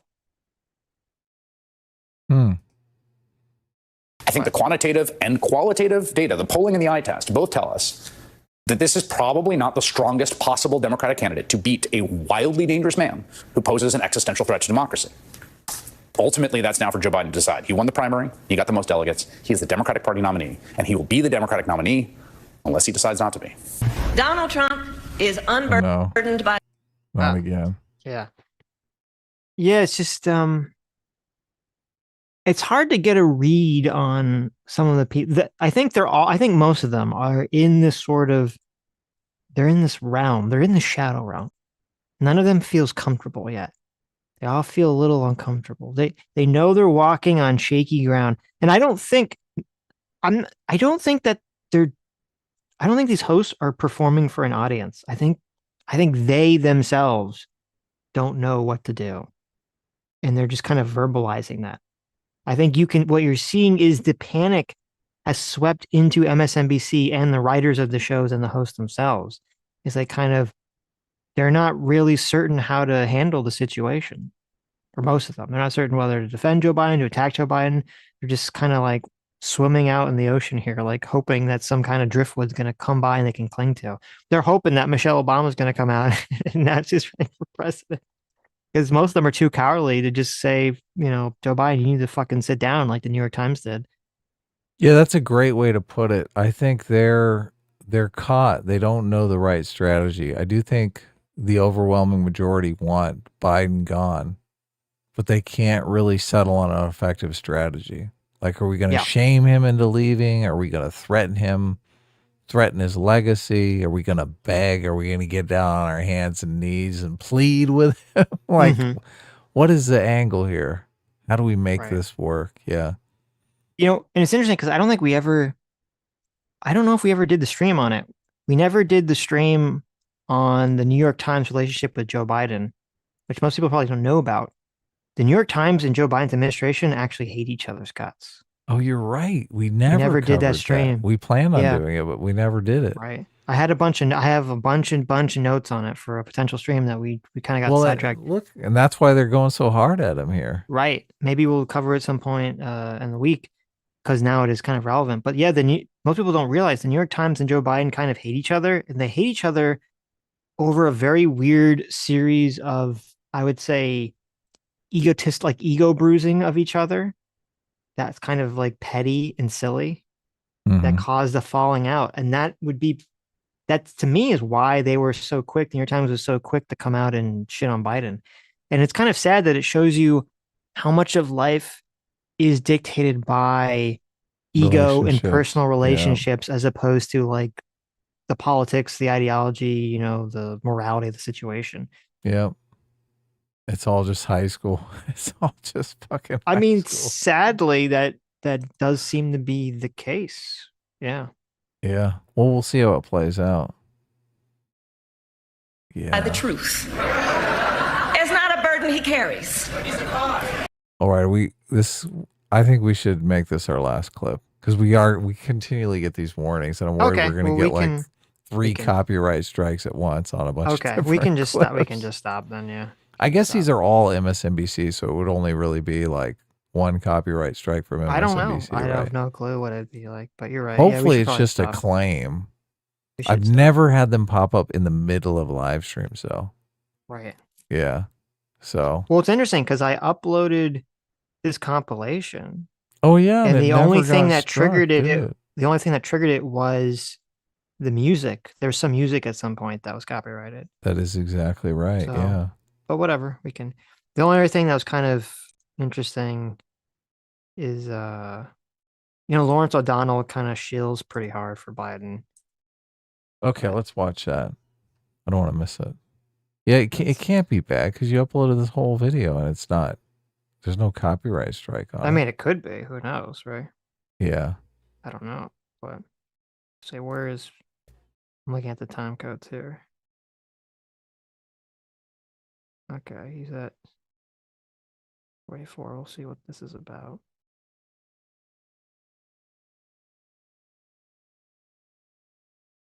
Right. This is different, though. That bunker mentality. Tonight. This is the okay. 24 hours later, if you're ready for some calm analysis about what we all saw last night, this is the place to be for the next hour. The very first thing you need to know about what we all saw last night is that most voters didn't see it. Yeah. Oh, that's so bad. That's so awful, Adam. That's so bad. Oh, Look, and it's completely ignoring the wall of ads that are going to be up. So Yes. just because they haven't seen it yet doesn't mean they're not going to see it, dude. But like, what about the candidate? Like, who cares if people didn't see it? That's like saying, like, if there was a video of Donald Trump like beating a crippled child with a Right. cane, would you be like, well, the best part about this was that not that many people saw the video. It's like, but Yeah. what's happened? Like, what the fuck? Yeah, that's a good point. Yeah, you have a candidate that is in the state, beating up crippled children and whatnot. Right. And you like, he's got the little quote, you get back up. You get back up. That's what you do. I just dementia is not something they have a cure for. No, not yet. Not Yeah. yet. Oh, It was the lowest rated presidential debate in a very long time. It had the smallest audience of any first presidential debate, first in a series, in the 21st century. And only about 1/3 of the people who voted in the last presidential election actually watched the debate. Only 51 million viewers out of 155 million voters who voted last time. So 2/3 of the voters didn't see a second of what happened last night. And that's an important number to have in mind when you consider the impact of presidential debates, because everyone who thinks that that thing last night was some kind of big problem for Joe Biden believes, without evidence, that the debate changed the minds of undecided voters, even though undecided voters are the most likely kind of people to not watch debates. This is insane. This is insane. Like, even if that's all true, whatever, like, you should still be bothered by the fact that your candidate is not mentally capable of being the president, right? Like, shouldn't that be an issue? you would Someone in a think. conversation with? Yeah, you would Okay. think. Instead of this like really strange level of cope around, well, no, listen, he did awful and is not mentally capable, but people didn't see it. It's like, okay, but what about like the actual situation? What about not just the optics, the actual situation, right? Shouldn't that concern you, Lawrence O'Donnell? Yeah, it would concern most people. I think it does concern most people. Like last night. And you now live in a country where most of the public commentators with access to microphones declared the liar the winner of the debate, and the loser, in their view, was the older man with the weaker voice, who struggled to tell the truth in a ridiculous format that he is no longer any good at, and that has nothing to do with the job of president, a format that does not test the job of president. Okay, I officially hate Lawrence O'Donnell. Like, Lawrence O'Donnell is a terrible person. It's crazy because, like, going into this, I wouldn't have suspected he would have been like the most weirdly delusional, retarded take on the situation. Because, like, what do you mean this doesn't have anything to do with, like, the skill of being president? Like, to be president requires an extreme amount of mental and physical health, strength, and acuity. It does, yeah. And power. And, like, it's not like you could theoretically, there could definitely be a situation where you could have a person who is really good at being the president, at making these decisions, at being smart enough to make these decisions, to have these conversations, to know who to put in what positions, to, you know, deal with other world leaders, and be like really bad in like a debate because they just don't have that like charisma or personality. Kept losing his train of thought and couldn't clearly articulate a clear fucking idea for half of the conversation. And you had a guy who his wife like literally had to hold his arm as he walked down a single fucking stair. Yeah. Right? Like, this is crazy to just be like, oh, well, none of this doesn't matter. The debates don't matter. It's all just a pony show. It's all bullshit. It's like, no, what? No, fuck off. Well, just to make it seem like he's going to be a good decision maker when he can't even really have a conversation. It's just like ridiculous. What? Yeah. Would you want this guy defending you in a court of law? Or, I mean, I don't want this guy making decisions for me about anything. Mm-hmm. Yeah. It's just, it's weird. It's totally weird. I mean, Lawrence O'Donnell's commentary here is wild. It's wild to me. So, but we can end here. He's arguing that he's still a great decision maker. He just optically, he can't really. He can't tell. Can't show you that? Yeah, exactly. Right. What? What? This is like, I'm trying to remember the line. There was like behind the scenes of a behind the scenes screening of George Lucas when they like first showed the George Lucas staff the first prequel movie. Right. And it's just like stunned silence. Yeah, nobody wants to say anything. Everyone's like, oh who wants to tell the boss that sucked? And George, but it's funny because you could tell George thinks it's not great, and he's like talking about the difficulties of re-editing the movie because it's like, and it's just, oh my god. He broaches the subject gingerly. Yeah. It's like, oh god. This is full on. I mean, this is just weird. This is like letting the TDS audience know it's not that bad. Like, this isn't that bad. I guess. But this is completely the opposite direction you want to go, though. If you're worried that there's going to be another breakdown after Trump actually wins in November, like, they're basically telling them, oh, don't worry too much about it. Nobody saw this debate. Trump is still not going to win. Obviously, Trump is evil, and Joe Biden has dementia, but nobody knows. No, it's not going to happen. Yeah. Yeah. Okay. Yeah. Okay. Fire Patriot, thank you so much for the $2. Says, only place I pay for membership. Love your coverage. Well, thank you, Fire Patriot. Yeah, thanks a lot. Look at that. Making us feel special. Fire Patriot for being 13 months over 1 year a member. Says Biden campaign is gaslighting for Biden. They will only leave if promised new jobs. These people are abusing that man for jobs. That's very possible. It's very possible. But though I'm kind of shocked because going into this, that was my exact thought. But all the reporting seems to be pretty solid around, or not solid, but pretty unified around the concept that this all is Joe Biden's decision and that it's like his own ego that's keeping him in the game here. So D. Bryan for $2 says, speaking of Stern, Stuttering John said Biden won. Really? Holy shit. Who's That's Stuttering hilarious. John? I haven't thought of Stuttering John forever. He's a guy that used to be on Howard Stern all the time.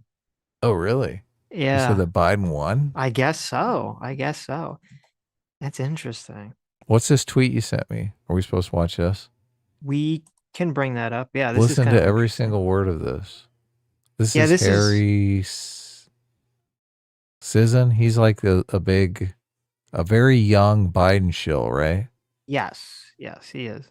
And but so this is an interesting clip from CNN. This guy named Alan Lichtman, who, he's pretty confident he's created some some measurement system, some scale to determine who will be the presidency or who will win the presidency. And he's saying Biden still's got it.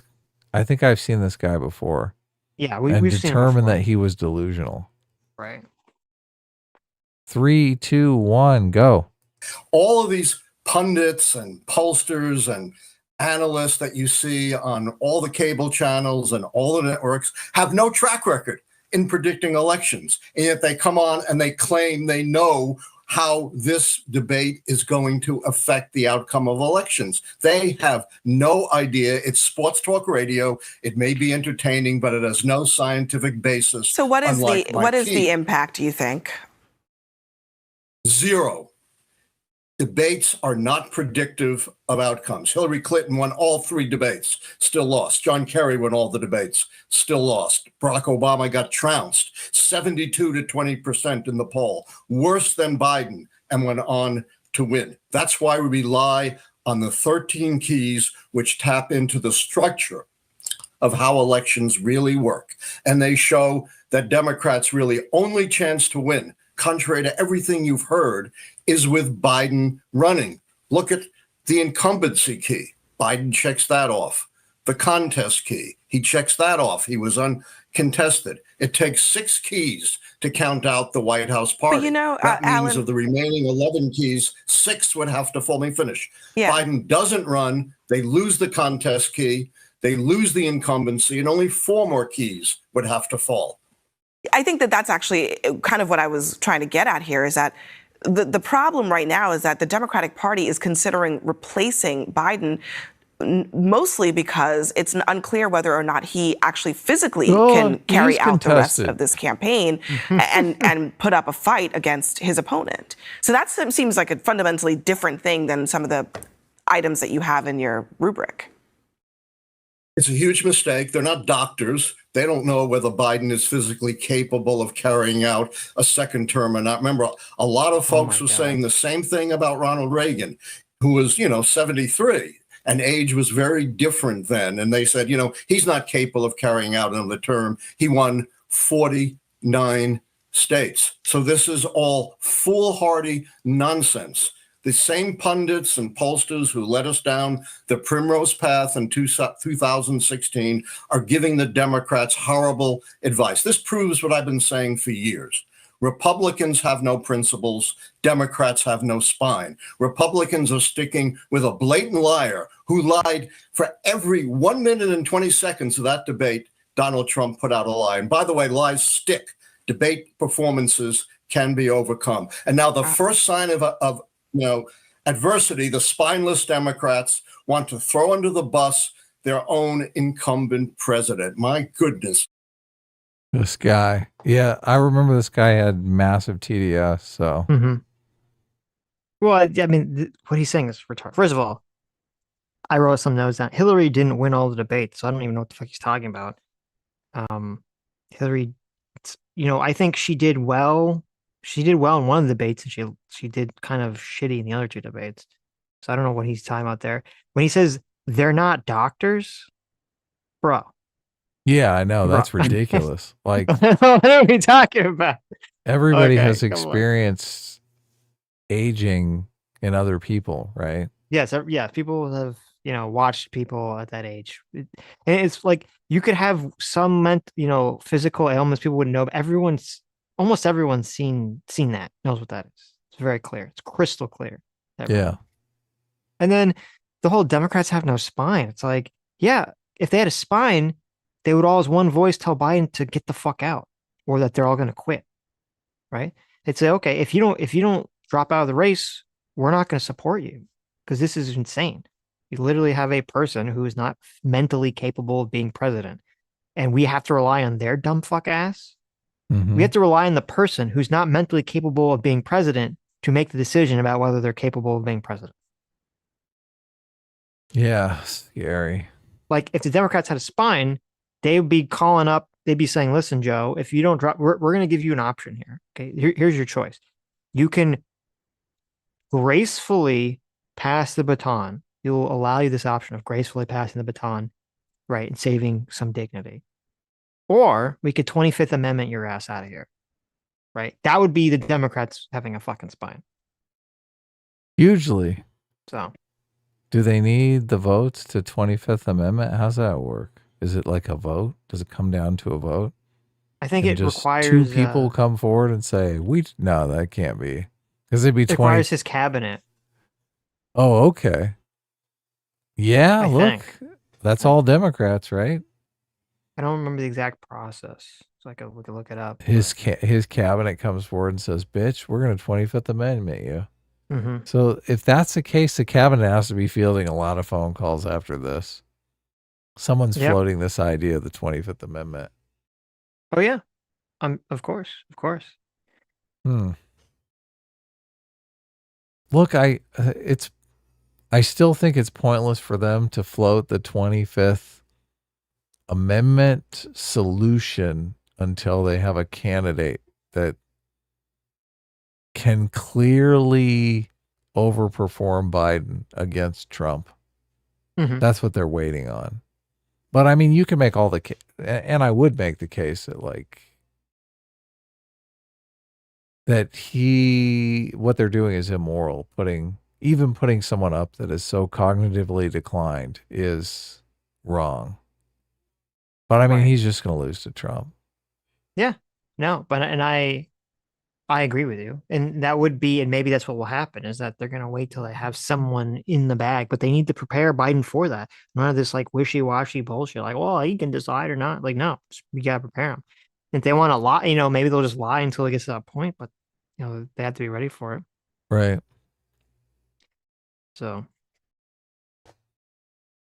man, this race just got interesting. I guess we always kind of knew it was going to get interesting. Yeah. I mean, we didn't think it would be this interesting. Right? Yeah, no, not at all. Not at all. I mean, the State of the Union, I had super low expectations, maybe too low, because I did think he overperformed those expectations. Yeah, I had low expectations this time around, but it was just completely out of the gate. He exceeded to the downside all of those low expectations. And even that clip that everyone is raving about, get real. That's mass delusion. Says Section 4 of the 25th Amendment allows the vice president, together with the majority of either the principal officers of the executive departments or such other bodies as Congress may by law provide, to issue a written declaration that the president is unable to discharge his duties. Immediately upon such a declaration being sent to Congress, the vice president becomes the acting president, while the president remains in office, albeit temporarily divested of authority. And then I think Congress has to sign off on it or something to some capacity. Oh, wow. So, that's the problem. Well, there's some weird talk they're like telling like the Republicans shouldn't sign off on it, but that would be like retarded. That would be suicide for the Republican Party not to do that. So. Wait, they don't want to sign off because they want to go against. I know, but then they would lose. They would lose any realm of their argument. They're like, oh wait, you literally want to keep like someone you don't think is feeble into the the office just so that you think it'll help Donald Trump win the election? They'll say, listen, of course, but we can just beat him in the election. We'll just take him out in the election. Okay, that'd be I that. mean, they'll do the exact same thing they did with the border bill. That's exactly what I don't they'll know. do. I think they might, but I think it would make them look so bad. I think people would just be so disgusted with the people like that they could potentially get a swing votes would be so horrified at that behavior. So, well, and there were some other random Twitter people who were stumping for Biden, but you know, it's pretty silly. Okay. It's just Abby for 11 months. Thanks so much. Says, how you guys feeling about your $100? I'm sure JMac will give it back in no time. How I wish for the other timeline with candidates under 70. There you go. I mean, I guess I feel less confident that he's going to drop out, but I still feel like I can win that bet from JMac. At least I'm going to get it back from JMac. Adam's not going to get it back from Phil. So Phil super chats. What are you talking about? that's true. That's true. I was looking for some interview with this Kentucky guy, and there's a video from 2 days ago. Kentuckians react to the idea of Governor Andy Beshear potentially replacing Joe Biden. Mm-hmm. Look, I don't care what the Kentuckians say. I want to listen to the guy and see does he stand a chance? Dr. Dilo sent me one of those, like the Google search term things, and it was for 25th Amendment, and you see it's like at 0 essentially, and then on June 28th it just goes boom, it just skyrockets. Because everyone's searching the 25th Amendment. Yeah, like how does this work? So, Which makes total sense, right? Yeah, Obviously, yeah. but like, I mean, we just searched it, right? Right. Toxic Monger of the Hateful Brew for 9 months. Thank you so much. Says, you know what isn't delusional? A-Team reigning supreme. That Hi, is Adam. 100% true. Thank you for mentioning it. Toast Master And for Monday are 100 knock expected to knock be in says, the there's low- never a point in time where old Joe didn't occasionally go seriously off script into weird ass territory. In the 80s, he publicly said the IRA was justified. That's hilarious. But like, yeah, Biden had like a reputation of going off script and saying like weird shit. But like, the difference between like weird shit and like, oh, he's just literally not mentally cognizant anymore.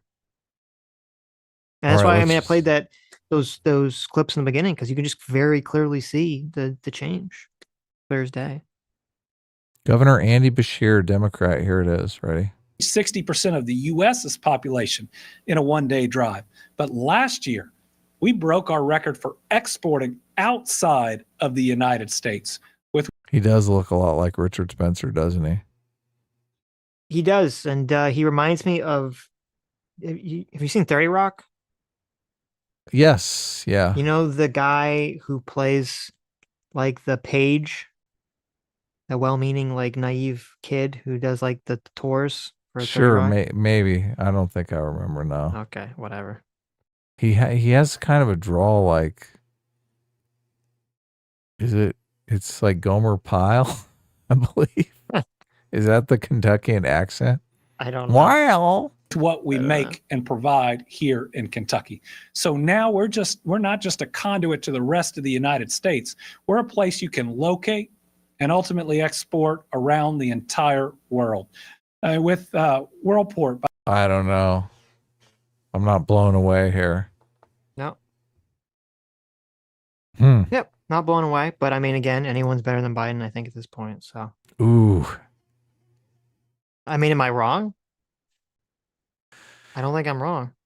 I mean, they gotta beat Trump. Otherwise, look, they might as well just let Biden lose to Trump and avoid the headache. That's the thing. I think they would have more from a principled position. Oh yeah, true. I think it's better if they get rid of Biden, because they could say, well, listen, we tried, like we had a spine.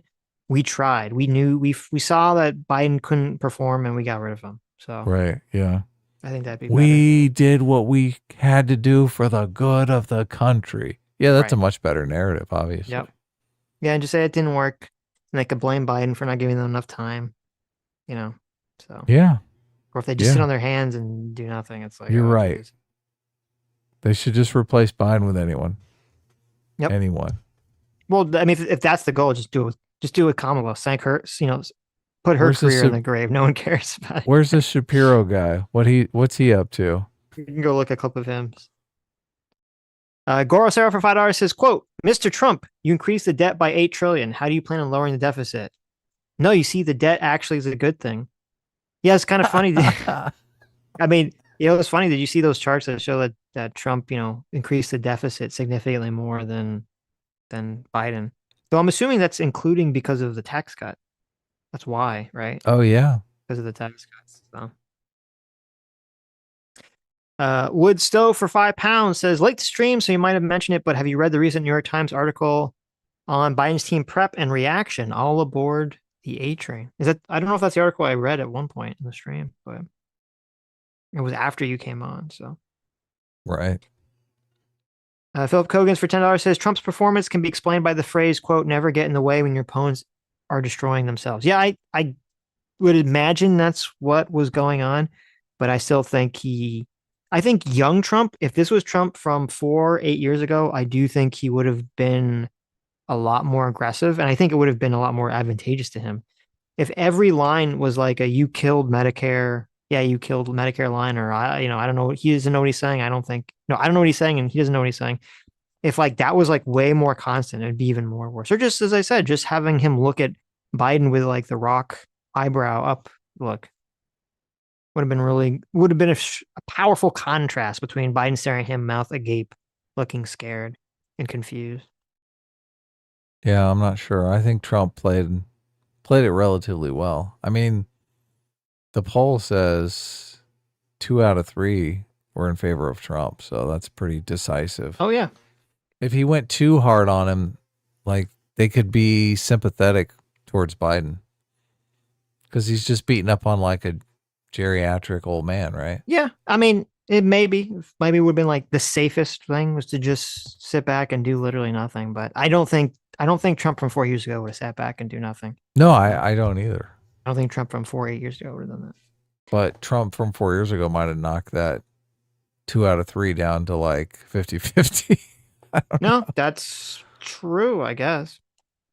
Inverted Gentleman for 19 months, thank you so much, says, Sitch, it's not lies, but puffery, quote, best ribs in town, etc. It's a business tactic. Now check out my Substack. Yeah, that's kind of what I'm saying, but I don't think, I understand that's what it is, but I don't think that works. And I think it is lying when it comes to these, when politics. Hyperbole is lying now?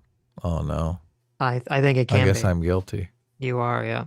I love hyperbole. Girl Sarah for $2 says, S-Class is the best class. It's a lie, according to Dev. What?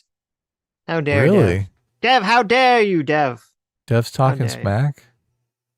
I think he's saying in terms of like the hyperbole is a lie. But oh. Ostracy for 27 months. Thank you so much for being 27 months of Discipline Equals Freedom. Says, what do you guys think about this narrative I'm hearing from right-wing pundits showing that high voter turnout helps Trump more than Biden in 2024? So I don't know exactly what you're referring to because, I mean, honestly, since the debate, I haven't really been following Republican pundits for the most part because I've been looking for more of the left-wing because I'm more curious to see what the left's reaction is. The right's reaction, I assume, would be pretty standard, like dancing on Biden's grave and saying, I told you so. We're live. Sorry, go ahead. It's okay. But so I don't know exactly what they're saying in response to, if they're saying it in response to this debate, I don't know what they're talking about. Historically, or in the last, 10, 20 years or so, the idea has always been that a higher voter turnout helps Democrats universally, or on average helps Democrats. It's always been the thought process. Why for the though? last 20 years or so? Why? It's because the idea is that like lazy people are more likely to vote for Democrats. And the people that are more likely to vote for Republican will actually have like a more intrinsic motivation to get out and vote. So that's always how I interpreted it. I always thought that the high voter turnout favored the Democrats because the Democrats favored the working class.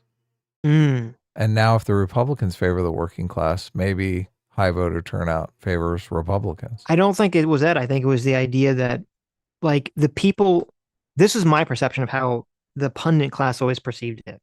I don't know if this is true, but I think this is how they perceived it, is that people who are Republican or conservative are usually politically motivated enough to go out and vote. But the people who aren't politically motivated enough to go and vote, if they had to, would end up voting Democrat as like their neutral alternative. And that's why the voter turnout was like structured that way. So, well, no, you're talking about the motivations, but I'm saying that those two constituencies, the Republicans are more of the business class and the Democrats are more of the working class. Yeah, I don't think that, but I don't see how that changes anything about this. Like, well, if the Democrats just raw numbers of, if the Democrats they're not really representing the business class, but they are representing kind of the elites, and the Republicans are representing the working class, and it would flip that on its head. Right. Well, I don't know. I guess we'll find out. Yeah, we'll see. I mean, we'll see. Thal for $10 says, "Don't you lie to me, Sitch. I know the soda fascist and anti-pineapple party rules Florida. You can't hide in the shadows forever." They do. They 100% do. And I'm glad. The soda fascists will forever rule and stamp down the degenerate poppers. Okay, we got to purge America of the poppers. Poppers are a myth. Oh, they're out there, Adam. No, I've seen the map. It's like a tiny little subset in like North Dakota. Disgusting. Thal for another $10, thank you. Says, "How dare you, Adam, say Biden lied? Someone can't lie if they're incoherent. Shame on you, sir. Shame." All right. I guess you're right. Look, he didn't even know he was lying, so he's innocent. There you go. Metal, it was kind of funny. Like literally the first thing Biden said, I think, like one of the very first things he said in the debate was Donald Trump said to put bleach in your face or something. That was like in his opening statement. He said to inject bleach. Yeah, I was like, oh my God. That wasn't true. That was not true. Yeah. It's not really good when you're saying like all the other guy did was lie, when literally like the first thing you said was not true. The fact checker even pointed out the bleach thing, which I thought was hilarious. Yep. Metalworks 41190 for 27 months. Thank you so much. Says my mom is cope spiraling about Biden. She thinks everyone's overreacting. If she was listening right now, she would be pissed off yelling at you guys. That's interesting. I mean, that's fine, right? Who cares? They can be mad. Sure. Doesn't change anything. I mean, I would just tell them, why don't they just be constructive? It says no data coming in. How are we overreacting? Is no data. What's going on? Stream up on your end? Yeah. Everything looks good over here.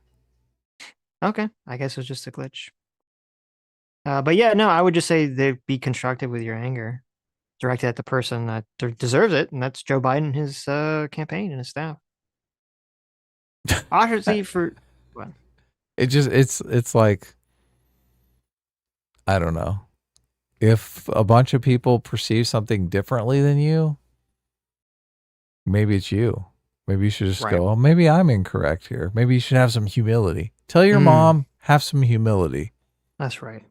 Listen to this live stream. It's only 7 hours long, but they'll convince It's only 8 you. hours long, yeah. Actually, for $10, thank you so much. As I feel weird because I think this election is totally winnable by Biden. It's June and our country has the attention span of a gnat. Good performance in September and no one will care. I mean, I don't think he can have a good performance in September, in all honesty, though? I don't. Yeah. I really don't. Yeah. And I mean, I agree. I generally, think that the public's attention span is very crappy. But this is, I do think this is a line that we haven't seen before that has been crossed. And I don't think people will bounce back from it. This and Rubicon? I don't perceive, this Rubicon, yes. I can't imagine. I mean, I guess it's theoretically possible that Biden will have a performance in September. I think the best that he can hope for is in September, he'll have a performance that's not as bad, but not good. And if that's the case, then it's not, I don't think it's going to help him that much. You know what normal campaigns are? Normal presidential campaigns. There are lots of traveling and very little sleep. Yes. So Yes. is Biden going to have like a normal campaign, or is he going to have a campaign where he does very little traveling and sleeps a lot? The People are basement going to campaign. notice that. And Yeah. how's that going to counteract this narrative that he can't do the job? Yep. It's not. It's just like the I idea. agree. The idea that he's going to get less and less and less and less sleep and do more and more travel and, you know, mixing germs and whatnot somehow is going to end in an excellent performance in September. Oh, get real. Get real. That's like just major cope. Toast Mastiff for 100 knock knock says, but what about the problem? What about the problem that a potential replacement will not have been elected in a primary?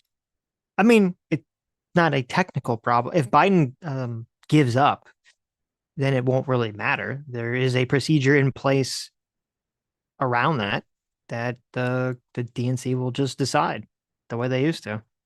So, I mean, the public wouldn't be as happy, obviously, if they had a primary, but I think they'd be more happy than going to the election with this. So, ooh. The Wooster for $5 says Ezra Klein has the worst NPR voice I've ever heard in my life. True. Yeah.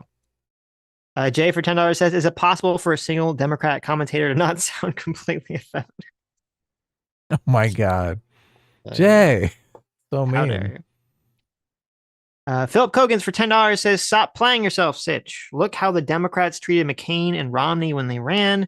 Trump is what you get when you have 20 years of the GOP is made up of racist, sexist, whateverisms. So, you know, we've talked in our entire long career about the Democrats creating a lot of problems for themselves, hitting the Republicans with the racist, sexist stick forever. And that a lot of Trump was a backlash, and a lot of now is a backlash to, you know, the Democrats being woke, the Democrats doing stupid Democrat sleazy shit. So I think we've always talked about that.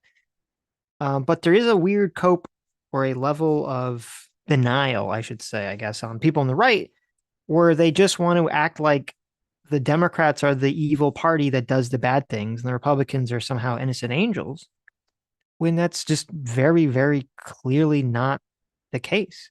I mean, when Obama was running, you did have that moment when Obama was running where McCain, you know, told the lady that Obama wasn't a secret Muslim.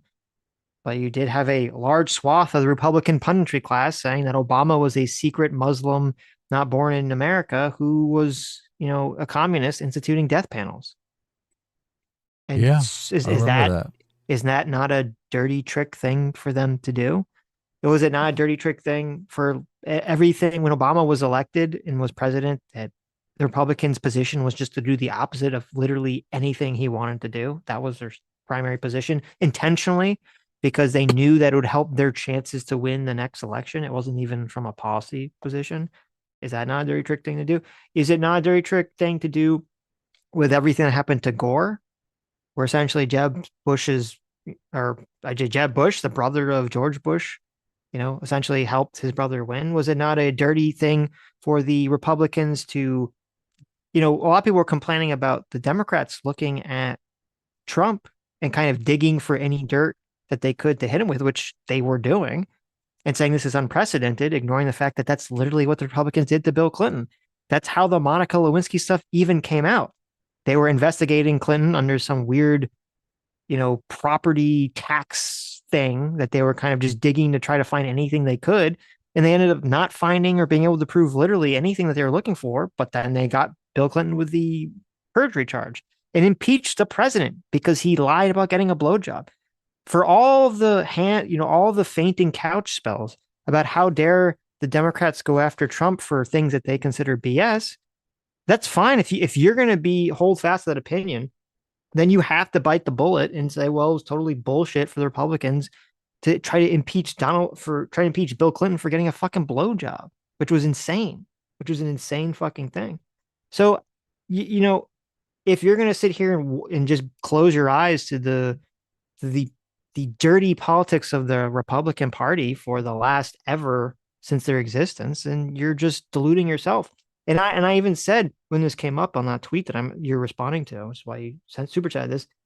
If you go back to the beginning of the country, Jefferson and Adams had political accusations of lewd sexual behavior. People were accusing Jefferson back then of having children with slaves and saying that he shouldn't be president for that. People were accusing John Adams of sending assistance to Europe to procure prostitutes for him. Politics from day one in America and in the entire world has always been a dirty business where people mudsling and throw these accusations at each other. And it's completely ahistorical. It's completely naive. It's completely ludicrous to pretend like it's one side that started all this. It's not the case. It's always been this way from the beginning. It's always been this way. You just only notice one side because that's the side that bothers you. It's I think the you missed morality binds and blinds us. Okay, it blinds you from your own side doing all the fucked up shit. Look, I think you missed the context of the super chat. I think the context of the super chat is that the Democrats would turn even a decent Republican into Trump. So I agree with your argument. This super chat is in response to a tweet I put. How do you know? Really? Because we didn't talk about any of the subject matter on stream, so it doesn't matter. It wouldn't make sense.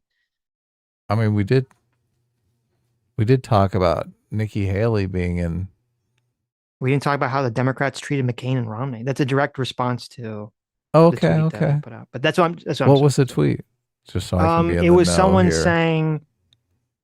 I have to pull it up. It was someone saying that, like, oh, this is all the Democrats' fault for essentially, being mean to Trump or something. And I was like, and they're the ones that started people being mean to politicians. And I'm like, that's just not fucking true. Like, I thought this was in response to our conversation about whether or not Nikki Haley or some other Republican would have been made into the next Trump if Trump. No, it was here. Aside. Yeah. Someone posted a video of, it says like the 2012 debate versus the 2024 debate, and it shows Romney and Obama, and they're having some kind of like debate that seems like what you'd normally expect a debate to be, and then they're kind of comparing it to like the fucking travesty that was this debate, and they say what a difference 12 years makes. And then the person who tweeted said they said despite the supposed civility on display, the man on the right and his minions in the media spent the entire election calling the guy on the left a dog abusing, gay bullying felon and racist who gave his employees cancer. We are where we are because what they did to Romney. And that's just that is an ahistorical completely ignorantly blind to what your side was doing to Obama during his campaign and during his presidency. Yeah, the question is it being born in America and all kinds of Donald Trump literally rose to prominency, politically for questioning Donald Trump. I mean, for questioning Obama, being born in America. Birtherism. Yeah. I mean, this is literally where Frank Lutz came into, we just talked about them the other day, for coining death panels, right? Oh, I know who you were talking about when you said death panels. Right. Like, you betcha. It's annoying to me that this, like, you talk about the attention span of a gnat. Ostrich was talking about the attention span of a gnat. It's true. And people have the memory of a gnat as well. Right. Yeah. So. Yeah. Just not the way it was. I don't like the dirty tricks. I mean, I wish it wasn't that way, but that's just the way it is. Let's just talk about substance. That's true. It'd be nice. Don Mack for $5 says, what do you guys think about John Oliver's segment on if there's a Trump second term and his warnings about something called Project 2025? I don't think I saw it. I haven't seen it. I haven't watched John Oliver in a long time. We can never cover John Oliver because his videos always get us copyright claims. Yeah. It really sucks. I mean, I guess I'll check it out just on my own because I'm curious. But, John Oliver at first, when he first came on to the scene, I liked a lot of his show because he would cover like weird political topics or not even political topics. He just covered like topics no one else was talking about, which I thought was interesting. And then when Trump won the election, he just, went full TDS and, it was almost unwatchable at that point. Unfortunate. It was unfortunate because I used to like his content. But. A mind is a terrible thing to waste on TDS. Reeve Talks for $5. Reeve Talk for $5 says whoever's running things behind the scenes should just come out so we at least know who is making the decisions. I mean, I would like that. It'd be kind of odd, wouldn't it? It would be kind of funny. Jill tepidly comes forward. I've been making all the decisions. Well, the scary I'm thing behind the CHIPS Act. there could be a scary thing, which there isn't anyone making the decisions. It really is Joe I Biden, know. which is very Oof. possible. Oh, Anonymous Cow for $5 says the presidential debate was vindication for when you guys were being grilled against a panel of lefties for being undecided about voting for Joe. I read that one. thank you. Yeah, true. thank you. Definitely true. Thank you. Gaming Trucker JS for $5 says Tulsi Gabbard destroyed Kamala's career during the first debates. Oh yes, I forgot about that, but she did. That's She right, she did. did. Oh I yeah, forgot about that too. she killed her. Asterix 177 for $5 says Kamala and Newsom can't be on the same ticket without losing California electoral votes. That is true, but I mean, if it was Newsom, he would just obviously pick a different VP. He's not chained to Kamala anyway. So Look, and he's got a good excuse. It sounds like. that's what I'm saying. That's a benefit. Yep. That's a complete benefit. He'd be like, oh, I wish I could pick Kamala, but yeah, I can't. My hands are tied. I can't do it. Unfortunately. So sad, right? Yep. RPGer 90 for $5 says, never forget, senility aside, Joe's own daughter has said he's committed sexual assault on her in a diary entries that were confirmed real. What? Really? Is that really? Ouch. I thought it was pretty vague what she said. Hmm. I have to go pull it up for exactly what she said. No, I don't look. Ugh. Yuck. Another good Kid reason Truck- not to vote for Joe Biden. Well, I mean, obviously, if that was true, it's a good reason not to vote for Biden. Yeah. Kid Truck 91 for $10 says they debated on Tim's, although a good 45 minutes with him arguing with Tim. Wilson took the Sargon take on liberalism leads to degeneracy, so enforce Christian law. As a Christian, I disagree. Oh, good. Well, I'm glad. What fuck position was Richard Spencer taking in that conversation? Who knows? I don't know. Lives in Devs Wall specifically for $5 says, don't understand how people can say anyone won on policy. There wasn't enough substance said by either candidate to constitute that line of reasoning. I agree with that. Yep. Yeah. Right. True. Noel screaming into the void for Joe says, how is no one bothered by the quote raped by in-laws? Yeah, it's weird because when I watched the debate and on Thursday, I mean, to me, that was the line that really stuck out. It's like, what the fuck? But yeah, most of the people are not concentrating on that line. They're concentrating on the Medicare. We're going to beat Medicare line. So raped by your in-laws. Yeah, that's what Biden said. Hmm. So death by sloth for 27 months says presidential elections run by the rules of Chardy McDennis. Cheating is part of the game, but if you get caught cheating, the other team advances.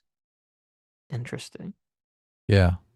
Lives in Devs Wall specifically for $5 says, I want to live in the timeline where people literally learned any lessons from 2016. Oh, I totally agree. Yeah. It'd be nice. It'd be nice. Lives in Devs Wall specifically for $5 says, I'd even be okay with old age theoretically for an otherwise good candidate, but you've got to be able to convince me that the andochrone works. There you go. Rex Factum, thanks for the 10 months. Brian Bishop for 9 months. This one equals freedom. Thank you so much. Says I haven't been able to catch live for a while, but the Rakita stuff has bothered probably more than it should. So, Sitch and Adam, you aren't allowed to implode your lives if only for my mental health. Yeah, look, first of all, I'm too old for doing drugs like that. So, and I'm on the straight and narrow. And I'm too nerdy and boring to do drugs. So, yeah. So you're safe with us, but don't let the Rakita stuff get you down too much. I mean, geez, he's just a dude on the internet. So there you go. Yeah. But I mean, I get it. If you listen to someone and they do these streams, you listen to them pretty consistently. You get used to hearing our little voices. The thing with Rakita, though, is you kind of feel lied to because Rakita kind of made himself out to be a family man. I have 5 kids type, constantly talking about that stuff. Mm-hmm. And then you find out it's completely just for show. I guess that's true. Yeah. We're not doing anything like that. I mean, I have something to confess. Oh no, here it comes. Okay. I have something to confess, everybody. You have 5 illegitimate kids. I am not actually a person of shadow. It's all been a lie.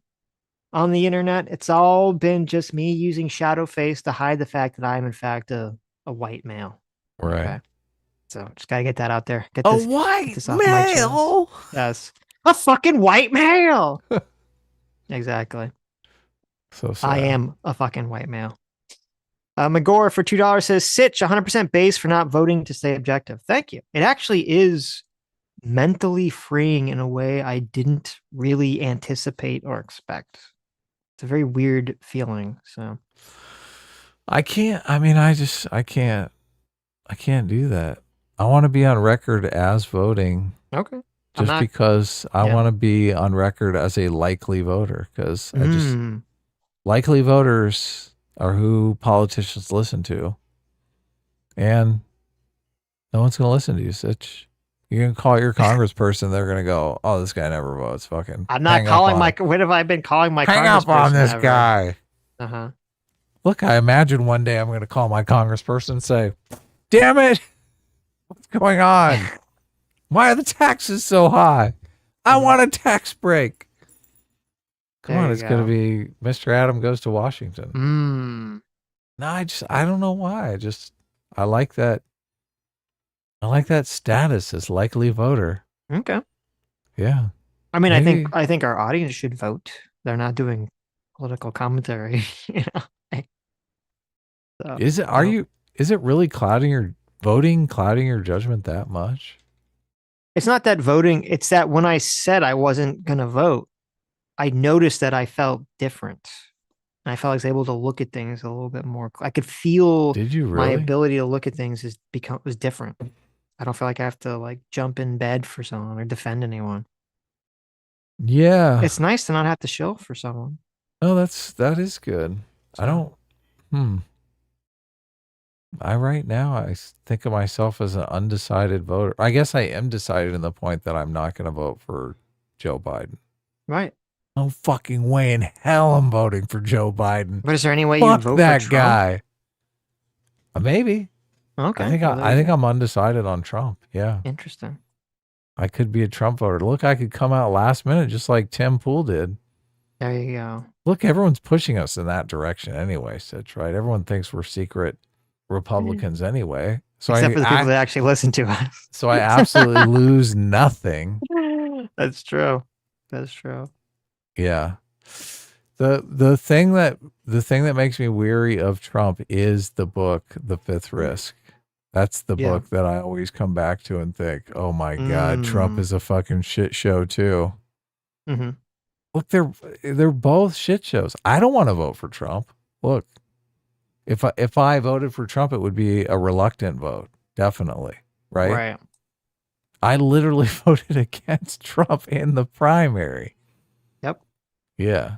So, and the other thing that makes me weary of Trump, there's two things really. There is the, and these are two forces at odds with one another. There is the, oh my God, is Trump going to go after people and completely just further deteriorate our institutions, right? Turn us more into a banana republic than ever.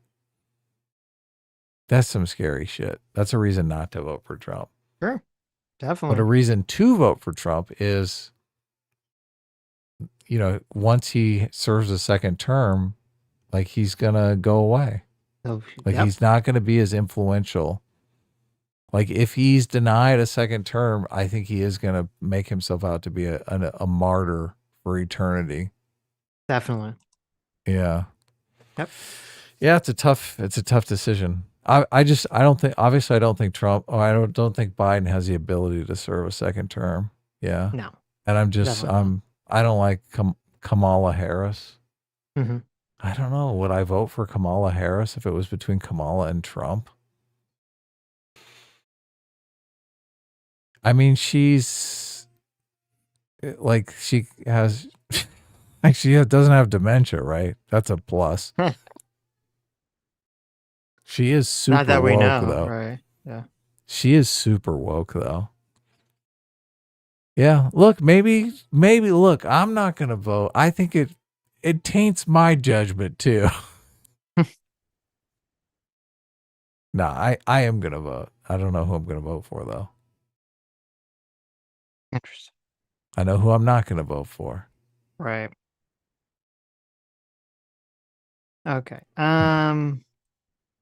It is going to be fun. I mean, look, people who are still saying that they're going to vote for Joe Biden, I've lost all respect for. So I don't respect Biden voters anymore.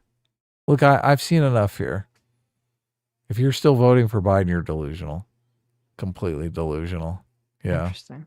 And if you're out there simping for this performance, trying to recast this performance, trying to spin this performance as, you know, just a bad debate night, oh God, you're lying. You're totally lying. I think the people that are trying to spin it as a bad debate night, that's 100% delusional, right? Yeah. Yeah. But I understand. I don't agree with it. But I understand the people that are like, well, they prefer the black box over Trump. But say that. Come right out and say it. Sure. They I think some can't do people that will. I because think it's- people will say that coming. Well, the pundits, I don't know if the pundits will ever say that because, yeah, that's not a very forward-facing argument. But the internet people can say that. Yeah, they're saying that they desire the complete unknown over Trump. Well, it's not the complete unknown because you'd say you'd expect it to be somewhat similar to the last 4 years. Yeah, I guess you're right. I mean, they are Democratic policies, Right. Okay. What you'd expect, yeah. Okay. T Skeletor 96 for $5 says, did no one see how bad Biden's hand was shaking just holding his pen? Also, I don't see Newsom being competitive on a national stage, to be honest. I mean, I've never found Newsom to be very particularly engaging. I think anyone, I think Kamala Harris, I think anyone would be better than Biden at this juncture.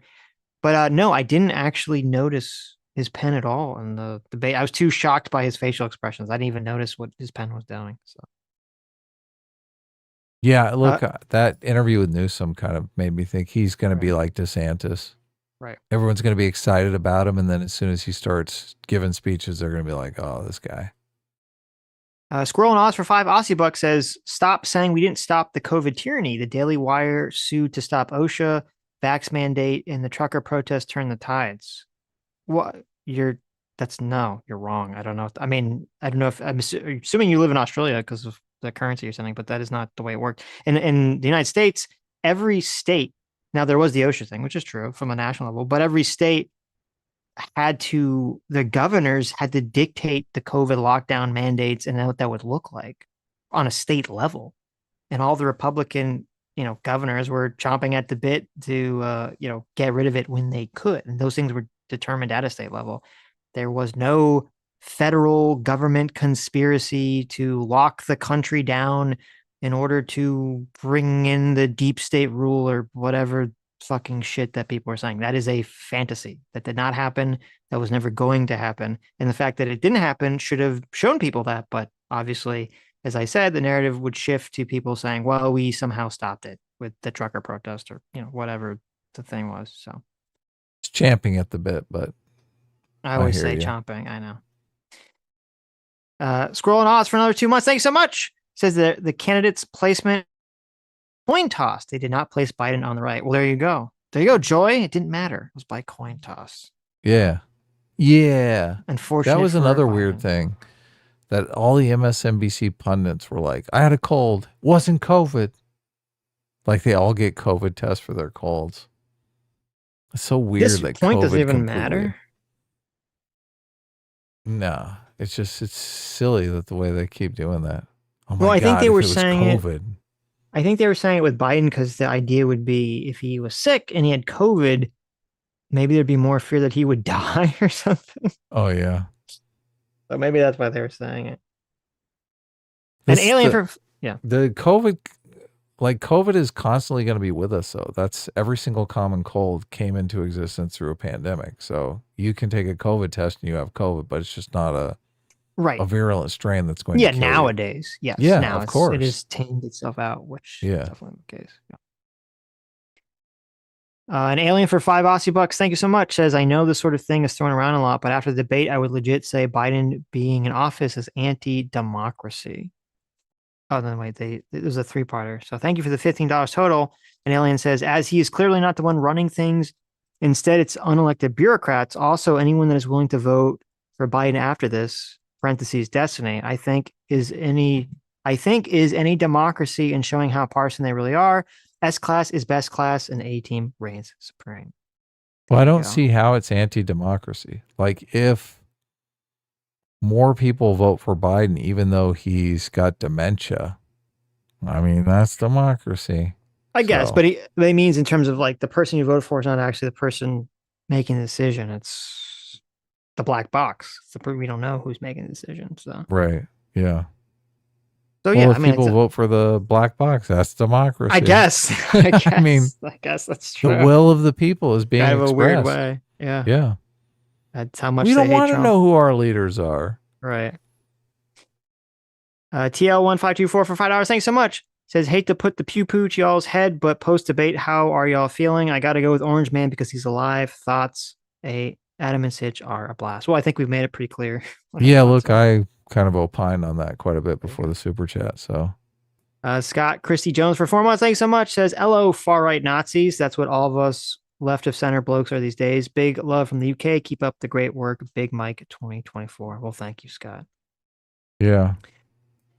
Harrison Dill for $5 says Hunter Biden for president. There you go. That's who should swap out for Joe at the last second. Sure. Look, you should write in Hunter Biden. Then you can be a likely voter.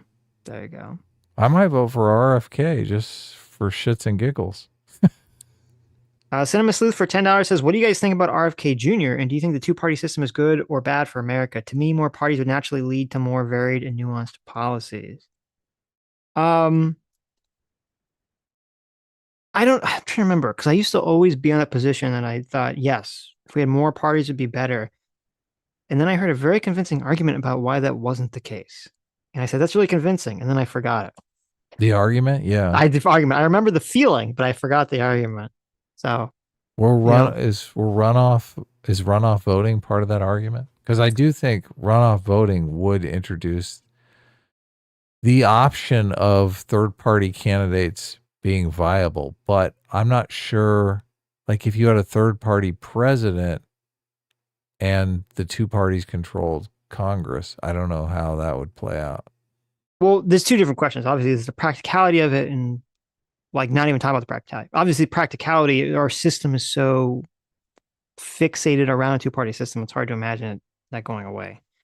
But I was talking about like whether it's good or not. I think it had something to do with the fact that like when you look at the countries that have multiple parties, it actually creates like these really weird coalition blocks that end up doing something bad. I don't remember the exact argument, but regardless, you have a bigger majority will being expressed. Like if you have 3 or 4 parties, I mean, you could come into power with, 30% of the electorate. I think what we should do in this country is that you should have, I forget what it's called, that it's what I've expressed for some time now, that form of voting where instead of just voting for one person, you vote for your top choice. And if your top choice doesn't get like enough to even be considered, then your vote goes to whoever your second choice is. That's like runoff voting. Yeah. And so I think it's called runoff voting. I thought there's another like ranked choice voting. I think ranked choice voting. Yeah. That's it. Yes. I think that's the way that we should do voting in this country. And that would give other parties an option to actually participate in our system. Because so much of that, I mean, the ultimate hurdle for multiple parties is no one thinks they ever will win. And so then they never will win. So as for RFK, throw their vote away. As for RFK, I'll be frank, I don't really know a lot of his policies, except that he became famous before running for president for being very anti-vaccine before even COVID.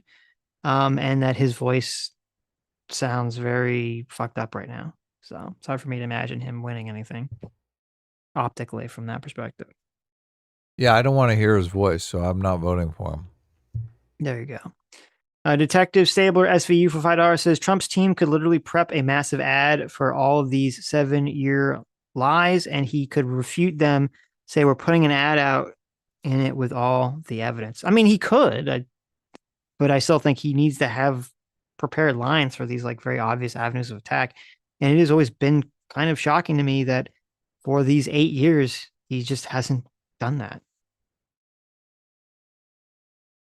Damien the Devil's Raspberry Gershwin for $5 says Sitch labeled Donald J. Trump a racist by using an ageist argument, the logic of which is derived from a stereotype of a demographic's immutable characteristic. So Ooh, he I actually nailed you didn't. there. He actually didn't, because I didn't actually do that. What? I didn't say Donald Trump is racist because of his age. I said he seems to be racist of what you would expect from someone that age. Oh, so you used a stereotype. I use a stereotype. An ageist stereotype An that ageist all stereotype. people of a certain age are racist No, it's to a obviously certain extent. Obviously we can pretend like there isn't a cultural attitude shift that exists in different generations. So, if you want to pretend that, you can. So I know I know you were sending that super chat somewhat tongue in cheek. So, PC for $5 says Trump is such an existential threat that Democrats would rather save a new candidate for 2028 than run them against Trump now. What was that threat again? Yep. I don't. Yep. Well, I don't know if because I don't think there's like a will of the Democratic Party that's like, listen, we're going to hold back our candidates. I think what would be difficult is maybe it'd be very difficult to convince individual candidates from running. They might want to save their own chances to 2028. They always have jank. What are you talking about? It is a risk either way. It's a risk either way, because I do think that actually, like with Gavin Newsom, I do think he has a better shot actually winning now than he would in 2028. If he or anyone is past the baton and they seem capable, you're going to see Democrats fawning and stampeding over themselves to just throw money at that guy. So, yeah. Salty Trisket for $5 says, what album of Everywhere at the End of Time do you think is playing in Biden's head right now? P.S. Chase Oliver 2024, baby. There you go. Statutory Ape, thanks so much for the 1 year membership. Says Gavin Newsom is American Trudeau. His era of political class is dying off. I mean, I would hope so, but I'm skeptical. I feel like if you go back in American history, there's been a time where we've always said, hey, the era of that political class is dying off, and then it just gets reborn again, right? It just reforms itself into something, gross and new but similar. I don't know if Are you saying Newsom, the Whigs turned into the Republicans? No, I meant individual people. I wasn't really talking about parties. Oh. There's always going to be that political class. There's always going to be the Gavin Newsom type person, the political used car salesman schmoozer who will exist. That will never go away. Newsom himself might go away, but there's always going to be, some other Newsom to take his place, some empty suit to take his place. Another new sum to take his place. Mm-hmm. Yes. T.S. Skelter, 96 for $5 says, actual honest question, what are the actual lies Trump was espousing in a debate? I don't think he did well, but he didn't show signs of dementia. Most of the lies were like, him making the quote hyperbolic claims about, having the best economy, having the best unemployment, Biden having the worst immigration, blah, blah, blah, blah, blah. Dev went through a bunch of the numbers and stuff. So I'll have to watch that video. I don't think it's if you're gonna ask me from a tactic standpoint, I think it's a bad tactic. I don't think it's persuasive at all for the Democrats. Just be like, well, he lied about everything, because a lot of people's mentality is very in line with your mentality, Adam, which is like, well, so what? He's saying hyperboles, right? So what? He's saying he has the best beans in town, right? We all know it's not true. That's why I don't think that tact is a good one for the Democrats. Yeah, it's advertising. People understand that. Yeah, the Democrats look like morons not getting that. Right. Angry Bellsprout for $5 says, can we get Trump and Biden on JRE for 3+ hours? Seems like that'd be better than an old-timey MSM debate. I mean, that'd be amazing. It will never fucking happen, but it would Biden be amazing. for 3 hours on Joe Rogan. He'd be snoring by the end of it. It'd be crazy. True. Joe the Make for 27 months. Thank you so much. Says, LOL, moms are for the week. Happy Sunday. I've been lurking for a hot second. Work has been busy. Adam, unmute me so I can spar with your MMT day. Uh-oh. Uh-oh. Joe the Make knows He's muted. He figured it out. He did. Uh-oh. Joe the Make for $5. Thanks so much. Says Jill Biden walking Joe down one stair is the friends we made along the way. Thank God he's carrying the nuclear football. Yes. When he was walking down the stairs, he had the nuclear football with him. There Oh my you go. goodness. That's why he did it so carefully. It was funny. I don't remember actually because I've listened to the Ezra Klein thing on my own. I don't remember if I put it if we listened to it in the time codes I brought up, but it's kind of funny. Right in the beginning of the podcast, the host is the guy who was very anti-Biden. He's saying, "Here we are at the end of all things." Wow. like in Lord of the Rings. Eric Blair, thanks so much for the $10.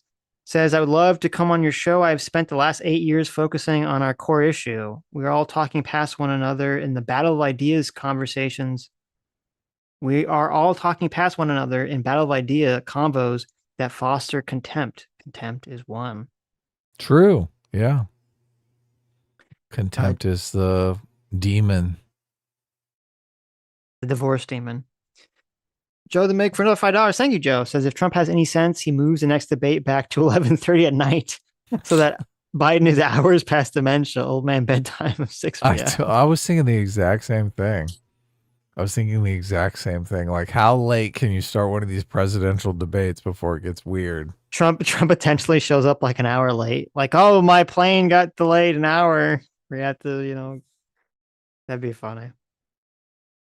Red Brigade 82 for $5 says, finally caught you boys live. Glad you enjoyed my art yesterday. I want to thank you for sharing. Sorry about Plenty, Sitch. Yeah, you should bring that up, Adam. Oh, yeah, I will bring it up. Thanks for reminding me. Red Brigade did a cool logo for us. Yes, indeed. Lives in Deswall specifically for $2 says, the issue real Americans face, opioid epidemic. There it is. I like it. Oh, yeah. The opioid epidemic. Oblivious for 10 months says, how do you feel about Trump's idea to swap federal income tax for a 10% tariff? Reflexively, I love it, but it won't happen. And if it did, it might hurt. Well, was the idea to get rid of all federal income tax? I thought it was just to slap on some kind of tariff. Well, look, if it's getting rid of all income tax, I love it. Wouldn't that, I feel like that would just really fuck up the economy. Love it. A 10% tariff on everything? No income taxes, though, Sitch. Yeah, but all your prices are going to go up. Like, fuck that. Yeah, but you'll be able to afford it because you'll have no income tax. Okay. I think it's a terrible idea. Why would you want income tax? Well, the federal government does need to be funded. Sitch. Enough of this. Well, no, wait. As an MMTer, if there's no federal income tax and the government is just going to be forced to print more money and there's not going to be any money reduction because there's no taxation, and the inflation is just going to spiral out of control. I mean, you don't know that. Okay. That's true. I don't know that. I intuitively believe it to be the case. Can't you just do property tax? Why does it have to be income tax? I guess you could, but that wasn't the question. A federal property tax, so how would that work? Yeah, just tax people who own property at the federal level. On the federal level, okay. RBGH fan for $5. Thank you so much. Says you can always tell a true blue Dem. They seem to think what Trump says is more dangerous than what Dems do. Well, I mean, I don't know. What did I Dems think do? the same is true in reverse of that, but Trump does and wants to do a lot of shit that people just hand wave away because he either was not successful at doing it, which is silly to me. But he didn't successfully overthrow the government. Yeah, because he did not successfully bully Mike Pence into doing something that was like really fucked up. It's like, oh, I guess we don't have to talk about it. It's like, oh, okay. He didn't successfully bully Ukraine into investigating Joe Biden. I guess we just ignore it. So everybody will say, well, even if Mike Pence did it, it wouldn't have stood constitutional muster. So it would have gotten stopped someplace else. No, I would hope and think that the Supreme Court would strike it down. But again, I said the other day, if that happened, I don't think the Republicans as a party in Congress would have had the balls to stand up to Trump. They all would have gone along with the most obvious stealing of the election ever and I would have forever lost. And all Democrats would rightfully think the Republican Party is despicable and never trust them ever again. And that would cause such a insane, like, you think the divide in the country is bad now, it would be 100 times worse, and probably reasonably so at that point. So Oh yeah. it would be an insane thing. Ostracy for $5, and fuck Donald Trump for putting us in that position. Ostracy for $5 says, "Hey Adam, I sent you a DM with a clip. Had to do a discussion we had when I was on. Let me know what you think." Cool. I'll check it out. The figure 13 for 15 Aussie bucks. Thank you. Says the 10th Amendment is clearly regarding powers of the federal government. Abortion isn't outlined in the Constitution. Therefore, it is an issue for the states. Yeah, I do think that, the kind of trying to shove abortion into the right to privacy or these other sort of legal interpreted mechanisms, to me, as someone who is pro-choice, seems not founded at all. Right. I do think it was always a really weak argument. Most legal people seem to agree with that it was a weak argument. It does seem to be sort of legislating from the bench, as they say. So the Constitution implies privacy because you can't be searched. But then, and then to equate that to abortion, I mean, I don't know. It seems weak to me. But Dude Diamond for $2 says, "I DM'd Adam on X. It's a short video." Oh, cool. Thanks. Look at all these DMs I'm getting. Look at that. God. They're popular. I know. Sitch, are you jealous? Don't be jealous, man. I don't want DMs. It's cool. You can get some DMs too. Guys, Lucifer the DM Sitch too. Don't stop it. Don't do it. Lucifer the Domer for $2.80 says, "Smash that like button. A team reigns supreme." Yes. There you go. Yes, it does.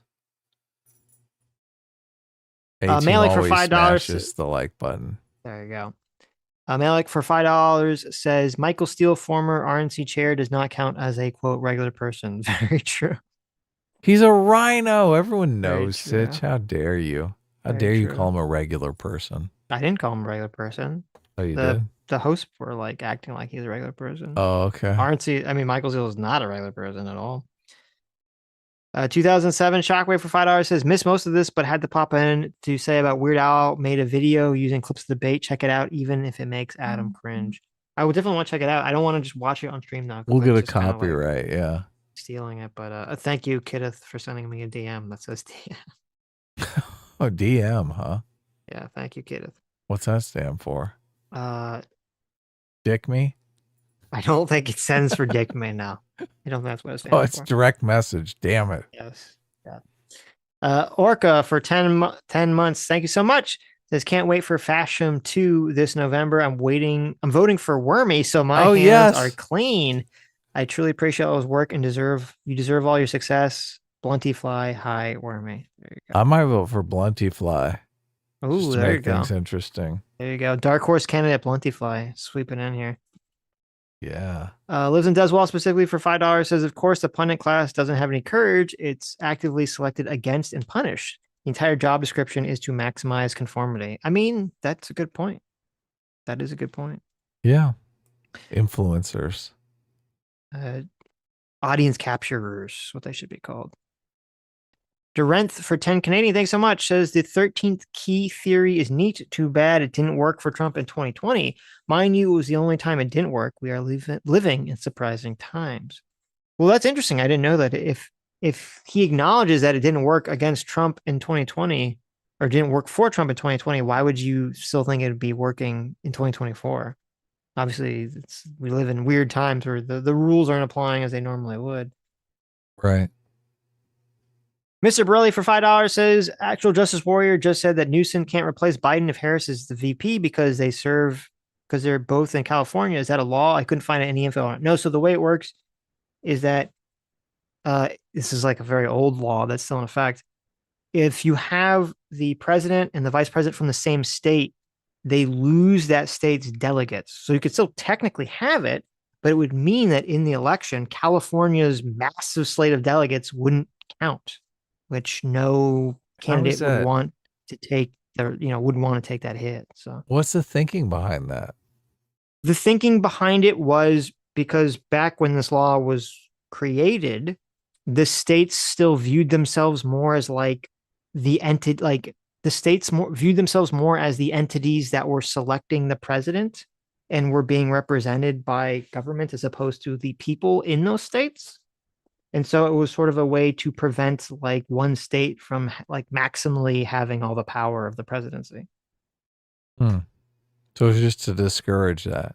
Yes, it makes sense in that. It doesn't make sense nowadays. It doesn't matter. We don't really think of states and the federal government as having that a relationship we thought of having in the 1800s. But it made sense back then for the law to exist. This should probably be done away with. It doesn't really matter 99% of the time. And it's kind of stupid. I don't know why they should just get rid of it. It's one of those things that just is like a vestige of some old bygone era.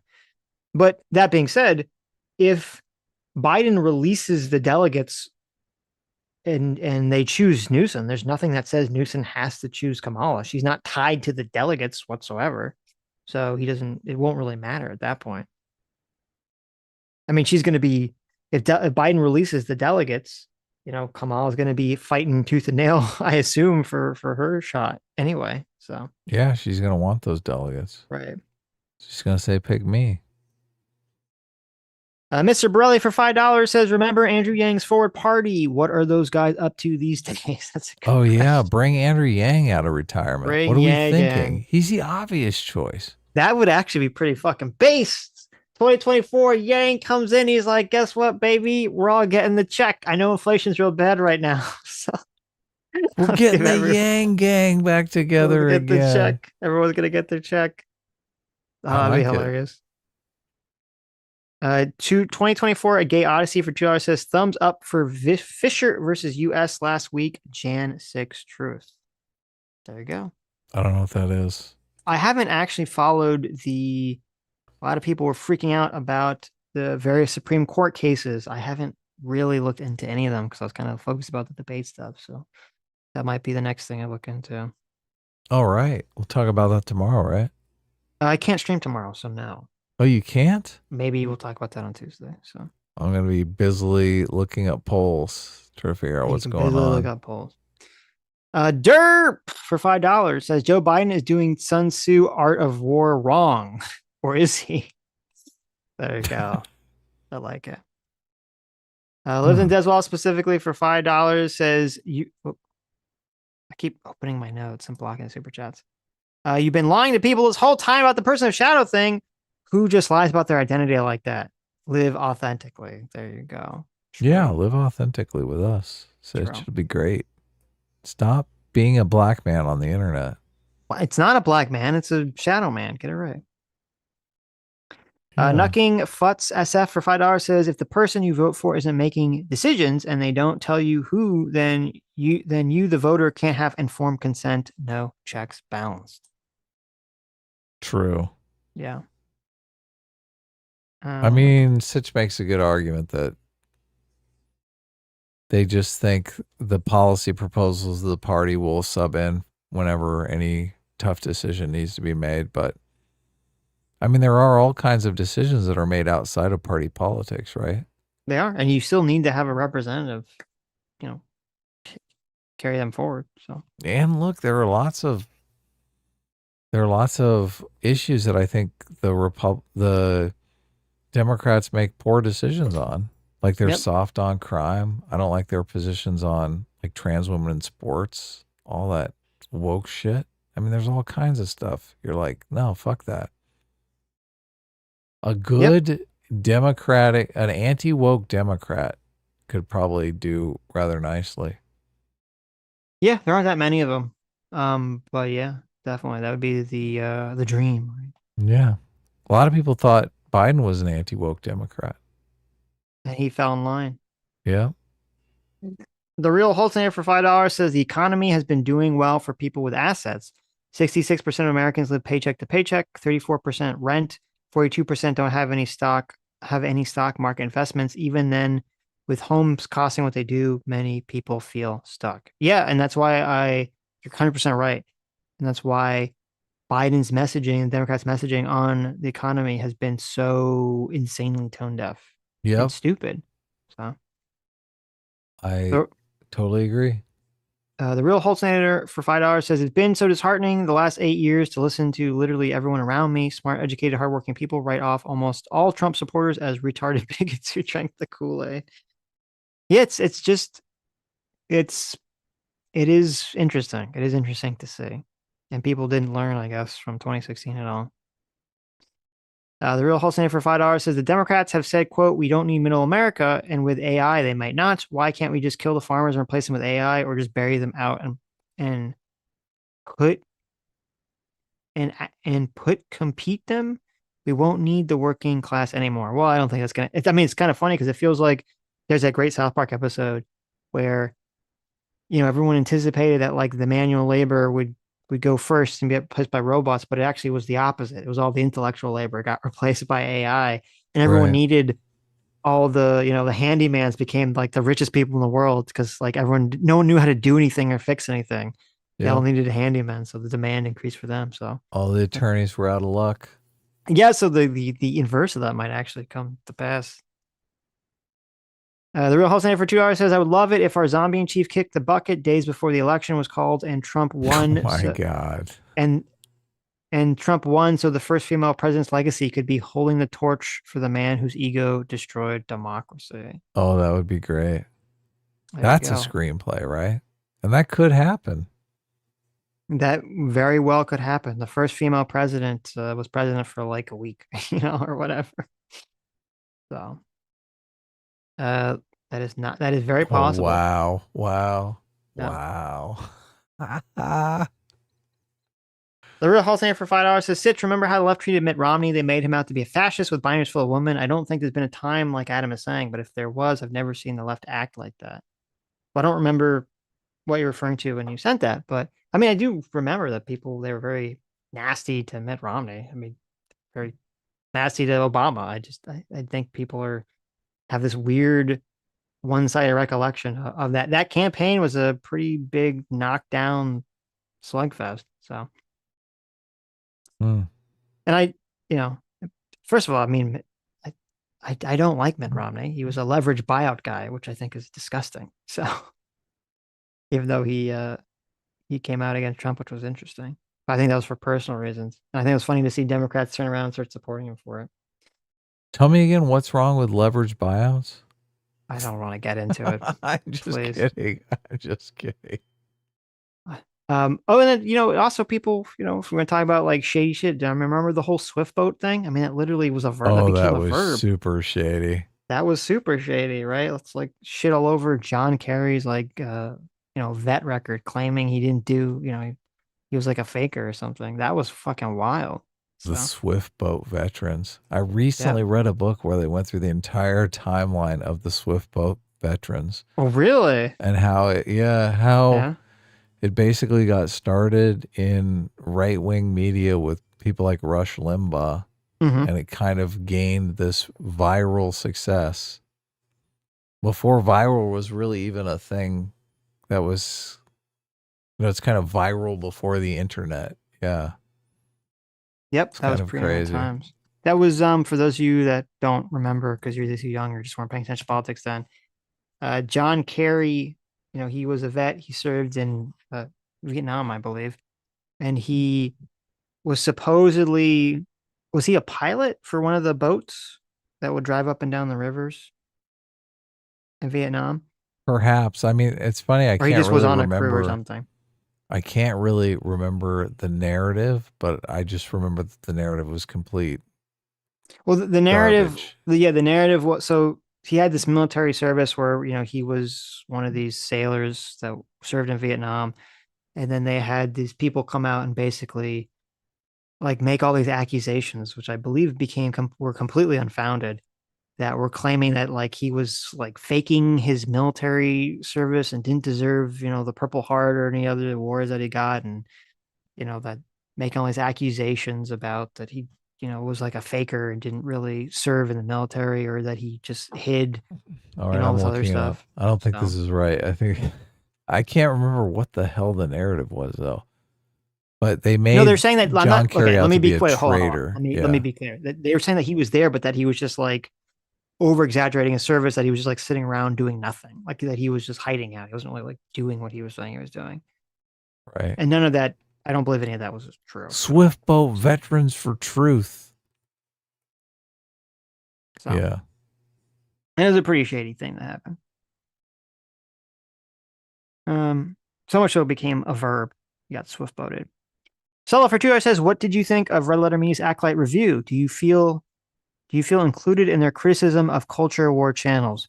So, you know, I saw some people were like really bothered by Red Letter Media's Acolyte review. I wasn't. It's kind of the review I expected. Red Letter Media is, you know, they are a completely apolitical channel.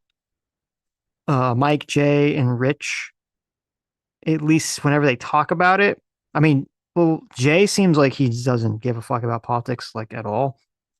But Mike and Rich, my impression is that they personally are very anti-woke, but like moderate left-leaning people, but very anti-woke. And so, you know, and they've definitely criticized woke shit in the past, but from a more apolitical context. So I'm not really surprised that they would kind of, on one hand, want to shit all over people defending the Acolyte and defending Star Wars for putting a bunch of woke shit, and then also saying, well, people are going, you know, too overboard, attacking it for the kind of wokeness and woke perspective. So, you know, that didn't surprise me at all. That's kind of what I would have anticipated they would say if they were going to wade into that conversation, if they're going to take the super centrist position and just, you know, castigate both sides to some extent. There definitely are people that, you know, overplay the culture war stuff for kind of the shittiness for Star Wars and other things of that nature. I don't feel personally included if they obviously didn't listen to our commentary because we're not big enough to listen to any of the stuff. But if they did, I don't think that they would, you know, I don't think they'd have any criticism towards us because we try to talk about specifically why the story doesn't work, really. And I think that's even why, I mean, I don't even think, even if they flash up thumbnails, they didn't call out Drinker by name or anything, my recollection. And I think that's because, you know, you listen to his commentary, and even though he talks about wokeness, he does talk about the story. He does talk about how from his perspective, the wokeness is affecting the story directly. So I saw the review. I didn't listen to it. If they're defending the Acolyte, it's trash. They were not defending the Acolyte. Oh, good. I don't know how they could defend the Acolyte, but no, they thought the Acolyte was bad. Look, I've never heard them talk about wokeness or anything, so I don't know how they would even define wokeness. Or well, they just talk about how, like, you know, they were very early shitting all over Ghostbusters 2016, right? It's about how it was kind of silly. People were like defending it because it's got like diversity in it, right? Right. And they were the people that coined the meme that everyone who's on the anti-woke side constantly repeats, which is the, you know, just enjoy just consume content, shut up and consume more new content. So. Oh, okay. That was Red Letter Media. Wow. Yeah. Yeah. Nice. So yeah, no, they're a personality. Like they're all pretty anti-woke, whether they want to talk about it or not openly, but they're not. They just try not to weigh into the political stuff, which is, you know, fair enough. They're not really a political channel. Spineless. Okay. There you go. Dr. Diller for $2 says what? Our whole nation is at stake here. They have to weigh into the political aspect of it. Everything is on the line right now. This is the climax turning. I see. I got you. Yeah. Got you. Right. Very important. Dr. Diller for $2 says the absolute fucking luck of Donald Trump, huh? He runs against a slimy political chameleon everyone hates and a dementia-riddled aging old man. This dude would never win against Obama or hell, probably even Gore. Yeah, I mean, it is kind of hilarious. Donald Trump is very fucking lucky in that context. He ran against one of the most hated politicians of all time in modern history, and some guy who's aging out, you know, being senile. It is kind of wacky. That is a good point. Saw for $2 says expanding on the plot hole discussion. Confused Matthew, a reviewer I used to watch, summed it up best. Plot holes aren't problems. They only become problems when your story or characters don't justify them. Well, I think that goes without saying, right? Because that's what makes something a plot hole. Yeah, when they become visible, obviously. That's when they're the most problem. Sala for $2 says, what was your first anime? Mine was either Speed Racer or Superbook. First anime I ever saw this is okay. Let me tell you a story about how I, PSA Sitch, control the universe. You ready for this? Yeah, let's hear it. Okay.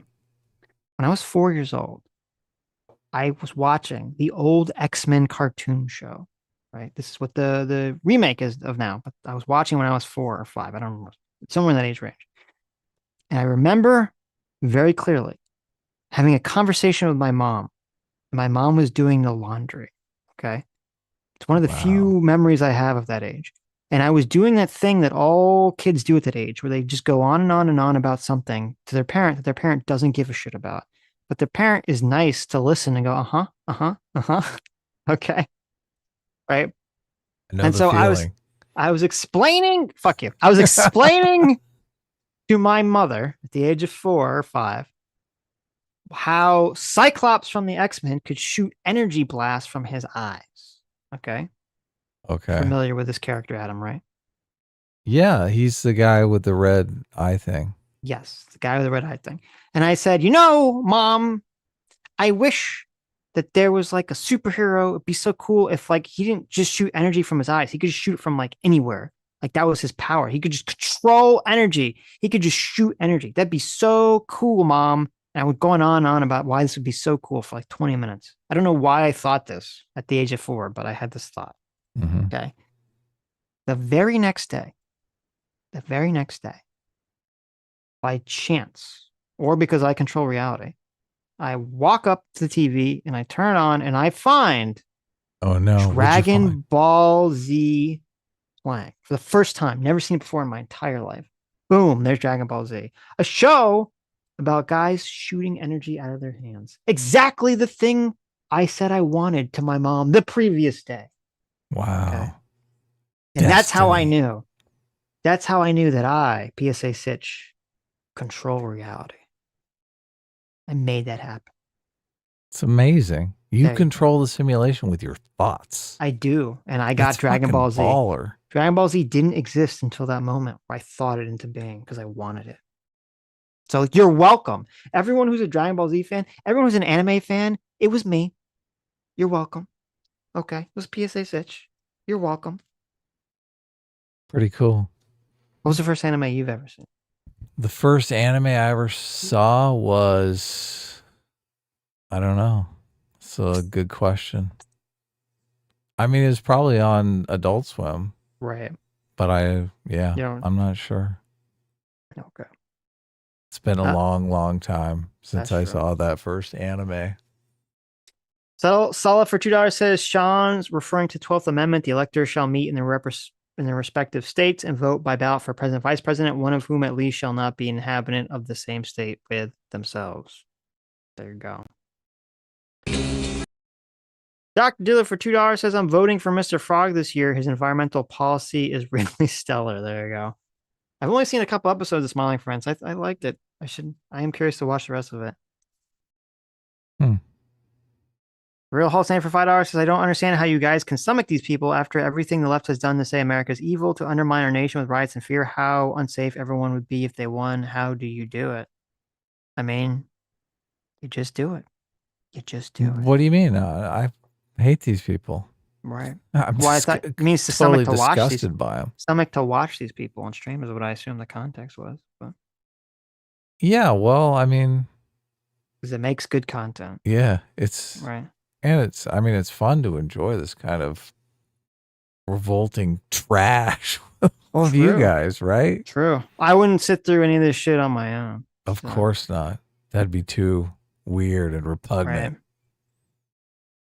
Goddamn, if Dr. Diller for another $2 says, goddamn, if I could be the guy to control Biden's teleprompter, it'd be like Jim Carrey and Bruce Almighty. You wouldn't know if it was me or him fucking up. Oh, that'd be great. That's funny. That was a good movie. That That was a fun movie. Or it'd be like in the first Anchorman, Ron Burgundy reads whatever the teleprompter says. Oh yeah. Fuck you, San Diego. CT for $2. Thanks so much. Says, hey, hey, what's up? By the time you read this, I'll already be asleep, but I got another needle shoved in my face yesterday. The nose this time instead of my eyebrow. It doesn't hurt. Makes it way to accidentally hit. What doesn't hurt makes it way to accidentally hit. Rip LOL night. Well, there you go. You got another piercing. Sweet. Sweet. Sounds cool. Dr. Different $2 says if Trump wins, on the one hand, we'll sadly have Trump in office. On the other hand, TDS 24 appears to be infecting people rapidly with no vaccine in sight. Contra has already promised to leave the country again. Really? Oh, wow. Got to hold him to that. That'd be super go. cool. Dr. Different $2 says, let me make it clear. I am not, nor have I ever been Dr. Disrespect. I did not have any appropriate conversations with that minor. I did not hear from that child for any reason whatsoever. Why do you think I hate TikTok? There you go. Well, I mean, Dr. with a Diddler name wants you all like to know. Dr. Diddler, it's pretty suspicious already. So That's true. You are opening yourself up to those accusations, Dr. Diddler. So you got to be careful. of course. Lucifer Doberman for 2 Canadians says, Happy Canada Day. There you go. Canada has a day? Oh, man. How unfortunate. Dr. Diddler for $2 says, Pride Month is officially over. It is now illegal to be gay. That is true. Oh, okay. Yeah. I did hear that. Back in the closet, everyone. There you go. Dashman for 16 months. Thank you so much. Says, sup, boys? Just wondering what video games you guys are playing recently. Also, what TV shows are you currently watching? A-Team is the dream team. We're watching The Acolyte, obviously, and I'm watching House of the Dragon, which I guess I'll be watching later this evening after we stop streaming. There you go. Did you watch it last week? Did you watch House of the Dragon? I did. I'm not going to watch this one after this because probably going to go to bed. But yeah, watching House of Dragon, watching The Acolyte. I've been watching Kaiju 8. I've been watching Konosuba. Which People want us to watch ended. The Boys and comment on the shit show. I guess I'd have to watch like a bunch of it to catch up. Oh, I know. Yeah. What else I've been watching? I've been watching a bunch of animes and stuff. So Is the in the beginning of The Last Jedi when they're doing the battle scene and they have like bombers floating over Star Destroyers, they're gonna like drop bombs on them, which is fucking ridiculous. Mm-hmm. Is that a plot hole? I'm sorry, can you repeat that? Is that a plot hole? Is what a plot hole? So in The Last Jedi, in the very beginning of the movie, they're doing like a star battle, right? Which Star Wars is known for. But they have these like bomber ships, these rebel bomber ships that are going over Star Destroyers to drop bombs. Like they're opening bomb bay doors. Look, they're out in fucking space. There's no like, what? Right. It's like bombs there are was technically gravity assist Yes. projectile devices, right? Well, it's like the fire in space and The Acolyte. People were making the idea that like, well, there must be some kind of like magnetic thing that just makes them fall exactly like bombs. I know it makes no fucking sense. Fuck out of here. And it's really stupid. Get the fuck out of here. But look, that completely like ruined that movie for me immediately. But I was thinking about it the other day and I was like, is that a plot hole? Right. It is. Is that a plot hole? It's a massive plot hole. Yeah. Because I mean, you're assuming that, you know, it's Star Wars, it's in the universe, right? And there are these universal constants in the universe, like gravity. I guess it is kind of a plot hole, isn't it? Mm-hmm. Yeah. Unless they say in the Star Wars universe, gravity works some weird way. I don't know. Anyway, let's see. I have one thing I want to watch this because I keep thinking of this. Is this like young Joe Biden? Have you seen this before, this meme? It's very old Oh, meme. I see this. Yeah, I know this. Yeah. Ready?